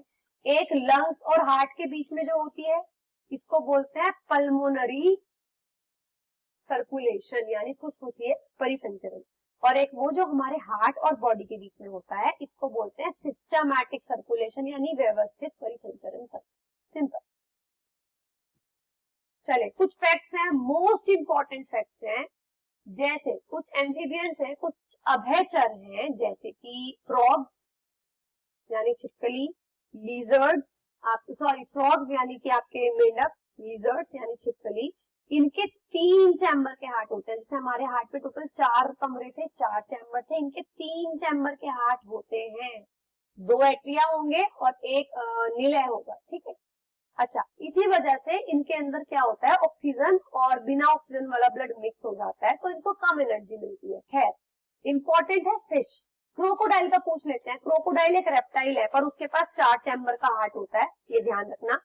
फिश का पूछ लेते हैं। फिश के पास केवल 2 चैम्बर का हार्ट है, एक एट्रियम होता है और एक वेंट्रिकल होता है, एक आलिंद और एक निलय। आलिंद है वो प्रॉपर वर्ड, ऊपर वाले दोनों को आलिंद बोलते हैं, नीचे वालों को निलय। तो फिश के पास तो केवल 2 वेंट्रिकल, 2 चैम्बर होते हैं, एक एट्रियम और एक वेंट्रिकल, तो इस बात का ध्यान रखना। अच्छा, ये अदर नेम्स हैं। आरबीसी रेड ब्लड सेल्स को हम क्या बोलते हैं, इराइथ्रोसाइट्स बोलते हैं। डब्ल्यूबीसी व्हाइट ब्लड सेल्स को क्या बोलते हैं, ल्यूकोसाइट्स बोलते हैं। प्लेटलेट्स को क्या बोलते हैं, थ्रोम्बोसाइट्स बोलते हैं। आरबीसी क्या कैरी करती है, ऑक्सीजन। अब मैं आपको इसके अंदर भी प्रॉपर बता दूं, आपके ब्लड में एक तो होता है प्लाज्मा जो लिक्विड होता है, और एक आरबीसी। आरबीसी के अंदर भी होता है हेमोग्लोबिन। तो मैं बात करूं हेमोग्लोबिन की, तो प्रॉपरली हेमोग्लोबिन कैरी करता है ऑक्सीजन को। आपके ब्लड में जो प्लाज्मा है वो कैरी करता है कार्बन डाइऑक्साइड को, तो ये ध्यान रखना। दूसरा, ओस्टियोक्लास्ट क्या होता है। ओस्टियोक्लास्ट एक ऐसा सेल है, एक ऐसी कोशिका है, एक तो बहुकेंद्रक यानी बहुत सारे न्यूक्लियस होते हैं एक ही सेल में, जो बोन के, मतलब आप कह सकते हो अगर बोन खराब हो रही है या डिसॉल्व हो रही है, एब्जॉर्ब हो रही है, तो उनमें ये काम करता है। सिंपल। चलिए फर्स्ट क्वेश्चन की बात करते हैं। Identify the pigment that gives blood its colour. उस पिगमेंट की, उस वर्णक की पहचान करो जिसकी वजह से जो ब्लड है उसको कलर मिलता है। क्या, किस कलर की वजह से ब्लड रेड होता है? ऑब्वियसली बात है, हेमोग्लोबिन तो पता है आप सबको, आप कि आई थिंक बहुत पहले से पढ़ते हुए आ रहे हो। डैश आर द वेसल्स, वो कौन सी वाहिकाएं हैं जो ब्लड कैरी करती हैं हार्ट से दूसरी तरफ, मतलब हार्ट से पूरी बॉडी में। तो जो बॉडी में लाने का काम होता है वो मेन काम होता है मेन आर्टरी। क्या नाम था उसका? आर्टरीज। मतलब वो तो कैटेगरी पूछ रही है, यानी क्या कौन लेकर आएगा, आर्टरीज लेके आएंगी, धमनियां लेकर आएंगी। Fishes have dash chamber of heart. अभी बताया मैंने आपको, फिशेज के पास कितने चैम्बर का हार्ट होता है? 2। एक आलिंद होता है, 1 एट्रियम एंड 1 वेंट्रिकल, एक निलय होता है उनके पास। Dash are the vessels which carry CO2 rich blood. ये तो आपको नाम से पता लग जाना चाहिए। कार्बन डाइऑक्साइड वाला ब्लड आपको कौन कैरी करता है? वेन्स। लेकिन ये काम सिर्फ दो जगह उल्टा होता है, जब भी पल्मोनरी जुड़ेगा जो कि लंग्स के केस में जुड़ता है, और जब भी रेनल जुड़ेगा जो किडनी के केस में जुड़ता है, तभी काम उल्टा हो जाएगा। तो veins is the correct answer, यानी शिरा। The blood platelets are also known as, blood platelets को हम एक और नाम से बुलाते हैं, उनका नाम है थ्रोम्बोसाइट। अभी थ्रोम्बिन क्या है? ये एक एंजाइम है जो प्लेटलेट्स की मदद करता है खून के थक्के जमाने में। Muscles are of three type. देखो अब ये इस चैप्टर का टिश्यू टॉपिक नहीं है, बट फिर भी मैं बता देती हूँ। जो मांसपेशियां होती हैं हमारी बॉडी में, तीन तरीके की होती हैं। एक वोलंटरी, जिसको स्केलेटल बोलते हैं, जो हमारी मर्जी के अकॉर्डिंग काम करती है, ऐच्छिक जिनको बोलते हैं। दूसरा इनवॉलंटरी, अनैच्छिक या फिर चिकनी जो मांसपेशियां होती है जिनको स्मूथ बोलते हैं, जो हमारी मर्जी के बिना काम करती है, जैसे पेट की मसल्स हमारी। तीसरी कार्डियक, यानी आपके हार्ट वाली, जो आपकी मर्जी के बिना काम करती है और टायरलेसली काम करती है, बिना थके काम करती है। तो ये तीनों आपकी मसल्स होती है। सिस्मोइड्स के नाम से कोई मसल हमारी बॉडी में नहीं होती। What is the pH of human blood? हमारे रक्त का पीएच का मान कितना होगा? हमारा ब्लड लगभग न्यूट्रल होता है, तो 7 के अराउंड जो भी वैल्यू होगी 7.4, और बेटर ये रहेगा आप प्रॉपर याद कर लो, क्योंकि कई बार 7 के दो ऑप्शन आ गए, आप कंफ्यूज हो सकते हो। विच of the following is a type of connective tissue? इनमें से कौन सा संयोजी उत्तक है, यानी कनेक्ट करने का काम करता है? ब्लड पूरी बॉडी को कनेक्ट करता है, बोन्स पूरी बॉडी को कनेक्ट करती है, और लीगामेंट ये दो हड्डियों को, दो बोन्स को कनेक्ट करता है। तो तीनों के तीनों कनेक्टिव टिश्यू हैं। तो first, second and third both are connective tissues. Next, which of the following is essential to form hemoglobin in blood? खून में हीमोग्लोबिन बनाने के लिए क्या जरूरी है? हीमोग्लोबिन किसका मिलके बनता है? हीम से मिलके बनता है। और हीम क्या है? किसका बना हुआ है? आयरन का। Which of the following is not a type of blood cell made by the bone marrow? जो अस्थि मज्जा होती है, पहली बात तो बोन के जो सेल्स हैं, लिक्विड है, उसको बोन मैरो कहते हैं, जो खून बनाने का काम करते हैं। और खून के क्या बनाएगा? सब कुछ, red blood cell, white blood cell, platelet, सब कुछ बोन मैरो बनाता है। तो red blood cells, platelets, white blood cells, ये तीनों ब्लड का पार्ट है। और ब्लड कौन बनाता है? ब्लड बनाता है बोन मैरो। तो ओस्टियोक्लास्ट, जो मैंने अभी आपको बताया था, जो बोन के एब्जॉर्प्शन में, डिसोल्यूशन में काम करेगा, वो बोन मैरो नहीं बनाता। lymph is a light clear fluid made up of white blood cells that attack harmful dash in the blood। जो lymph है, जो लसीका है, वो बेसिकली व्हाइट ब्लड सेल से मिलकर बनता है, और वो ब्लड में मिलने वाले किस चीज को खत्म करता है? बैक्टीरिया को खत्म करता है, ध्यान रखना। विच of the following is a large bean shape lymphoid organ in human body? हमारे शरीर में कौन सा बीन के आकार का एक बड़ा लिम्फॉइड ऑर्गन है? ये होता है स्प्लीन। ठीक है, स्प्लीन होता है, स्प्लीन जिसको तिल्ली बोलते हैं, बेसिकली है क्या? इसको बोला जाता है ग्रेवयार्ड ऑफ आरबीसी। यानी पहली बात तो ये क्या काम करता है? ये ब्लड के तीनों सेल्स को अपने अंदर स्टोर करने का काम करता है, red blood sales, white blood sales और प्लेटलेट्स को। लेकिन जब मतलब एक पर्टिकुलर टाइम के बाद इसको ग्रेवयार्ड ऑफ आरबीसी भी कहा जाता है, क्योंकि जो रेड ब्लड सेल्स होते हैं वो आपके यहीं पर आकर खत्म होते हैं। Which of the following statements about blood pressure is correct? पहले तो ये पढ़ने से पहले मैं आपको बता दूं, आपका जो हार्ट है, एक बार तो ब्लड को भेज रहा है बॉडी तक, खून को बहुत तेज धक्का मारते, उसको बोलते हैं सिस्टोलिक दबाव या सिस्टोलिक प्रेशर। मेन प्रेशर होता है जो हार्ट को लगाना होता है, क्योंकि इसी प्रेशर से ऑक्सीजन मिलेगा। ये होता है लगभग 120 mmHg। उसके बाद पूरी बॉडी ब्लड को वापस भेजती है हार्ट में। वो आराम आराम से जाता है, क्योंकि ब्लड का मेन काम हो चुका है, अब उसको बस CO2 लेके वापस जाना है, तो ये काम बहुत आराम आराम से करेगा। इसको बोलते हैं डायस्टोलिक प्रेशर, जिस प्रेशर के साथ ब्लड वापस हार्ट में जाएगा, या डायस्टोलिक दबाव। ये होता है लगभग 80 mmHg। तो आपने सुना होगा ब्लड प्रेशर की वैल्यू हमेशा ऐसी लिखी होती है 120/80, जो नॉर्मल होता है। तो अगर ये इससे ऊपर चला जाए, 120-80 से ऊपर चला जाए तो हाई बीपी, कम चला जाए तो लो बीपी। तो अब आपको करेक्ट स्टेटमेंट बतानी है। तो सिस्टोलिक प्रेशर होना चाहिए 120। इन तीनों स्टेटमेंट में सिर्फ ऑप्शन डी में ही यही है। Systolic pressure 120, diastolic pressure 80। Simple. swollen bluish veins resulting from the walls that do not close properly। जो वॉल्व के ठीक से बंद ना होने के कारण जो सूजी हुई नीली नसें होती है उनको कौन सी वेन्स कहा जाता है, कौन सी धमनी कहलाती है? बताया था मैंने, वेरिकोज वेन्स यानी वेरिकोज धमनियां। तो गाइज ये थे सारे क्वेश्चंस। आई होप आपको ये चैप्टर रिवाइज अच्छे से हो गया होगा। Hello everyone, how are you guys? I really hope you all are doing well. तो आज हमारा होने वाला है बायोलॉजी का एक बहुत ही ज्यादा छोटा सा चैप्टर जो है सेंसरी ऑर्गन्स यानी संवेदी अंग। आप यकीन मानेंगे इसका वेटेज बहुत ही ज्यादा कम है, क्योंकि आप कह सकते हैं कि इसमें से आपको इसका जो जिस्ट पता लगेगा इस चैप्टर को शॉर्ट में अगर आप समझेंगे तो बहुत छोटा सा चैप्टर है सेंसरी ऑर्गन्स, और इसमें से केवल 5 से 6 क्वेश्चन पूछे गए हैं लास्ट 1 ईयर में। तो बहुत छोटी वीडियो होने वाली है, तो वीडियो को लास्ट तक जरूर देखिएगा। और जो भी एस्पिरेंट्स हम लोगों के साथ नए जुड़े हैं, अगर उन्होंने अभी तक चैनल को सब्सक्राइब नहीं किया है तो अभी तुरंत चैनल को सब्सक्राइब कीजिए। इसी के साथ हमने यूट्यूब पर अलग अलग प्लेलिस्ट बना दी है, जैसे आप स्क्रीन पर देख सकते हैं, मैथ्स के क्रैश कोर्स की, बायोलॉजी के क्रैश कोर्स की, यानी क्रैश कोर्सेज की अलग है, इंग्लिश की अलग है, कंप्यूटर की अलग है। तो please check out those playlist so that you don't miss out on any video.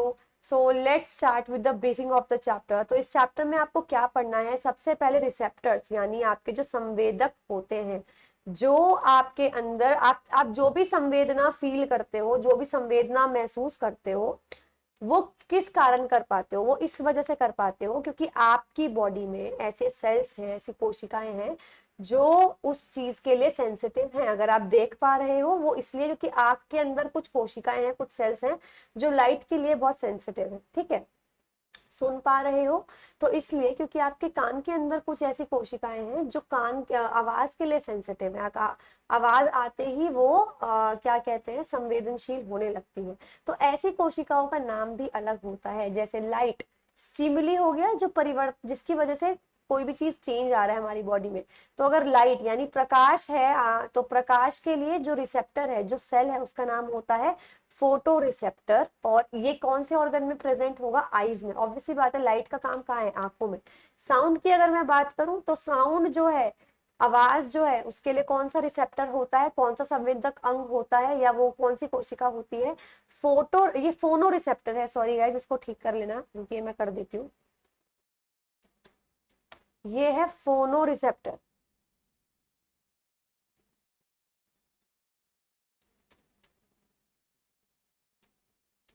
फोनो रिसेप्टर, ठीक है। इसी के साथ स्मेल, अगर आपको कुछ भी नाक से रिलेटेड यानी किसी चीज की खुशबू चेंज हो जाती है, जैसे बहुत सारे होते हैं, वनीला है, अनियन है, ठीक है। तो ये सब कैसे हैं? ऑल फैक्ट्री, यानी जब सुगंध से रिलेटेड हो तो ऑल फैक्ट्री रिसेप्टर्स कहाँ होंगे? नोज में होंगे।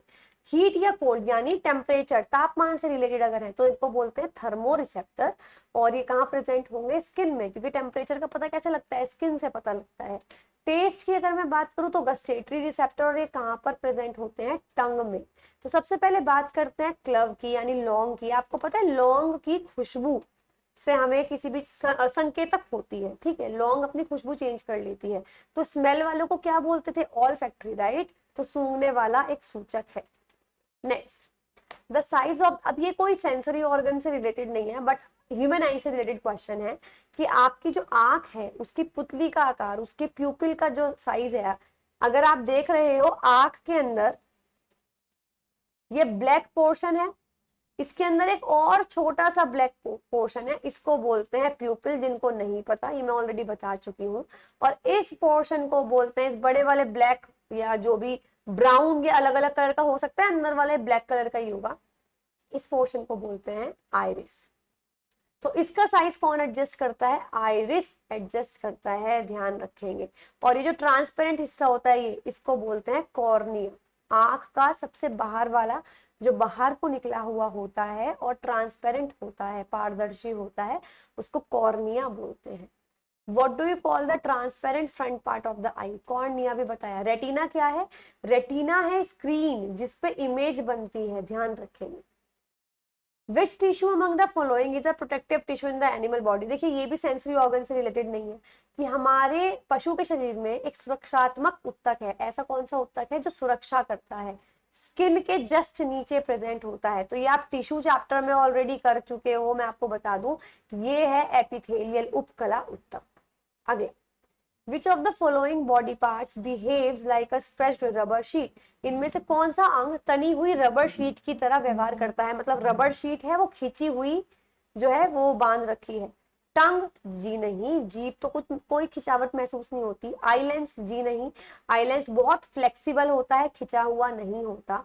नॉस्ट्रिल्स यानी जो नाक के जो ये छिद्र होते हैं ये भी नहीं होता है। बट ईयर ड्रम, कान का जो पर्दा होता है वो बिल्कुल खिंचा हुआ होता है और एक रबर शीट की जो बिल्कुल आपने कह सकते हो खींच रखा है उसकी तरह बिहेव करता है।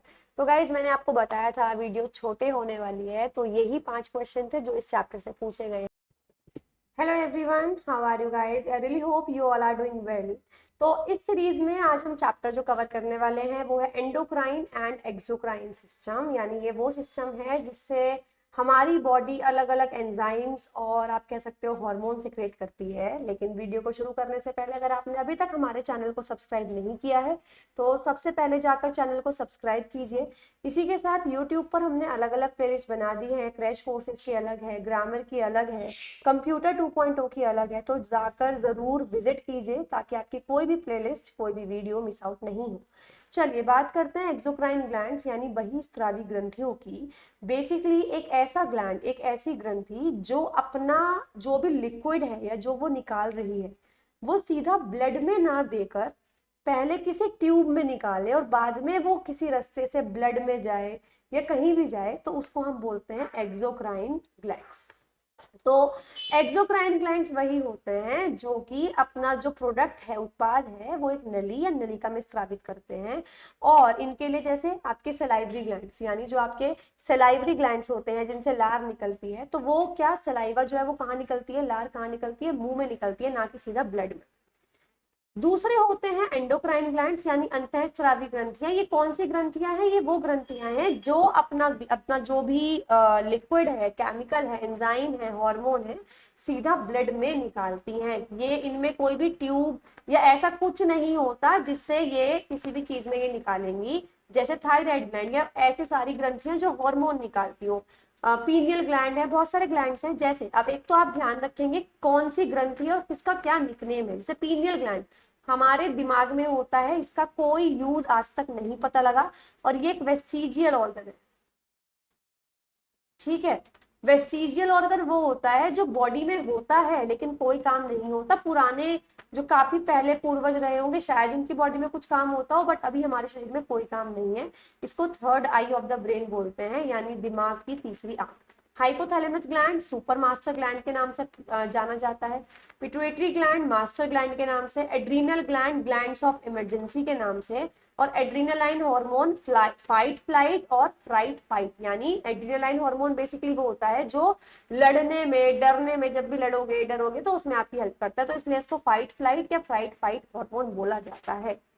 अब कौन सी ग्रंथि कौन सा हार्मोन निकालती है ये ध्यान से समझेंगे। इसमें सारी ग्रंथि मैंने डाली है, सारी ग्लैंड्स डाले हैं। जो सबसे पहला है हाइपोथैलेमस ग्लैंड, ये इनहिबिटिंग और रिलीजिंग हार्मोन्स, मतलब ये जितने भी बचे हुए ग्लैंड्स है ना, इनको इंस्ट्रक्शन देता है कि अब तुम निकालना शुरू करो हार्मोन या अब तुम रोकना शुरू करो।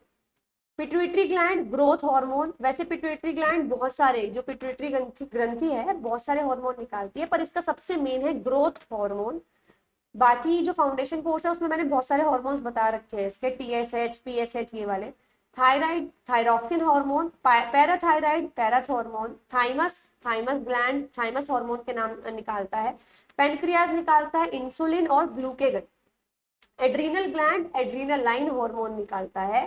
टेस्टिस ये सिर्फ मेल्स में, आदमियों में होती हैं जो स्पर्म्स प्रोड्यूस करती हैं, ये एक हार्मोन भी निकालती है टेस्टोस्टेरोन। और ओवरीज ये केवल फीमेल यानी मादाओं के शरीर में होती हैं और ये दो तरीके के हार्मोन निकालती हैं, ईस्ट्रोजन और प्रोजेस्टेरोन। बात करते हैं ऐसे कौन सी ग्रंथियां हैं जो दोनों काम करती हैं, एंडोक्राइन भी और एक्सोक्राइन भी। तो ऐसी मेल्स में अगर मैं बात करूं आपकी, एक सेकेंड, अगर मैं बात करूं मेल्स में, आदमियों में भी दो ग्रंथियां ऐसी होती हैं जो एंडोक्राइन और एक्सोक्राइन दोनों होती हैं। कौन कौन सी? एक तो पिट्यूटरी ग्लैंड। देखो पिट्यूटरी ग्लैंड एक तो आपका हार्मोन निकालता ही है। कौन कौन से हार्मोन निकालता है? इंसुलिन और ग्लूकेगन। इसके अलावा ये पेनक्रियाटिक जूस भी निकालता है जो आपने डाइजेस्टिव सिस्टम में पढ़ा था। तो एंडोक्राइन और एक्सोक्राइन दोनों की तरह काम करता है। और मेल्स में दूसरा है टेस्टिस, ठीक है, क्योंकि ये टेस्टोस्टेरोन निकालता है। ऐसे ही बात करूं फीमेल्स की, तो सबसे पहला तो पिट्यूटरी ग्लैंड है ही सेम, दूसरा है आपका ओवरी, ठीक है। चलिए, अब इनके यूजेस क्या हैं। हाइपोथैलेमस ग्लैंड वो क्या निकाल रहा था, वो इनहिबिटरी और रिलीजिंग हार्मोन निकाल रहा था, जिससे पता लगेगा कि अब शुरू हो जाओ या अब रुक जाओ। तो ये रेगुलेट, मेन काम है इसका बॉडी के तापमान को, आपके जो शरीर है उसके तापमान को रेगुलेट करना। थैलेमस ग्लैंड ये भी दिमाग में होता है, इसकी वजह से आपको टेम्परेचर महसूस होता है, गर्मी, ठंड, मतलब कोई भी सेंसेशन जो फील करते हो थैलेमस ग्लैंड की वजह से। पिट्यूटरी ग्लैंड ये ग्रोथ हार्मोन निकालता है, तो आपकी हड्डियां, मसल्स, उनकी ग्रोथ और डेवलपमेंट देखता है। थायराइड ग्लैंड हो गया, जिससे आप देखो, थायराइड ग्लैंड आपने सुना भी होगा कि उसमें जो गर्दन है वो काफी स्वेल हो जाती है, मोटी हो जाती है, सूज जाती है, वेट बढ़ जाता है। तो बेसिकली आपकी बॉडी में जितनी आप शर्करा ले रहे हो, कार्बोहाइड्रेट ले रहे हो, प्रोटीन ले रहे हो, फैट ले रहे हो, इन तीनों का लेवल मेंटेन करता है। तो अगर थायराइड में खराबी है, इन तीनों के लेवल ऊपर नीचे हो जाएंगे तो या तो वेट बढ़ता है या तो घटता है। पैराथायराइड से कैल्शियम और प्रोटीन के लेवल्स रेगुलेट होते हैं। थाइमस ग्लैंड इंपॉर्टेंट है, इम्यून सिस्टम आपका जो रेगुलेट करता है वो थाइमस ग्लैंड करता है। पेनक्रियाज से शुगर लेवल कंट्रोल होता है, जैसे इंसुलिन है तो इंसुलिन से कम होता है, ग्लूकेगन से बढ़ता है। एड्रीनल ग्लैंड, उससे हार्ट बीट आपकी, देखो इंसुलिन जो आपका एड्रीनल ग्लैंड है ना, ये एक्साइटमेंट में, डर में, गुस्से में ये वाला ग्लैंड काम करता है। तो ये डर हो, गुस्सा हो, एक्साइटमेंट हो, आपने देखा होगा आपकी हार्ट बीट तेज हो जाती है, या सांस आप तेज तेज लेते हो, तो heart beat, breathing rate, blood pressure ये सब बढ़ा देता है या घटा देता है, जैसे भी आपकी फीलिंग नॉर्मली बढ़ाने का ही काम करता है। टेस्टिस मेल सेक्स हार्मोन निकालता है, जिसका नाम है टेस्टोस्टेरोन। इसके अलावा जितने भी मेल कैरेक्टरिस्टिक्स है, मूछें आना या फिर दाढ़ी, बॉडी के हेयर्स, वो सब इसकी वजह से ही होते हैं, टेस्टोस्टेरोन। ऐसे ही ओवरी फीमेल सेक्स ऑर्गन तो वो डेवलप करता ही है, वेजाइना को जो डेवलपमेंट होगा ओवरी की वजह से होगा। इसके अलावा जितने भी फीमेल कैरेक्टरिस्टिक्स है वो भी ओवरी जो हार्मोन्स रिलीज करती है वो ही डेवलप करते हैं। चलिए, कुछ फैक्ट्स हैं, जैसे एक रिलैक्सिन नाम का हार्मोन होता है जो सिट्रस और प्लासेंटा में मिलता है प्रेगनेंसी के दौरान। और ऑक्सीटॉक्सिन है जो ये ना आई थिंक सर्विक्स है, सर्विक्स वो छोटा सा आप कह सकते हो कि वो जगह होती है जिससे बेबी बाहर निकलता है। तो रिलैक्सिन भी निकलता, जो रिलैक्सिन है वो भी सर्विक्स में मिलेगा और ऑक्सीटॉक्सिन भी सर्विक्स में मिलेगा, और उसको कॉन्ट्रैक्ट करने के लिए वो मिलता है। चलिए, सबसे पहला question, which gland gets enlarged in the goiter due to which there is a swelling in the front part of the throat। गले का फ्रंट पार्ट बहुत ज्यादा स्वेल अप हो जाता है, सूज जाता है, और गोइटर भी हो जाता है। कौन सा है, थायराइड ग्लैंड है, right. Which of the following is the largest gland in the human body, हमारे शरीर की सबसे बड़ी ग्रंथि कौन सी है, लीवर है, ध्यान रखेंगे। लीवर क्या सिक्रेट करता है, बाइल, जूस। और ये बाइल कहाँ पे स्टोर होता है, कहाँ पे इसका जो भंडारण है कहाँ होता है, गॉल ब्लैडर, पित्त की थैली में, ध्यान रखेंगे। Proboscis gland for excretion is present in the phylum. देखो, उत्सर्जन के लिए, वेस्ट प्रोडक्ट बाहर निकालने के लिए एक ग्रंथि होती है जिसका नाम है प्रोबॉस्किस। तो ये कौन से तरीके के फाइलम, कौन से तरीके के जानवरों में होते हैं, तो ये होते हैं हेमिकॉर्डेटा, यानी वो जानवर जिनमें जो रीढ़ की हड्डी है वो शुरुआत से नहीं होती, बाद में डेवलप होती है। जैसे हम लोग हैं, हमारे में शुरुआत से होगी, इनमें नहीं होती। Which gland produces cortisol often known as stress hormone in humans। हमारी बॉडी में स्ट्रेस हार्मोन में समझ जाओ ना, यानी आप फील कर रहे हो, एड्रीनल ग्लैंड, स्ट्रेस है, परेशान हो, एक्साइटेड हो, गुस्सा है, डर है, सब में यही है। कौन सा ग्लैंड है जो बॉडी का टेम्परेचर रेगुलेट करता है, सबसे पहला हाइपोथैलेमस ग्लैंड। कौन सा ग्लैंड है, कौन सी ग्रंथि है जिसकी वजह से आंखों में से आंसू निकलते हैं, लैक्रीमल, लैक्रीमल वर्ड जहां भी, लैक वर्ड जहां भी तो सोच लो आंखों से रिलेटेड होगा, ध्यान रखना। What is a leaf shape flap of cartilage, okay, उपास्थि का एक आप कह सकते हो कि स्वर यंत्र जिसको बोलते हैं, पत्ती के आकार का होता है, जो कि जीभ के पीछे होता है और वॉइस बॉक्स के ऊपर होता है, लैरिंग्स जिसको क्या कहते हैं, एडम्स एप्पल भी बोलते हैं, इसके ऊपर होते हैं। तो ये था आपका एपिग्लोटिस, ये बेसिकली आपको चोक, खाने पे आप चौक ना कर जाओ उससे बचाता है। हेलो एवरीवन, कैसे हैं आप सभी लोग। मैं उम्मीद करती हूँ आप सभी लोग एकदम स्वस्थ होंगे। तो आज हमारा इस सीरीज में हम अगला चैप्टर करने वाले हैं जो कि है डाइजेस्टिव सिस्टम यानी पाचन तंत्र। तो इस चैप्टर में सारी इसकी ब्रीफिंग प्लस इसके एमसीक्यूज हम कवर करने वाले हैं, सो स्टे ट्यून्ड। अगर आपने अभी तक एसएससी का हमारा जो चैनल है एसएससी के रिगार्डिंग उसको आप सब्सक्राइब नहीं किया है तो प्लीज सबसे पहले जाके चैनल को सब्सक्राइब कीजिए। इसी के साथ हमने अलग अलग प्लेलिस्ट बना दी है, तो just check out the playlist so that you don't miss out on any video. आप देख सकते हैं अलग अलग प्लेलिस्ट हैं। चलिए बात करते हैं सबसे पहले ब्रीफिंग की। तो बहुत ही शॉर्ट फॉर्म में मैंने इसमें ब्रीफिंग डाली है, जैसे कौन कौन से ग्लैंड्स यानी कौन कौन सी ग्रंथियां होती हैं हमारे पास। सॉरी, या तो कौन कौन सी ग्रंथियां हमारे पास हैं, इसी के साथ वो क्या सिक्रेट करते हैं, क्या बाहर निकालते हैं और उसमें कौन सा केमिकल या एंजाइम प्रेजेंट है। ठीक है, तो जैसे मैं बात कर रही हूँ आपके सलाइवरी ग्लैंड की, सलाइवरी ग्रंथियों की, वो सलाइवा यानी लार निकालती है जिसमें होता है सलाइवरी एमाइलेज। इसी के साथ स्टमक की अगर मैं बात करूं, अग्नाशय की अगर मैं बात करूं, अमाशय की सॉरी, गैस्ट्रिक जूस निकालता है, गैस्ट्रिक रस निकालता है जिसमें HCl एसिड होता है। ये कोई एंजाइम नहीं है, ये केमिकल है। म्यूकस चिपचिपा लिक्विड होता है जिससे कि एसिड से वो अपने आप को बचा सके। और पेप्सिन, पेप्सिन क्या है, एक एंजाइम है। लीवर की बात करूं तो अपने अंदर से बाइल जूस निकालता है। लीवर सबसे बड़ा ग्लैंड है, लार्जेस्ट ग्लैंड है हमारी बॉडी का।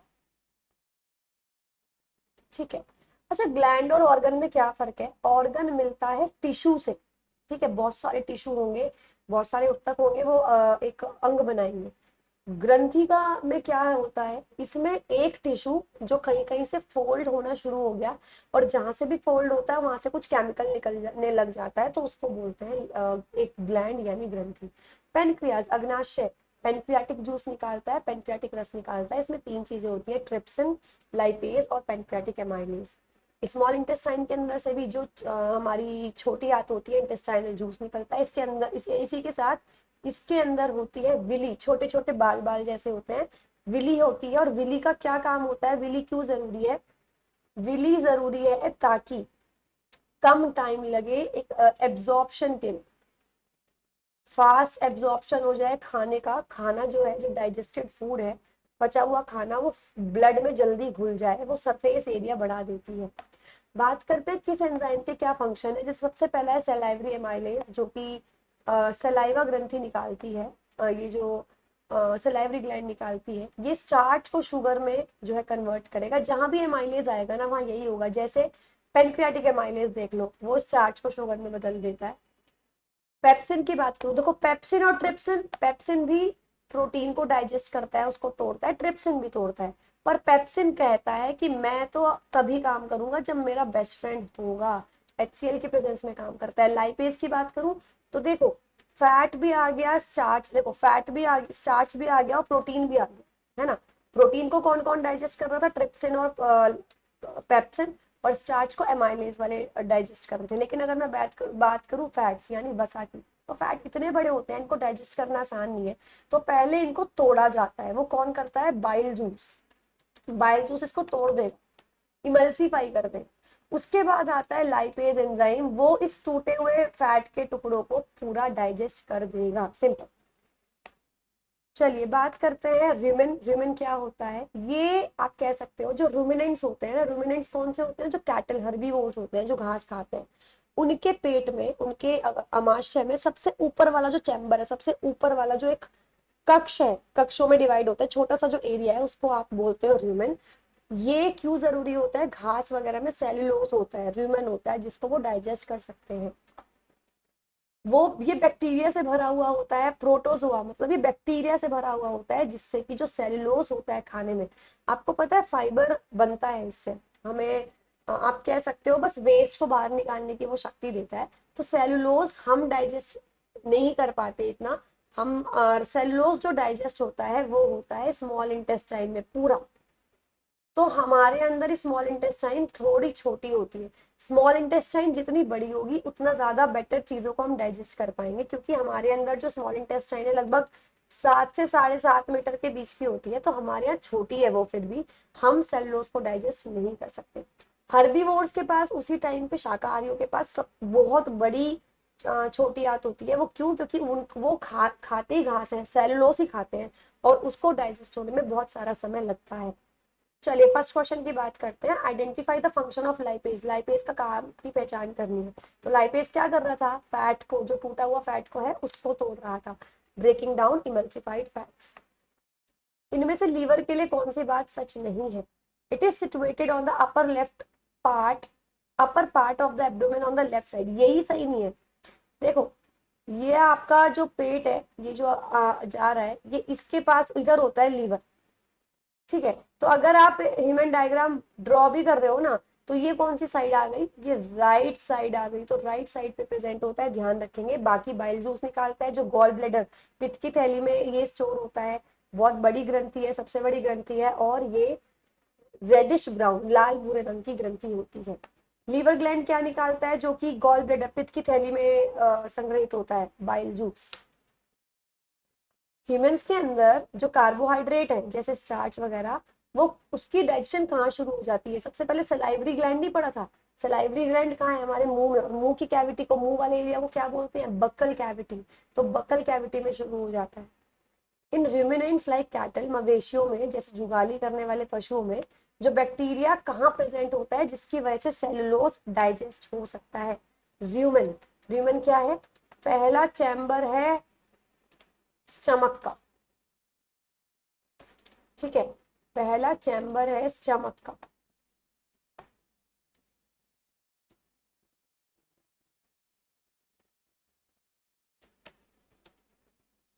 Which of the following animals have a single opening in their digestive system that serves both as a mouth and an anus? इनमें से कौन से जानवरों का पूरे डाइजेस्टिव सिस्टम में एक ही ओपनिंग होती है, उसी से वो माउथ का काम करते हैं अपने, उसी से वो वेस्ट प्रोडक्ट बाहर निकालते हैं? ये होते हैं फ्लैटी हेलमिन्स, जो क्या होते हैं? फ्लैट वॉर्म्स होते हैं, ठीक है, ध्यान रखेंगे। Next, which food requires a longer small intestine to digest food? कौन से खाने को डाइजेस्ट करने के लिए हमें बहुत लंबी छोटी आंत की जरूरत होती है? ग्रास, क्योंकि ग्रास में क्या होता है? सेल्यूलोज होता है। नेक्स्ट, इनमें से कौन सा कैल्शियम का काम नहीं है? बेसिकली कैल्शियम हड्डियों के लिए जरूरी होता है, स्ट्रेंथ हमको देता है, ब्लड क्लोटिंग में भी काम करता है, क्योंकि विटामिन के बनाने में हेल्प करता है। तो ये ठीक है। डाइजेस्टिव सिस्टम को किसी भी तरीके से मदद नहीं करता कैल्शियम। आपने डाइजेस्टिव सिस्टम पूरा पढ़ रखा है, आई डोंट थिंक आपको कहीं भी कैल्शियम का जिक्र आया होगा। बाकी बोन्स और टीथ और मसल्स से भी कनेक्टेड है, स्ट्रेंथ देने से कनेक्टेड है।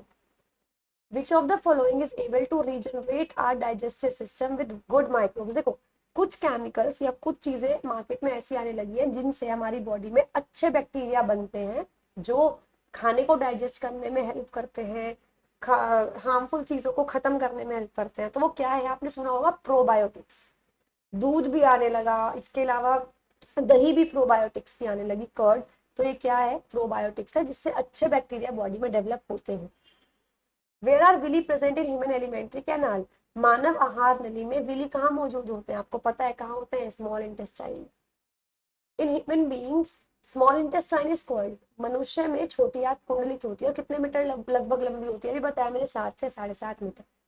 रिकमेंडेड डाइटरी अलाउंसेस, ये क्या होता है? मतलब अनुशंसित आहार भत्ता क्या होता है? देखो, बेसिकली रिकमेंडेड मतलब ये है कि हमको क्या रिकमेंडेशन हमें मिलेगी। तो हमें क्या मिलेगी कि मिनिमम इतनी तो आपको जरूरत है ही है, ये तो लेनी पड़ेगी, प्लस ये ओवरलोड, ताकि आपकी जो सेफ्टी है, इम्यून सिस्टम है, वो सब भी स्ट्रॉन्ग हो जाए। तो इसका मतलब होता है रिक्वायरमेंट, जो आवश्यकता है, प्लस सुरक्षा का मार्जिन, यानी मार्जिन ऑफ सेफ्टी।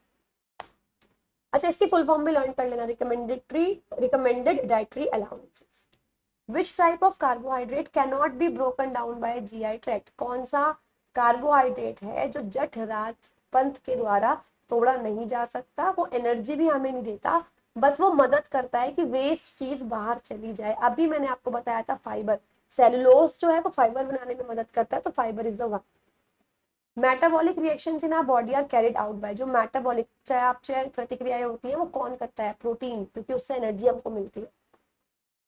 कौन सा एक फ्लूइड है, एक तरल है जो कि नई नई जो माँ बनी होती हैं वो अपनी बॉडी से निकालती हैं, जिससे मतलब वो मिल्क में उनके निकलता है, जो बॉडी में जाएगा जब बेबी के, तो उनका इम्यून सिस्टम यानी उनकी प्रतिरक्षा प्रणाली को बढ़ावा देता है। तो ये होता है कोलेस्ट्रम, ये ध्यान से याद करेंगे। बाकी तीन क्या है, चलिए ये पढ़ते हैं। सबसे पहले बात करते हैं सीबम की। सीबम क्या है? जो भी हमारे आप कह सकते हो जो भी हमारी बॉडी में सिबेशियस ग्लैंड्स हैं, यानी जो वसामय ग्रंथियां हैं, जो फैट जहाँ पे होती है वहां से निकलता है सीबम।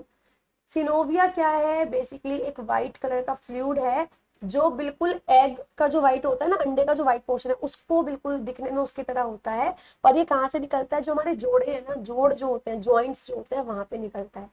क्यूमेन सेरुमेन क्या होता है? सेरुमेन क्या है? एग, ये ईयर वैक्स, जो कान जब गंदा हो जाता है जो वैक्स निकलता है, वो इसी को सेरुमेन बोलते हैं। In a large muscular sheet called dash forms the floor of the chest cavity। देखो बॉडी में क्या होता है, यहाँ पे चेस्ट कैविटी खत्म, यहाँ पे आपके लंग्स वगैरह खत्म, और यहाँ से आपकी ये चेस्ट कैविटी और ये एब्डोमेन कैविटी जहाँ पे पेट वगैरह आता है। तो ये दोनों को इन दोनों कैविटी को सेपरेट करता है ये एक लेयर, इसको क्या बोलते हैं? डायफ्रागम। एक मसल होती है, मांसपेशी होती है, जो इसको सेपरेट करती है। इनमें से कौन सा डाइजेस्टिव पोर्शन क्या है? इनडाइजेस्टिव पोर्शन है, मतलब वो भाग है जो हम नहीं डाइजेस्ट कर सकते, रफेज हम डाइजेस्ट नहीं कर सकते।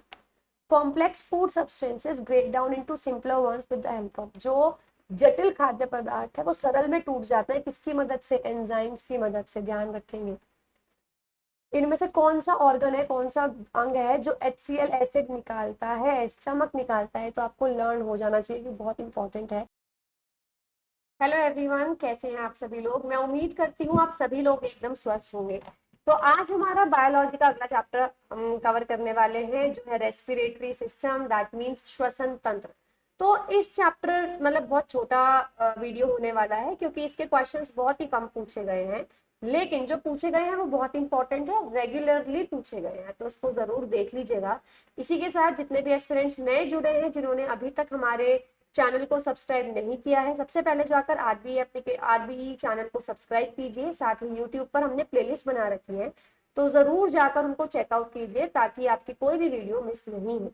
चलिए बात करते हैं सबसे पहले difference between respiration and breathing, यानी श्वसन और सांस लेने में, श्वास और श्वसन में क्या फर्क है।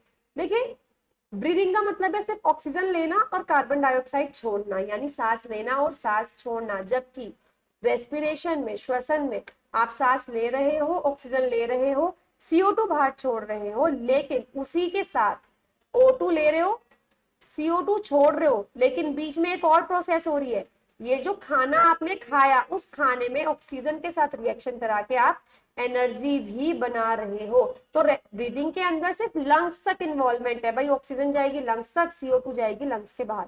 रेस्पिरेशन में माइटोकॉन्ड्रिया तक आ जाता है, क्योंकि जो एनर्जी रिलीज होती है कहाँ रिलीज होती है? माइटोकॉन्ड्रिया में। बात करते हैं ग्लूकोज, जो आप खाना खाते हो वो ग्लूकोज है, उससे एनर्जी अगर निकलती है, किस किस तरीके से निकल सकती है? सबसे पहले बात करती हूँ हमारी बॉडी, जिसको ऑक्सीजन की जरूरत होती ही होती है। तो आपको मैं एक बात बता दूं, देखिए जो आपका ग्लूकोज है ना, आप इस तरीके से समझो, जो आप ग्लूकोज, जो भी आपका खाना है वो ग्लूकोज की फॉर्म में जाएगा, क्योंकि मैं अब आपको 3 स्लाइड्स का एक शॉर्ट फॉर्म बताने वाली हूँ। ग्लूकोज में 6 कार्बन होते हैं, राइट? तो अगर मैं ग्लूकोज का केवल एक मॉलिक्यूल ले रही हूँ, मतलब 6 कार्बन एटम ले रही हूँ, सबसे पहले ग्लूकोज टूटता है आपका पाइरूवेट, या जिसको हम बोलते हैं पाइरुविक एसिड में। ठीक है।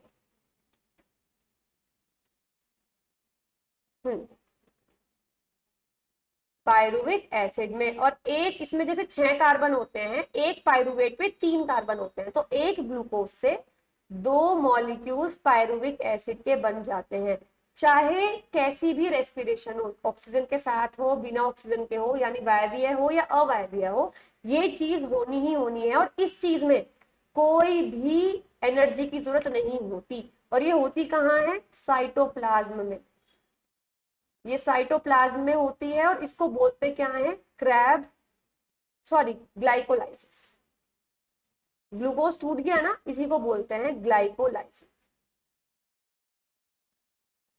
ठीक है, अब आगे क्या होगा? आगे होगा ये, अब ये डिपेंड करेगा कि आप इसको ऑक्सीजन दे रहे हो या नहीं दे रहे हो।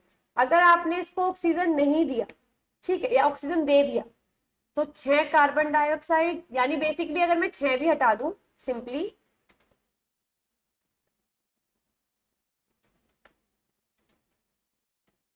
सॉरी कार्बन डाइऑक्साइड, अरे जी, कार्बन डाइऑक्साइड, वाटर और 38 एटीपी एनर्जी, इतनी सारी एनर्जी बनती है अगर आप इसको ऑक्सीजन दे देते हो तो आपने क्या करा? इसको ऑक्सीजन दे दी। होगा कहाँ ये रिएक्शन? माइटोकॉन्ड्रिया में होगा, क्योंकि माइटोकॉन्ड्रिया में ये एनर्जी मिलती है। और इस रिएक्शन को बोलेंगे क्या? Krebs cycle. लेकिन अगर आपने इसको ऑक्सीजन नहीं दिया, इन एब्सेंस ऑफ ऑक्सीजन,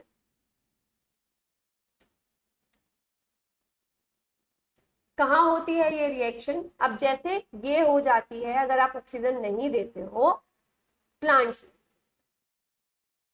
ठीक है, इन प्लांट्स, जहां पे भी ऐसा होगा कि आपने इतना सारा पानी दे दिया कि ऑक्सीजन नहीं जा रहा, तो तब इस केस में क्या बनता है? इस केस में बनता है इथेनॉल, एल्कोहल बनता है और केवल 2 एटीपी एनर्जी मिलती है। इसको बोलते हैं अनारोबिक रेस्पिरेशन, अवायवीय श्वसन। लेकिन अब तीसरा आता है हमारी बॉडी में, क्योंकि हमारी बॉडी में जब भी रेस्पिरेशन होगी ना, श्वसन होगा, ऑक्सीजन के साथ ही होगी। लेकिन एक कंडीशन है जब बिना ऑक्सीजन के भी हो सकती है, यानी ऑक्सीजन नहीं है, -O2, मतलब एब्सेंस है ऑक्सीजन की। होती कहाँ है? मसल सेल्स में होती है। अच्छा, ये प्लांट्स में हो सकती है, यीस्ट में हो सकती है, ठीक है, खमीर में हो सकती है, और इसको फर्मेंटेशन बोलते हैं। अब बात करते हैं हम इसकी मसल सेल्स में। जैसे आपने नोटिस किया हो कि एक्सरसाइज वगैरह करते हैं तो एक्सरसाइज करते वक्त क्रैम्प आ जाता है हमारी बॉडी में, है ना? क्यों? क्योंकि उस केस में इतनी एनर्जी चाहिए होती है कि ऑक्सीजन हम इतनी नहीं ले पाते एक्सरसाइज करते वक्त, तो बिना ऑक्सीजन के एनर्जी निकलती है, कार्बन डाइऑक्साइड ही निकलेगी, लेकिन 2 एटीपी एनर्जी ही हमको मिलेगी, बहुत कम। और साथ में बनेगा लैक्टिक एसिड, जिसकी वजह से बॉडी में आ जाते हैं क्रैम्प। तो अब देखो ये कौन कौन सी स्लाइड मैंने एक्सप्लेन की? एरोबिक रेस्पिरेशन, वायवीय श्वसन जिसको बोलते हैं, जिसमें ऑक्सीजन यूज करते हैं, खाना पूरा टूटता है, बहुत ज्यादा एनर्जी मिलती है, और किस में टूटेगा? CO2 वाटर में टूटेगा। इसके साथ ये हो गया एनारोबिक, जिसको अवायवीय श्वसन बोलते हैं, इसमें खाना पूरी तरीके से नहीं टूटता, का ऑक्सीजन की जरूरत नहीं होती और कम एनर्जी मिलती है, और अल्कोहल बनेगा यीस्ट में, यीस्ट में होता है ये, और फर्मेंटेशन इसको बोलते हैं। तीसरा, जब हम एक्सरसाइज करते हैं तब क्या होता है? लैक्टिक एसिड बनता है। तो ये भी ध्यान रखेंगे, तीनों में आपको बता चुकी हूँ। बात करते हैं पौधों में श्वसन कैसे होता है। पौधों में श्वसन देखो, जड़ें अलग करेंगी, स्टेम्स अलग करेंगे, स्टेम अलग करेगी, तना उसका अलग करेगा, और पत्तियां बिल्कुल अलग करेगी। जैसे लीव्स में स्टोमेटा होता है, वो होते हैं रंध्र, वो करेंगे। हर्बेशियस प्लांट है, अगर जो तना है वो हरे रंग का है तो उसमें भी स्टोमेटा मिलेगा, रंध्र मिलेंगे। अगर वो जो स्टेम है वो वुडी स्टेम है, लकड़ी का है, तो उसमें रंध्र नहीं बोलते, उन छेद को क्या बोलते हैं? लेंटिसल्स बोलते हैं।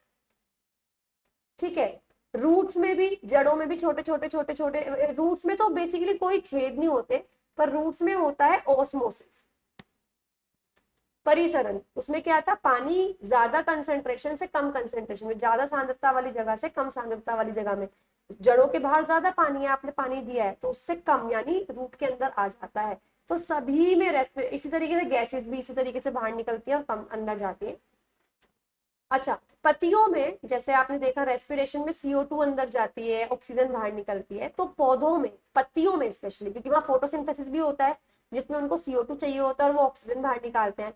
रेस्पिरेशन, श्वसन भी वो करते हैं जिसमें ऑक्सीजन चाहिए होता है, CO2 बाहर निकालते हैं। तो नेट गैसेस एक्सचेंज क्या है?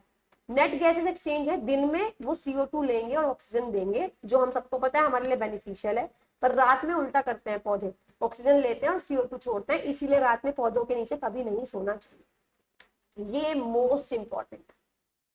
अलग अलग जानवर रेस्पिरेशन कैसे कैसे करते हैं, जैसे एमीबा, पेरिमीशियम, स्पाइरोगाइडा, ये सारे पानी में रहने वाले हैं। ये डिफ्यूजन से करते हैं या ऑस्मोसिस से करते हैं? डिफ्यूजन से करते हैं बेसिकली। मैंने पीछे भी डिफ्यूजन बोला ना, डिफ्यूजन नहीं है ऑस्मो, वो सॉरी डिफ्यूजन है।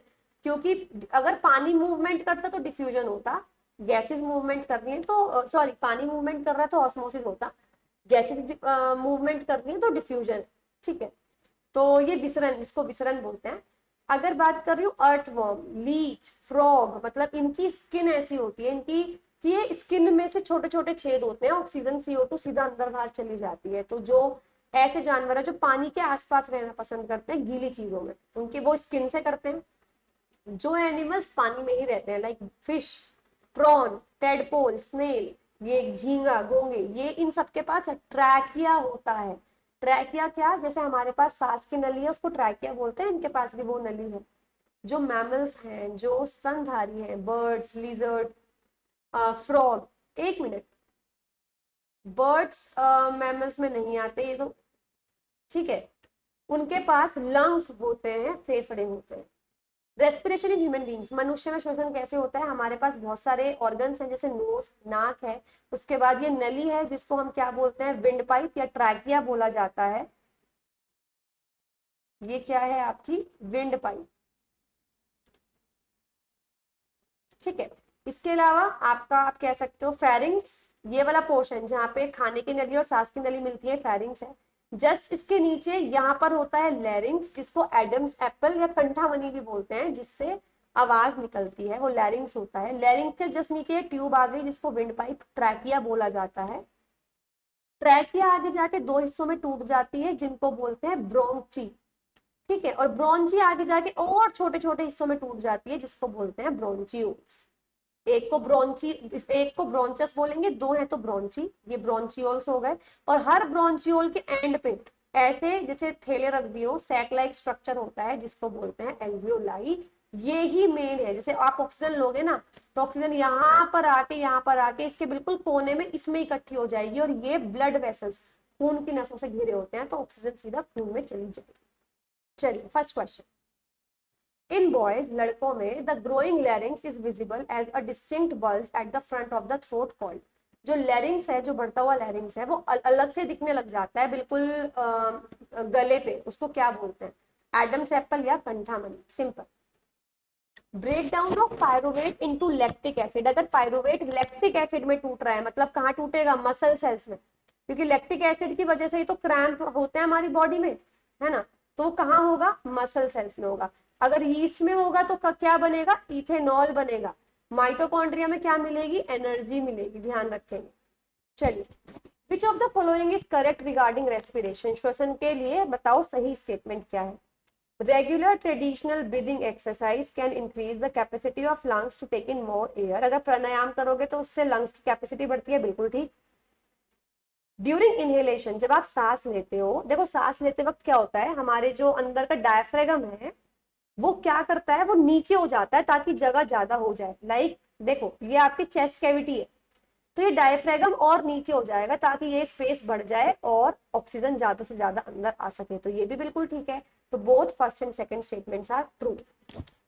What is the percentage of carbon dioxide in the air exhaled by human beings, जो हम हवा बाहर निकालते हैं उसमें कार्बन डाइऑक्साइड की क्या परसेंटेज होती है?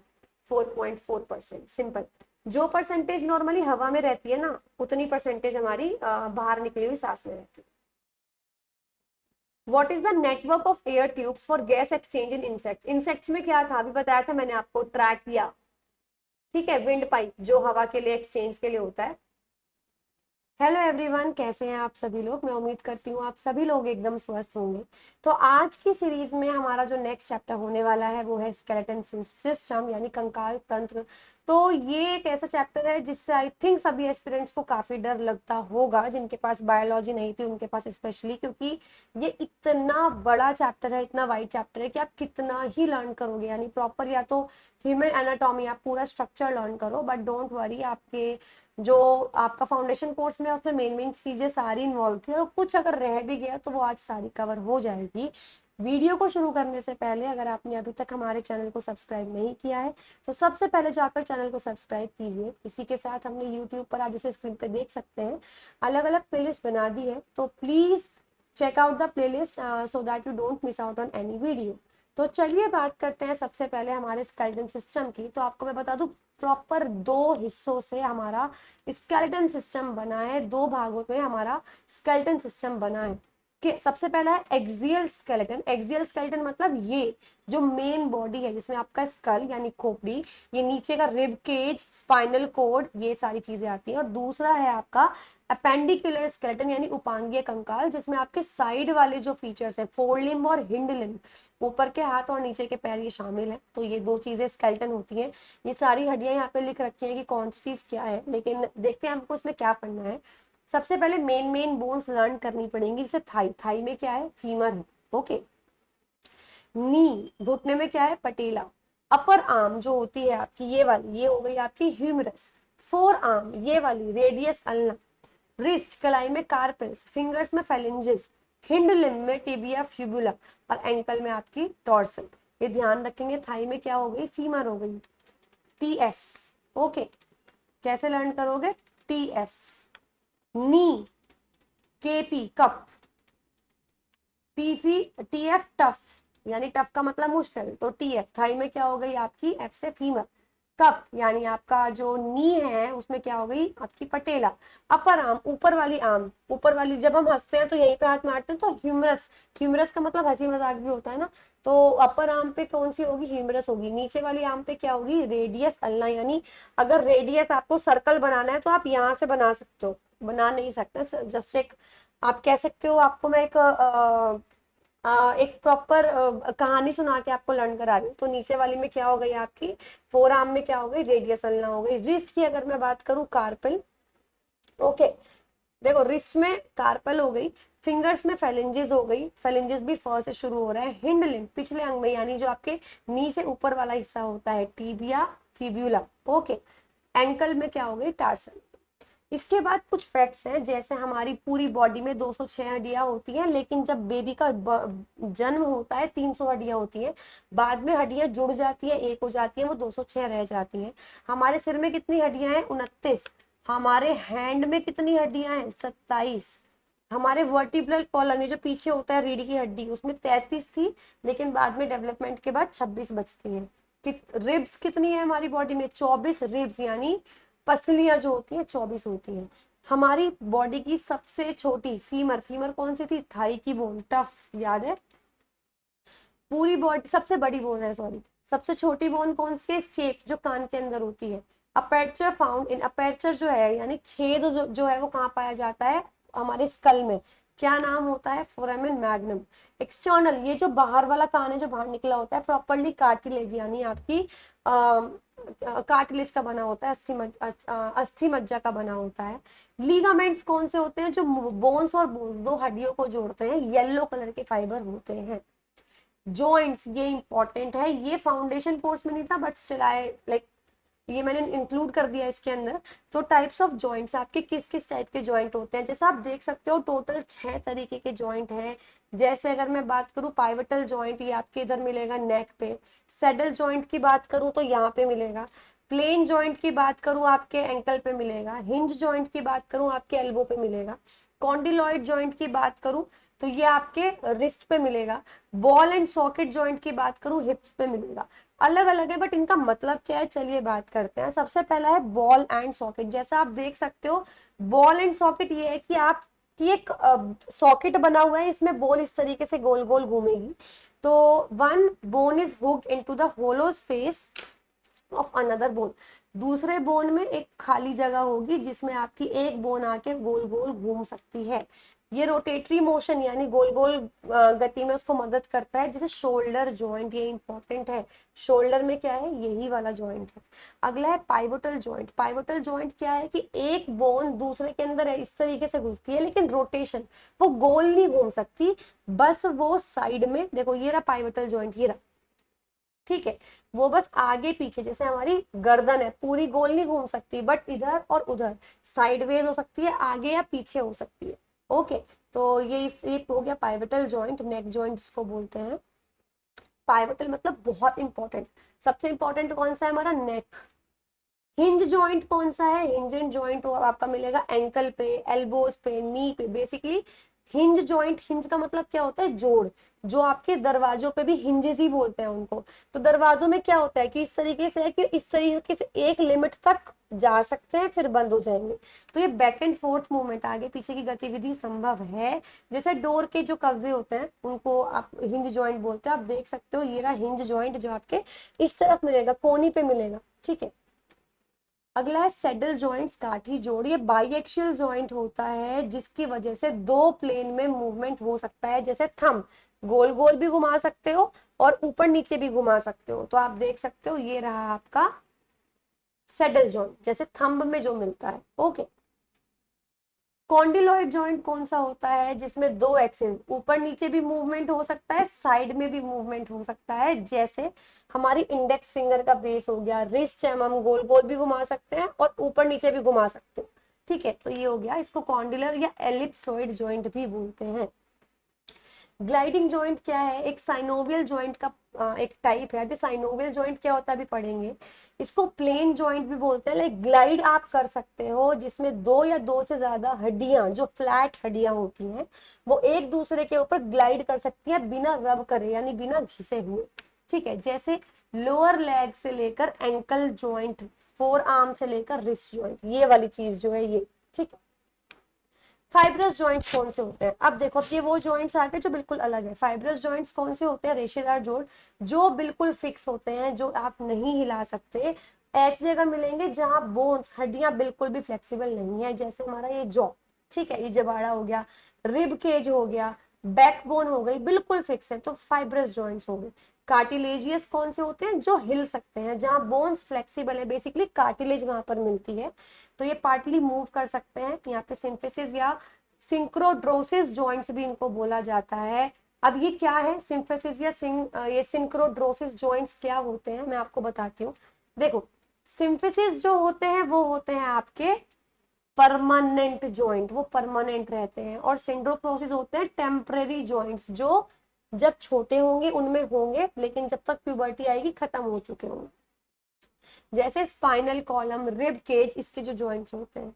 सिनोवियल जॉइंट कौन से होते हैं, बेसिकली इनमें एक लिक्विड भरा हुआ होता है जिसकी वजह से मूवमेंट इजी हो जाता है, फ्लेक्सिबल है, आराम से घूम सकते हैं, एक दूसरे के ऊपर स्लाइड कर सकते हैं, रोटेट कर सकते हैं। मतलब ये हर चीज में सिनोवियल जॉइंट, आपको चलना है, भागना है, टाइप करना है, कुछ भी करना है, सिनोवियल जॉइंट से ये दो है, इनके बीच में लिक्विड होगा तो ये भी, क्योंकि ये इस तरीके से भी मूव कर सकती है, सिर्फ इतना हिस्सा भी मूव कर सकता है। तो दीज आर सिनोवियल जॉइंट्स जिनमें लिक्विड भरा होता है। Now let me come two types of bones. हड्डियां कितने प्रकार की होती हैं, चार तरीके की हड्डियां होती हैं हमारी बॉडी में। सबसे पहली है लॉन्ग बोन, लंबी हड्डी, जो पतली होगी, लंबी होगी, जैसे हाथ की हो गई, पैर की हो गई, और मसल्स की मदद से ये मूवमेंट कर सकती है, मांसपेशियों की मदद से मूवमेंट कर सकती है। अगली है शॉर्ट बोन, छोटी हड्डी, जो बेसिकली चौकोर शेप की हो सकती है, स्क्वायर शेप या क्यूब शेप की, घन आकार की हो सकती है। जैसे रिस्ट, सिर्फ इतना, ये जो गट्टा होता है जिसको हिंदी में गट्टा बोलते हैं, आई डोंट नो आपके रीजन में क्या बोलते हैं, लाइक ये गट्टा, यानी सिर्फ ये इतना एक ब्लॉक है, इतना, ठीक है। आपकी एंकल हो गई ये। फ्लैट बोन ये इंपॉर्टेंट है क्योंकि ये जो आपकी रिब केज है ना, ये इसी में आती है। बेसिकली फ्लैट, जिसका ब्रॉड चौड़ा सरफेस होगा, फैली हुई होंगी, शोल्डर ब्लेड हो गए, रिब हो गई, हमारी पसलियां हो गई, कंधे की हड्डियां हो गई, छाती की हड्डी हो गई, खोपड़ी की हड्डी हो गई, जो फैली हुई हो, यानी ज्यादा एरिया ले रखा हो। इरेगुलर बोन, जो जब भी कोई हड्डी ऐसी मिलेगी जिनकी ऊपर की तीनों शेप नहीं है, वो इरेगुलर बोन होगी, अनियमित हड्डी होगी। जैसे स्पाइन, आपकी जो रीढ़ की हड्डी। नाउ अब बात करते हैं किस चीज में कितनी हड्डियां हैं। स्कल में 29 मैं बता चुकी हूँ, ब्रेन में 8 है, फेस में 14 बोन्स होती हैं, ईयर में 6 होती है, और हाथ में 27 हड्डियां होती हैं। लाओ चलिए फर्स्ट क्वेश्चन पे बात करते हैं। In humans neck is joined by the head.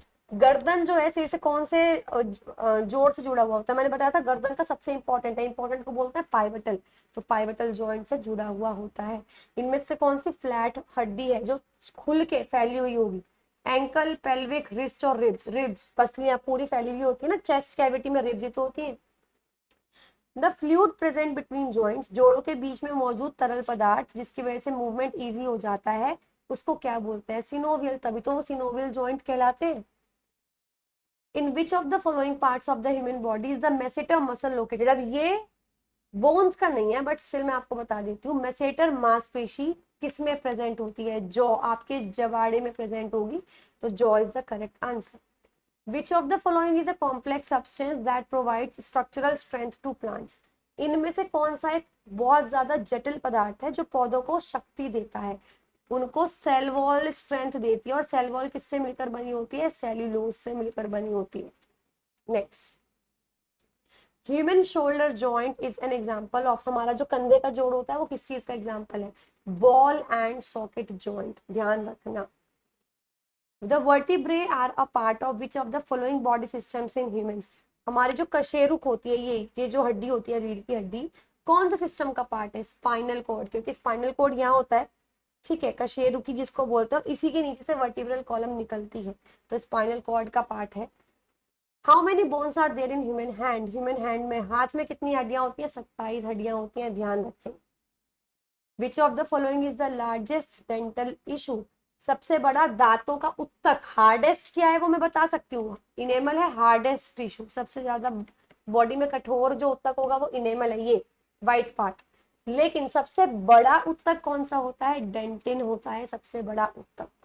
तो गाइस, ये थे कुल 9 क्वेश्चन जो इस चैप्टर से पूछे गए। हेलो एवरीवन, कैसे हैं आप सभी लोग? मैं उम्मीद करती हूँ आप सभी लोग एकदम स्वस्थ होंगे। आज हमारा जो चैप्टर हम कवर करने वाले हैं वो one of the most important chapters में से होने वाला है, जो है एनिमल किंगडम। और आपको मैं बताऊं, जानवरों का जगत यानी जो एनिमल किंगडम है ये क्यों इंपॉर्टेंट है, क्योंकि इसमें से इतने क्वेश्चंस और इधर उधर से क्वेश्चंस पूछे जाते हैं कि आप कितना भी कर लो ऐसा लगता है कि हम लोग इसको कवर नहीं कर पाएंगे।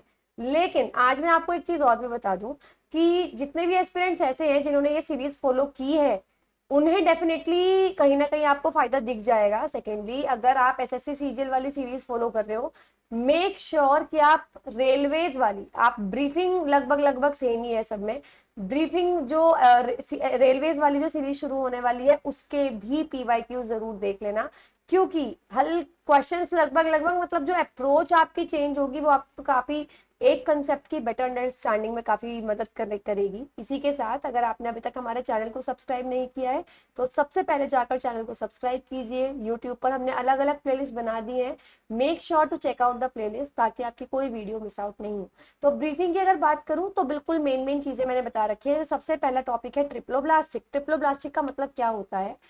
जब एम्ब्रियो यानी भ्रूण का विकास हो रहा होता है तो उनके ऊपर 3 परतें होती हैं टिश्यू की, उत्तक की। सबसे पहली एक्टोडर्म, सबसे बाहर वाली लेयर जिसको एक्टोडर्म बोलते हैं, जो ब्रेन, स्पाइनल कोड यानी रीढ़ की हड्डी, आंख का लेंस, हेयर, ये सब बनाने के काम आती है। फिर मीसोडर्म यानी मिडिल लेयर, जो कि नोटोकॉर्ड यानी ये वाली जो आपकी होती है मेरू मज्जा जिसको बोलते हैं, हड्डियां बनाने के काम आती है, मसल्स बनाने के काम आती है, हो गई मिडिल लेयर मेसोडर्म। और तीसरी होती है आपकी एंडोडर्म, अंदर वाली लेयर, जो स्टमक, आपका जो अग्नाशय है या यकृत है, मूत्राशय है, बृहदान्त्र है, यानी ये सब बनाने के काम आता है। तो जिन जिन ऑर्गेनिजम्स के पास ये 3 लेयर होती है उनको ट्रिप्लोब्लास्टिक कहा जाता है।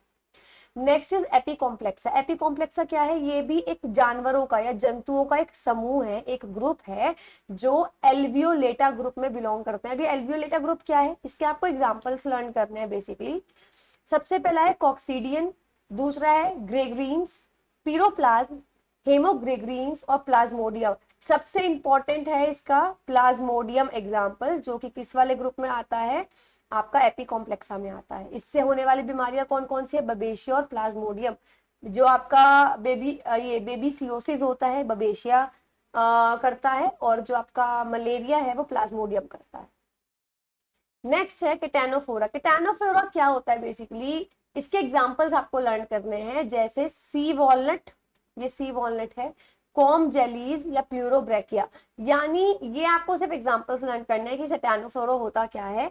अब ये जो डायग्राम है किस चीज का है? देखो, आप आगे आने वाले चैप्टर में पढ़ने वाले हो कि बहुत सारे जानवर ऐसे होते हैं कि अगर उन्हें बीच में से काट दो बिल्कुल इक्वल इक्वल कट जाते हैं, या तिरछा काट दो इक्वल कट जाते हैं। इसको बोलते हैं सिमेट्री। तो तीन तरीके की सिमेट्री होती है। बाइलेटरल सिमेट्री, जिसमें अगर आप बीच में से काटोगे लेफ्ट और राइट हिस्सा बिल्कुल बराबर बराबर होगा, इसको बाइलेटरल सिमेट्री बोलते हैं। यानी कि okay, bilateral symmetry I think मैंने डेफिनेशन में नहीं डाला, यानी left part, left half is equal to right half. ठीक है, अगली मैं एक्सप्लेन कर रही हूँ स्फेरिकल सिमेट्री। जो स्ट्रक्चर होता है वो एक गोले के आकार का होता है और इस तरीके से होता है कि अगर सेंटर से दूर जाओगे तो आप जितने हिस्से करोगे वो इक्वल इक्वल हिस्सों में बट जाएगा।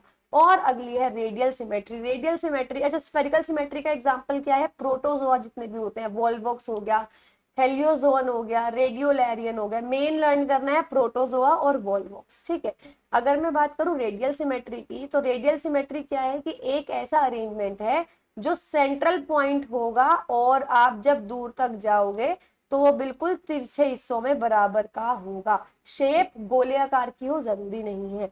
ये सिनाडेरियंस में होता है जैसे जेलीफिश, सी एनिमोन, कोरल, या एकिनोडर्म्स में होता है जैसे सी अर्चिन, ब्रिटल स्टार, सी स्टार। तो आपको सिर्फ एग्जांपल लर्न करना है।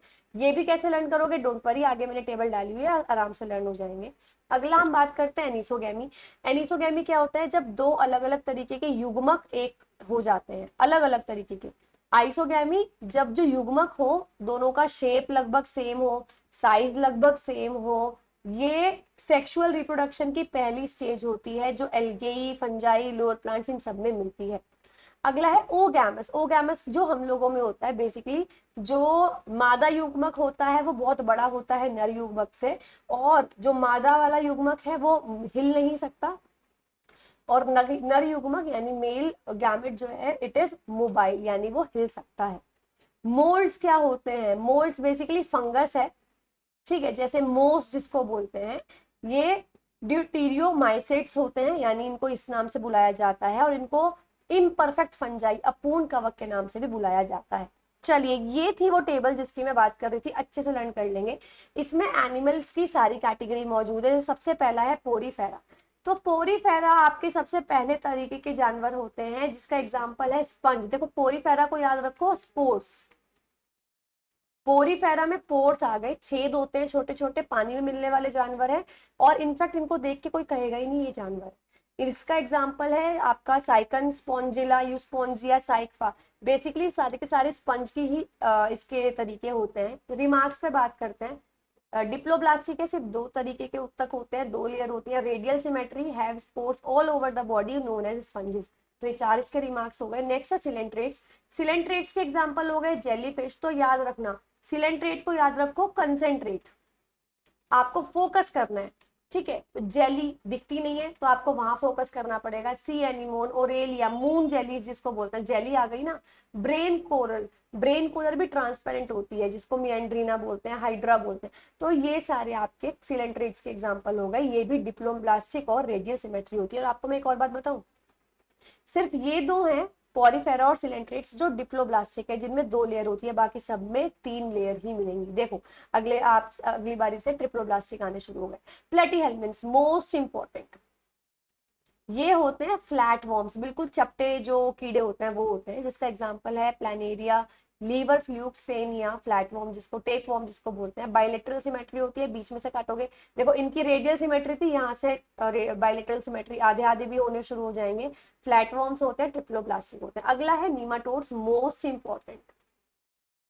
आपने अभी प्लेटीहेल्मिन्थ्स पढ़ा, प्लेटीहेल्मिन्थ्स को याद रखो प्लेट से, और प्लेट कैसी होती है, फ्लैट, तो इसके अंदर आएंगे फ्लैट वॉर्म्स। ठीक है, ये आ गए नीमाटोड़ा। नीमाटोड़ा को याद रखो, आपने गाना सुना होगा ना निम्बूड़ा, तो ये इसको याद रखो नींबू से, और नींबू होता है गोल राउंड, तो इसके अंदर आएंगे राउंड वॉर्म्स।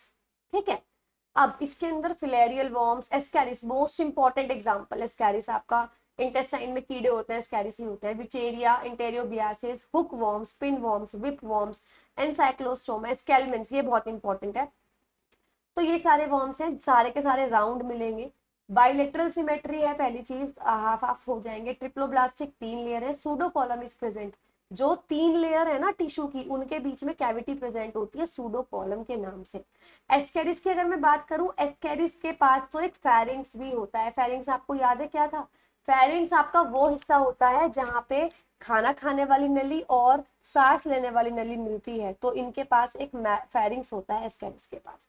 एनालिडा की बात करूं तो एनालिडा का एग्जांपल है अर्थवॉर्म्स और लीच। बेसिकली इसके अंदर राउंड वॉर्म्स है पर और एडवांस, जिनके पास एक एक्सक्रीटरी सिस्टम होगा जहां से वो चीजों को बाहर निकालेंगे। जैसे अर्थवॉर्म की बात करूं तो इनका मुंह और एनस यानी जहां से वो खाना खाते हैं, जहां से वेस्ट निकालते हैं, वो एक ही है।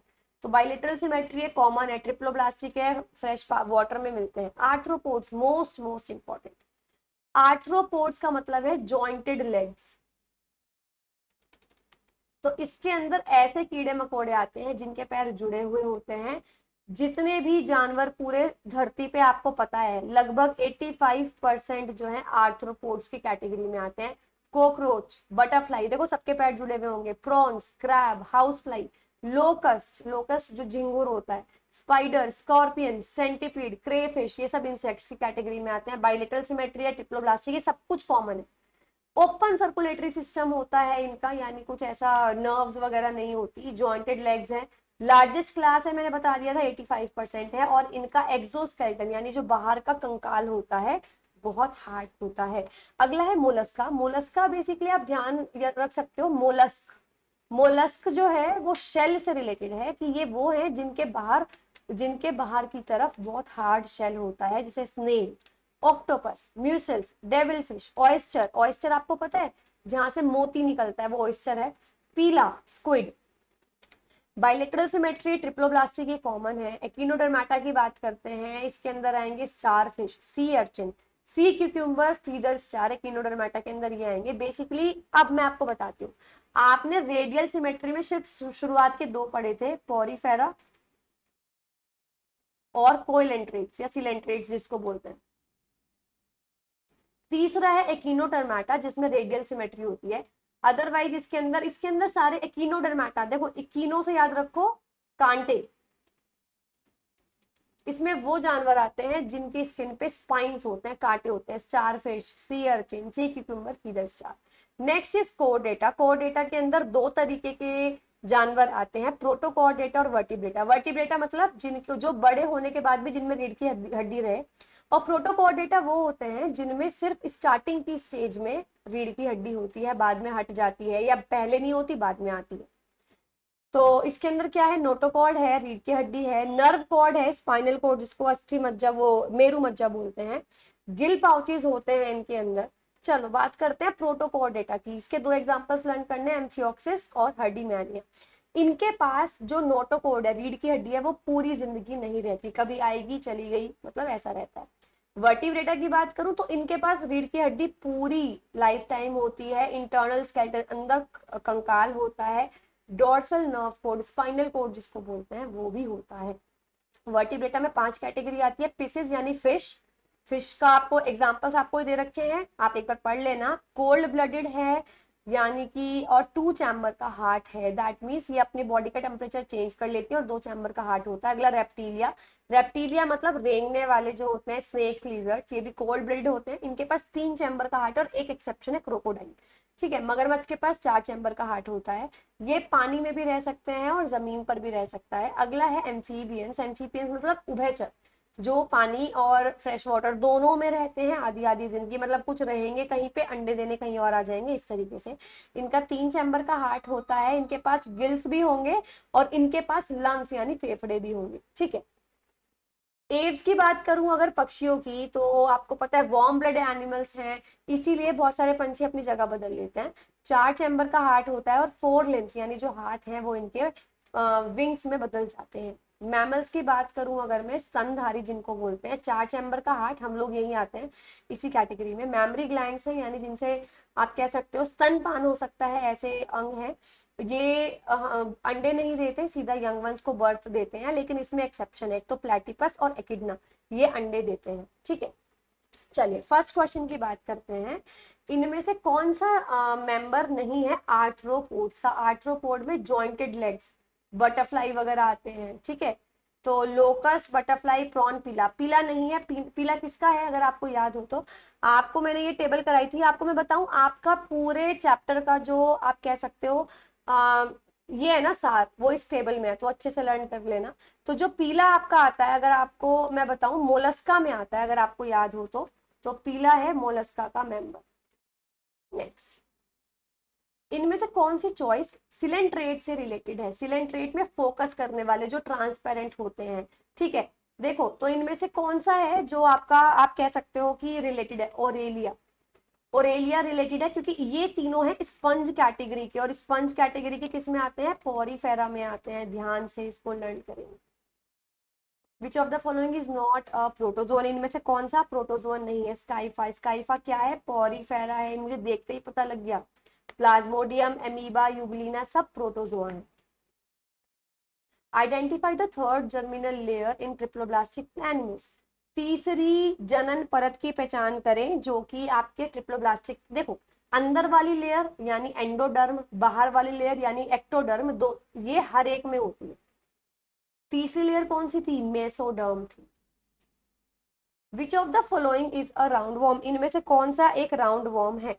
तो राउंड वॉर्म कौन सी कैटेगरी में आते हैं? अगर आपको याद हो, नीमाटोड, नींबू से याद रखोगे नीमाटोडा, और इसका एग्जांपल था एस्कैरिस, एस्केलमेंस, ये वाले एग्जांपल्स थे इसके। प्लेनेरिया, लीवर फ्लूक, टैनिया, ये सब है फ्लैट वॉर्म्स जो किस में आते हैं? प्लेटीहेल्मिन्थ्स। चलिए, which of the following organisms belongs to phylum Apicomplexa? इनमें से कौन सा एपिकॉम्प्लेक्सा से संबंधित है? तो एपी, देखो एपिकॉम्प्लेक्सा मैंने आपको याद भी कराया था कि प्लाज्मोडियम याद रखना एपिकॉम्प्लेक्सा से रिलेटेड और बहुत इंपॉर्टेंट। इनमें से कौन सा इनकरेक्टली मैच है? चलिए ठीक है, तो सबसे पहले अगर मैं बात करूं ब्यूचेरिया की, फिलेरियल वॉर्म है बिल्कुल। एनसाइक्लोस्टोमा की अगर मैं बात करूं तो ये पिन वॉर्म नहीं है, राउंड वॉर्म है जो नीमाटोड की कैटेगरी में आता है, तो ये ही इनकरेक्ट है। टेनिया टेप वॉर्म होता है, ये फ्लैट वॉर्म आएगा आपका बिल्कुल, यानी प्लेटीहेल्मिन्थ्स की कैटेगरी में आएगा, और एस्कैरिस राउंड वॉर्म होता है, नीमाटोड की कैटेगरी में आता है। What is typhlosole? यानी टाइफोल्स का मतलब क्या है? टाइफोल्स क्या होते हैं? ब्लाइंड स्नेक्स होते हैं, तो इनको टाइफोल्स बोलते हैं, ध्यान रखेंगे। Select the incorrect statement about arthropods. Arthropod के बारे में गलत कथन का चयन करना है। Class insect is the largest class, ये वाली सबसे बड़ी क्लास है, बताया था मैंने। 85% इसी के हैं, ये भी बताया था। लिग्निन मेन कंपोनेंट होता है एक्सोस्केलेटन का। मैंने ये बताया था कि आर्थ्रोपोड का जो एक्सोस्केलेटन है, बाहर का कंकाल है, वो बहुत मजबूत होता है, पर मैंने ये नहीं बोला था कि वो लिग्निन से बना होता है। लिग्निन मिलता है पौधों में, तो यही इनकरेक्ट स्टेटमेंट है। ओके, आपको इनकरेक्ट, आपको क्या बताना है? आपको मैच करना है। चलिए करते हैं। जेलीफिश, देखो जेलीफिश क्या थी? ट्रांसपेरेंट थी, और ट्रांसपेरेंट चीज को कॉन्सेंट्रेट करना पड़ेगा, तो जेलीफिश बिलोंग करती है डी के साथ, तो फर्स्ट का हो गया डी। अब आपके पास दो ऑप्शन है, या तो सेकंड ऑप्शन है या तो फोर्थ है। ओके, अब क्रेफिश की अगर मैं बात करूं, क्रेफिश क्या है? फिश नहीं है, क्रेफिश एक इंसेक्ट होता है, तो यानी क्रेफिश क्या हो गया आपका? इंसेक्ट। अगर आपको ये नहीं भी पता तो भी मैं बता दूं, वेल क्या है? मैमल है, तो हम बचपन से पढ़ते हुए आ रहे हैं, थर्ड का बी ही है, थर्ड का बी भी इन्होंने दे रखा है। डेविल फिश क्या है? डेविल फिश देखो कैसे याद रखोगे, मोलस्का में वो थे जो जिनके ऊपर शेल बना होता है, तो डेविल है, अगर कोई शैतान है तो उसके ऊपर तो एक शेल होगा ही होगा डेफिनेटली, तो फोर्थ का ए हो गया, तो आपका जो करेक्ट स्टेटमेंट हो गया that is D. Next, which from the following is a phylum of animals found in fresh water, ponds, lakes, swamp, provides setae और पैरापोडिया फॉर लोकोमोशन? इनमें से कौन सा फाइलम है जो साफ पानी में मिलता है, और ये दो सेटे और पैरापोडिया नाम के स्ट्रक्चर होते हैं चलने फिरने के लिए? फ्रेश वाटर में आपके मिलते हैं एनालिड्स, तो ध्यान से इसको कर लेंगे। एनालिड्स में कौन से थे? अर्थ वॉर्म्स, जो और भी अच्छे कैटेगरी के वॉर्म्स थे। Identify an organism that has a well defined muscular pharynx, जिनके पास एक सुपरिभाषित मांसपेशीय ग्रसनी हो। आपको एग्जांपल देके बताया था एस्कैरिस का, कि एस्कैरिस के पास एक बहुत ही वेल डिफाइंड फेरिंग्स होता है। Next, which type of liverworts form umbrella shape structures? इनमें से कौन से लीवरवोर्ट छतरी के आकार की संरचनाएं बनाते हैं? That raise gametangia above the main gametophyte body, और उनके ऊपर गैमिटेंजिया नाम की चीज उगती है उनकी बॉडी के ऊपर, और स्पोर्स उगते हैं। देखो है तो ये fungi, that is for sure, और फंजाई के अगर एग्जांपल याद रखोगे तो उसमें मर्चेंटिया भी मैंने डाला था। देखो कैसे याद रखोगे इसका एग्जांपल, फंजाई में आता है मशरूम, और मशरूम का हम क्या करते हैं, मर्चेंट्स जो यानी दुकानदार है उसको ट्रेड करते हैं, उसको बेचते हैं। तो आप इसका मर्चेंटिया से मशरूम, मशरूम से फंजाई, और आप मर्चेंटिया इसको लर्न करो। Meandrina is the generic name of which coelenterate animal having soft tube shaped bodies that live together in large groups. Meandrina basically उन्होंने पूछा है कि जो Meandrina है वो किस जानवर का नाम है। सिंपल। तो Meandrina जो नाम है वो है आपका ब्रेन कोरल का, ध्यान रखोगे। ठीक है, कैसे याद रखोगे, ब्रेन कोरल को नाम रखोगे, ब्रेन है ना तो माइंड, माइंड से Meandrina। Identify the animal that does not have bilateral symmetry. Bilateral symmetry जिसके पास नहीं हो, सिर्फ 3 ही थे ऐसे, पॉरीफेरा, दूसरा आगे सिलेंट्रेट्स, और तीसरा भी मैं आपको अगर बताऊं, मैंने उस पर लिख भी रखा है, आपके थे एकिनोडर्मेटा। ठीक है, अब देख लो इन तीनों में से कौन सा है, इन तीनों में से ये आंसर होगा। तो आपको अगर दिख रहा है, अच्छा सॉरी, ये वो है जो ट्रिप्लोब्लास्टिक नहीं है गाइस।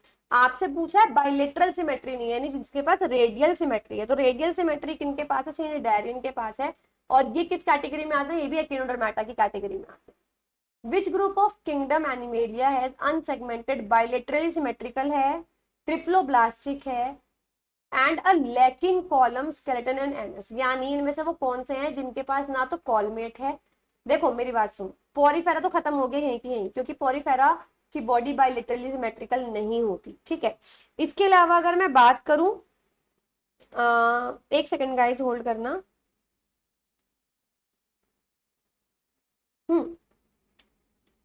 सिटेनोफोरा जो आपके आते हैं एकिनोडर्मेटा में, जिनके पास ट्रिप्लोब्लास्टिक कंस्ट्रक्शन होता है, तो ये भी खत्म हो गया कि ट्रिप्लोब्लास्टिक अगर कहीं पर होगा ना तो वहां पे कॉलमेट होगा ही होगा, छोड़ दो। मतलब ये वो कैटेगरी थी कि ट्रिप्लोब्लास्टिक के साथ कॉलमेट भी था। सिनिडायरिया भी खत्म कर दो, क्योंकि ये भी जो एडवांस ऑर्गेनिजम्स थे उनकी कैटेगरी में आता है। तो आपका बचा प्लेटीहेल्मिन्स। प्लेटीहेल्मिन्स के अंदर वैसे भी फ्लैट वॉर्म्स आते हैं, तो इनके अंदर सबसे पुराने टाइप के इंसेक्ट जिनके पास एनस नहीं है, माउथ नहीं है, कॉलमेट नहीं है। In which of the following animal phyla is the body divided into head, thorax and abdomen. इनमें से किस पशु संघ में जो बॉडी है 3 हिस्सों में डिवाइड होती है, हेड, थोरैक्स और एब्डोमेन। ठीक है, तो ये बेसिकली कौन से एनिमल्स होते हैं, कॉकरोच वाली कैटेगरी के ये जानवर होते हैं जिनकी बॉडी 3 हिस्सों में डिवाइडेड होती है, और कॉकरोच आता है arthropods. Identify N endoparasite found in animals. इनमें से एक अंतः परजीवी को पहचान करें। तो बेसिकली इसके अंदर सारे कीड़े मिलेंगे, और सबसे ज्यादा कीड़े हमारी बॉडी में मिलते हैं फ्लैट वॉर्म्स। ठीक है, तो फ्लैट वॉर्म्स इसका आंसर है। ओके चलिए, आपको मैच करना है तो सबसे पहले बात करते हैं प्रोटोजोआ की। तो प्रोटोजोआ में 3-4 एग्जांपल आपको याद कराए थे, प्लाज्मोडियम, यूग्लिना, एमीबा। तो आपको अगर दिख रहा है तो प्रोटोजोआ का यहाँ पे एग्जांपल में एमीबा फिक्स कर सकती हूँ, राइट। इसके अलावा अगर मैं बात करूँ नीमाटोड्स की, तो नीमाटोड के अंदर राउंड वॉर्म आते हैं, तो सेकंड का ए हो गया, सेकंड का ए सिर्फ इन दोनों में है, फर्स्ट का बी भी इन दोनों में है। चलिए, आर्थ्रोपोड्स की बात करूं, फेमस हो चुका है कॉकरोच, तो ऑब्वियस सी बात है किसके अंदर आ जाएगा, option C. Which of the following does not belong to class insecta. इनमें से कौन सा इंसेक्ट्स यानी कीट वर्ग से संबंधित नहीं है। तो मैं आपको बता दूं, cockroach, mosquito, silver fish. Silver fish भी फिश नहीं है, इंसेक्ट्स में आती है, पर स्कॉर्पियन इंसेक्ट्स की कैटेगरी में नहीं आता। स्कॉर्पियन जो है आप कह सकते हो कि ये अरेक्निड्स की कैटेगरी में आता है। ठीक है, 8 पैर वाले। Identify an algae that undergoes anisogamous fusion of gametes. इनमें से उस एल्गेई, उस शैवाल की पहचान करें जो युग्मों के विषम युग्मी संलयन से गुजरता है, यानी जिसके अंदर दोनों गैमेट्स अलग अलग होते हैं। तो इसका एग्जांपल है यूडोरीना। ये बहुत मिसलेनियस क्वेश्चंस हैं, तो आप बस आपके लिए इतना हो सकता है कि जो क्वेश्चंस आ रहे हैं उनको अच्छे से प्रिपेयर कर लो, क्योंकि इसका हर एक एस्पेक्ट कवर करना बहुत मुश्किल है, क्योंकि ये वो चीज नहीं है जो आपने 9th-10th या 9th-10th तक तो एटलीस्ट आपने नहीं पढ़ी होगी, और 11th-12th में भी पढ़ी होगी, तो पिन पॉइंट यही आएगा, ये याद करना बहुत मुश्किल है, क्योंकि ये जो चैप्टर है ना, ये जो आप कह सकते हो ये पेज है बहुत ज्यादा वाइड, मतलब बहुत सारा कुछ है इसमें लर्न करने के लिए। Next, the dash is an embryonic midline structure common to all members of the phylum chordata. Cord एक, ये जो है एक भ्रूणीय मध्य रेखा संरचना है जो बिल्कुल बीच में होती है, और कॉर्डेटा संघ के सभी सदस्यों में होती है। बैकबोन की बात कर रहे हैं ना, बैकबोन को वर्टिब्रल कॉलम के नाम से भी जानते हैं, नोटोकॉर्ड के नाम से भी जानते हैं। आप देख लो क्या गिवन है, नोटोकॉर्ड दे रखा है, वही आंसर होगा। Match the points under list 1 with those under list second, इनमें से आपको मैच करना है। तो चलिए करते हैं। सबसे पहला आ गया पॉरीफेरा। देखो पॉरीफेरा जो है स्पंज आता है, तो फर्स्ट का तो ए फिक्स है, तो फर्स्ट का ये सिर्फ ऑप्शन बी में है, तो ये तो लर्न करना आसान है, लेकिन और भी देख लो।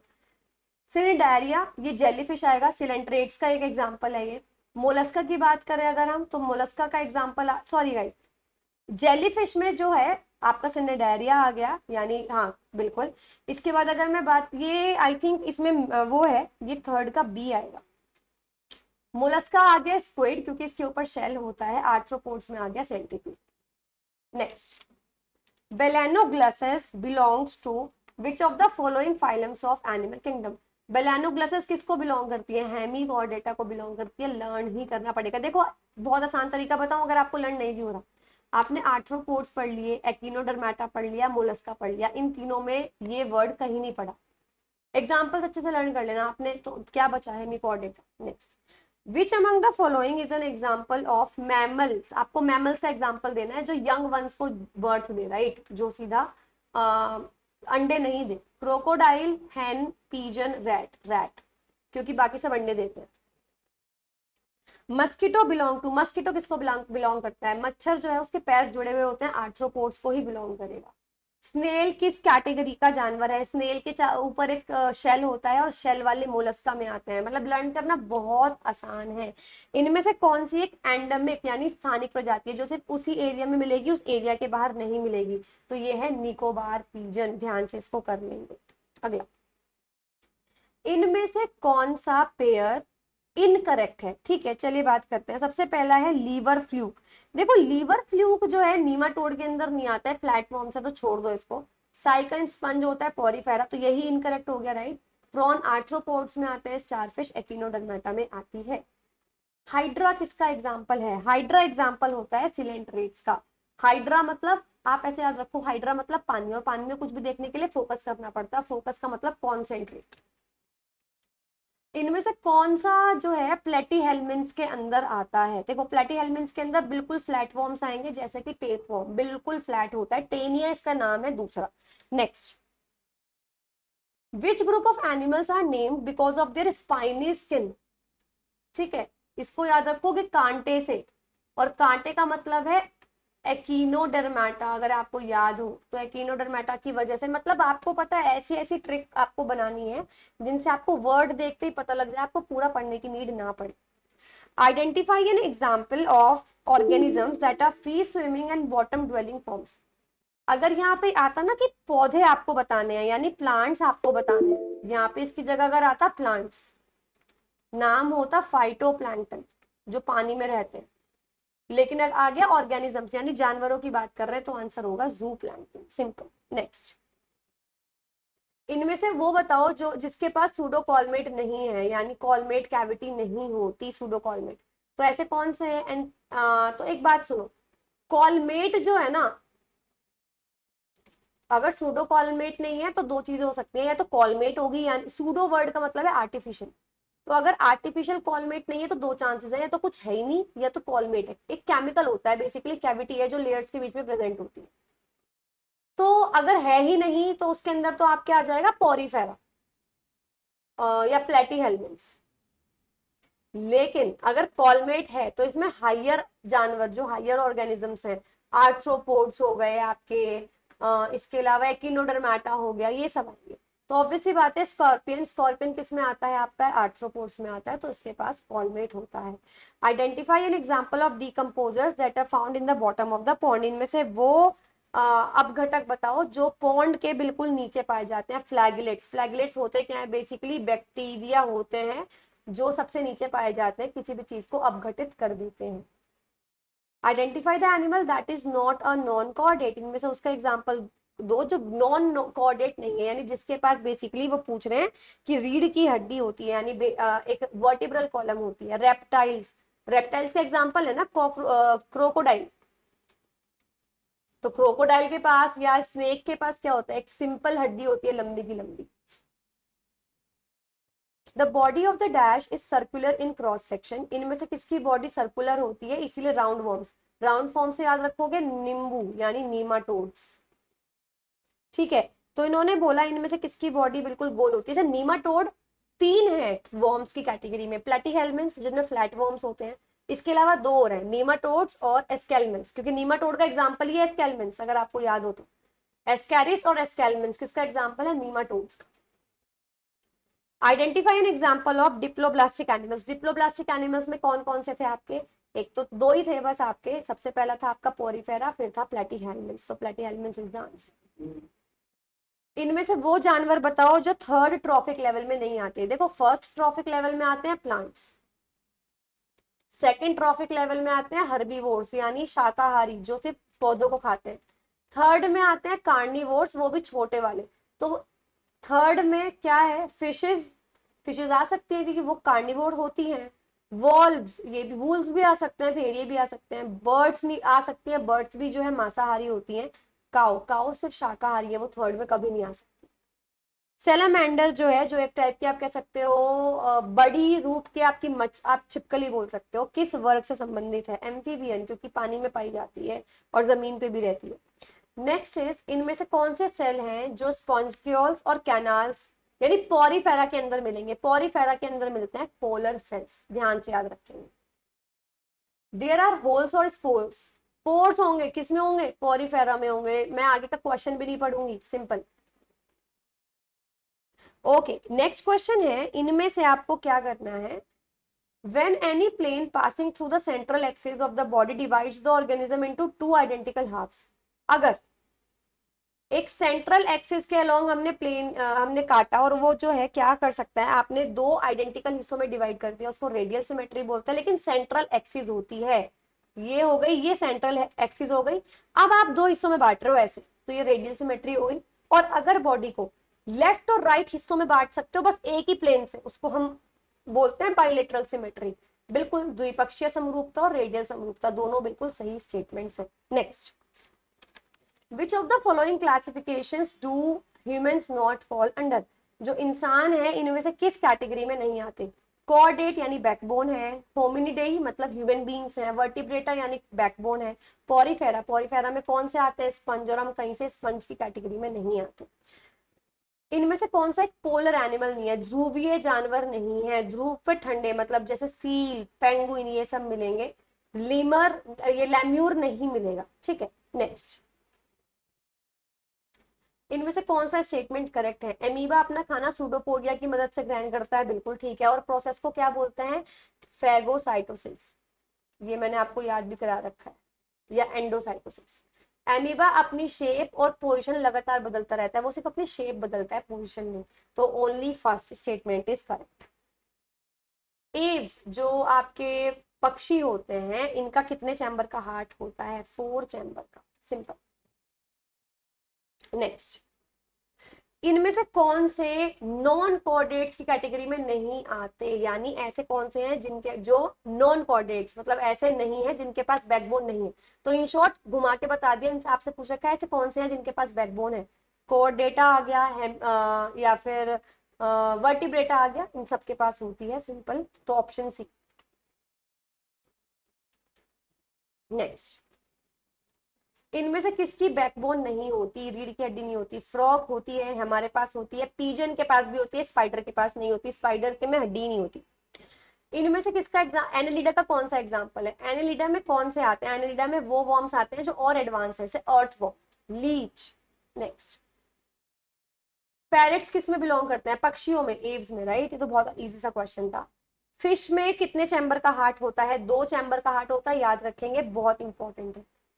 फंजाई की कौन सी एक कैरेक्टरिस्टिक नहीं है, कवक जगत की विशेषता नहीं है। तो चलिए बात करते हैं। सबसे पहले आपको पता है फंजाई बहुत बाद में पौधों की कैटेगरी से अलग हुए हैं, पहले फंजाई और पौधे एक ही कैटेगरी में थे, बस इतना सा फर्क था कि पौधे अपना खाना खुद बना सकते हैं, फंजाई यानी कवक अपना खाना खुद नहीं बना सकती, इसलिए एक अलग कैटेगरी बनाई, अदरवाइज सब कुछ बिल्कुल पौधों के जैसा है। तो ये अपना खाना खुद क्यों नहीं बना सकते, इनके पास क्लोरोफिल नहीं होता, तो इन्होंने बोला ये हिल नहीं सकते, बिल्कुल ठीक है। मल्टी सेल यानी बहुत सारे इसके अंदर कोशिकाएं होती हैं, बिल्कुल ठीक है। सेल वॉल होती है, बिल्कुल ठीक है। विद क्लोरोप्लास्ट, इसके अंदर कोई क्लोरोप्लास्ट हरित लवक नहीं होता। नेक्स्ट, इनमें से कौन से कोल्ड ब्लडेड एनिमल है? देखो वार्म ब्लडेड सिर्फ दो ही है, या तो हम लोग यानी मैमल्स या फिर पक्षी, इसके अलावा और कोई नहीं है। टर्टल्स और स्नेक्स दोनों ही आप कह सकते हो कोल्ड ब्लडेड एनिमल्स है। वार्म ब्लडेड में सिर्फ दो हैं, एक तो मैमल्स यानी स्तनधारी, या फिर पक्षी यानी एप्स। नेक्स्ट, इन्होंने बोला इनमें से किसको इम्परफेक्ट फंजाई यानी अपूर्ण कवक के नाम से जाना जाता है? ये आपको मैंने बताया था अभी उसमें भी, ड्यूटीरोमाइसीड्स। इनमें से कौन सा एक ग्रुप है वर्टिब्रेट्स का, कशेरुकियों का, जिनका उनके पास जबड़ा नहीं होता, माउथ होता है, कोई लिम्ब यानी ना तो हाथ होते ना पैर होते, ना ही उसमें से आप कह सकते हो कि कुछ फिन्स निकल रखे हैं यानी पंख निकल रखे हैं, ऐसा कुछ नहीं होता। इसके अलावा कार्टिलेजिनियस स्केलेटन होता है, यानी आप कह सकते हो उपास्थि युक्त कंकाल होता है। तो ये आते हैं आपके साइक्लोस्टोमा की कैटेगरी में। तो साइक्लोस्टोमा के अंदर कौन कौन से आती है? हैग फिशेज इसके अंदर आती है, ये रटना ही पड़ेगा क्योंकि इसके बारे में इतना कुछ आपको करना भी नहीं है, सिर्फ एक ही क्वेश्चन है। तो साइक्लोस्टोमाटा में हैग फिशेज आ गई या फिर लैम्प्रेज आ गए ये। Which group of animals has a body wall composed of both circular and longitudinal muscle fibers surrounded by moist cellular cuticle that is secreted by an epidermal epithelium? इन्होंने पूछा इनमें से कौन से जानवर हैं जिनकी बॉडी सर्कुलर भी होती है और लंबी भी होती है। मॉइस्ट, देखो जब भी आएगा ना मॉइस्ट स्किन, जिनकी स्किन हमेशा गीली रहती है, आप याद रखोगे अर्थवॉर्म, क्योंकि अर्थवॉर्म केचुए ऐसे हैं जो आई थिंक सबने देख रखे होंगे, है ना, गिलगिले से होते हैं। तो अर्थवॉर्म किस में आते हैं आपके? अर्थवॉर्म किस में आएंगे? एनालिड्स में। The bodies of the phylum, the bodies of the animals Platyhelminthes show dash grade organisation. देखो जानवरों में ना दो तरीके के संगठन होते हैं, या तो सेल के लेवल पे सिर्फ एक ही है पॉरीफेरा, बाकी बचे हुए सारे कौन से लेवल के हैं? टिश्यू लेवल के हैं। तो ये किसके लेवल का होगा? टिश्यू ऑर्गन लेवल का होगा, सिंपल। इनमें से ऑड वन आउट निकालना है। चलो अच्छा, with respect to animals respond to abiotic factors, यानी जो जानवर हैं वो अबायोटिक फैक्टर्स की तरफ कैसे रिस्पॉन्ड करेंगे उसको लेके आपको बताना है कि ऑड वन आउट कौन सा। सस्पेंड, सस्पेंड का मतलब है कि कोई पौधा या कोई भी चीज है वो ब्लूम होने वाली है, वो खिलने वाली है, बट उसने देखा आसपास अच्छा नहीं है तो वो अपने आप को सस्पेंड कर देगा, रुक जाएगा। माइग्रेट, कुछ भी चीज मौसम बेकार हो गया, माइग्रेट कर सकते हैं, बिल्कुल जानवर माइग्रेट कर सकते हैं, ऐसे पौधे भी सस्पेंड कर सकते हैं। कन्फर्म, कन्फर्म का मतलब है अपने आप को चेंज करना, ये भी कर सकते हैं। रिप्रोड्यूस, ऐसा नहीं है कि कुछ हो गया उसकी वजह से रिप्रोड्यूस करेंगे या प्रजनन करेंगे, तो ये बिल्कुल एक रिस्पॉन्स नहीं है। इनमें से कौन सा एक्टिनोडर्मेटा के बारे में बिल्कुल ठीक है? तो चलिए, एक्टिनोडर्मेटा के पास बायलेटरल सिमेट्री होती है, बिल्कुल होती है। सूडोकॉलमेट नहीं होता, कॉलमेट होता है। कॉलमेट भी नहीं होता, सिंपल कॉलमेट होता है। इसके अलावा बायलेटरल सिमेट्री भी प्रेजेंट होती है। Next, what is a good way to measure population density of fishes found in lakes? इनमें से कौन सा एक अच्छा तरीका है ये पता लगाने का कि कितनी फिशेज हैं उस लेक में? कुछ नहीं करना, मतलब इसका जो तरीका है वो बहुत बेकार है। जितना एक बार जाल डालने पे जितनी मछलियां आ जाए उससे आइडिया लग जाता है कि लेक में फिशेज ज्यादा है या नहीं। तो the number of fish caught per trap. Next, the body of animals of protozoa, जो प्रोटोजोआ के जो प्राणी होते हैं जैसे पैरामीशियम, अमीबा, यूग्लिना, ये किस लेवल की ऑर्गेनाइजेशन दिखाते हैं? प्रोटोप्लाज्मिक, यानी असल में क्या होता है, एक ही सेल है, यूनिसेल्युलर है, तो एक सेल के अंदर क्या होगा? प्रोटोप्लाज्म होगा ना, मतलब सेल्युलर लेवल पे है, टिश्यू पे तो गए नहीं, छोड़ दो। इनमें से कौन सा बिल्कुल ठीक है कॉर्डेट्स को के रेस्पेक्ट में, यानी जिनके पास बैकबोन होती है? नोटोकॉर्ड प्रेजेंट होती है तो वो तो एक बिल्कुल ऐसी चीज है कि होनी ही होनी है, इसीलिए नाम कॉर्डेट पड़ा। हार्ट इज डोर्सल और लेटरली प्लेस्ड और एब्सेंट, ये स्टेटमेंट है जो बिल्कुल करेक्ट है। इन्होंने क्या बोला कि जो हार्ट है, जो दिल है, हृदय है, या तो डोर्सल सीधा इस तरीके से रखा होगा या साइड में रखा होगा या होगा ही नहीं। ठीक है, नेक्स्ट, इनमें से कौन सी सिमेट्री आर्थ्रोपोड्स दिखाते हैं? ज्यादातर सारे बाइलेटरली दिखाते हैं, मैं आपको बता दूं। रेडियल सिर्फ 3 दिखाते हैं, पॉरीफेरा, प्लेटीहेल्मिन्थ्स और एक्टिनोडर्मेटा। होमिनिडे का मतलब क्या है? इंसान, मैन, सिंपल। हिप्ने इंडिका एंड हिप्ने बुलेटा, ये किसके साइंटिफिक नेम है? सिंपल है, बहुत आसान है, ये है रेड सी वीड्स के, जो समुद्री आप कह सकते हो ना वीड्स होती हैं, जो अनवांटेड प्लांट्स हैं, वो रेड जो कलर की होती है उनको हम बोलते हैं हिप्ने बुलेटा और हिप्ने इंडिका। एक बी की मधुमक्खी कितनी आंखें होती है? 5 आंखें होती हैं मधुमक्खी की।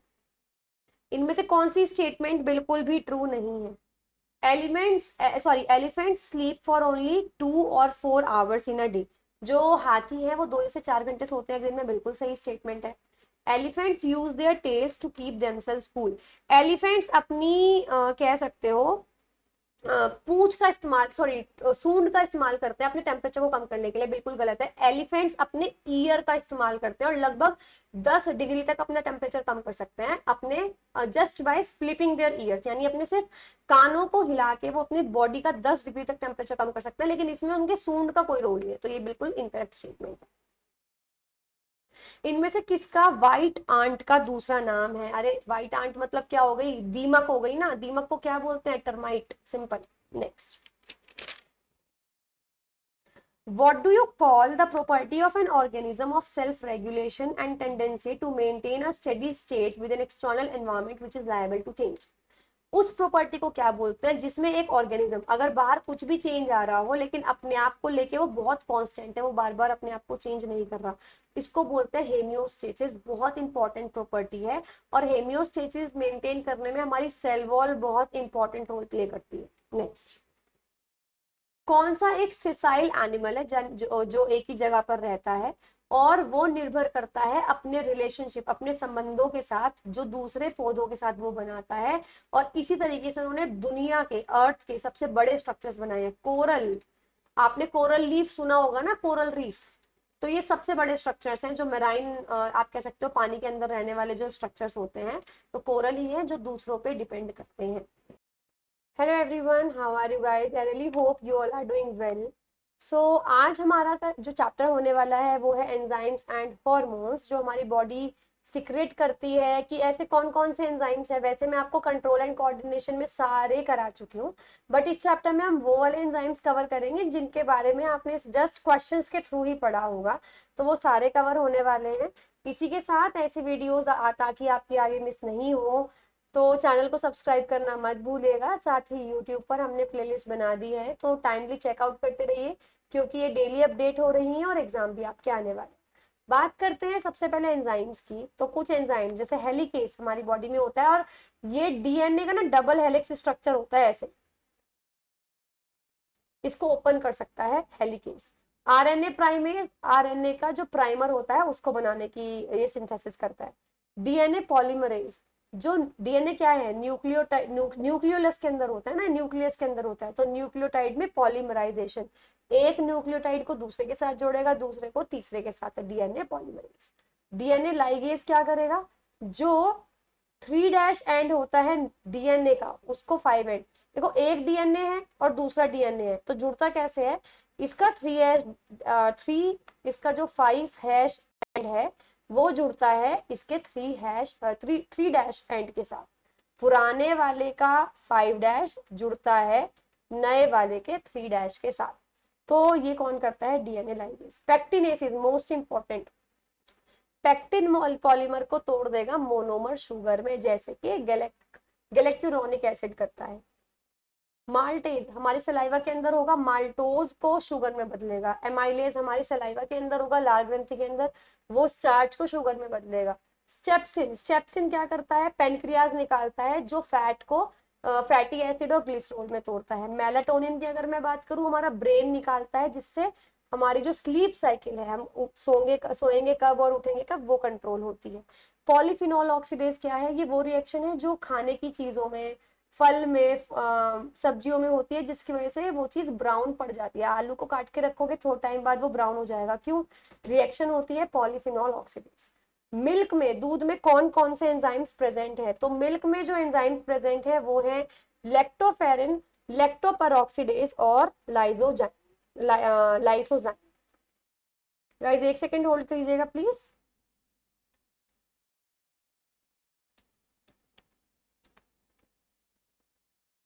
चलिए, टाइप्स ऑफ एमाइलेजेस। एमाइलेजेस किस किस कितने कितने प्रकार के होते हैं? 3 टाइप के होते हैं, अल्फा, बीटा और गामा। और आपको बताऊं, तीनों के तीनों पौधों में तो मिलेंगे मिलेंगे। अल्फा जो है वो ह्यूमंस, एनिमल्स, प्लांट्स और माइक्रोब्स, यानी कि आपका जानवर, पौधे, मनुष्य, सूक्ष्मजीव सब में मिलेगा अल्फा।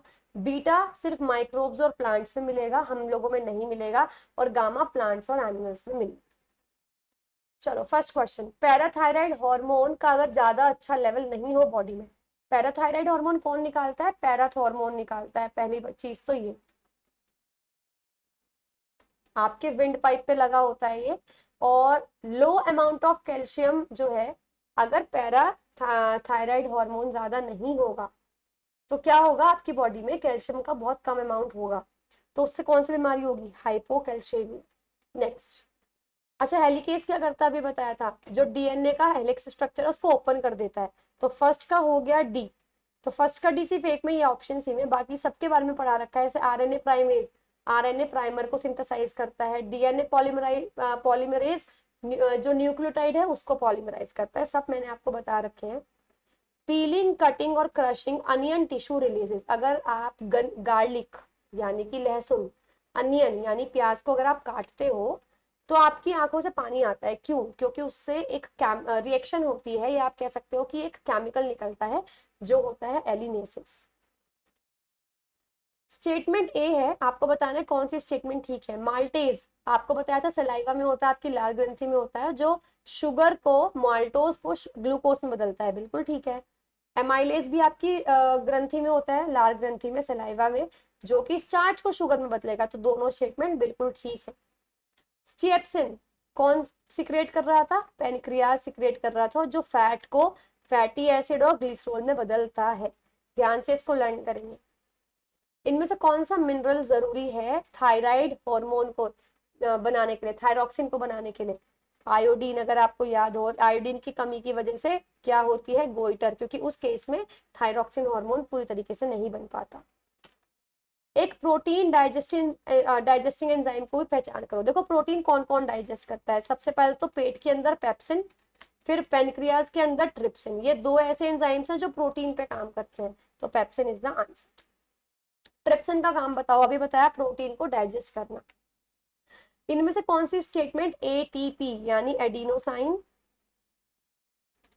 ट्राइफॉस्फेट, एडिनोसाइन ट्राइफॉस्फेट के बारे में कौन सी स्टेटमेंट ठीक नहीं है? नर्व इंपल्स प्रोपगेशन, ये जो नर्व्स हैं हमारी, जो नसें होती हैं उनमें इंपल्स, जो माइंड में इंपल्सेस आती है उसको जनरेट करने में हेल्प करता है। बिल्कुल ठीक, क्योंकि एनर्जी निकालता है और एनर्जी उसमें यूज होती है। सिक्रेशन ऑफ एंजाइम्स, ये केमिकल निकालता है, ये खुद एक केमिकल है, ये अपने अंदर से केमिकल नहीं निकाल सकता। यही स्टेटमेंट ठीक नहीं है। अदरवाइज ये मसल्स को भी कॉन्ट्रैक्ट करेगा क्योंकि एनर्जी चाहिए होती है, प्रोटीन भी बनाएगा क्योंकि इसके अंदर राइबोसोम्स होते हैं। एमाइलेज एंजाइम्स कहाँ मिलेगा? एमाइलेज और माल्टेज अभी दोनों पढ़ाए, कहाँ पे होते हैं ये दोनों? सलाइवा के अंदर होते हैं। इनमें से कौन सा एंटी माइक्रोबियल एंजाइम मिल्क में प्रेजेंट होता है? लेक्टोफेरिन, लेक्टोपेरोक्सीडेज और लाइसोजाइम, अभी मैंने बताया था आपको ब्रीफिंग में। कौन सा एंजाइम रेस्पॉन्सिबल है उस रिएक्शन के लिए जो खाने वगैरह में होती है जिसकी वजह से खाना ब्राउन हो जाता है? पॉलीफिनॉल ऑक्सीडेज, ये केमिकल अगर होगा तो ऑक्सीडेशन रिएक्शन होती है। ग्लूकेगन कौन निकालता है? देखो जो आपका पेनक्रियाज है ना, दो हार्मोन निकालता है, इंसुलिन और ग्लूकेगन। इंसुलिन ब्लड में शुगर लेवल को कम करता है और ग्लूकेगन ब्लड में शुगर लेवल को बढ़ाता है। तो कौन निकालता है इसको? पेनक्रियाज निकालता है। Enzyme linked immune sorbent assay, ये किसकी फुल फॉर्म है? ELISA test. Enzyme linked immunosorbent assay, ये किसका टेस्ट होता है? एड्स की पहचान करने के लिए ये टेस्ट होता है। ओके, कौन सा हार्मोन है जो हमारा ब्रेन निकालेगा, जो स्लीप वेक साइकिल्स यानी नींद से जागने के चक्र को ये रेगुलेट करता है? मेलाटोनिन, अभी बताया था। तो गाइज ये थे सारे questions. Hello everyone, how are you guys? I really hope you all are doing well. You all are preparing well. So आज की इस सीरीज में हम कंटिन्यू करेंगे हमारा next chapter which is excretory system, that means उत्सर्जन तंत्र। तो बेसिकली आज का जो चैप्टर है वो ओनली ह्यूमंस पे बेस्ड है, यानी कि सिर्फ मानव पर बेस्ड है। तो चलिए स्टार्ट करते हैं। लेकिन वीडियो को शुरू करने से पहले जिसने अभी तक हमारे चैनल को सब्सक्राइब नहीं किया है वो सबसे पहले जाकर बेल आइकन को प्रेस कर दे और सब्सक्राइब कर ले, ताकि आपके पास वीडियो का नोटिफिकेशन भी आता रहे और आपकी कोई वीडियो मिस नहीं हो। इसी के साथ हमने YouTube पर डिफरेंट प्लेलिस्ट बना दी हैं, जैसा कि आप स्क्रीन पर देख सकते हैं। तो बिल्कुल आप टाइमली चेकआउट करते रहिए इन सभी प्लेलिस्ट को, ताकि आपकी कोई भी वीडियो मिस नहीं हो। चलिए बात करते हैं सबसे पहले टॉपिक की, which is excretion in human beings. तो सबसे पहले जैसे आपको मुझे ब्रीफिंग देनी है, आपको मैं ये बताऊंगी कि हमारे एक्सक्रीटरी सिस्टम में मेन कौन कौन से पार्ट्स होते हैं। सबसे पहले होती हैं 2 किडनीज, यानी 2 गुर्दे होते हैं। उसके बाद किडनी से आपके आने वाली 2 ट्यूब हैं जो बेसिकली यूरिन को लेकर आएंगी। अब इन ट्यूब को क्या बोलते हैं? यूरेटर। तो 2 यूरेटर्स हैं हमारे पास, यानी हिंदी में इनको बोलते हैं मूत्र वाहिनी।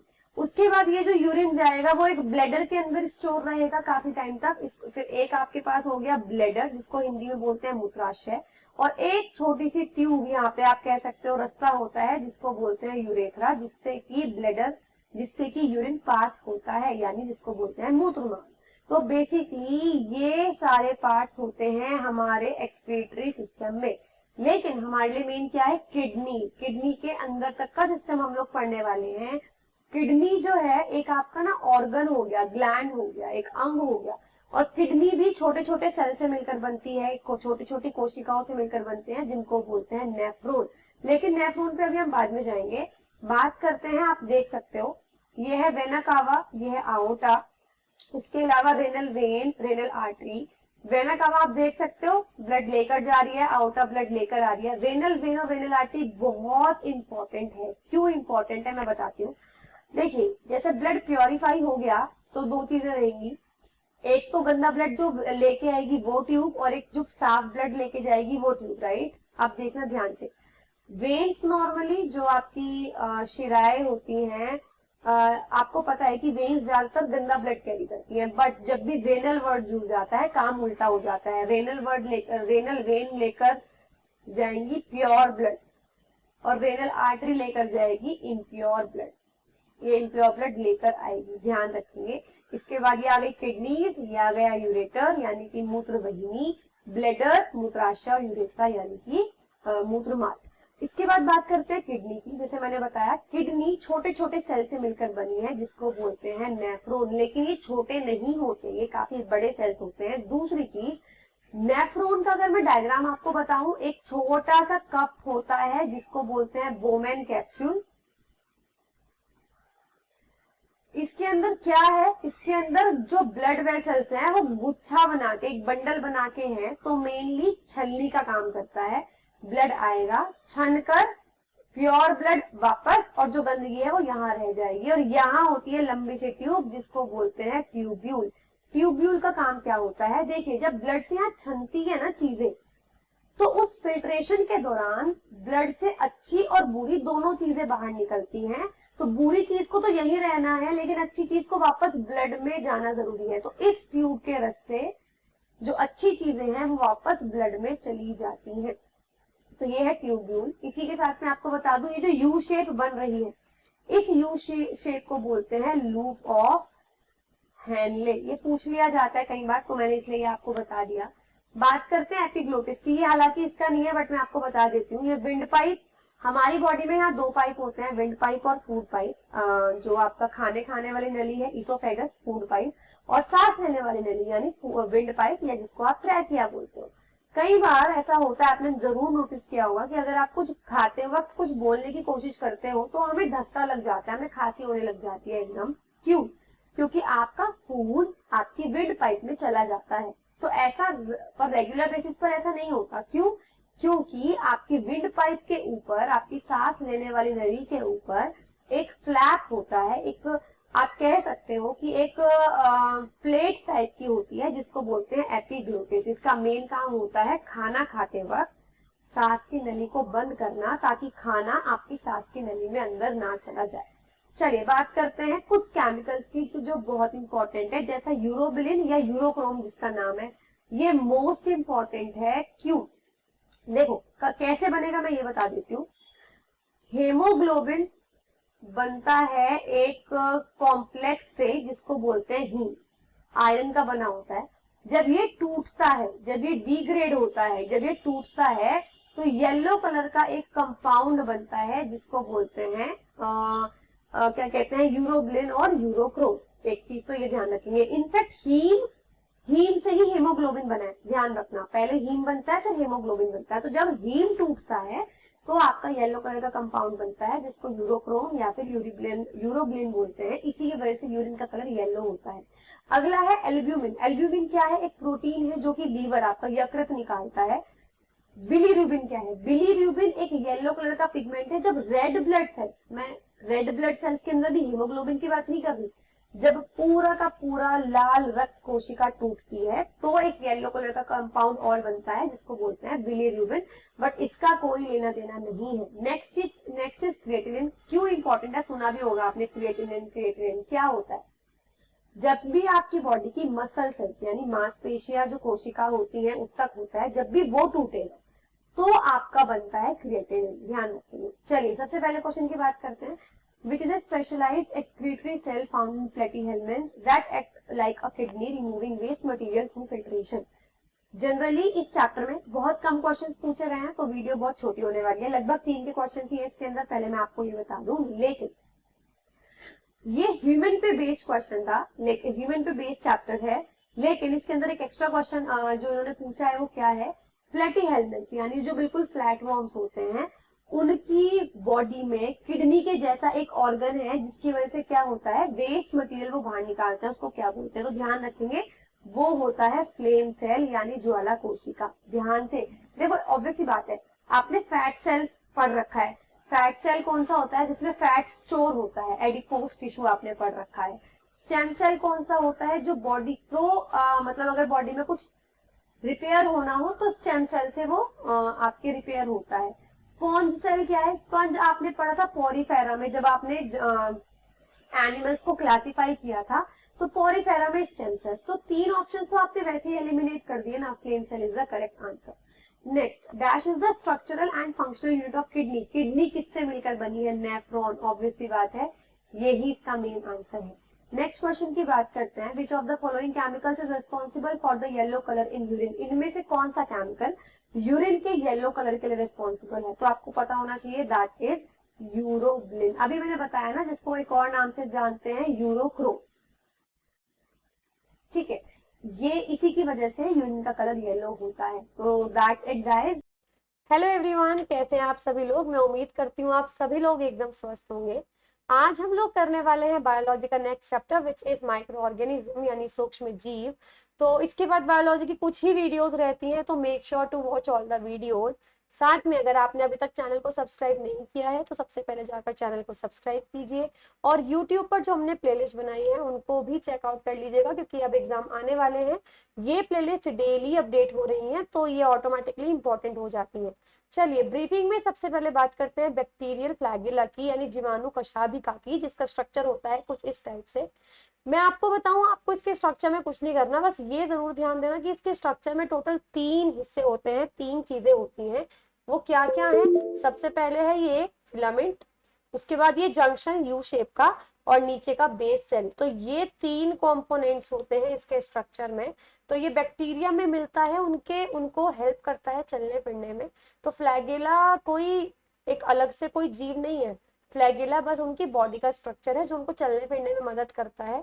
ये प्रोटीन का बना होता है फ्लैगेलिन का, एक कॉइल्ड थ्रेड लाइक स्ट्रक्चर होता है, एक शार्प बेंड होता है, एक रोटरी मोटर होता है बेस में। तो एक कॉइल्ड ट्यूब है, फिर एक थ्रेड लाइक स्ट्रक्चर है, और फिर एक प्राइमरी मोटर होता है बेस पर। तो 3 कंपोनेंट्स होते हैं। नेक्स्ट, बैक्टीरिया जीवाणु क्या है, सिर्फ एक ही सेल है, एक ही डीएनए या एक ही क्रोमोसोम, एक ही गुणसूत्र होता है।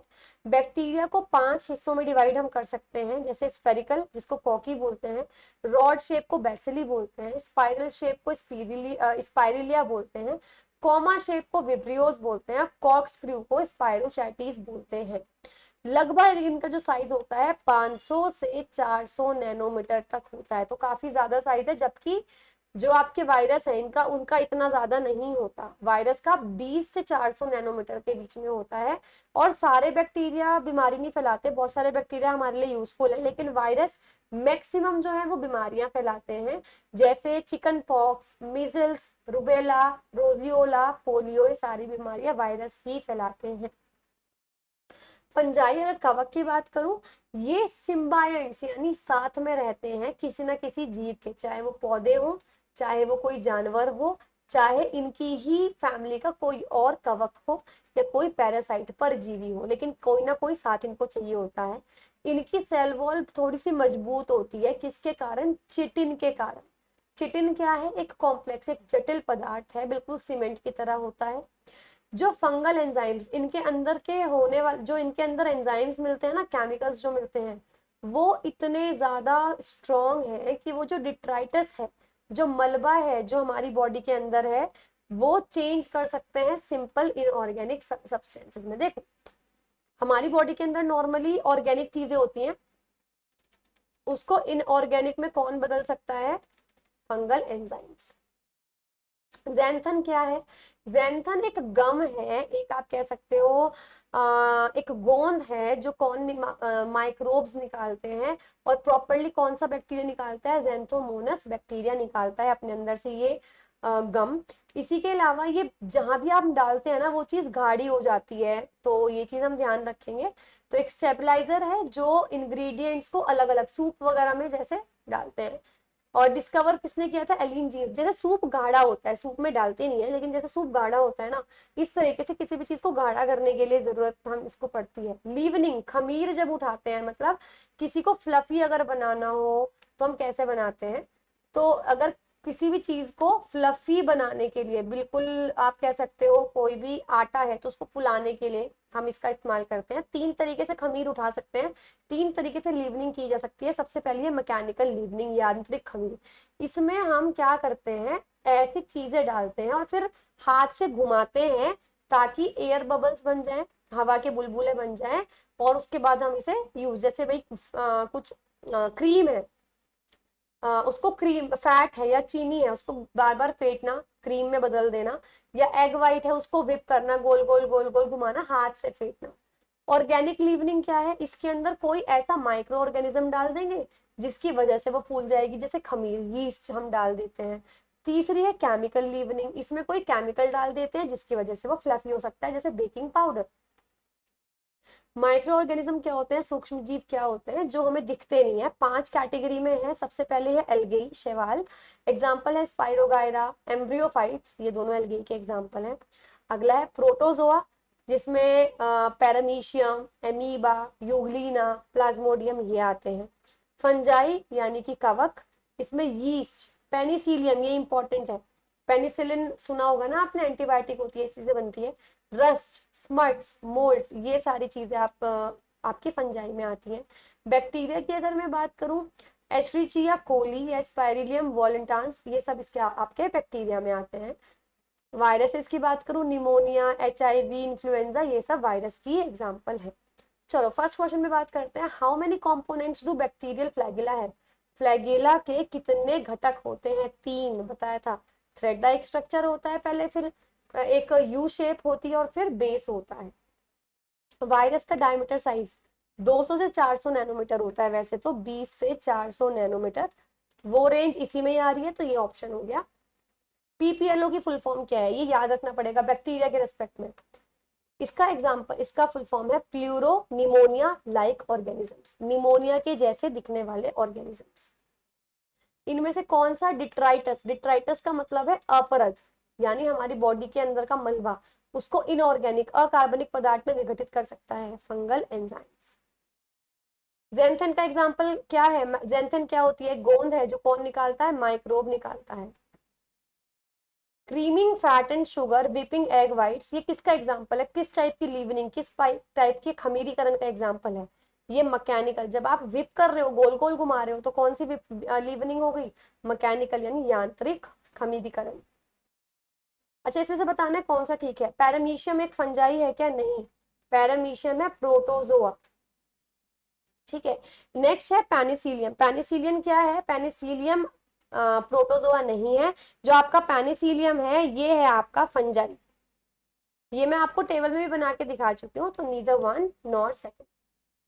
इनमें से कौन सा एक्वेटिक माइक्रो ऑर्गेनिज्म है, जलीय सूक्ष्म जीव है जो फाइटोप्लैंक्टन को खाता है। देखो नॉर्मली अगर जमीन की बात करूं तो पौधों को खाता है जानवर। इस तरीके से पानी की बात करूं तो पानी के सबसे छोटे वाले पौधों को बोलते हैं फाइटोप्लैंक्टन, और इनको खाते हैं जू प्लैंक्टन यानी जानवर, सबसे छोटे जो दिखते नहीं है। तो पौधों को कौन खाता है, जू प्लैंक्टन, सिंपल। इनमें से किस टाइप की अडेप्टेशन अनुकूलन देखा जा सकता है उस बैक्टीरिया में जब अलग अलग तरीके के थिक वॉल्ड स्पोर्स बन गए हो। मोटे दीवार वाले जब बीजाणु बन जाते हैं, स्पोर्स बन जाते हैं, देखो ये जो मोटी दीवार बनती है वो सिर्फ तभी बनती है जब बाहर का जो एनवायरमेंट है वो अच्छा नहीं है इन अंदर के स्पोर्स के लिए, तभी बहुत मोटी दीवार बनती है। तो ऐसे केस में ये दीवार इसलिए बनती है ताकि जो अंदर के जो स्पोर्स थे, जो अंदर के बीजाणु थे जिन्हें अभी खुलना था वो ना खुले, और ये अपने बीजाणुओं को बोलते हैं कि तुम थोड़े टाइम के लिए सस्पेंड हो जाओ, तुम थोड़े टाइम के लिए अंदर ही रहो। तो सस्पेंड होता है, इसको सस्पेंड बोलते हैं। वो कौन सा एक कोशिकीय जीव है, यूनिसेलुलर ऑर्गेनिज्म है, जो अपना खाना अपनी सेल की मदद से, अपनी सेल मेम्ब्रेन की मदद से खाने को अंदर डालता है, ये होता है एमीबा। और इस प्रोसेस को क्या बोलते हैं, देखो ये ना कई बार पढ़ा चुकी हूँ तो इसलिए मैं डीप में नहीं बता रही, क्योंकि ये इसी सीरीज में बहुत सारे चैप्टर में बता चुकी हूँ। इसी को बोलते हैं एंडोसाइटोसिस, अगर सेल के अंदर कोई चीज जा रही है। और प्रॉपर अगर खाना अंदर जा रहा है तो सिर्फ सेगोसाइटोसिस, क्योंकि अगर जरूरी नहीं है ना अंदर सिर्फ खाना ही जाए, कुछ भी केमिकल जा सकता है तो एंडोसाइटोसिस बोलते हैं। लेकिन अगर प्रॉपरली खाना ही अंदर जा रहा है तो फेगोसाइटोसिस बोला जाता है। और कौन सा ऑर्गेनिज्म है, एमीबा। कौन सा एल्गेई है जो अगर अगर, देखो अगर अगर क्या है, अगर अगर का एक सॉल्यूशन या पाउडर होता है जो किसी भी चीज को जेल की फॉर्म में बदल देता है। आपने सुना होगा ना जेली जो हम खाते हैं कैसे बनती है, आप किसी भी चीज की, किसी भी फ्रूट की जेली बना सकते हो उसमें अगर अगर डाल के। तो वो कौन सा एल्गेई, कौन सा शैवाल उत्पन्न करता है, gracilaria. Which is the toxin causing bacterium, वो कौन सा बैक्टीरिया है जो क्रीम, चीज, मिल्क, इन सब चीजों को खराब कर देता है और उनको कड़वा, खट्टा या फिर हाँ कड़वा बना देता है। तो ठीक है, वो है बैसिलस सीरियस, ध्यान रखना। अगर लैक्टोबैसिलस आता तो ये है जो दूध को कर्ड में कन्वर्ट करने की बात करता, जो खराबी कर देता है वो है बैसिलस सीरियस। वो कौन सा बायोटेक्निकल प्रोसेस है जो यीस्ट, खमीर करता है, जिसमें अल्कोहल बनता है और कार्बन डाइऑक्साइड। अगर अल्कोहल बन रहा है इसको बोलते हैं फर्मेंटेशन, ध्यान रखना। अल्कोहल बनाने के प्रोसेस को फर्मेंटेशन बोला जाता है, तो इट इज अल्कोहलिक फर्मेंटेशन। उस एल्गे की पहचान करो जो मेराइन नहीं है, समुद्र में नहीं मिलती। ओके, तो ये है आपकी क्लोरेला। क्लोरेला मिलती है फ्रेश वाटर में, बाकी तीनों मिलती है मेराइन यानी सी वाटर में। ये होता है सॉल्टी वाटर।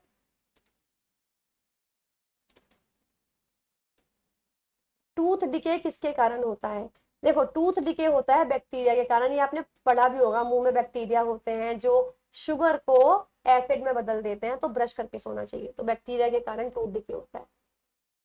इनमें से वो कौन सा पॉपुलर इंग्रेडिएंट है, एक सामग्री है जिसे शुगर ईटिंग फंगस भी बोलते हैं। शुगर ईटिंग फंगस बोलते हैं यीस्ट को, खमीर को, क्योंकि जब भी आप खमीर डालोगे ना शुगर में वो हमेशा अल्कोहल बनाएगा। जो गन्ना होता है उसमें खमीर डाली जाती है, उसको सड़ाने के लिए रख दिया जाता है, गन्ने के रस में सड़ाने के लिए रख दिया जाता है और अल्कोहल बनती है। नेक्स्ट, एक सेकंड गाइस होल्ड करेंगे।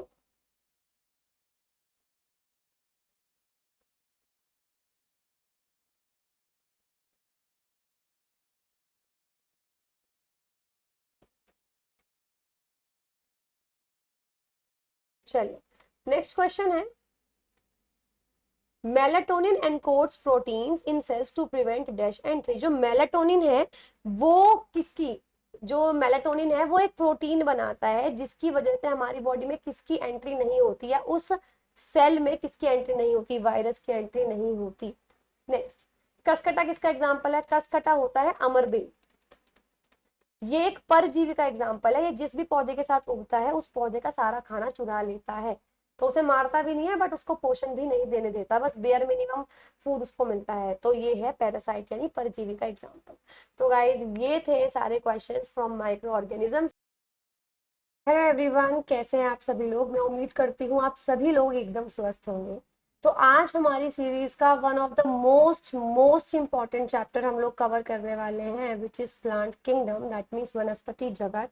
तो आप इसमें क्या क्या करने वाले हो कि एक तो क्लासिफिकेशन यानी इनका वर्गीकरण कैसे हुआ, क्या क्या कैटेगरीज है। तो ये तो हम एसएससी सीजीएल वाली सीरीज कर रहे हैं, बट आई रिकमेंड कि आप रेलवेज वाली सीरीज भी जरूर देखिएगा इसकी, क्योंकि question are approximately same, question same है, बस अप्रोच थोड़ी डिफरेंट है। तो just try them once also. तो वीडियो को शुरू करने से पहले जिन भी एस्पिरेंट्स ने अभी तक चैनल को सब्सक्राइब नहीं किया है, सबसे पहले आकर चैनल को सब्सक्राइब कीजिए। इसी के साथ जो हमने अलग अलग प्लेलिस्ट बना रखी है जरूर चेकआउट कीजिए, ताकि आपकी कोई भी वीडियो मिस आउट नहीं हो। सबसे पहले बात करते हैं, जितनी भी कैटेगरीज थी यानी श्रेणियां थी, हमने उनको कैसे वर्गीकृत किया, उनको प्रणाली क्या थी। तो कौन आए थे सबसे पहले? विटेकर आए थे सबसे पहले, जिन्होंने 5 किंगडम्स यानी 5 वर्गीकरण, 5 जगत उन्होंने दिए थे। Monera, Protista, Plantae, Animalia and fungi.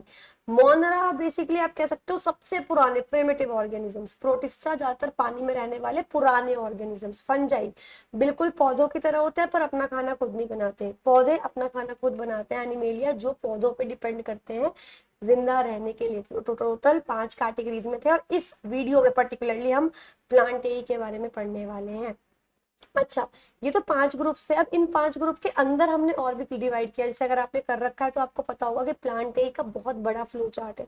तो वो फ्लो चार्ट किस बेसिस पे बना? वो इस बेसिस पे बना। सब ग्रुप्स हमने क्या करा, सबसे पहले स्पीशीज देखी। स्पीशीज का मतलब जाति, प्रजाति, यानी इसमें हमने ये देखा ऐसे कौन कौन से ऑर्गेनिजम्स हैं जो बिल्कुल एक जैसे हैं, जिनके मॉर्फोलॉजिकल कैरेक्टर्स, जिनके बॉडी के अंदर के और बॉडी के बाहर के कैरेक्टर्स बिल्कुल सेम है, जो आपस में रिप्रोड्यूस कर सकते हैं, आपस में आप कह सकते हो कि प्रजनन करके अपनी पॉपुलेशन बढ़ा सकते हैं।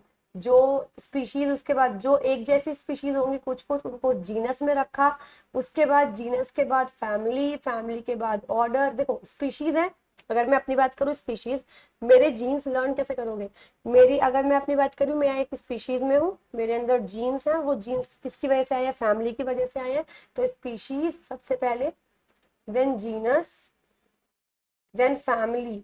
अब फैमिली का क्या है? एक ऑर्डर है, एक क्लास है, जिसकी वजह से वो डिवीजन करते हैं, and then comes the kingdom. तो ये सारे ग्रुप्स हैं। अगर मैं बात करूं प्रॉपर 5 किंगडम का, तो ऑर्गेनिजम्स थे टोटल हमारे पास, जीव थे। हमने ये 5 किंगडम्स ये रहे, Monera, Protista, Plantae, Fungi and Animalia. बात करते हैं प्लांटेई ग्रुप की, क्योंकि दैट इज वेरी इंपॉर्टेंट। तो प्लांट्स को हमने टोटल कितने सारी कैटेगरी में बांट रखा है, आप देख सकते हो 1 2 3 4 5 6 7 8, ऑल इन ऑल 8 हैं, बट वैसे मेन 8 नहीं है, मैं ये भी बता दूं। सबसे पहला है थैलोफाइटा, जितनी भी एल्गेई जो है, कवक जो आती है, वो इसके अंदर आती है। दूसरा है ब्रायोफाइटा, ये वेस्क्यूलर टिश्यू है, यानी ये ऐसी जगह रहेगा गीली मिट्टी में, जैसे दलदल में ये वाले पौधे होते हैं, ठीक है। तीसरे आ गए टेरिडोफाइट्स। अब ये अच्छे पौधे हैं, लेकिन ये वो पौधे हैं जिनके अंदर बीज ही नहीं होते हैं। और आपको पता है ये जो फर्स्ट कैटेगरी, सेकंड कैटेगरी और थर्ड कैटेगरी, इनको कंबाइंडली कलेक्टिवली बोलते हैं क्रिप्टोगैमी। क्रिप्टोगैमी बेसिकली वो पौधे होते हैं जिनके पास सीड्स नहीं होते, सीडलेस, बीज नहीं बनते। तो कौन कौन से आएंगे? थैलोफाइटा, क्योंकि सारी एल्गेइस के अंदर है। इनकी बॉडी आप अलग ही नहीं करके देख सकते, ये रूट है, ये शूट है, ये स्टेम है। इसी तरीके से ब्रायोफाइटा, जैसे मॉस हो जाती है, आपने देखा होगा गीले दलदल में जो उगती है, वो उसे भी आप अलग नहीं, मतलब अलग कर भी सकते हो, लेकिन उसके पास कोई प्रॉपर स्पेशलाइज्ड टिश्यू नहीं है। और तीसरे टेरिडोफाइट्स, टेरिडोफाइट्स भी है, वो सीड्स नहीं बनाते, जैसे फर्न की पत्तियां होती हैं वो। एग्जाम्पल जरूर लर्न कर लेना, दैट इज वेरी इंपॉर्टेंट। तो अब तक ये 3 बताए जो बीज नहीं बनाते। अब बात करते हैं जो बीज बनाते हैं, वैसे उनको फेनेरोगैम्स बोलते हैं, लेकिन फेनेरोगैम्स के अंदर भी 2 हैं। एक ऐसे पौधे जो बीज बनाते हैं खाली, और एक ऐसे जो बीज बनाते हैं फलों के अंदर। जो खाली बनाते हैं उनको जिम्नोस्पर्म्स बोलते हैं, जो फलों के अंदर बनाते हैं उनको एंजियोस्पर्म्स बोलते हैं। फलों के अंदर जो बनाते हैं उनके बीज की खासियत होती है कि जब आप उस बीज को 2 हिस्सों में बांट दोगे ना, तो ये पत्रियां मिलती हैं, उसको बीज पत्री बोलते हैं, कॉटिलिडन्स बोलते हैं, उसमें खाना स्टोर रहता है। जिनके पास केवल एक कॉटिलिडन है, एक बीज पत्री है, उनको बोलते हैं मोनोकॉट। जिनके पास दो होती हैं उनको बोलते हैं डाइकॉट। ठीक है, अब ये हम पढ़ने भी वाले हैं। देखो सबसे पहले बात करते हैं क्रिप्टोगैम्स। क्रिप्टोगैमी के अंदर तीन है, थैलोफाइटा, ब्रायोफाइटा, टेरिडोफाइटा, अभी मैंने बताया। बीज नहीं होते, फूल भी नहीं आते, और सेक्स ऑर्गन हिडन होते हैं। सेक्स ऑर्गन का मतलब क्या है, जो प्रजनन अंग है वो छिपे हुए होते हैं, इसी वजह से आप कह सकते हो इनको क्रिप्टो। क्रिप्टो मतलब हिडन, गैम्स मतलब जो रिप्रोडक्टिव ऑर्गन है वो। तो बेसिकली इसमें तीन आते हैं। और टेरिडोफाइट की अगर मैं बात करूं, हम इतना डीप में नहीं बढ़ते, पर मैं अब आपको बता रही हूँ, टोटल 4 कैटेगरी होती हैं, 4 टाइप के टेरिडोफाइट्स होते हैं। सबसे पहले है सिलोप्सिडा। सिलोप्सिडा में एग्जाम्पल इसका सिलोटम। नेक्स्ट इज लाइकोप्सिडा, इसका एग्जाम्पल है सिलाजिनेलिया और लाइकोपोडियम। स्फिनोप्साइड, इक्विसेटम, और मतलब बेसिकली एग्जाम्पल्स लर्न करना है। और टेरोप्सिडा, जिसका एग्जाम्पल है ड्रायोप्टेरिस, पीटेरिस एंड एडियांटम। तो बेसिकली आपको सिर्फ एग्जाम्पल लर्न करने हैं, दैट्स इट। अब बात करते हैं किंगडम की। से थैलोफाइटा था, मैंने आपको बताया कि थैलोफाइटा के अंदर सारी एल्गेई आती है, जैसे स्पाइरोगाइरा, यूलोथ्रिक्स। और ये खाने वाली एल्गेई नहीं होती, इसको एल्गेई की तरह बुलाते हैं। ब्रायोफाइटा की बात करूं, मोस्ट इंपॉर्टेंट, इनको बोला जाता है एम्फीबियंस ऑफ प्लांट किंगडम, पौधों का उभयचर। क्योंकि ये ना तो प्रॉपरली मिट्टी में रहते हैं ना पानी में, गीली मिट्टी में रहते हैं। इसके एग्जाम्पल सबके बहुत इंपॉर्टेंट है, अच्छे से लर्न कर लेना। जैसे इसका एग्जाम्पल है moss, Funaria, liverworts, hornworts, Anthocerotophyta, जिसका साइंटिफिक नेम है। अच्छा, इसके अंदर कैसे होगा ट्रांसपोर्ट, इनकी पॉपुलेशन कैसे बढ़ेगी। मेल गैमेट्स यानी जो नर युग्मक होता है वो पानी के थ्रू ट्रैवल करता है, और नर युग्मक बनाता कौन सा स्ट्रक्चर है, एंथेरिडियम बनाता है, ये इंपॉर्टेंट है। इनके पास पानी या खाने के ट्रांसपोर्टेशन के लिए जाइलम या फ्लूएम, जो कि पौधों में ट्रांसपोर्ट करते हैं, वो नहीं होते। ध्यान रखें, क्यों, क्योंकि पानी में डायरेक्ट रह रहे हैं, पानी वहीं से आ जाएगा। और हर, क्योंकि रूट्स, स्टेम, हर चीज अलग अलग नहीं होती, तो खाना भी अपने आप बना लेते हैं। अगला है टेरिडोफाइट्स। टेरिडोफाइट्स में कौन से आते हैं, जिनके अंदर बीज नहीं बनते, पौधे आपको दिखेंगे, फर्न्स, जिसको मार्सिलिया बोलते हैं, हॉर्स टेल्स, लाइकोफाइट्स, इक्विसेटम, ये इंपॉर्टेंट है, सॉरी, इक्विसेटम। ठीक है, तो ये कैसे है, ये छोटे छोटे स्पोर्स बनाते हैं, दाने बनाते हैं। फेनेरोगैम्स की अगर मैं बात करूं, फेनेरोगैम्स वो हैं जो सीड्स बनाते हैं। ठीक है, बीज आएंगे, दो तरीके के होते हैं, जिम्नोस्पर्म्स और एंजियोस्पर्म्स। जिम्नोस्पर्म्स में वो जो खाली, जिन पे से बीज अलग ही दिख जाएंगे, ऐसा। इसके एग्जांपल्स बहुत इंपॉर्टेंट है, साइकस फाइनस, अरोकेरिया, थूजा, सेड्रस, पीशिया, अबीज। तो मेनली इंपॉर्टेंट है दियोदर, साइकस फाइनस, ये बहुत इंपॉर्टेंट है। एंजियोस्पर्म्स की अगर मैं बात करूं तो इसमें वो आते हैं जिनके पास सीड्स होते हैं फ्रूट्स के अंदर, इनके अंदर फल होंगे, बीज पत्री होगी, जिनको कॉटिलिडेंस बोलते हैं। इसके एग्जांपल है रोज, टमाटो, मैंगो, अनियन, व्हीट, मीज। अच्छा, ये सारे हैं बेसिकली, जितने भी मेजर मेजर हम लोग यूज करते हैं वो सब एंजियोस्पर्म्स में आते हैं, जिनमें भी बीज होता है। अब मैं बात कर रही हूँ, ये जो इसके जो दो हिस्से हैं, जिसमें एक बीज पत्री है उसकी, जिसमें दो बीज पत्री है उसकी। तो मोनोकॉट्स, जिनको मोनोइशियस प्लांट्स बोलते हैं, डाइकॉट्स, जिनको डायोशियस प्लांट्स बोलते हैं। मोनोकॉट यानी कि जिनको एक बीज पत्री या एक लिंगी पौधे बोलते हैं, इनमें एक ही पौधे में दोनों के दोनों अंग होते हैं, नर भी और मादा भी। इसके अलावा इसके एग्जाम्पल जितने भी फल होंगे या ऐसी चीज होगी जो हम खा सकते हैं, यूज करते हैं, मक्का, ककड़ी, अंजीर, मतलब ये सब आपके मोनोइशियस प्लांट्स या मोनोकोट्स में आएंगे। इनकी फाइब्रस रूट्स होती हैं, इनकी रेशेदार जड़ें होती हैं, इनके फ्लावर्स ट्राइमेरस होते हैं, 3 सर्कल होंगे पत्तियों के। पौधों में पैरेलल वेनेशन होता है, समानांतर, मतलब अगर मैं बात करूं इस तरीके से इनकी वेनेशन हो। जबकि डाइकॉट्स में यानी द्विबीजपत्री या द्विलिंगी पौधों में अलग अलग, नर अलग उसमें होगा, मादा अलग उसमें होगी, 2 बीज पत्र होते हैं। इसकी जो जड़ें होती हैं वो आपकी प्राथमिक, प्राइमरी रूट सिस्टम होता है, और इसके रूट्स का रेटिकुलेट वेनेशन होता है, इस तरीके से। ठीक है, जालीदार, जिसको शिलान्यास बोलते हैं, शिलाविन्यास। चलिए बात करते हैं क्वेश्चंस की। सबसे पहला स्ट्रक्चर, तो वीडियो थोड़ी सी लंबी होने वाली है, लास्ट तक जरूर देखिएगा। The structure that produce and hold sperm cells in bryophytes, bryophytes में जो शुक्राणु कोशिका बनाती है उसको क्या बोलते हैं, जस्ट मैंने आपको बताया था, antheridium. Which of the following statements is correct, इनमें से बताओ स्टेटमेंट कौन सी ठीक है। The transport of male gametes in bryophyte occurs through water, bryophytes में जो नर युग्मक के पानी के थ्रू जाते हैं, बिल्कुल ठीक है, क्योंकि औरों सब में तो ऑर्गन होता है प्रॉपर, लेकिन ब्रायोफाइट्स में कोई ऑर्गन नहीं होता, पानी के थ्रू जाते हैं, तो यही ऑप्शन ठीक है। Next, the blue-green algae Anabaenia lives in the leaves of Azolla, a freshwater fern, forming which of the following relationship। वो ये बोल रहे हैं कि एल्गेई की फर्न के साथ एक रिलेशनशिप है, यानी दोनों एक दूसरे से बेनिफिट करते हैं।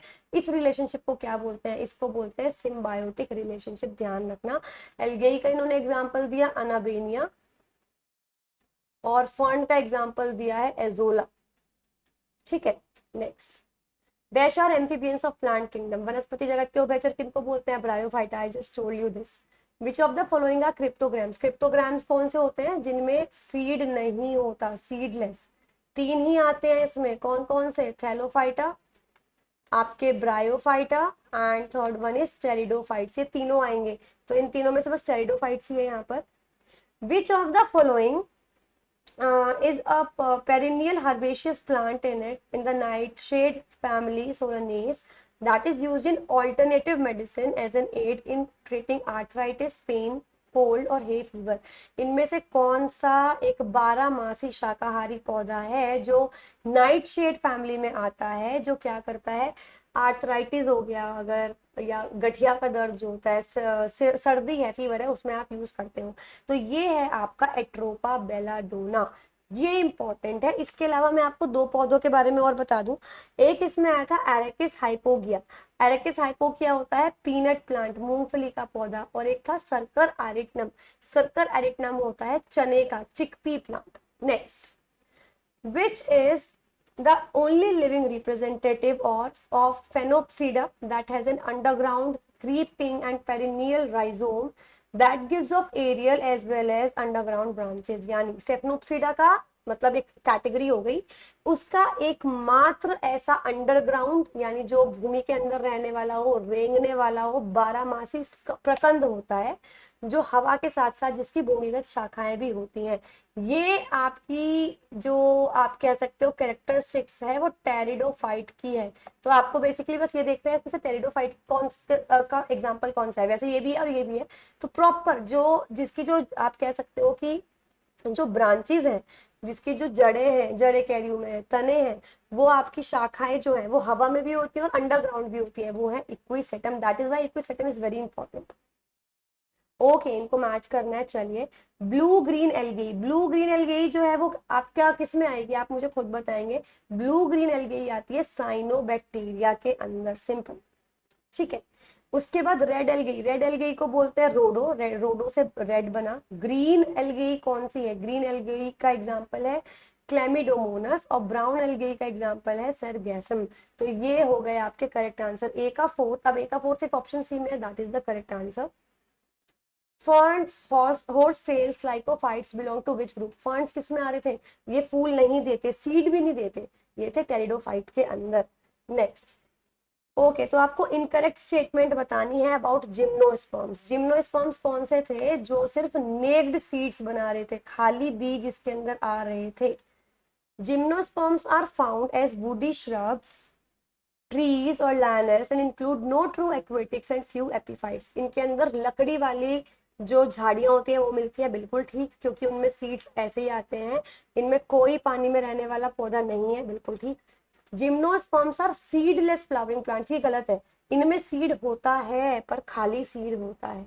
अगला, इनमें से बताना है इनकरेक्टली मैच कौन सा है। चलिए, ब्रायोफाइटा का मोस्ट ठीक है, एंजियोस्पर्म्स का रोज ठीक है, क्योंकि इसके अंदर फल आ रहा है, फूल भी आ रहा है। टेरिडोफाइट का साइकस, ये गलत, टेरिडोफाइट का साइकस गलत है बिल्कुल, ये मैं आपको बता दूं। साइकस जो है जिम्नोस्पर्म्स में आता है।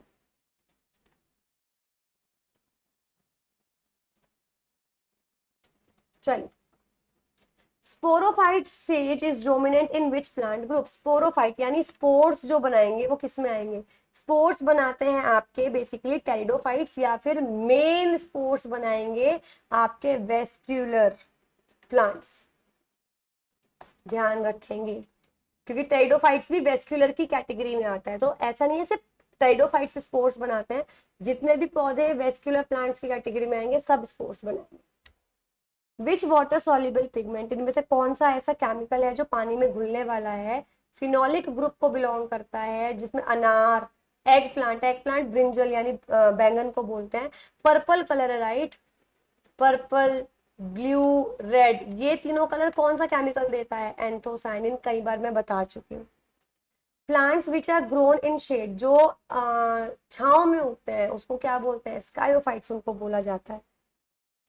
Which is a multicellular filamentous green algae consisting of thin, देखो मल्टीसेलुलर है filamentous green algae, that means Thallophyta में आ रही है।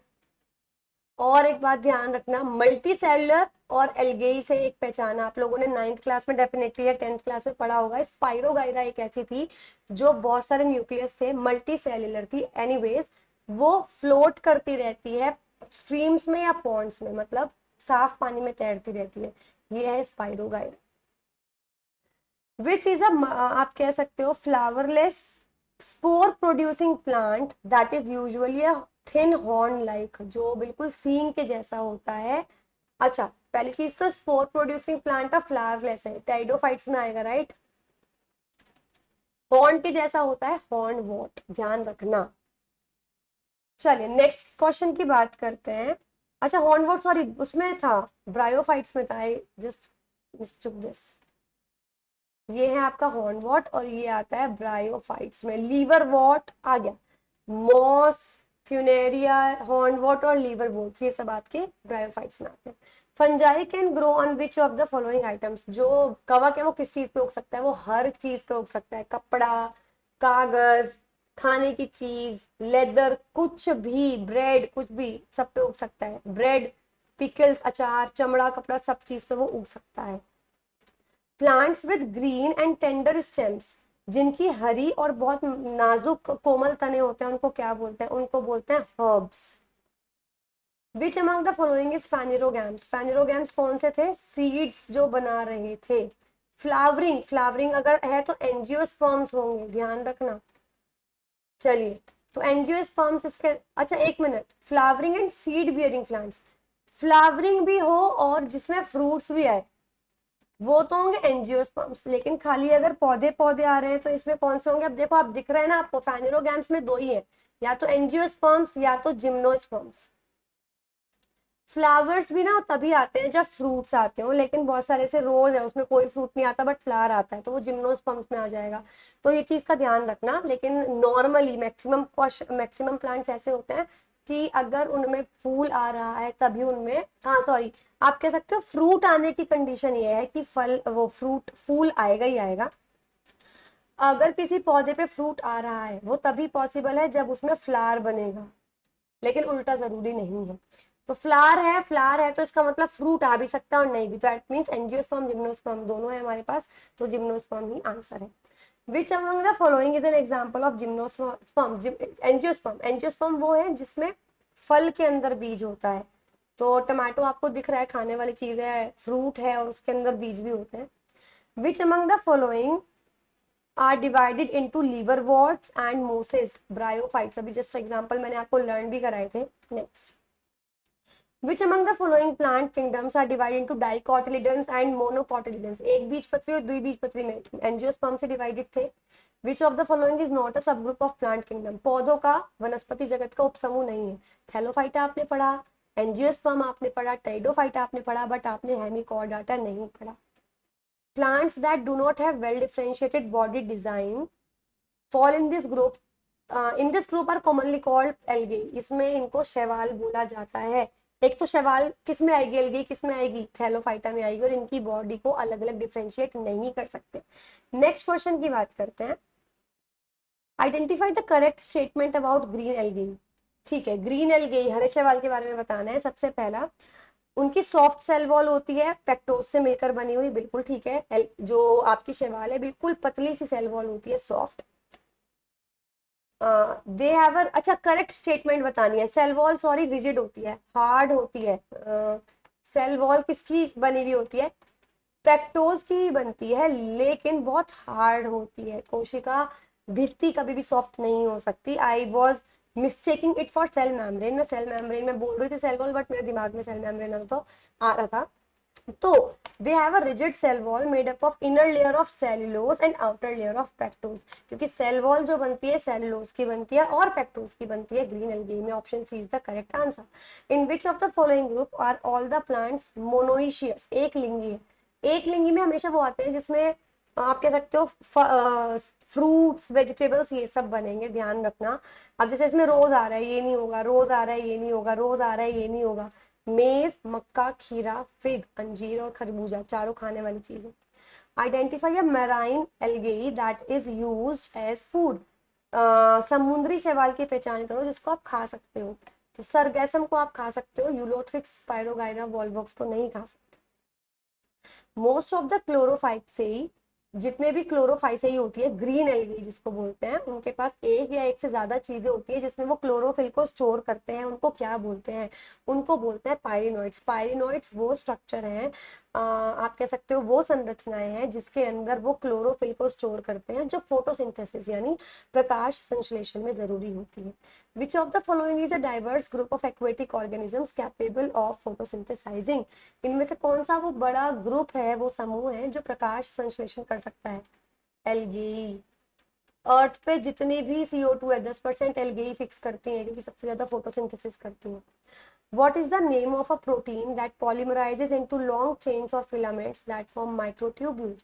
उस प्रोटीन का नाम बताओ जो जुड़ता जाता है ताकि बड़ी बड़ी चेन बनाए, बड़ी बड़ी ट्यूब्स बनाए, होलो फाइबर्स बनाए, खोखले तंतु बनाता है, जो जिसकी वजह से जो सेल है उसका स्केलेटल सिस्टम बनता है, उसका तंत्र आप कह सकते हो कंकाल तंत्र, कंकाल प्रणाली बनती है, स्ट्रक्चर बनता है सेल का।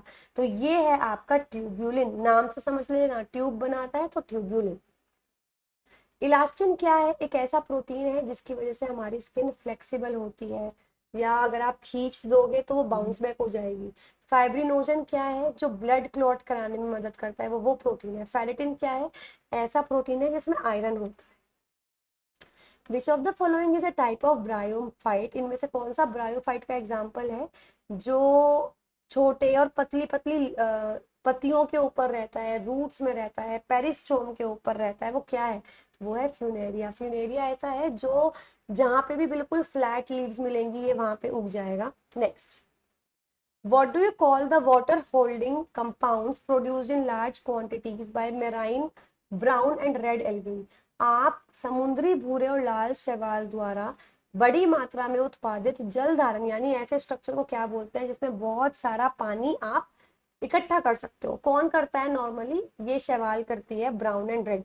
इनको बोलते हैं hydrocolloids. Next, what is the mode of adaptation done by aquatic plants and animals where the osmotic concentration of the body fluids changes with that of the ambient air? देखो, उस तरीके के अनुकूलता को, अनुकूलन को, अडेप्टेशन को क्या बोलेंगे? जो ज्यादातर पानी में रहने वाले पौधे या जानवर करते हैं, वो क्या करते हैं?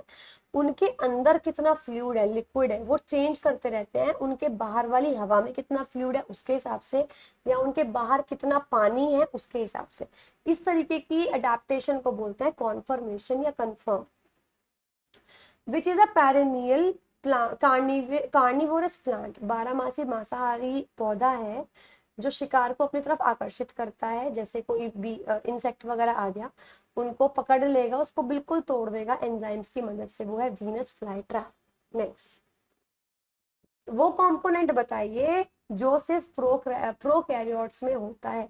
न्यूक्लियस हम लोगों में भी होता है, क्रोमोसोम्स हम लोगों में भी होता है, न्यूक्लियर मेम्ब्रेन हम लोगों में भी होती है, मीसोसोम हमारे में नहीं होती।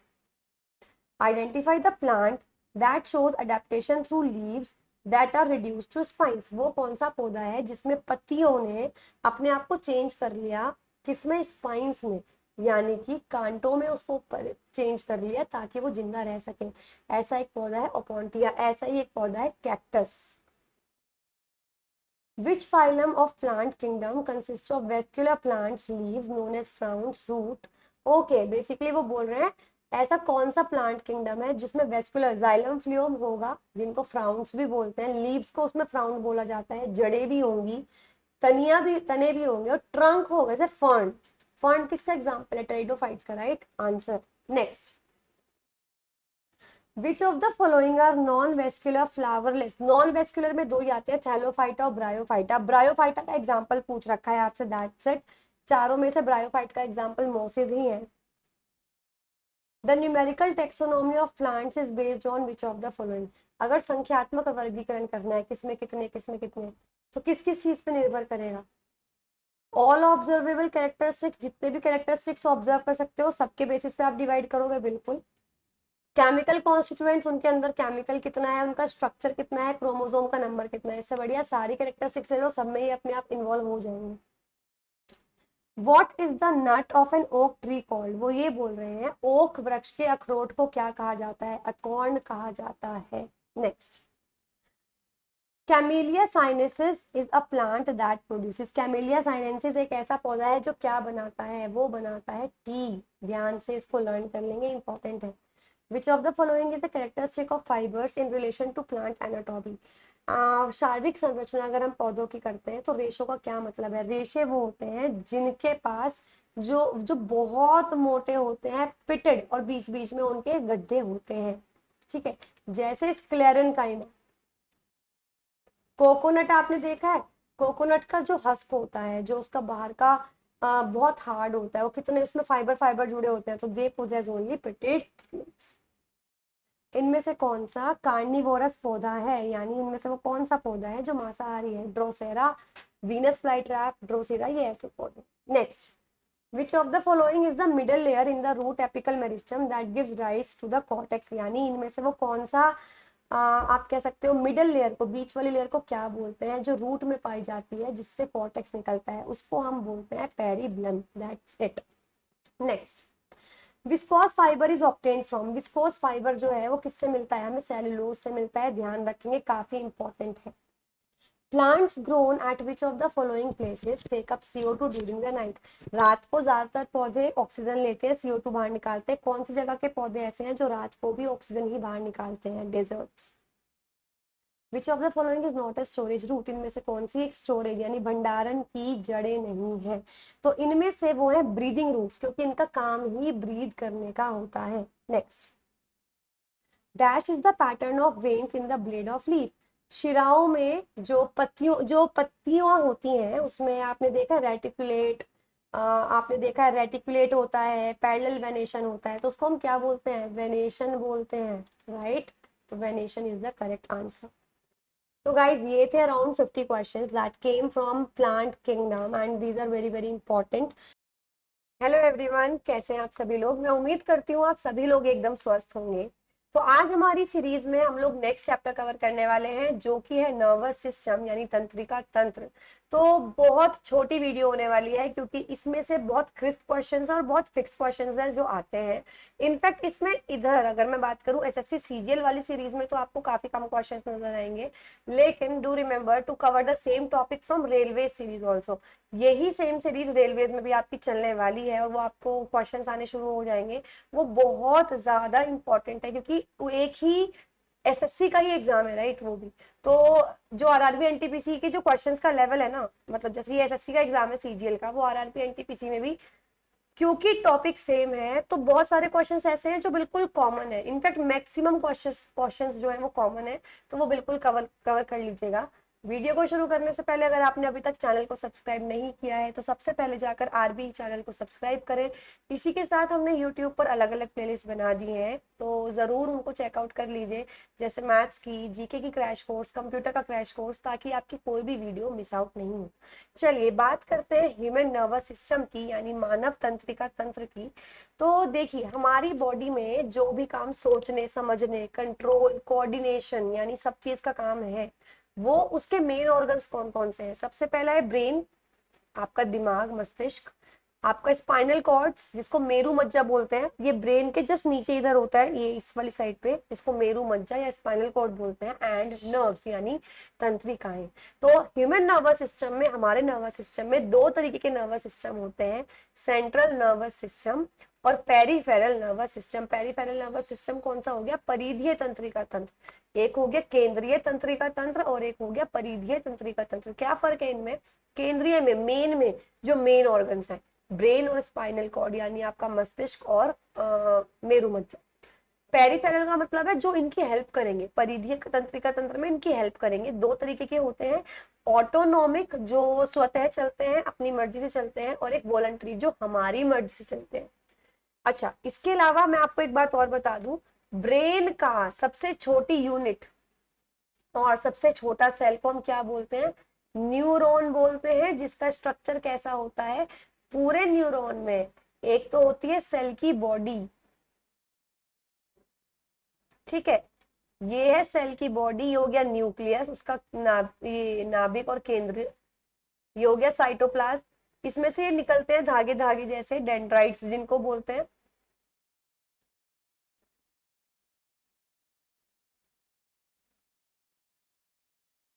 और एक ये होती है सबसे लंबी सी ट्यूब्यूल, जो फैट की बनी हुई होती है, माइलिन की शीट की बनी हुई होती है, ये होगी, इसको बोलते हैं एक्सन। और फिर लास्ट में होती है नर्व एंडिंग्स, ये हो गई नर्व एंडिंग। तो सबसे बड़ा सेल बॉडी में यही कहा जाता है, इसको बोलते हैं साइटन या फिर सेल बॉडी और साइटन, ठीक है। चलिए, सिनेप्स क्या है? दो न्यूरॉन के बीच में, देखो ये एक न्यूरॉन है और ये दूसरा न्यूरॉन है, तो यहाँ पे इसकी नर्व एंडिंग होगी और यहाँ पे इसके डेंड्राइट्स होंगे, यानी वो जो ब्रांच ब्रांच धागे धागे निकले थे, इनके बीच में छोटा सा जो गैप है इसको बोलते हैं सिनेप्स। तो ये एक माइक्रोस्कोपिक गैप, एक सूक्ष्म अंतर है दो लगातार न्यूरॉन के बीच का, जिसमें से जो केमिकल, जो इलेक्ट्रिकल इंपल्स है, आपको पता होगा आपके दिमाग में विद्युत धारा वेग के फॉर्म में ही ट्रैवल करती है। तो यहाँ से इलेक्ट्रिसिटी आई, अब यहाँ पे तो गैप आ गया ना, अगर इस गैप में इलेक्ट्रिसिटी जाएगी तो हमें करंट लगेगा। तो इस गैप में ये इलेक्ट्रिसिटी केमिकल बन जाती है, ये केमिकल जैसे ही इधर डेंड्राइट पे पहुंचेगा, इधर वाले न्यूरॉन पे पहुंचेगा, वापस वो इलेक्ट्रिसिटी में बदल जाएगा। तो सिनेप्स का एक और नाम है न्यूरो मस्कुलर जंक्शन, ठीक है। नेक्स्ट, पेरिफेरल नर्वस सिस्टम क्या होता है? परिधीय तंत्रिका तंत्र क्या होता है? जितनी भी नसें आती हैं वो सब आपकी पेरिफेरल नर्वस सिस्टम बनाती है, जो कि दिमाग को और मेरु मज्जा को आपको हेल्प करेगा, असिस्ट करेगा।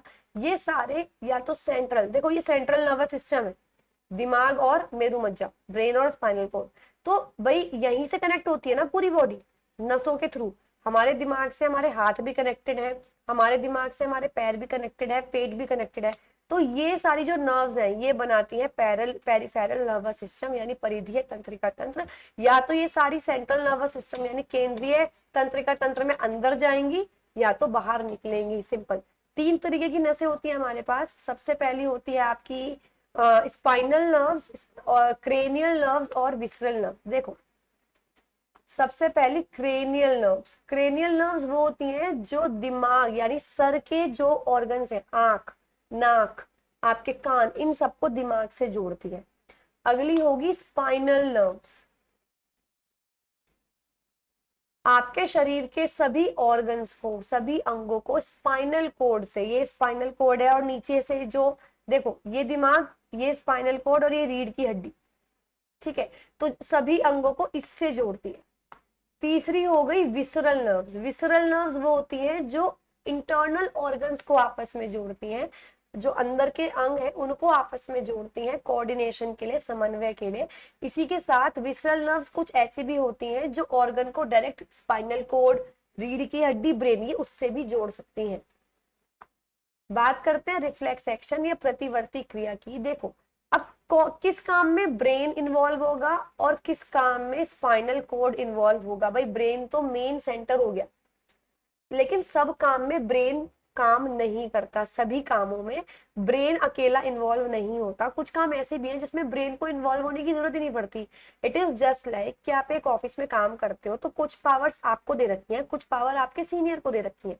तो अगर कोई ऐसा काम आया जो जिसकी पावर आपको डेलीगेटेड है, तो आपको उस चीज के लिए पूछने की नीड नहीं होगी, क्योंकि वो आपके हाथ में है। सेम तो जो काम ऐसे हैं जिनमें ज्यादा सोचने की जरूरत नहीं पड़ती, जो स्पाइनल कॉर्ड खुद से कर सकता है या बिना सोचे समझे कर सकता है, उसको बोलते हैं रिफ्लेक्स एक्शन। बल्कि कुछ रिफ्लेक्स एक्शन ऐसे भी होते हैं जो सीधा ब्रेन तक जाते हैं, स्पाइनल कॉर्ड तक नहीं जाते।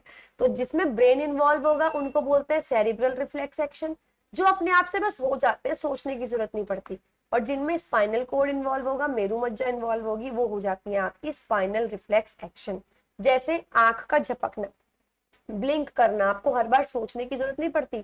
गरम प्लेट को हाथ लगाते हैं, हम अपना हाथ हटा लेते हैं, वो रिफ्लेक्स एक्शन है, हम सोचते नहीं है, सिंपल। तो ये ऑटोमेटिक रेस्पॉन्स होता है, ये स्वतः स्वैच्छिक नियंत्रण में नहीं होता, ये स्वचालित प्रतिक्रिया है, यानी खुद से ही ये होती है। नेक्स्ट ब्रेन की बात करते हैं, काफी इंपॉर्टेंट है। तो ये हमारे ब्रेन का स्ट्रक्चर है, जैसे आप देख सकते हो। टोटल ब्रेन 3 हिस्सों में बटा हुआ है। ये है पहला हिस्सा, इसको बोलते हैं फोर ब्रेन, यानी सबसे ऊपर का ब्रेन। ये पूरी मसल्स है यहाँ पे, जिसका नाम है सेरिब्रम। इसमें एरिया होते हैं, जैसे ये थिंकिंग का एरिया है, सोचने समझने का एरिया है, ये हमारी यादाश्त का एरिया है, मेमोरी का है, ये एरिया हमारे खाने पीने की स्किल का है, ये हमारे मतलब हर चीज का, मिस्टेक्स का एरिया है। सब काम हम इससे करते हैं मेजरली, सबसे बड़ा जो पार्ट है। ये हो गया आपका मिड ब्रेन, बीच वाला पार्ट। और ये हो गया आपका हिंड ब्रेन, सबसे पीछे वाला ब्रेन। इसमें 3 हिस्से होते हैं। पोन्स, ये हिस्सा पोन्स कहलाता है, ये हिस्सा मेड्यूला कहलाता है। मेड्यूला एंड तक जाता है, स्पाइनल कॉर्ड से जुड़ जाता है। देखो ये पोन्स है, ये वाला ये मेड्यूला है, और ये स्पाइनल कॉर्ड है। और ये सेरिबेलम जो पेड़ के जैसा दिखता है, इसको स्मॉल ब्रेन भी बोलते हैं, दिमाग का छोटा रूप भी बोला जाता है। चलिए इन सबके बारे में पढ़ते हैं। सबसे पहला फोर ब्रेन और सेरिब्रम, जिसको अग्र मस्तिष्क बोलते हैं या फिर प्रमस्तिष्क बोलते हैं। मेन थिंकिंग पार्ट है ये हमारा, ये ध्यान रखेंगे। इसके अलावा एक सेकेंड में, हाँ जी, तो मेन थिंकिंग पार्ट है। इसके अलावा सबसे बड़ा पार्ट होता है, हमारी बॉडी में टेम्परेचर यही करता है, सब कुछ यही सोचता है। इसके अंदर एसोसिएटेड एरियाज होते हैं जो सब काम करते हैं। Thinking, learning, memory, experience, feelings, सभी की सभी फोर ब्रेन यानी अग्र मस्तिष्क या सेरिब्रम से ही कंट्रोल होती है। अगला है आपका मिड ब्रेन, मध्य मस्तिष्क। इसके अंदर मेनली रिफ्लेक्स एक्शन जो होता है, प्रतिवर्ती क्रियाओं को ही नियंत्रित करता है। जैसे आईज का, ठीक है, देखने का या सुनने का, या नाक के थ्रू, वैसे नाक के थ्रू बहुत कम होता है, लेकिन आंखों का या कान का कुछ भी रिफ्लेक्स एक्शन है तो वो यही। और टेक्टम वर्ड यूज करते हैं विजन और ऑडिटरी दोनों के लिए, ध्यान रखेंगे। जो दृष्टि और श्रवण संबंधी जितनी भी चीजें होती हैं उनके लिए हम क्या यूज करते हैं, टेक्टम इस्तेमाल करते हैं, सिंपल। अगला हिंड ब्रेन यानी पश्च मस्तिष्क, पीछे वाला जो दिमाग होता है। 3 हिस्से होते हैं। Medulla, lowest part of brain, जो ये था ना मेड्यूला, और फिर ये नीचे स्पाइनल कॉर्ड, तो ये मेड्यूला है। ये रेस्पिरेशन, आप सांस ले रहे हो, ब्रीद कर रहे हो, आपके दिल की धड़कन, ब्लड प्रेशर, नींद की आपकी नींद कब ले रहे हो, उठ कब रहे हो, पेट की सिक्रेशन, सब कुछ मेड्यूला कंट्रोल करता है। बात करते हैं पोन्स की, ये ट्रैक है ब्रेन और स्पाइनल कॉर्ड के बीच में। अदरवाइज ये रेस्पिरेशन भी कंट्रोल करता है आपकी। लास्ट सेरिबेलम, मोस्ट इंपॉर्टेंट, इसको लिटिल ब्रेन बोलते हैं, दिमाग का छोटा रूप, वो जो पेड़ की तरह दिख रहा था। आपका पोस्चर, आपका बैलेंस, साइकिल चला रहे हो, डांस कर रहे हो, चल रहे हो, हर चीज में जो बैलेंस मेंटेन करेगा सेरिबेलम ही मेंटेन करेगा। चलिए फर्स्ट क्वेश्चन पे बात करते हैं। उस सेल की, उस कोशिका की पहचान कीजिए जो लंबी और शाखित होती है, लॉन्ग एंड ब्रांच। तो ये तो आपके पास एक ही है, नर्व सेल यानी तंत्रिका कोशिका। अगला, विच part of the human brain is responsible for walking in a straight line, चलने के लिए जो भी सीधी लाइन में, यानी पोस्चर और बैलेंस की बात हो रही है, तो लिटिल ब्रेन यानी cerebellum. The sensation of feeling full is because of a centre associated with hunger, कि आपका पेट भर गया, ये रिलेटेड होता है क्योंकि आपके पास एक एरिया होता है, सेंटर होता है जो भूख से रिलेटेड होता है। तो किसमें होगा, एरियाज किसमें होते हैं, सेरिब्रम में या फोर ब्रेन में, क्योंकि वहीं पे आपके एरियाज होते हैं भूख से रिलेटेड, प्यास से रिलेटेड, हर चीज का एरिया वहीं पर होता है। Our brain mainly depends on which of the following foods, हमारे दिमाग का मेन खाना क्या है, सिर्फ ग्लूकोज, दिमाग में सिर्फ ग्लूकोज जाता है।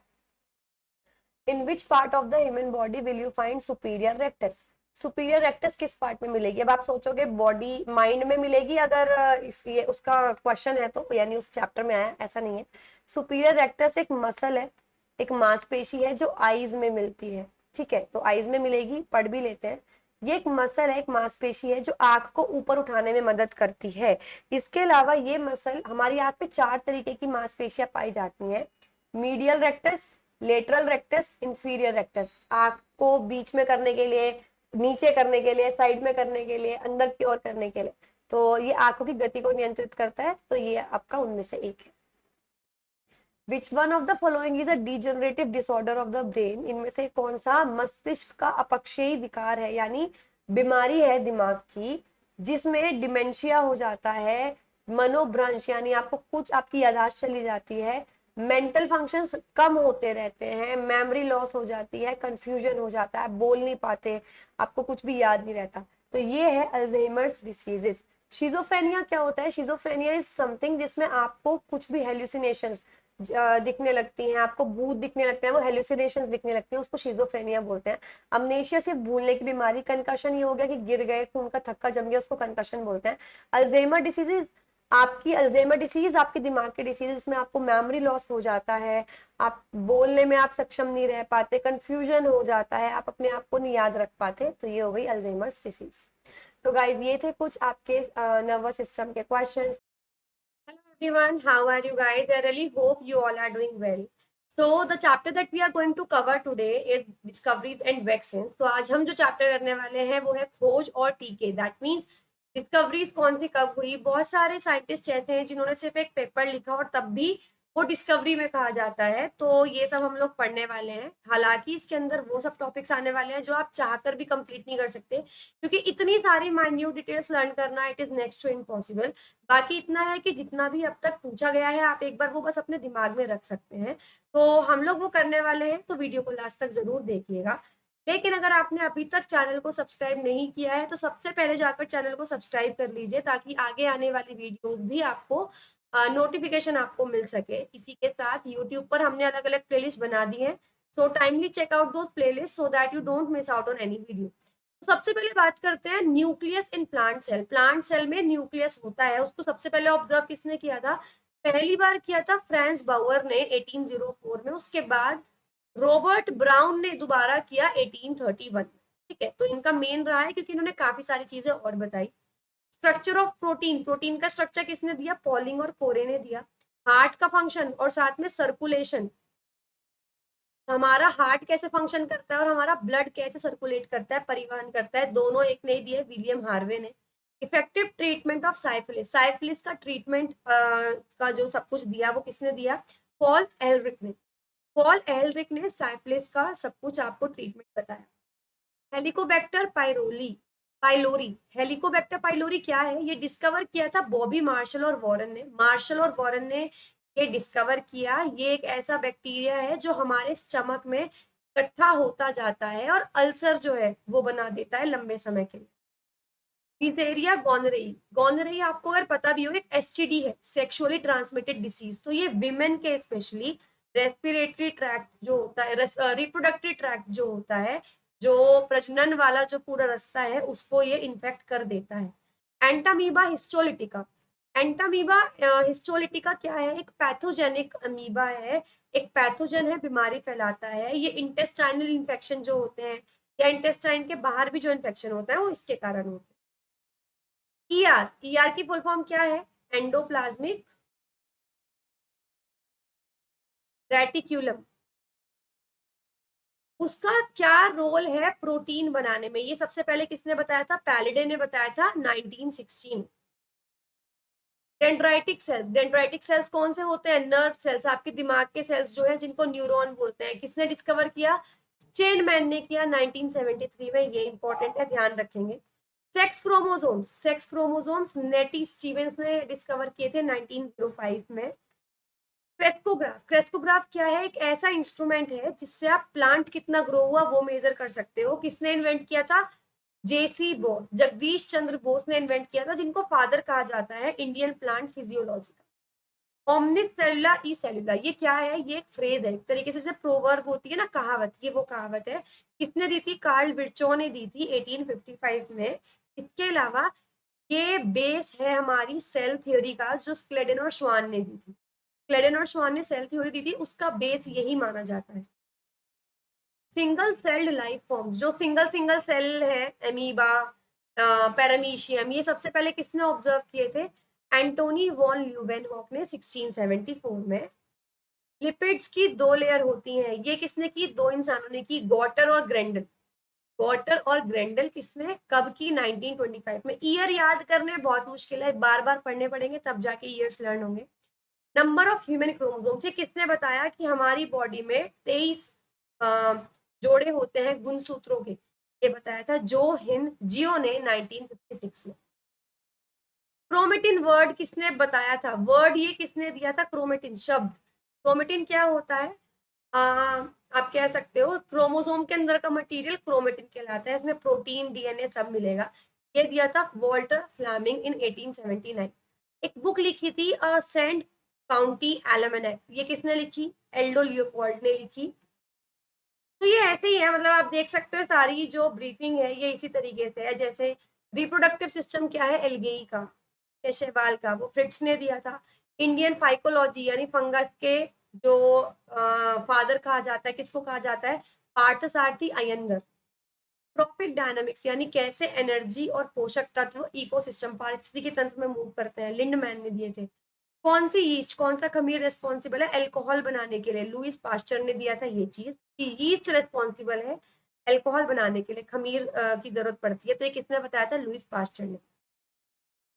अगर सॉल्यूशन हम यूज करते हैं, अगर आपको बैक्टीरिया को ग्रो करवाना है आर्टिफिशियल, ये किसने बताया था? फैनी हेसेन।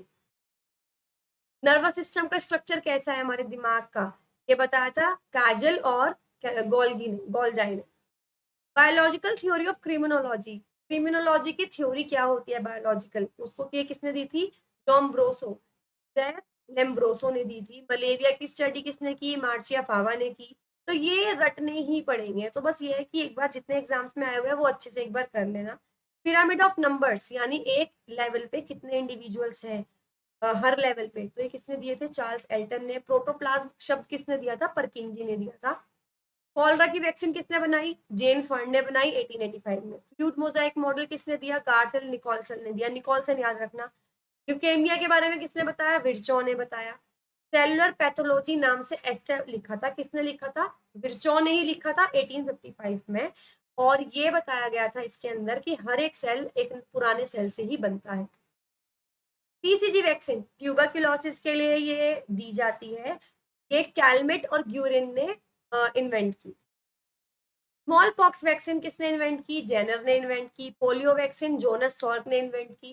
क्लोरोफिल का स्ट्रक्चर और ये भी कि इसके अंदर जो होता है वो क्या होता है? मैग्नीशियम या जिंक होता है, किसने बताया? ये विल स्टेटर ने बताया। डीडीटी, ठीक है, ये बताया। डीडीटी की जो डिस्कवरी की थी वो की थी, इन्वेंट किया था, मूलर ने इन्वेंट किया था। वर्ल्ड का पहला हार्ट ट्रांसप्लांट किसने किया? बर्नार्ड ने किया।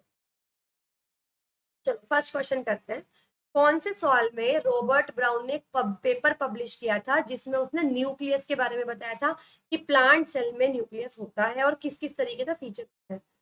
ये मैंने आपको सबसे पहली ब्रीफिंग में बताया था। 1831 में उन्होंने एक पेपर पब्लिश किया था, तो 1830s में ये हुआ। नेक्स्ट, प्रोटीन का स्ट्रक्चर किसने दिया? पॉलिंग और कोरे ने दिया, ये भी मैं आपको बता चुकी हूँ। 1873 में पहली फोटोग्राफ आई नर्व टिश्यू की, जिसमें ब्लैक रिएक्शन टेक्निक से उसको स्टेनिंग कर रखी थी, ब्लैक कलर जो था वो इस वजह से आ रहा था। तो वो किसने पब्लिश की पहली फोटोग्राफ? ये की थी आपकी पॉल एंड्रिक ने। अगर नाम आपने ब्रीफिंग में भी पढ़े होंगे ना, तो ऑप्शन में आप पता लगा लो कि हाँ ये नाम पढ़ा है। कौन सा बैक्टीरिया है जो मार्शल और वॉरेन ने डिस्कवर किया, जो स्टमक में कॉलोनाइज हो जाता है, इकट्ठा हो जाता है और अल्सर बनाता है? तो ये था हेलिकोबैक्टर पाइलोरी। किसने शब्द दिया सेल, जो 1600s में आया, जो सेल्यूलर वर्ड से मिलकर बना है, जिसका मतलब है छोटे छोटे रूम। सेल की डिस्कवरी किसने की? रॉबर्ट हुक ने की ना 1665 में, तो उन्होंने ही शब्द दिया था cell. Which cytologist demonstrated the role of endoplasmic reticulum in protein processing and sorting in a variety of cells? इनमें से वो कौन से साइटोलॉजिस्ट थे, कोशिका विज्ञानी थे, जिन्होंने एंडोप्लाज्मिक रेटिकुलम का, आपको कह सकते हो, उसका रोल बताया प्रोटीन बनाने में? वो थे आपके पैलेट, जॉर्ज ई पैलेट। मैंने कैसे याद रखा हुआ है? पैलेट ने प्रोटीन बनाने में ईआर का रोल बताया। Simple. Next, which of the following personalities is a well known Indian plant physiologist and physicist? इनमें से कौन से प्रसिद्ध भारतीय पादप शरीर क्रिया विज्ञानी और भौतिक विज्ञानी है? जेसी बोस आपने पढ़ा भी है ना, जेसी बोस ने तो क्रेस्कोग्राफ की इन्वेंट किया था। In which year did Rudolf Ludwig Karl Virchow formulated his famous aphorism omnis cellula e cellula? उन्होंने ये जो कहावत है वो कब दी, जो कि सेल थ्योरी का पार्ट है? ये दी थी 1855 में। ध्यान रखना, बहुत important. Single celled life forms, जो एक कोशिका वाले जीव है, ये एंटोन लियोवेंथबॉक ने कब ऑब्जर्व किए थे? ये ऑब्जर्व किए थे 1674 में। 1665 में रॉबर्ट हुक ने सेल की डिस्कवरी की, उसके काफी बाद इन्होंने डिस्कवर की। कौन से साल में गॉटर और ग्रेंडल ने लिपिड्स की 2 लेयर जो बनाई थी वो डिस्कवर की थी? तो ये की थी उन्होंने 1925 यानी 1925। कौन से साल में एक अमेरिकन साइटोजेनेटिस्ट, उन्होंने क्या कहते हैं, शोध प्रकाशित किया था, एक रिसर्च प्रकाशित की थी, जिसके अंदर बताया था 23 पेयर क्रोमोसोम के हमारे पास हमारी बॉडी में होते हैं? तो वो कौन से साल में उन्होंने बताया था? वो बताया था उन्होंने 1956। कौन से साल में टोल्दर फ्लेमिंग ने क्रोमेटिन शब्द दिया था, जो सेल न्यूक्लियस के अंदर मिलता है? तो ये जो उन्होंने दिया था, ये दिया था 1879 में। एक बार ब्रीफिंग को अच्छे से कर ली। कौन सा इकोलॉजिस्ट बहुत ज्यादा फेमस है क्योंकि उन्होंने प्लांट लाइफ पढ़ी थी इंडियाना ड्यून्स में? ठीक है, और कब की थी? 1896 में की थी। तो ये है एल्डो ल्यूपोल्ड। इनमें से कौन से किन को बहुत वो कहा जाता है ब्लड थिनर्स, यानी खून को पतला करने की दवाई कहा जाता है? Anti coagulants. कोएगुलेंट्स मतलब थक्का जमाने वाली, एंटी कोएगुलेंट्स मतलब जो थक्का नहीं जमाती, खून को हल्का करती। इनमें से पहला विटामिन बी जो है वो कौन सा विटामिन बी था और 1897 में जिसको डिस्कवर किया था? तो ये है आपका थायमिन, जिसको हम बोलते हैं vitamin B1। Who explained structure and reproductive system of algae in 1935? एल्गेई का, शैवाल की संरचना और उसकी रिप्रोडक्टिव सिस्टम किसने एक्सप्लेन किया सबसे पहले? फ्रिट्ज ने। एक रिनाउंड साइंटिस्ट, एक प्रसिद्ध वैज्ञानिक था, जिन्होंने ये बताया था कि अगर मोल्ड है, कहीं पर फफूंदी है, तो वहां बैक्टीरिया नहीं उगेगा। तो ये कौन से साइंटिस्ट थे और इनकी वजह से कौन सी डिस्कवरी हुई? देखो, पहली बात तो ये है, बैक्टीरिया को रोकने वाला क्या होगा? एंटीबायोटिक। और सबसे पहला एंटीबायोटिक कौन सा था? Penicillin, right. किसने डिस्कवर किया था? Alexander Fleming. ये ध्यान रखेंगे, कॉमन सेंस का क्वेश्चन है। तो अलेक्जेंडर फ्लेमिंग, और किस चीज की डिस्कवरी हुई? पेनिसिलिन, जो कि सबसे पहला एंटीबायोटिक था। कौन सा इकोलॉजिस्ट की रिसर्च ने सबसे पहले ये बताया था कि कैसे एनर्जी और न्यूट्रिएंट्स इकोसिस्टम के अंदर मूव करते हैं? ये बताया था लिंडेमैन ने। Who shared the Nobel Prize in Physiology और Medicine 2005? 2005 में नोबेल प्राइज मेडिसिन कह लो या फिजियोलॉजी में किसने शेयर किया? मार्शल के साथ, क्योंकि उन्होंने खोज की थी हेलिकोबैक्टर पाइलोरी की, जो हमारे पेट में अल्सर बनाता है, उसने। तो ये सब इनके साथ किसने शेयर किया था? वॉरन ने। तो वॉरन और मार्शल। कैसे याद रखोगे? ये जो हेलिकोबैक्टर पाइलोरी खतरनाक है, तो पहले हमें वार्निंग मिलेगी और फिर हम मार्शल की तरह, एयर मार्शल की तरह इसको रिमूव कर दें। इन 1857 में वो कौन से साइंटिस्ट थे जिन्होंने पहली बार बताया था कि खमीर जरूरी है अल्कोहल बनाने के लिए? ये थे Louis Pasteur. With whom did Camillo Golgi receive Nobel Prize in 1906 for his work on the structure of nervous system, तंत्रिका तंत्र की संरचना पर उनके कार्य करने के लिए गोल्जी और एक और साइंटिस्ट को 1906 में प्राइज मिला था, नोबेल प्राइज मिला था। कौन थे वो थे काजल और कैमिलो गोल्गी। इन दोनों ने कंबाइंड स्टडी की थी तंत्रिका तंत्र की संरचना के लिए, नर्वस सिस्टम की स्ट्रक्चर के लिए। Okay, Antonie van Leeuwenhoek was known for which discovery in the late 17th century. इनको 17th सेंचुरी, बहुत ज्यादा लेट, किस चीज की डिस्कवरी के लिए इनको मिले? तो अभी आपने पढ़ा भी था ना, सिंगल सेल की डिस्कवरी की थी इन्होंने, सिंगल सेल ऑर्गेनिजम्स के बारे में इन्होंने पढ़ाई की थी, उसमें बैक्टीरिया, प्रोटोजोआ, ये सब आते हैं। तो इन्होंने ऑब्जर्व किया था बैक्टीरिया और प्रोटोजोआ को।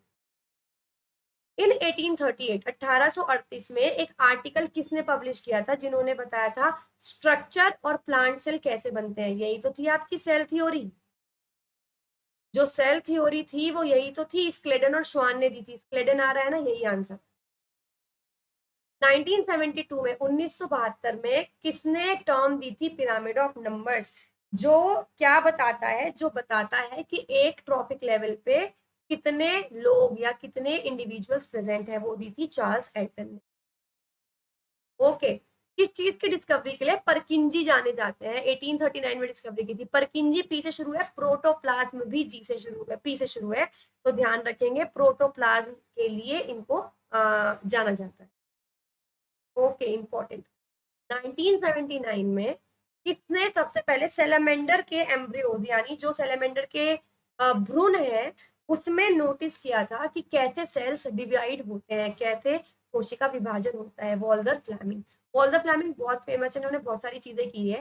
नेक्स्ट, कौन से साल में विर्चो ने एक ऐसे लिखा था सेलुलर पैथोलॉजी का, जिसके अंदर ये बताया गया था कि हर एक सेल पुराने सेल से मिलकर बना है? 1855। ये बहुत इंपॉर्टेंट है, पहले भी कई चीजों का आंसर 1855 आ चुका है। BCG vaccine, bacille, Calmette, Guerin. Calmette और ग्यूरिन ने तो इसको बनाया था, इसलिए आ गया। और बी से बेसाइल। किस चीज के लिए है ये? ट्यूबरक्यूलोसिस के लिए है।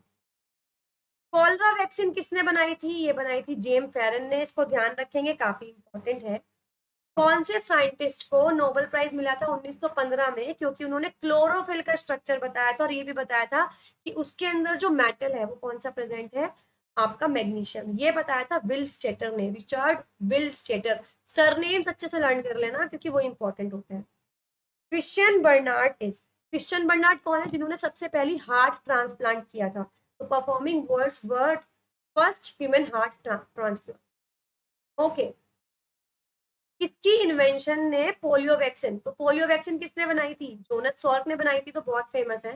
तो गाइस, ये थे सारे questions from discoveries. Hello everyone, how are you guys? I really hope you all are doing well. So आज हम करने वाले हैं साइंटिफिक स्टडी चैप्टर कंप्लीट। हम लोग पढ़ेंगे वैज्ञानिक अध्ययन के बारे में, यानी किस चीज की स्टडी को क्या कहा जाता है, या कौन सी टर्म किस साइंटिस्ट ने दी। तो इस वीडियो बहुत छोटी होने वाली है, तो लास्ट तक जरूर देखिएगा। इसी के साथ, अगर आपने अभी तक चैनल को सब्सक्राइब नहीं किया है, तो आगे भी रेगुलर वीडियोस देखने के लिए चैनल को सब्सक्राइब कर लें।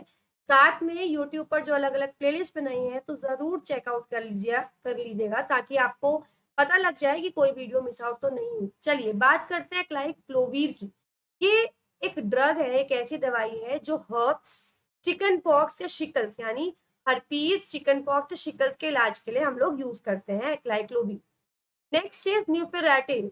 न्यूफेराटिल क्या है? एक ऐसी ड्रग है जो गायनोकोलॉजी में यूज होती है, यानी स्त्री रोग में यूज होती है, डिकोरिया के लिए, इरिवोवेजाइनल इन्फेक्शंस के लिए, यूरिनरी ट्रैक्ट इन्फेक्शन के लिए, यानी अगर योनि शोथ, प्रदर या मूत्र मार्ग में संक्रमण हो जाए, तो स्त्री रोगों के लिए हम इसको यूज करते हैं, न्यूफेराटिल। मेट्रोनिडाजोल, ये कुछ दवाइयां ही हैं सिर्फ, डोंट वरी, पूरा चैप्टर ऐसा नहीं है। तो शुरुआत की 3 टर्म समझ लेना, बाद में सब मजा आने लगेगा। मेट्रोनिडाजोल क्या है? एक ऐसी ड्रग है जिससे ट्राइकोमोनियासिस हम ट्रीट करते हैं, एम्बियासिस करते हैं, इन्फ्लेमेटरी लेसेंस करते हैं रोजाशिया के। तो बेसिकली क्या है? ये कुछ बीमारियां हैं जिनके बारे में किसी को कोई आइडिया नहीं है, अनटिल और अनलेस वो बायोलॉजी स्ट्रीम का हो। तो ये इतना ज्यादा पूछा भी नहीं जाता, बट ये ऑप्शंस में था तो मैंने ये डाल दिया। अर्नस्ट हैकेल, ये इंपॉर्टेंट है क्योंकि इन्होंने सबसे पहले टर्म दी थी ऑकिलॉजी की। जो ऑकिलॉजी क्या है? जो रिलेशनशिप होती है हमारे एनवायरमेंट के साथ, तो इसको ही हम इकोलॉजी बोलते हैं। किसने दी थी ये? Ernst Hückel. यूजीन ऑडम कौन है? Modern father of modern ecology, पता नहीं कितनी सारे चैप्टर्स में मैं ये ऑलरेडी करा चुकी हूँ। एंटोमोलॉजी स्टडी ऑफ इंसेक्ट्स, अगर कीट मकोड़ों की पढ़ाई कर रहे हो तो एंटोमोलॉजी बोलते हैं। बर्ड्स की पढ़ाई कर रहे हो तो ऑर्निथोलॉजी बोलते हैं। हमारे बिहेवियर या एनिमल्स की बिहेवियर की पढ़ाई कर रहे हो तो इथोलॉजी बोलते हैं। फंजाई की अगर पढ़ाई कर रहे हो, कवक की, तो माइकोलॉजी बोला जाता है। ओलेरिकल्चर इंपॉर्टेंट, अगर वेजिटेबल्स का आप कैसे बनेंगी इसका पढ़ रहे हो। पोमोलॉजी ये इंपॉर्टेंट अगर फ्रूट्स का प्रोडक्शन पढ़ रहे हो। एपीकल्चर बीज या हनी का पढ़ रहे हो तो एपीकल्चर आता है।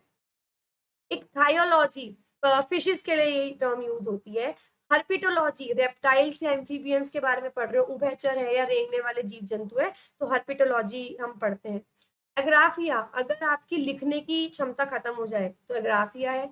ऑब्स्टेट्रिक्स बेसिकली जो pregnancy, child birth, postmortem, pregnancy के बाद के पीरियड की जो स्टडी है उसको ऑब्स्टेट्रिक्स बोलते हैं। ऑन्कोलॉजी, कैंसर की स्टडी को ऑन्कोलॉजी बोला जाता है। आइज की स्टडी को ऑप्थेमोलॉजी, ये इंपॉर्टेंट है। ऑनिरोलॉजी स्टडी ऑफ ड्रीम्स, ड्रीम्स अगर आप सपनों के बारे में पढ़ रहे हो ऑनिरोलॉजी बोला जाता है। ऑर्गेनिज्म का स्ट्रक्चर पढ़ रहे हो तो एनाटॉमी या मॉर्फोलॉजी बोला जाता है। कैलोलॉजी क्या है, ये बिल्कुल यूनिक होगा, इंपॉर्टेंट भी है। फेशियल ब्यूटी की फिजिकल ब्यूटी क्या है। साइनोलॉजी स्टडी ऑफ डॉग्स, अगर डॉग्स की पढ़ाई कर रहे हो साइनोलॉजी आता है। कार्पोलॉजी अगर आप बीज या फलों की पढ़ाई कर रहे हो तो कार्पोलॉजी। पोमोलॉजी था फ्रूट्स बनेंगे कैसे, कार्पोलॉजी है सिर्फ फलों के बारे में पढ़ रहे हो। क्रेमेटिस्टिक्स है स्टडी ऑफ वेल्थ, पैसों की पढ़ाई। क्रेनियोलॉजी हमारे स्कल की पढ़ाई। चिरोपॉडी यानी कि हमारे पैरों की पढ़ाई, फीट की पढ़ाई। Pulmonology study of lungs, pulmonary word वैसे भी लंग्स के लिए यूज होते हैं आपके फेफड़ों के लिए। हेपेटोलॉजी लीवर, हेपा वर्ड जो होता है हेपेटाइटिस भी लंग्स की बीमारी होती है। तो which antibiotic is considered as the first miracle, अगर मैं यहाँ भी क्वेश्चन छोड़ दूं ना तो यहाँ भी मुझे पता लग जाएगा फर्स्ट एंटीबायोटिक कौन सी थी। फर्स्ट एंटीबायोटिक थी पेनिसिलिन, जो अलेक्जेंडर फ्लेमिंग ने खोजी थी, राइट, उन्होंने इन्वेंट की थी। ये किस किस चीज को इन्फेक्ट वो करती है, इन्फेक्शन को, मेनिंजाइटिस को, साइफिलिस को, या कोई भी बैक्टीरिया से होने वाली बीमारी है तो उसको ट्रीट करती है। 1869 में एक टर्म थी ओइकोलॉजी, जो हमारा रिलेशनशिप पढ़ती है एनवायरमेंट के साथ, किसने दी थी, ये दी थी आपकी यूजीन ऑडम ने, राइट। नेक्स्ट एक सेकेंड, यूजीन ऑडम थे फादर ऑफ मॉडर्न इकोलॉजी, यहाँ कंफ्यूजन हो गई, सॉरी गाइस। इसका आंसर है आपका चार्ल्स एल्टन, एल्टन थे ये। इनफैक्ट आप ना जो इससे पहला चैप्टर आने वाला है उसमें भी आप पढ़ोगे, जो इसके बाद आने वाला है उसमें भी आप पढ़ने वाले हो, जिसमें आपने साइंटिफिक स्टडी और डिस्कवरीज आपने पढ़ी थी, सॉरी उसमें आप पढ़ चुके हो ऑलरेडी, तो Charles Elton. Study of insects, जो कीटों की विज्ञान होता है उसको क्या बोलते हैं, एंटोमोलॉजी, बहुत ही आसान है। ओके, वो स्टडी बागवानी की वो शाखा जिसमें सब्जियों का बारे में पढ़ते हैं, सब्जियों के बारे में ओलेरिकल्चर में पढ़ते हैं, ठीक है। ओके, इच्टियोलॉजी से हम किसके बारे में पढ़ते हैं, उसके अंदर स्टडी ऑफ फिश, हम मछलियों के बारे में पढ़ते हैं। एग्राफिया क्या है, अगर आप नहीं लिख पा रहे हो तो उसको एग्राफिया बोलते हैं। कौन सी स्टडी है, वो कौन सी पढ़ाई है जो गर्भावस्था, प्रसव और प्रसवोत्तर अवधि, प्रेगनेंसी, चाइल्ड बर्थ और पोस्टमार्टम पीरियड को ये स्टडी करती है, तो ये है आपकी ऑब्स्टेट्रिक्स। ड्रीम्स की स्टडी को क्या बोला जाता है, ऑनिरोलॉजी, ये इंपॉर्टेंट है, अच्छे से लर्न कर लेना। इनमें से कौन सा वर्ड है जो अगर आप घरेलू कुत्तों का अध्ययन कर रहे हो यानी डोमेस्टिक डॉग्स की स्टडी कर रहे हो उसके लिए यूज करते हैं, उसके लिए हम यूज करते हैं साइनोलॉजी। चिरोपॉडी किस चीज के लिए हम यूज करते हैं, फीट के लिए करते हैं, ध्यान रखना। Everyone, how are you guys, I really hope you all are doing well. So आज का जो चैप्टर है जो हम करने वाले हैं वो है मिसलेनियस बायोलॉजी का, और मैं आपको बता दूं आज का जो चैप्टर होने वाला है वो लास्ट चैप्टर होने वाला है बिल्कुल। आज के बाद हमारा बायोलॉजी का ये सीजीएल की सीरीज जो है वो फिनिश हो गई, तो गाइस एक तो इसको जरूर करना, क्योंकि इसके अंदर कोई ब्रीफिंग नहीं है, इसमें बेसिकली सब चैप्टर्स को मिला के कोई क्वेश्चन किसी चैप्टर से है, कोई क्वेश्चन किसी चैप्टर से है, तो ये इस तरीके से बनाया गया है। तो इसको लास्ट तक जरूर देखिएगा क्योंकि इसमें क्वेश्चन थोड़े ज्यादा हैं लेकिन इंपॉर्टेंट क्वेश्चन। इसी के साथ अगर आपने अभी तक हमारे चैनल को सब्सक्राइब नहीं किया है तो सबसे पहले जाकर हमारे चैनल को सब्सक्राइब कीजिए, और यूट्यूब पर जो हमने प्लेलिस्ट बना ली है, remember to check out those playlist, ताकि आपकी कोई वीडियो मिस आउट नहीं हो। चलिए फर्स्ट क्वेश्चन की बात करते हैं। In the energy flow diagram of an ecosystem, the flow of energy comes to herbivores from. जो आपका इकोसिस्टम का एनर्जी फ्लो चार्ट होता है वो क्या होता है? सबसे पहले जो खाना जाता है वो जाता है प्लांट्स को, ठीक है। तो सबसे पहले जाएगा प्लांट्स में, प्लांट से जिनको आप क्या बोलते हो? प्रोड्यूसर्स। फिर कौन लेंगे? हर्बीवोर्स, जिनको क्या बोलते हैं? कंज्यूमर्स, उपभोक्ता, लेकिन कौन से वाले? Primary consumers. फिर जाएगा सेकेंडरी, आप कह सकते हो कार्निवोर्स पे, ठीक है। कार्निवोर्स, वो भी कार्निवोर्स मतलब मांसाहारी, पर कौन से वाले? छोटे कार्निवोर्स जो होते हैं इनको बोलते हैं सेकेंडरी कंज्यूमर्स, यानी द्वितीय उपभोक्ता। और उसके बाद आपका जाएगा लार्ज कंज्यूमर्स, लार्ज कार्निवोर्स, बड़े बड़े कार्निवोर्स को जिनको बोलते हैं टर्शियरी कंज्यूमर्स, यानी तृतीयक उपभोक्ता। अब जो इसमें मेन चीज ध्यान रखने वाली है, सबसे पहले सन से जो लाइट आएगी प्लांट्स के पास, जितनी भी लाइट आए, प्लांट्स केवल उसका 1% ही यूज कर सकते हैं, पहली चीज। उसके बाद पौधे जितनी भी एनर्जी बनाएंगे, हर्बीवोर्स में सिर्फ 10% जाएगी, कार्निवोर्स इसमें भी 10% जाएगी, इसमें भी 10% जाएगी, इसको बोलते हैं 10%, ध्यान रखेंगे। तो क्वेश्चन है कि हर्बीवोर्स में जो एनर्जी आती है वो कहाँ से आती है? प्रोड्यूसर से आती है, यानी आप कह सकते हो खाना बनाते हैं तो उनसे आती है। अगला question, which of the following industries are engaged in the reproduction? प्रजनन में और कुछ स्पीशीज में, यानी कुछ प्रजातियों के मल्टीप्लीकेशन में, उनकी पॉपुलेशन बढ़ाने में कौन सी इंडस्ट्री होगी? एक ही इंडस्ट्री है, अगर है भी तो हेरिडिटरी या जेनेटिक्स, जो जीन से रिलेटेड हो, क्योंकि जब रिप्रोडक्शन होता है, प्रजनन होता है, तो जीन्स सबसे इंपॉर्टेंट रोल प्ले करते हैं। तो genetic, simple. What is the full form of DFC? DFC की क्या है? डेट्राइटिस फूड चेन। बेसिकली ये क्या है? ये होती है कि आपके बॉडी के अंदर का जो ऑर्गेनिक मटेरियल है, कार्बनिक, उसको चेंज करना होता है इनऑर्गेनिक मटेरियल में, क्योंकि आपकी बॉडी किससे मिलकर बनी है? प्रोटीन, कार्बोहाइड्रेट, मिनरल, यानी ये सारे वापस जो चीज एटमॉस्फेयर से आई है वो एटमॉस्फेयर में जानी जानी जरूरी होती है, जो सॉइल से आई है वो सॉइल में जानी जरूरी होती है, तभी तो वो साइकिल पूरी चलेगी। तो इसको कन्वर्ट करने के लिए हमें चाहिए होता है फंगल एंजाइम्स, जो कवक के एंजाइम्स हैं वो ये काम कर सकते हैं। Which of the following is a eukaryotic, multicellular and autotrophic organism? Autotrophic, अपना खाना खुद बनाने वाले, एक ही है, green plants, simple. Which of the following represents a visible biological hazard in food? इनमें से दिखने वाला जैविक खतरा है खाने में? तो दिख रहे, देखो, वायरसेस नहीं आपको दिखेंगे, प्रोटोजोआ नहीं आपको दिखेगा, यीस्ट, खमीर दिखेगा, कैटरपिलर दिखेंगे। कैटरपिलर इतने ज्यादा हार्मफुल होते हैं खाने पे लग जाए, इसकी कुछ स्पीशीज ऐसी होती है जो हमारी स्किन के लिए मतलब बहुत पॉइजनस है। तो ये विजिबल है, ध्यान रखना, जो दिखने वाला है। अगर वो आपसे पूछ ले इनविजिबल, जैसे नेक्स्ट क्वेश्चन पूछा हुआ है, which of the following represent an invisible biological hazard in future? जो नहीं दिखेगा वो है मोल्ड्स। देखो, वॉर्म्स दिखते हैं, विवल्स दिखते हैं, छोटे छोटे कीड़े होते हैं, फ्लाइज, मक्खियां भी दिखती है, लेकिन मोल्ड्स नहीं दिखते, ठीक है। तो क्योंकि ये अंदर अंदर होते रहते हैं, तो मोल्ड्स हैं जो इनविजिबल, जो नहीं दिखने वाला biological hazard. When do the drugs used as medicines become potential poisons? जो ड्रग्स हैं या दवा के रूप में इस्तेमाल आए हैं वो जहर कब बन जाती है? जब आप डोज से ज्यादा ले लो। When doses are taken higher than, आप उनको जरूरत से ज्यादा ले लो। Which of the following algae is also called kelp?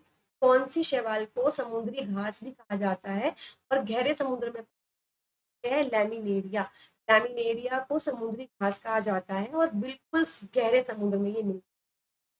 Identify the position of stomata in plants. रंध्रों की स्थिति जो जो पत्तियां होती है ना उनके सरफेस पे मिलेगी, क्योंकि पौधों में जो पत्तियां होती हैं उसके सरफेस पे धूप पड़ती है, तो हमेशा सरफेस ऑफ, वो भी लोअर सरफेस, अगर मैं आपको बताऊं, लोअर सरफेस पे ज्यादा मिलती है, कि लोअर सरफेस पे धूप कम पड़ती है, कि अगर धूप पड़ेगी रंध्रों में स्टोमेटा पे तो पानी उड़ेगा। अब स्टोमेटा होते भी लीफ पे ही है सबसे ज्यादा, तो कहाँ मिलेगा? सरफेस रहेगा, पर कौन सा सरफेस पे, लोअर सरफेस पे, ताकि धूप कम से कम पड़े और पानी जो है कम से कम नुकसान हो। Why do pickles last longer, अचार लंबे समय तक क्यों टिकता है, क्योंकि उसमें बहुत सारा सॉल्ट डलता है, तो इस वजह से वो बहुत ज्यादा कंसेंट्रेटेड सॉल्यूशन हो जाता है, यानी उसकी सांद्रता बहुत बढ़ जाती है, जिसकी वजह से क्या होता है, जब सांद्रता बढ़ जाती है तो जो सेल्स हैं, जो कोशिकाएं हैं, वो प्लाज्मोलाइज हो जाते हैं। अब ये प्लाज्मोलाइज आपने अगर याद हो पढ़ा था, प्लाज्मोलाइज में क्या होता है कि जो सेल वॉल है, जो कोशिका भित्ति है, वो वही रहती है, लेकिन सेल अंदर का बहुत छोटा हो जाता है, तो ये सारा पानी बाहर खो देता है, तो बैक्टीरिया वायरस सब मर जाता है इसी के। It is because bacterial and fungal cells get plasmolyse in high salt concentration of. अचार में नमक की अधिक मात्रा पर बैक्टीरिया और फंगल कोशिकाएं प्लाज्मोलाइज हो जाती है। अगले, due to rapid urbanisation the human lifestyle has change severely, क्योंकि शहरीकरण हो रहा है तो हमारी लाइफ में बदल रहा है, ओबेसिटी हो रही है, मोटापा हो रहा है, तो किस कारण से मोटापा हो रहा है, तो किस कारण से हो रहा है, आपको चारों ऑप्शन में से आराम से दिख जाएगा, हाई कैलोरी फूड हम खा रहे हैं ना जरूरत से ज्यादा, इस वजह से हो रहा है। Next, at what temperature in degree Celsius is milk heated for 15 to 30 seconds to kill microbes in pasteurization method। Pasteurisation method में दूध को 15 से 30 सेकंड के लिए गर्म किया जाता है, बहुत हाई टेम्परेचर, इतने टेम्परेचर पे, 70 डिग्री सेल्सियस पे, ताकि उसमें जो भी बैक्टीरिया वगैरह है वो मर जाए। विच of the following states has the national academy of sciences, इनमें से किस राज्य में राष्ट्रीय विज्ञान अकेडमी है, उत्तर प्रदेश के अंदर है, ध्यान रखेंगे, बहुत important. Which plant is considered a noxious weed that has a chemical defense mechanism to protect it from predators? इनमें से कौन सा पौधा ऐसा है जो एक वीड है, खरपतवार है, लेकिन उसके अंदर से केमिकल निकलते हैं जो उसको बचाते हैं दूसरे जानवरों से? तो ऐसा है कैलोट्रोपिस। कैलोट्रोपिस जो है अपने अंदर से केमिकल रिलीज करता है, जिसको बोलते हैं कार्डियक ग्लाइकोसाइड्स, जो अगर उसको कोई जानवर खाने आएगा उसको उससे बचाएगा। इसी के साथ दूसरे पौधे जैसे पॉइजन आईवी, जो आईवी है वो जो केमिकल, उसका साइंटिफिक नेम क्या है, टॉक्सिकोडेंड्रोन रेडिकेंस, इतना नीडेड नहीं है, बट उसके अंदर का जो केमिकल है वो है यूरुशियोल। देखो, जब ऑप्शन आ जाए ना तो वो जरूर कर लेना चाहिए। तो ये आईवी का आया था तो मैंने बता दिया। पोपीज की अगर मैं बात करूँ, इसको पापावीर बोलते हैं, उसके अंदर एल्कलॉइड्स होते हैं जैसे मॉर्फिन और कोडीन। टोबैको की बात करूँ तो निकोटीन होता है। Which of the following soluble fibers found in fruit is used as a thickener in cooking and baking? इनमें से वो कौन सा फाइबर है जो घुल जाता है और खाने में डलता है ताकि वो गाढ़ा हो जाए? वो है पेक्टिन। पेक्टिन जब किसी भी चीज में डालते हो वो गाढ़ा हो जाता है। इनमें से कौन सी स्टेटमेंट फॉल्स है? Okay, histidine is an essential alpha amino acid and works growth and tissue repair, ये बिल्कुल ठीक है। हिस्टिडीन एक, देखो हमारे पास, हमें टोटल 20 अमीनो एसिड्स हमें चाहिए होते हैं, जिनमें से 12 हमारी बॉडी खुद बना लेती है, 8 हमें बाहर से चाहिए, जिनको बोलते हैं इसेंशियल अमीनो एसिड्स, हमारे लिए बहुत जरूरी के इसेंशियल अमीनो एसिड्स, ठीक है। हिस्टिडीन उनमें से एक है, तो इसेंशियल अमीनो एसिड है जिसकी वजह से ग्रोथ और टिश्यू रिपेयर होता है, बिल्कुल ठीक है। तो फर्स्ट और सेकंड तो बिल्कुल सेम ही है, तो ये भी ठीक है। Valine is a non essential amino acid, ये गलत है। 8 अमीनो एसिड्स में हिस्टिडाइन है, वेलाइन भी इसी में आता है, तो वेलाइन एक इसेंशियल अमीनो एसिड है, तो ये बॉडी को बाहर से लेना पड़ता है, इसीलिए, और ये statement false. What is the basic requirement for an ecosystem to function and sustain? किसी भी पारिस्थितिकी तंत्र को कार्यशील रहने या टिके रहने के लिए किस चीज की जरूरत? मैंने डायग्राम बनाया था, राइट। तो सबसे मेन है सन की लाइट, क्योंकि सन की लाइट नहीं चलेगी तो प्लांट्स खाना नहीं बनाएंगे, फिर किसी को भी खाना नहीं मिलेगा, इकोसिस्टम बिगड़ जाएगा। तो input of solar energy. The normal temperature of human body, हमारे शरीर का सामान्य तापमान क्या होता है? 37 डिग्री सेल्सियस, ये important, okay. In biology the term IVF stands for, आपने सुना भी होगा, आजकल बहुत सारे सेलिब्रिटीज इस टेक्निक की मदद से प्रेगनेंसी कंसीव करते हैं। तो IVF stand for in vitro fertilisation, जिसमें स्पर्म्स और एग्स को अलग अलग फ्रीज कर लिया जाता है और उसके बाद बॉडी में फर्टिलाइज कराया जाता है मशीन्स और with external. Which of the following is a tertiary consumer? Tertiary consumer कौन से होते हैं? Large carnivore. अब ये लार्ज कार्निवोर कौन से हैं मैं ये बता देती हूँ। लार्ज कार्निवोर का मतलब ये नहीं है कि बड़े होंगे साइज में मांसाहारी, नहीं, छोटे भी हो सकते हैं, बट ये ऐसे हैं जो दूसरे मांसाहारियों को भी खा लेंगे। ग्रास, ये तो है ही नहीं। स्नेक, फ्रॉग और ग्रास होपर, फ्रॉग भी नहीं है, ग्रास होपर भी नहीं है, स्नेक आंसर की स्नेक फ्रॉग को खा ले, तो स्नेक ही टर्शरी कंज्यूमर है। All human beings have dash pair of chromosomes in the nucleus of their cells. हमारी कोशिकाओं में कितने गुणसूत्र? 46 गुणसूत्र होते हैं, या फिर आप कह सकते हो 23 जोड़े होते हैं गुणसूत्र।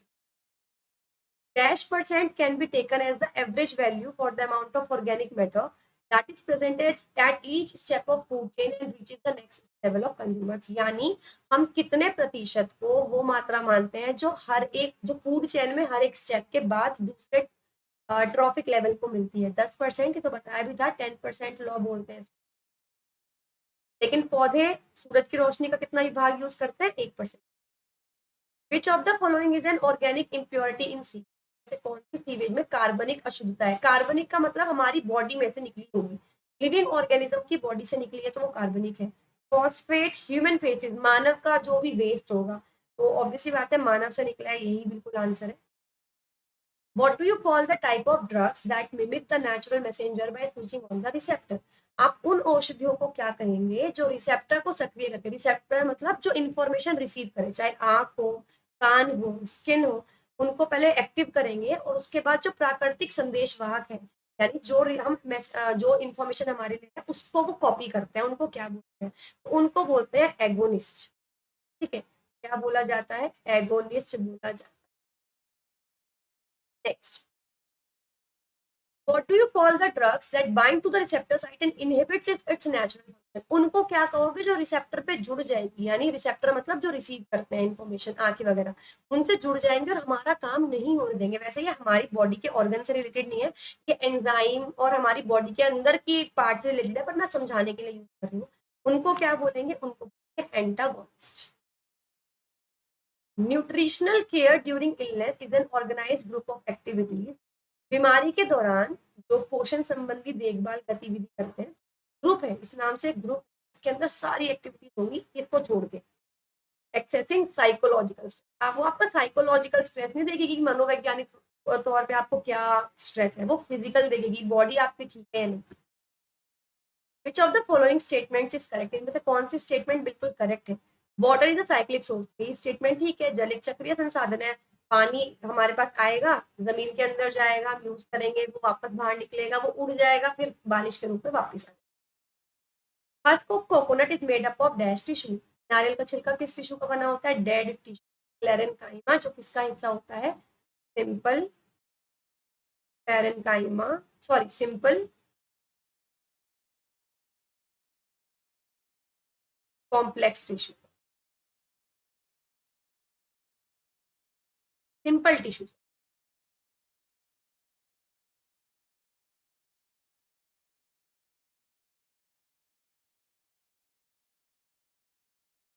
प्रोक्यूफोर्टाइन सी, प्रोक्यूफोर्टिन सी जो ये आपका एंजाइम है या प्रोटीन है, किस में मिलता है? ये मिलता है चीज में, पनीर के अंदर। Who among the following proposed the term ecosystem? सबसे पहले पारिस्थितिकी तंत्र जो शब्द है किसने दिया? ये दिया था आपका एजी टेंसले ने। एजी टेंसले ने सबसे पहले। Synecology can be defined as which of the following? Synecology को किस तरीके से परिभाषित किया जाता है? बेसिकली सिनेकोलॉजी होता है कि जो इकोलॉजी में कम्युनिटीज है, पारिस्थितिक में अलग अलग कम्युनिटीज रह रही हैं, वो कैसे उनका स्ट्रक्चर क्या है, वो डेवलप कैसे कर रही है, उनका डिस्ट्रीब्यूशन कैसे, मतलब पारिस्थितिकी तंत्र में कौन सी कम्युनिटी किस जगह पर रह रही है, वो कैसे डेवलप कर रही है।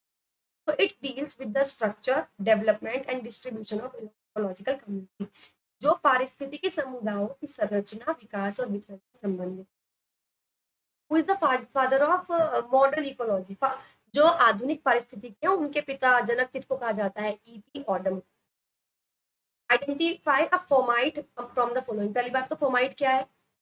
दैट कैन कैरी जर्म्स और बैक्टीरिया या एनीथिंग विच कॉजेज डिसीज, कोई भी ऐसी चीज जो बीमारी धारण करने वाले कीटाणु अपने पास रखे हो। तो ग्लास, कांच हो गया, हैंकी हो गया, खाना हो गया, ये ऐसी चीजें हैं जो फोमाइट, यानी ऐसी चीजें हैं जो बीमारी फैलाने वाले तत्व को अपने पास रख सकते हैं।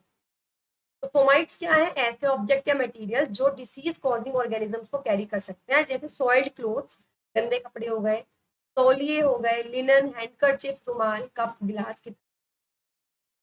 Why does one get cramps after sudden physical activity? अगर कोई भी हम एकदम से एक्सरसाइज वगैरह करते हैं तो हमारी बॉडी में दर्द क्यों होने लगता है? कई बार बता चुकी हूँ, लैक्टिक एसिड बन जाता है हमारी मसल्स के अंदर ड्यू टू अनारोबिक रेस्पिरेशन, अवायवीय श्वसन के कारण हमारी बॉडी में लैक्टिक एसिड बन। In ecology dash is determined by dividing biomass per unit area upon age. ये मतलब पारिस्थितिकी में प्रति इकाई क्षेत्र में जैव भार कितना बन रहा है उसको अगर आप डिवाइड कर दोगे, भाग दे दोगे आयु से, तो बायोमास प्रोडक्टिविटी यानी कितना बायोमास बन रहा है। जो of the following can be used as an instant energy booster, इनमें से किसका उपयोग तत्काल ऊर्जा बूस्टर के रूप में किया जाता है? बनाना। अगर आप बनाना खाते हो तो एकदम एनर्जी हमें मिलती है। इनमें से वो कौन सा फैक्टर नहीं है जो दिमाग में रखना चाहिए अगर आप एक फैमिली के लिए मील्स डिजाइन कर रहे हो?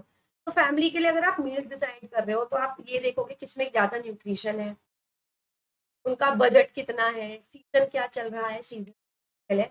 लेकिन एनवायरमेंट आप नहीं देखो, एनवायरमेंट के अकॉर्डिंग खाना नहीं खाया जाता, अपने अकॉर्डिंग खाना खाया जाता। In an ecosystem vertical distribution of different species occupying different spot.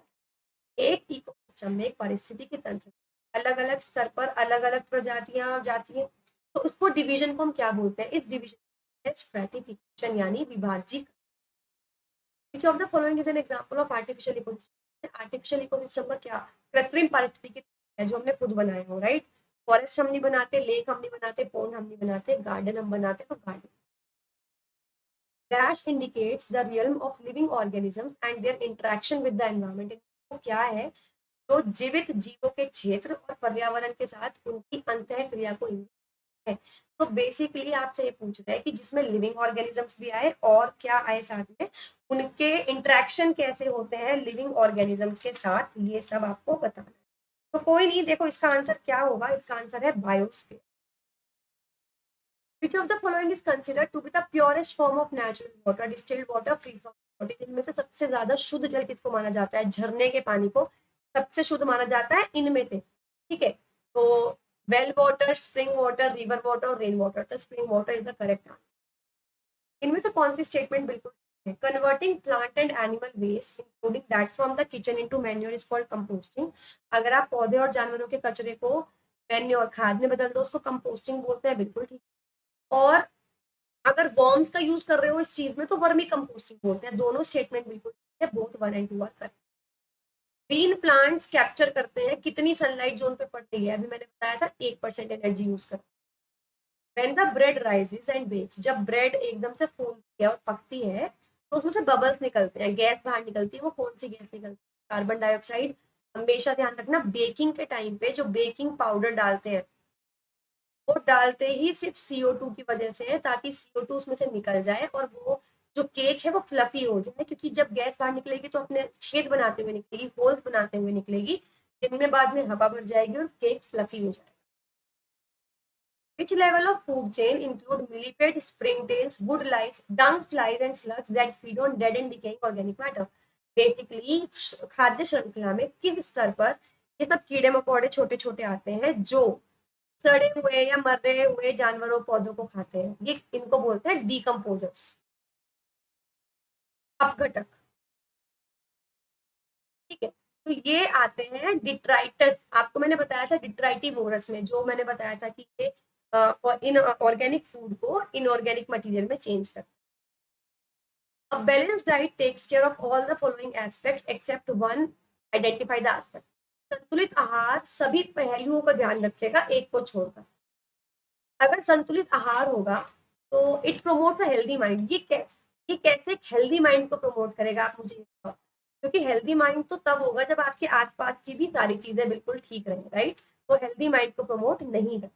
Next, what is a way in which adaptation does not take place? वो क्या है जिसमें अनुकूलन नहीं होता? मतलब हम अपने आप को अडेप्ट नहीं कर सकते, हम अपने आप को चेंज नहीं कर सकते। फिजियोलॉजिकल हम अपनी बॉडी को चेंज कर सकते हैं, इमोशनल हम अडेप्ट नहीं कर सकते, इमोशनल हमें सीखना पड़ेगा।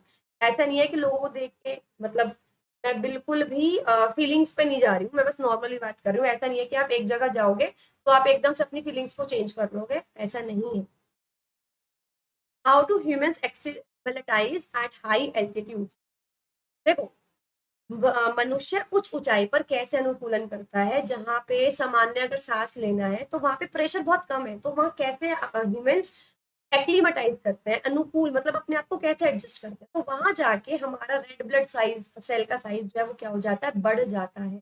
Bye increasing red blood cell production, उनका साइज भी बढ़ जाता है और उनका नंबर भी वो बढ़ाता है, ताकि हेमोग्लोबिन जो है मतलब जो उसकी बंधन आत्मीयता है वो कम हो जाए भले ही, लेकिन ब्रीदिंग रेट अपना बढ़ा देगा, यानी ज्यादा ब्लड होगा तो ज्यादा ऑक्सीजन वो कैरी करेगा एक साथ। Which of the following plants is on the verge of extinction due to insensitivity of our environment? से कौन सा पौधा हमारे पर्यावरण के प्रति असंवेदनशीलता के कारण विलुप्त होने है? तो ये है मधु का इंसिग्निस। ये बिल्कुल विलुप्त हो चुका था, लेकिन अभी हाल ही में ये कर्नाटका में वापस मिला है। अब pyramid of biomass in is a diagram, biomass का जो एक पिरामिड है, कैसा डायग्राम है, कैसा आरेख है, तो ये बताता है कि एक लेवल पे कितनी पॉपुलेशन है फूड चेन की। प्रोड्यूसर की बात करूं तो कितनी पॉपुलेशन प्रोड्यूसर की है, हर्बीवोर की बात करूं शाकाहारी की कितनी पॉपुलेशन हर्बीवोर्स की है। तो वो बोल रहे हैं कि किसके अंदर सबसे ज्यादा बायोमास होगा, किसके अंदर सबसे ज्यादा पॉपुलेशन होगी, प्रोड्यूसर सबसे ज्यादा है। Name a common ingredient made from the starchy part of corn kernels. वो आप एक घटक का नाम बताओ जिसका उपयोग gravy, marinate, sauce, soup, casserole को गाढ़ा करने वाले कारक, यानी अब जैसे आप बोल सकते हो किसी भी चीज को गाढ़ा करने के लिए यूज होता है, और किससे बनता है, वो कॉर्न के, मक्का के एक स्टार्ची पार्ट से बनता है, तो corn starch, maida. Which act was enacted in India? इनमें से कौन सा एक्ट था जो इंडिया में आपने इनेक्ट किया था इस एम के साथ कि इलीगल ट्रेड जो वाइल्ड लाइफ के साथ करते हैं वो बंद हो जाए? तो ये था wildlife protection act 1970। Why are species of most क्यों? जो काई की बहुत सारी प्रजातियां ईंधन के रूप में इस्तेमाल करते हैं, क्यों? क्योंकि काई से पीट बनता है, इट प्रोवाइड पीट, ये पीट प्रदान करता है, और पीट क्या है, कोयला का एक प्रकार है, it is a type of food. हालांकि सबसे लोएस्ट टाइप है, but still it is a type of coal, तो हम फ्यूल की तरह यूज करते हैं, तो मोस्ट हमारे लिए बहुत जरूरी है, काई जरूरी है, क्योंकि इसी के कारण पीट बनता है। The foul smell of from a body specially during sultry summer is due to the action of dash on. आपने सुना होगा ऐसे बहुत सारे लोगों के पसीने में स्मेल आती है, क्यों? क्योंकि उनके पसीने से किसकी रिएक्शन हो जाती है, बैक्टीरिया की रिएक्शन हो जाती है। Okay, Saccharomyces cerevisiae is commonly used to make what? वो ये बोल रहे हैं जो सेक्रोमाइसिस सेरेबेसी है, ये क्या बनाने के लिए इस्तेमाल करते हो, ये ब्रेड बनाने के लिए इस्तेमाल करते हो। इनफैक्ट इसको हम बोलते ही ब्रीवर्स यीस्ट या बेकर्स यीस्ट है, खमीर की तरह होता है, फ्लफी बनाने के लिए काम आता है। Which of the following does not belong to kingdom fungi? इनमें से कौन सा कवक जगत से? एस्परगिलस एक फंजाई है, कवक है, राइजोपस एक फंजाई है, म्यूकर भी एक फंजाई है, यूग्लिना फंजाई नहीं है, protozoa. In the context of the spread of germs by facial matter, मल द्वारा कीटाणुओं के प्रसार के संदर्भ में इनमें से कौन सा एफ डायग्राम में नहीं है? ओके, पहले एफ डायग्राम की बात करते हैं। फेसिस हो गया, दैट मीन्स गंदगी, तो ये फ्लूइड तरल पदार्थों के जरिए ये फैलता है। फील्ड में अगर जैसे कहते हैं ना कि जो अगर आपका वेस्ट, लिक्विड वेस्ट पीने वाले पानी के साथ हो जाए तो बीमार पड़ते हैं। फील्ड, खुले में शौच या खुले में अगर हम यूरिनेट कर रहे हैं तो वो बीमारी फैलाती है। गाइस, मक्खियां बैठती हैं तो फैलाती है। फिंगर्स, अगर हाथ वगैरह से भी फैलता है। ये सारी चीजें कहीं ना कहीं फूड में जाएंगी और फूड की वजह से एक नई बीमारी हो जाएगी। तो इस डायग्राम में क्या नहीं है, डाई नहीं है। कोलोइडल सिस्टम्स सच एज गम, स्टार्च, प्रोटीन, सेलुलोज, अगर या जिलेटिन, जब भी इनको पानी में रखते हैं तो ये बहुत सारा पानी एब्जॉर्ब करते हैं और एकदम स्वेल अप हो जाते हैं, यानी वो फूल जाते हैं। इन सब्सटेंसेस को क्या कहा जाता है? जो भी सब्सटेंस पानी एब्जॉर्ब करेगा और फूल जाएगा, इनको हम बोलते हैं इम्बिबेंट्स। तो इम्बिबेंट्स क्या है? वो सॉलिड सब्सटेंस है जो पानी एब्जॉर्ब करते हैं और स्वेल हो जाते हैं। पोरिन्स क्या होते हैं? पोरिन्स प्रोटीन होते हैं जो बैक्टीरिया की सबसे बाहर वाली मेम्ब्रेन कहलाती है, और वो क्या करते हैं, जो भी पानी वाले मॉलिक्यूल्स हैं उनके थ्रू अंदर से बाहर, बाहर से अंदर जाते हैं। What do you call the maximum sustainable size of a resident population in an ecosystem? वो ये बोल रहे हैं कि आप मैक्सिमम सस्टेनेबल जो आपका साइज है एक रेजिडेंट पॉपुलेशन का किसी भी इकोसिस्टम में, आप किसी भी पारिस्थितिकी तंत्र में कोई भी पॉपुलेशन कितनी रह रही है स्थायी रूप से, उसको क्या बोलेंगे? उसको carrying capacity. What is the term circadian rhythm associated with? Circadian rhythm क्या है? हमारी बॉडी की बॉडी क्लॉक है, मतलब हमारी बॉडी कितने टाइम पे कैसे चल रही है। Which one of the following is a ruminant animal? Ruminant जानवर कौन से होते हैं? जो गाली करने वाले, जो खाना खाएंगे उसको अपने पेट में पहुंचाएंगे पहले, फिर वापस उसको लेके आएंगे ताकि वो च्यू कर सके, उसको चबा सके। इनका सबसे बेस्ट एग्जांपल है cow. A dash is any substance that causes your immune system to produce antibodies against it. इनमें से क्या चीज वो सिस्टम है जिसकी वजह से आपका इम्यून सिस्टम और भी ज्यादा एंटीबॉडीज बनाता है? तो वो पूछ रहे हैं, बताओ। ये है एंटीजन, नाम से ही पता लग रहा है एंटीजन वो है जो आपकी बॉडी में इम्यून सिस्टम को और बूस्ट करते हैं। ओसीडी की फुल फॉर्म क्या है? आपने सुना होगा ना कि मुझे ओसीडी है, मूवीज वगैरह में भी काफी आता है, ऑब्सेसिव कंपल्सिव डिसऑर्डर, जिसके अकॉर्डिंग हर चीज एक ऑर्डर में ही आप देखोगे। अगर मान लो चप्पल भी तिरछी रखी हुई है तो आप उसको सीधा करो। Spider webs are made up of dash, a natural fibre made up of protein. मकड़ी की जाले किस चीज से बने होते हैं? सिल्क से बने होते हैं, जो एक प्राकृतिक fibre. Which part of human body has the growth stages? इनमें से जो मानव का शरीर है किस भाग के विकास को 4 हिस्सों में बांटा गया है? एनागिन, कैटागिन, टेलोगिन। ये है हेयर। हेयर आपके इन 3 हिस्सों में बढ़ते हैं। इनमें से कौन सा मिनरल है, कौन सा खनिज है जो हमारी बॉडी में सूक्ष्म, मतलब बहुत मिनिमल अमाउंट में मिलता है? सेलेनियम। सल्फर मिलेगा, मैग्नीशियम मिलेगा, फॉस्फोरस, लेकिन बिल्कुल ट्रेस अमाउंट में मिलेगा selenium. When a host is exposed to antigens, किसी मेजबान को आपने एंटीजन के संपर्क में ला दिया किसी भी तरीके से, चाहे वो लिविंग हो चाहे वो डेड हो, यानी बैक्टीरिया के संपर्क में ला दिया तो हमारी बॉडी क्या करेगी? एंटीबॉडीज बनाएगी और उससे लड़ेगी, फिर याद रखेगी, ताकि अगली बार जब भी कोई सेम बीमारी या उससे रिलेटेड बीमारियां हमारी बॉडी में आए तो हम लड़ सके, हमें पता हो कि हमने इस तरीके से लड़ाई की थी। इसको क्या बोलते हैं?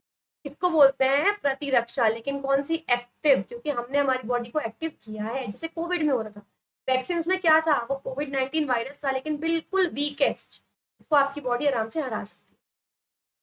तो ये थे मिसलेनियस बायोलॉजी के सारे क्वेश्चंस। आई होप आपको ये वीडियो यूजफुल। इसी के साथ ही सारे क्वेश्चंस मॉक टेस्ट में अटेम्प्ट करने के लिए हमारी वेबसाइट पे विजिट कर सकते हैं, जिसका लिंक डिस्क्रिप्शन बॉक्स में ऑलरेडी गिवन है। साथ में एप्लीकेशन को डाउनलोड करके अलग अलग बैचेस आप एक्सप्लोर कर सकते हैं, क्योंकि सभी बैचेस, अगर सभी सब्जेक्ट्स कवर करने हैं, ऑफिसर बैच है हमारे पास। इसके अलावा अगर इंडिविजुअल सब्जेक्ट्स पे ध्यान देना है तो individual batches are also there. तो आज के लिए इतना ही, मिलेंगे अगली सीरीज के साथ। Thank you and have a nice day.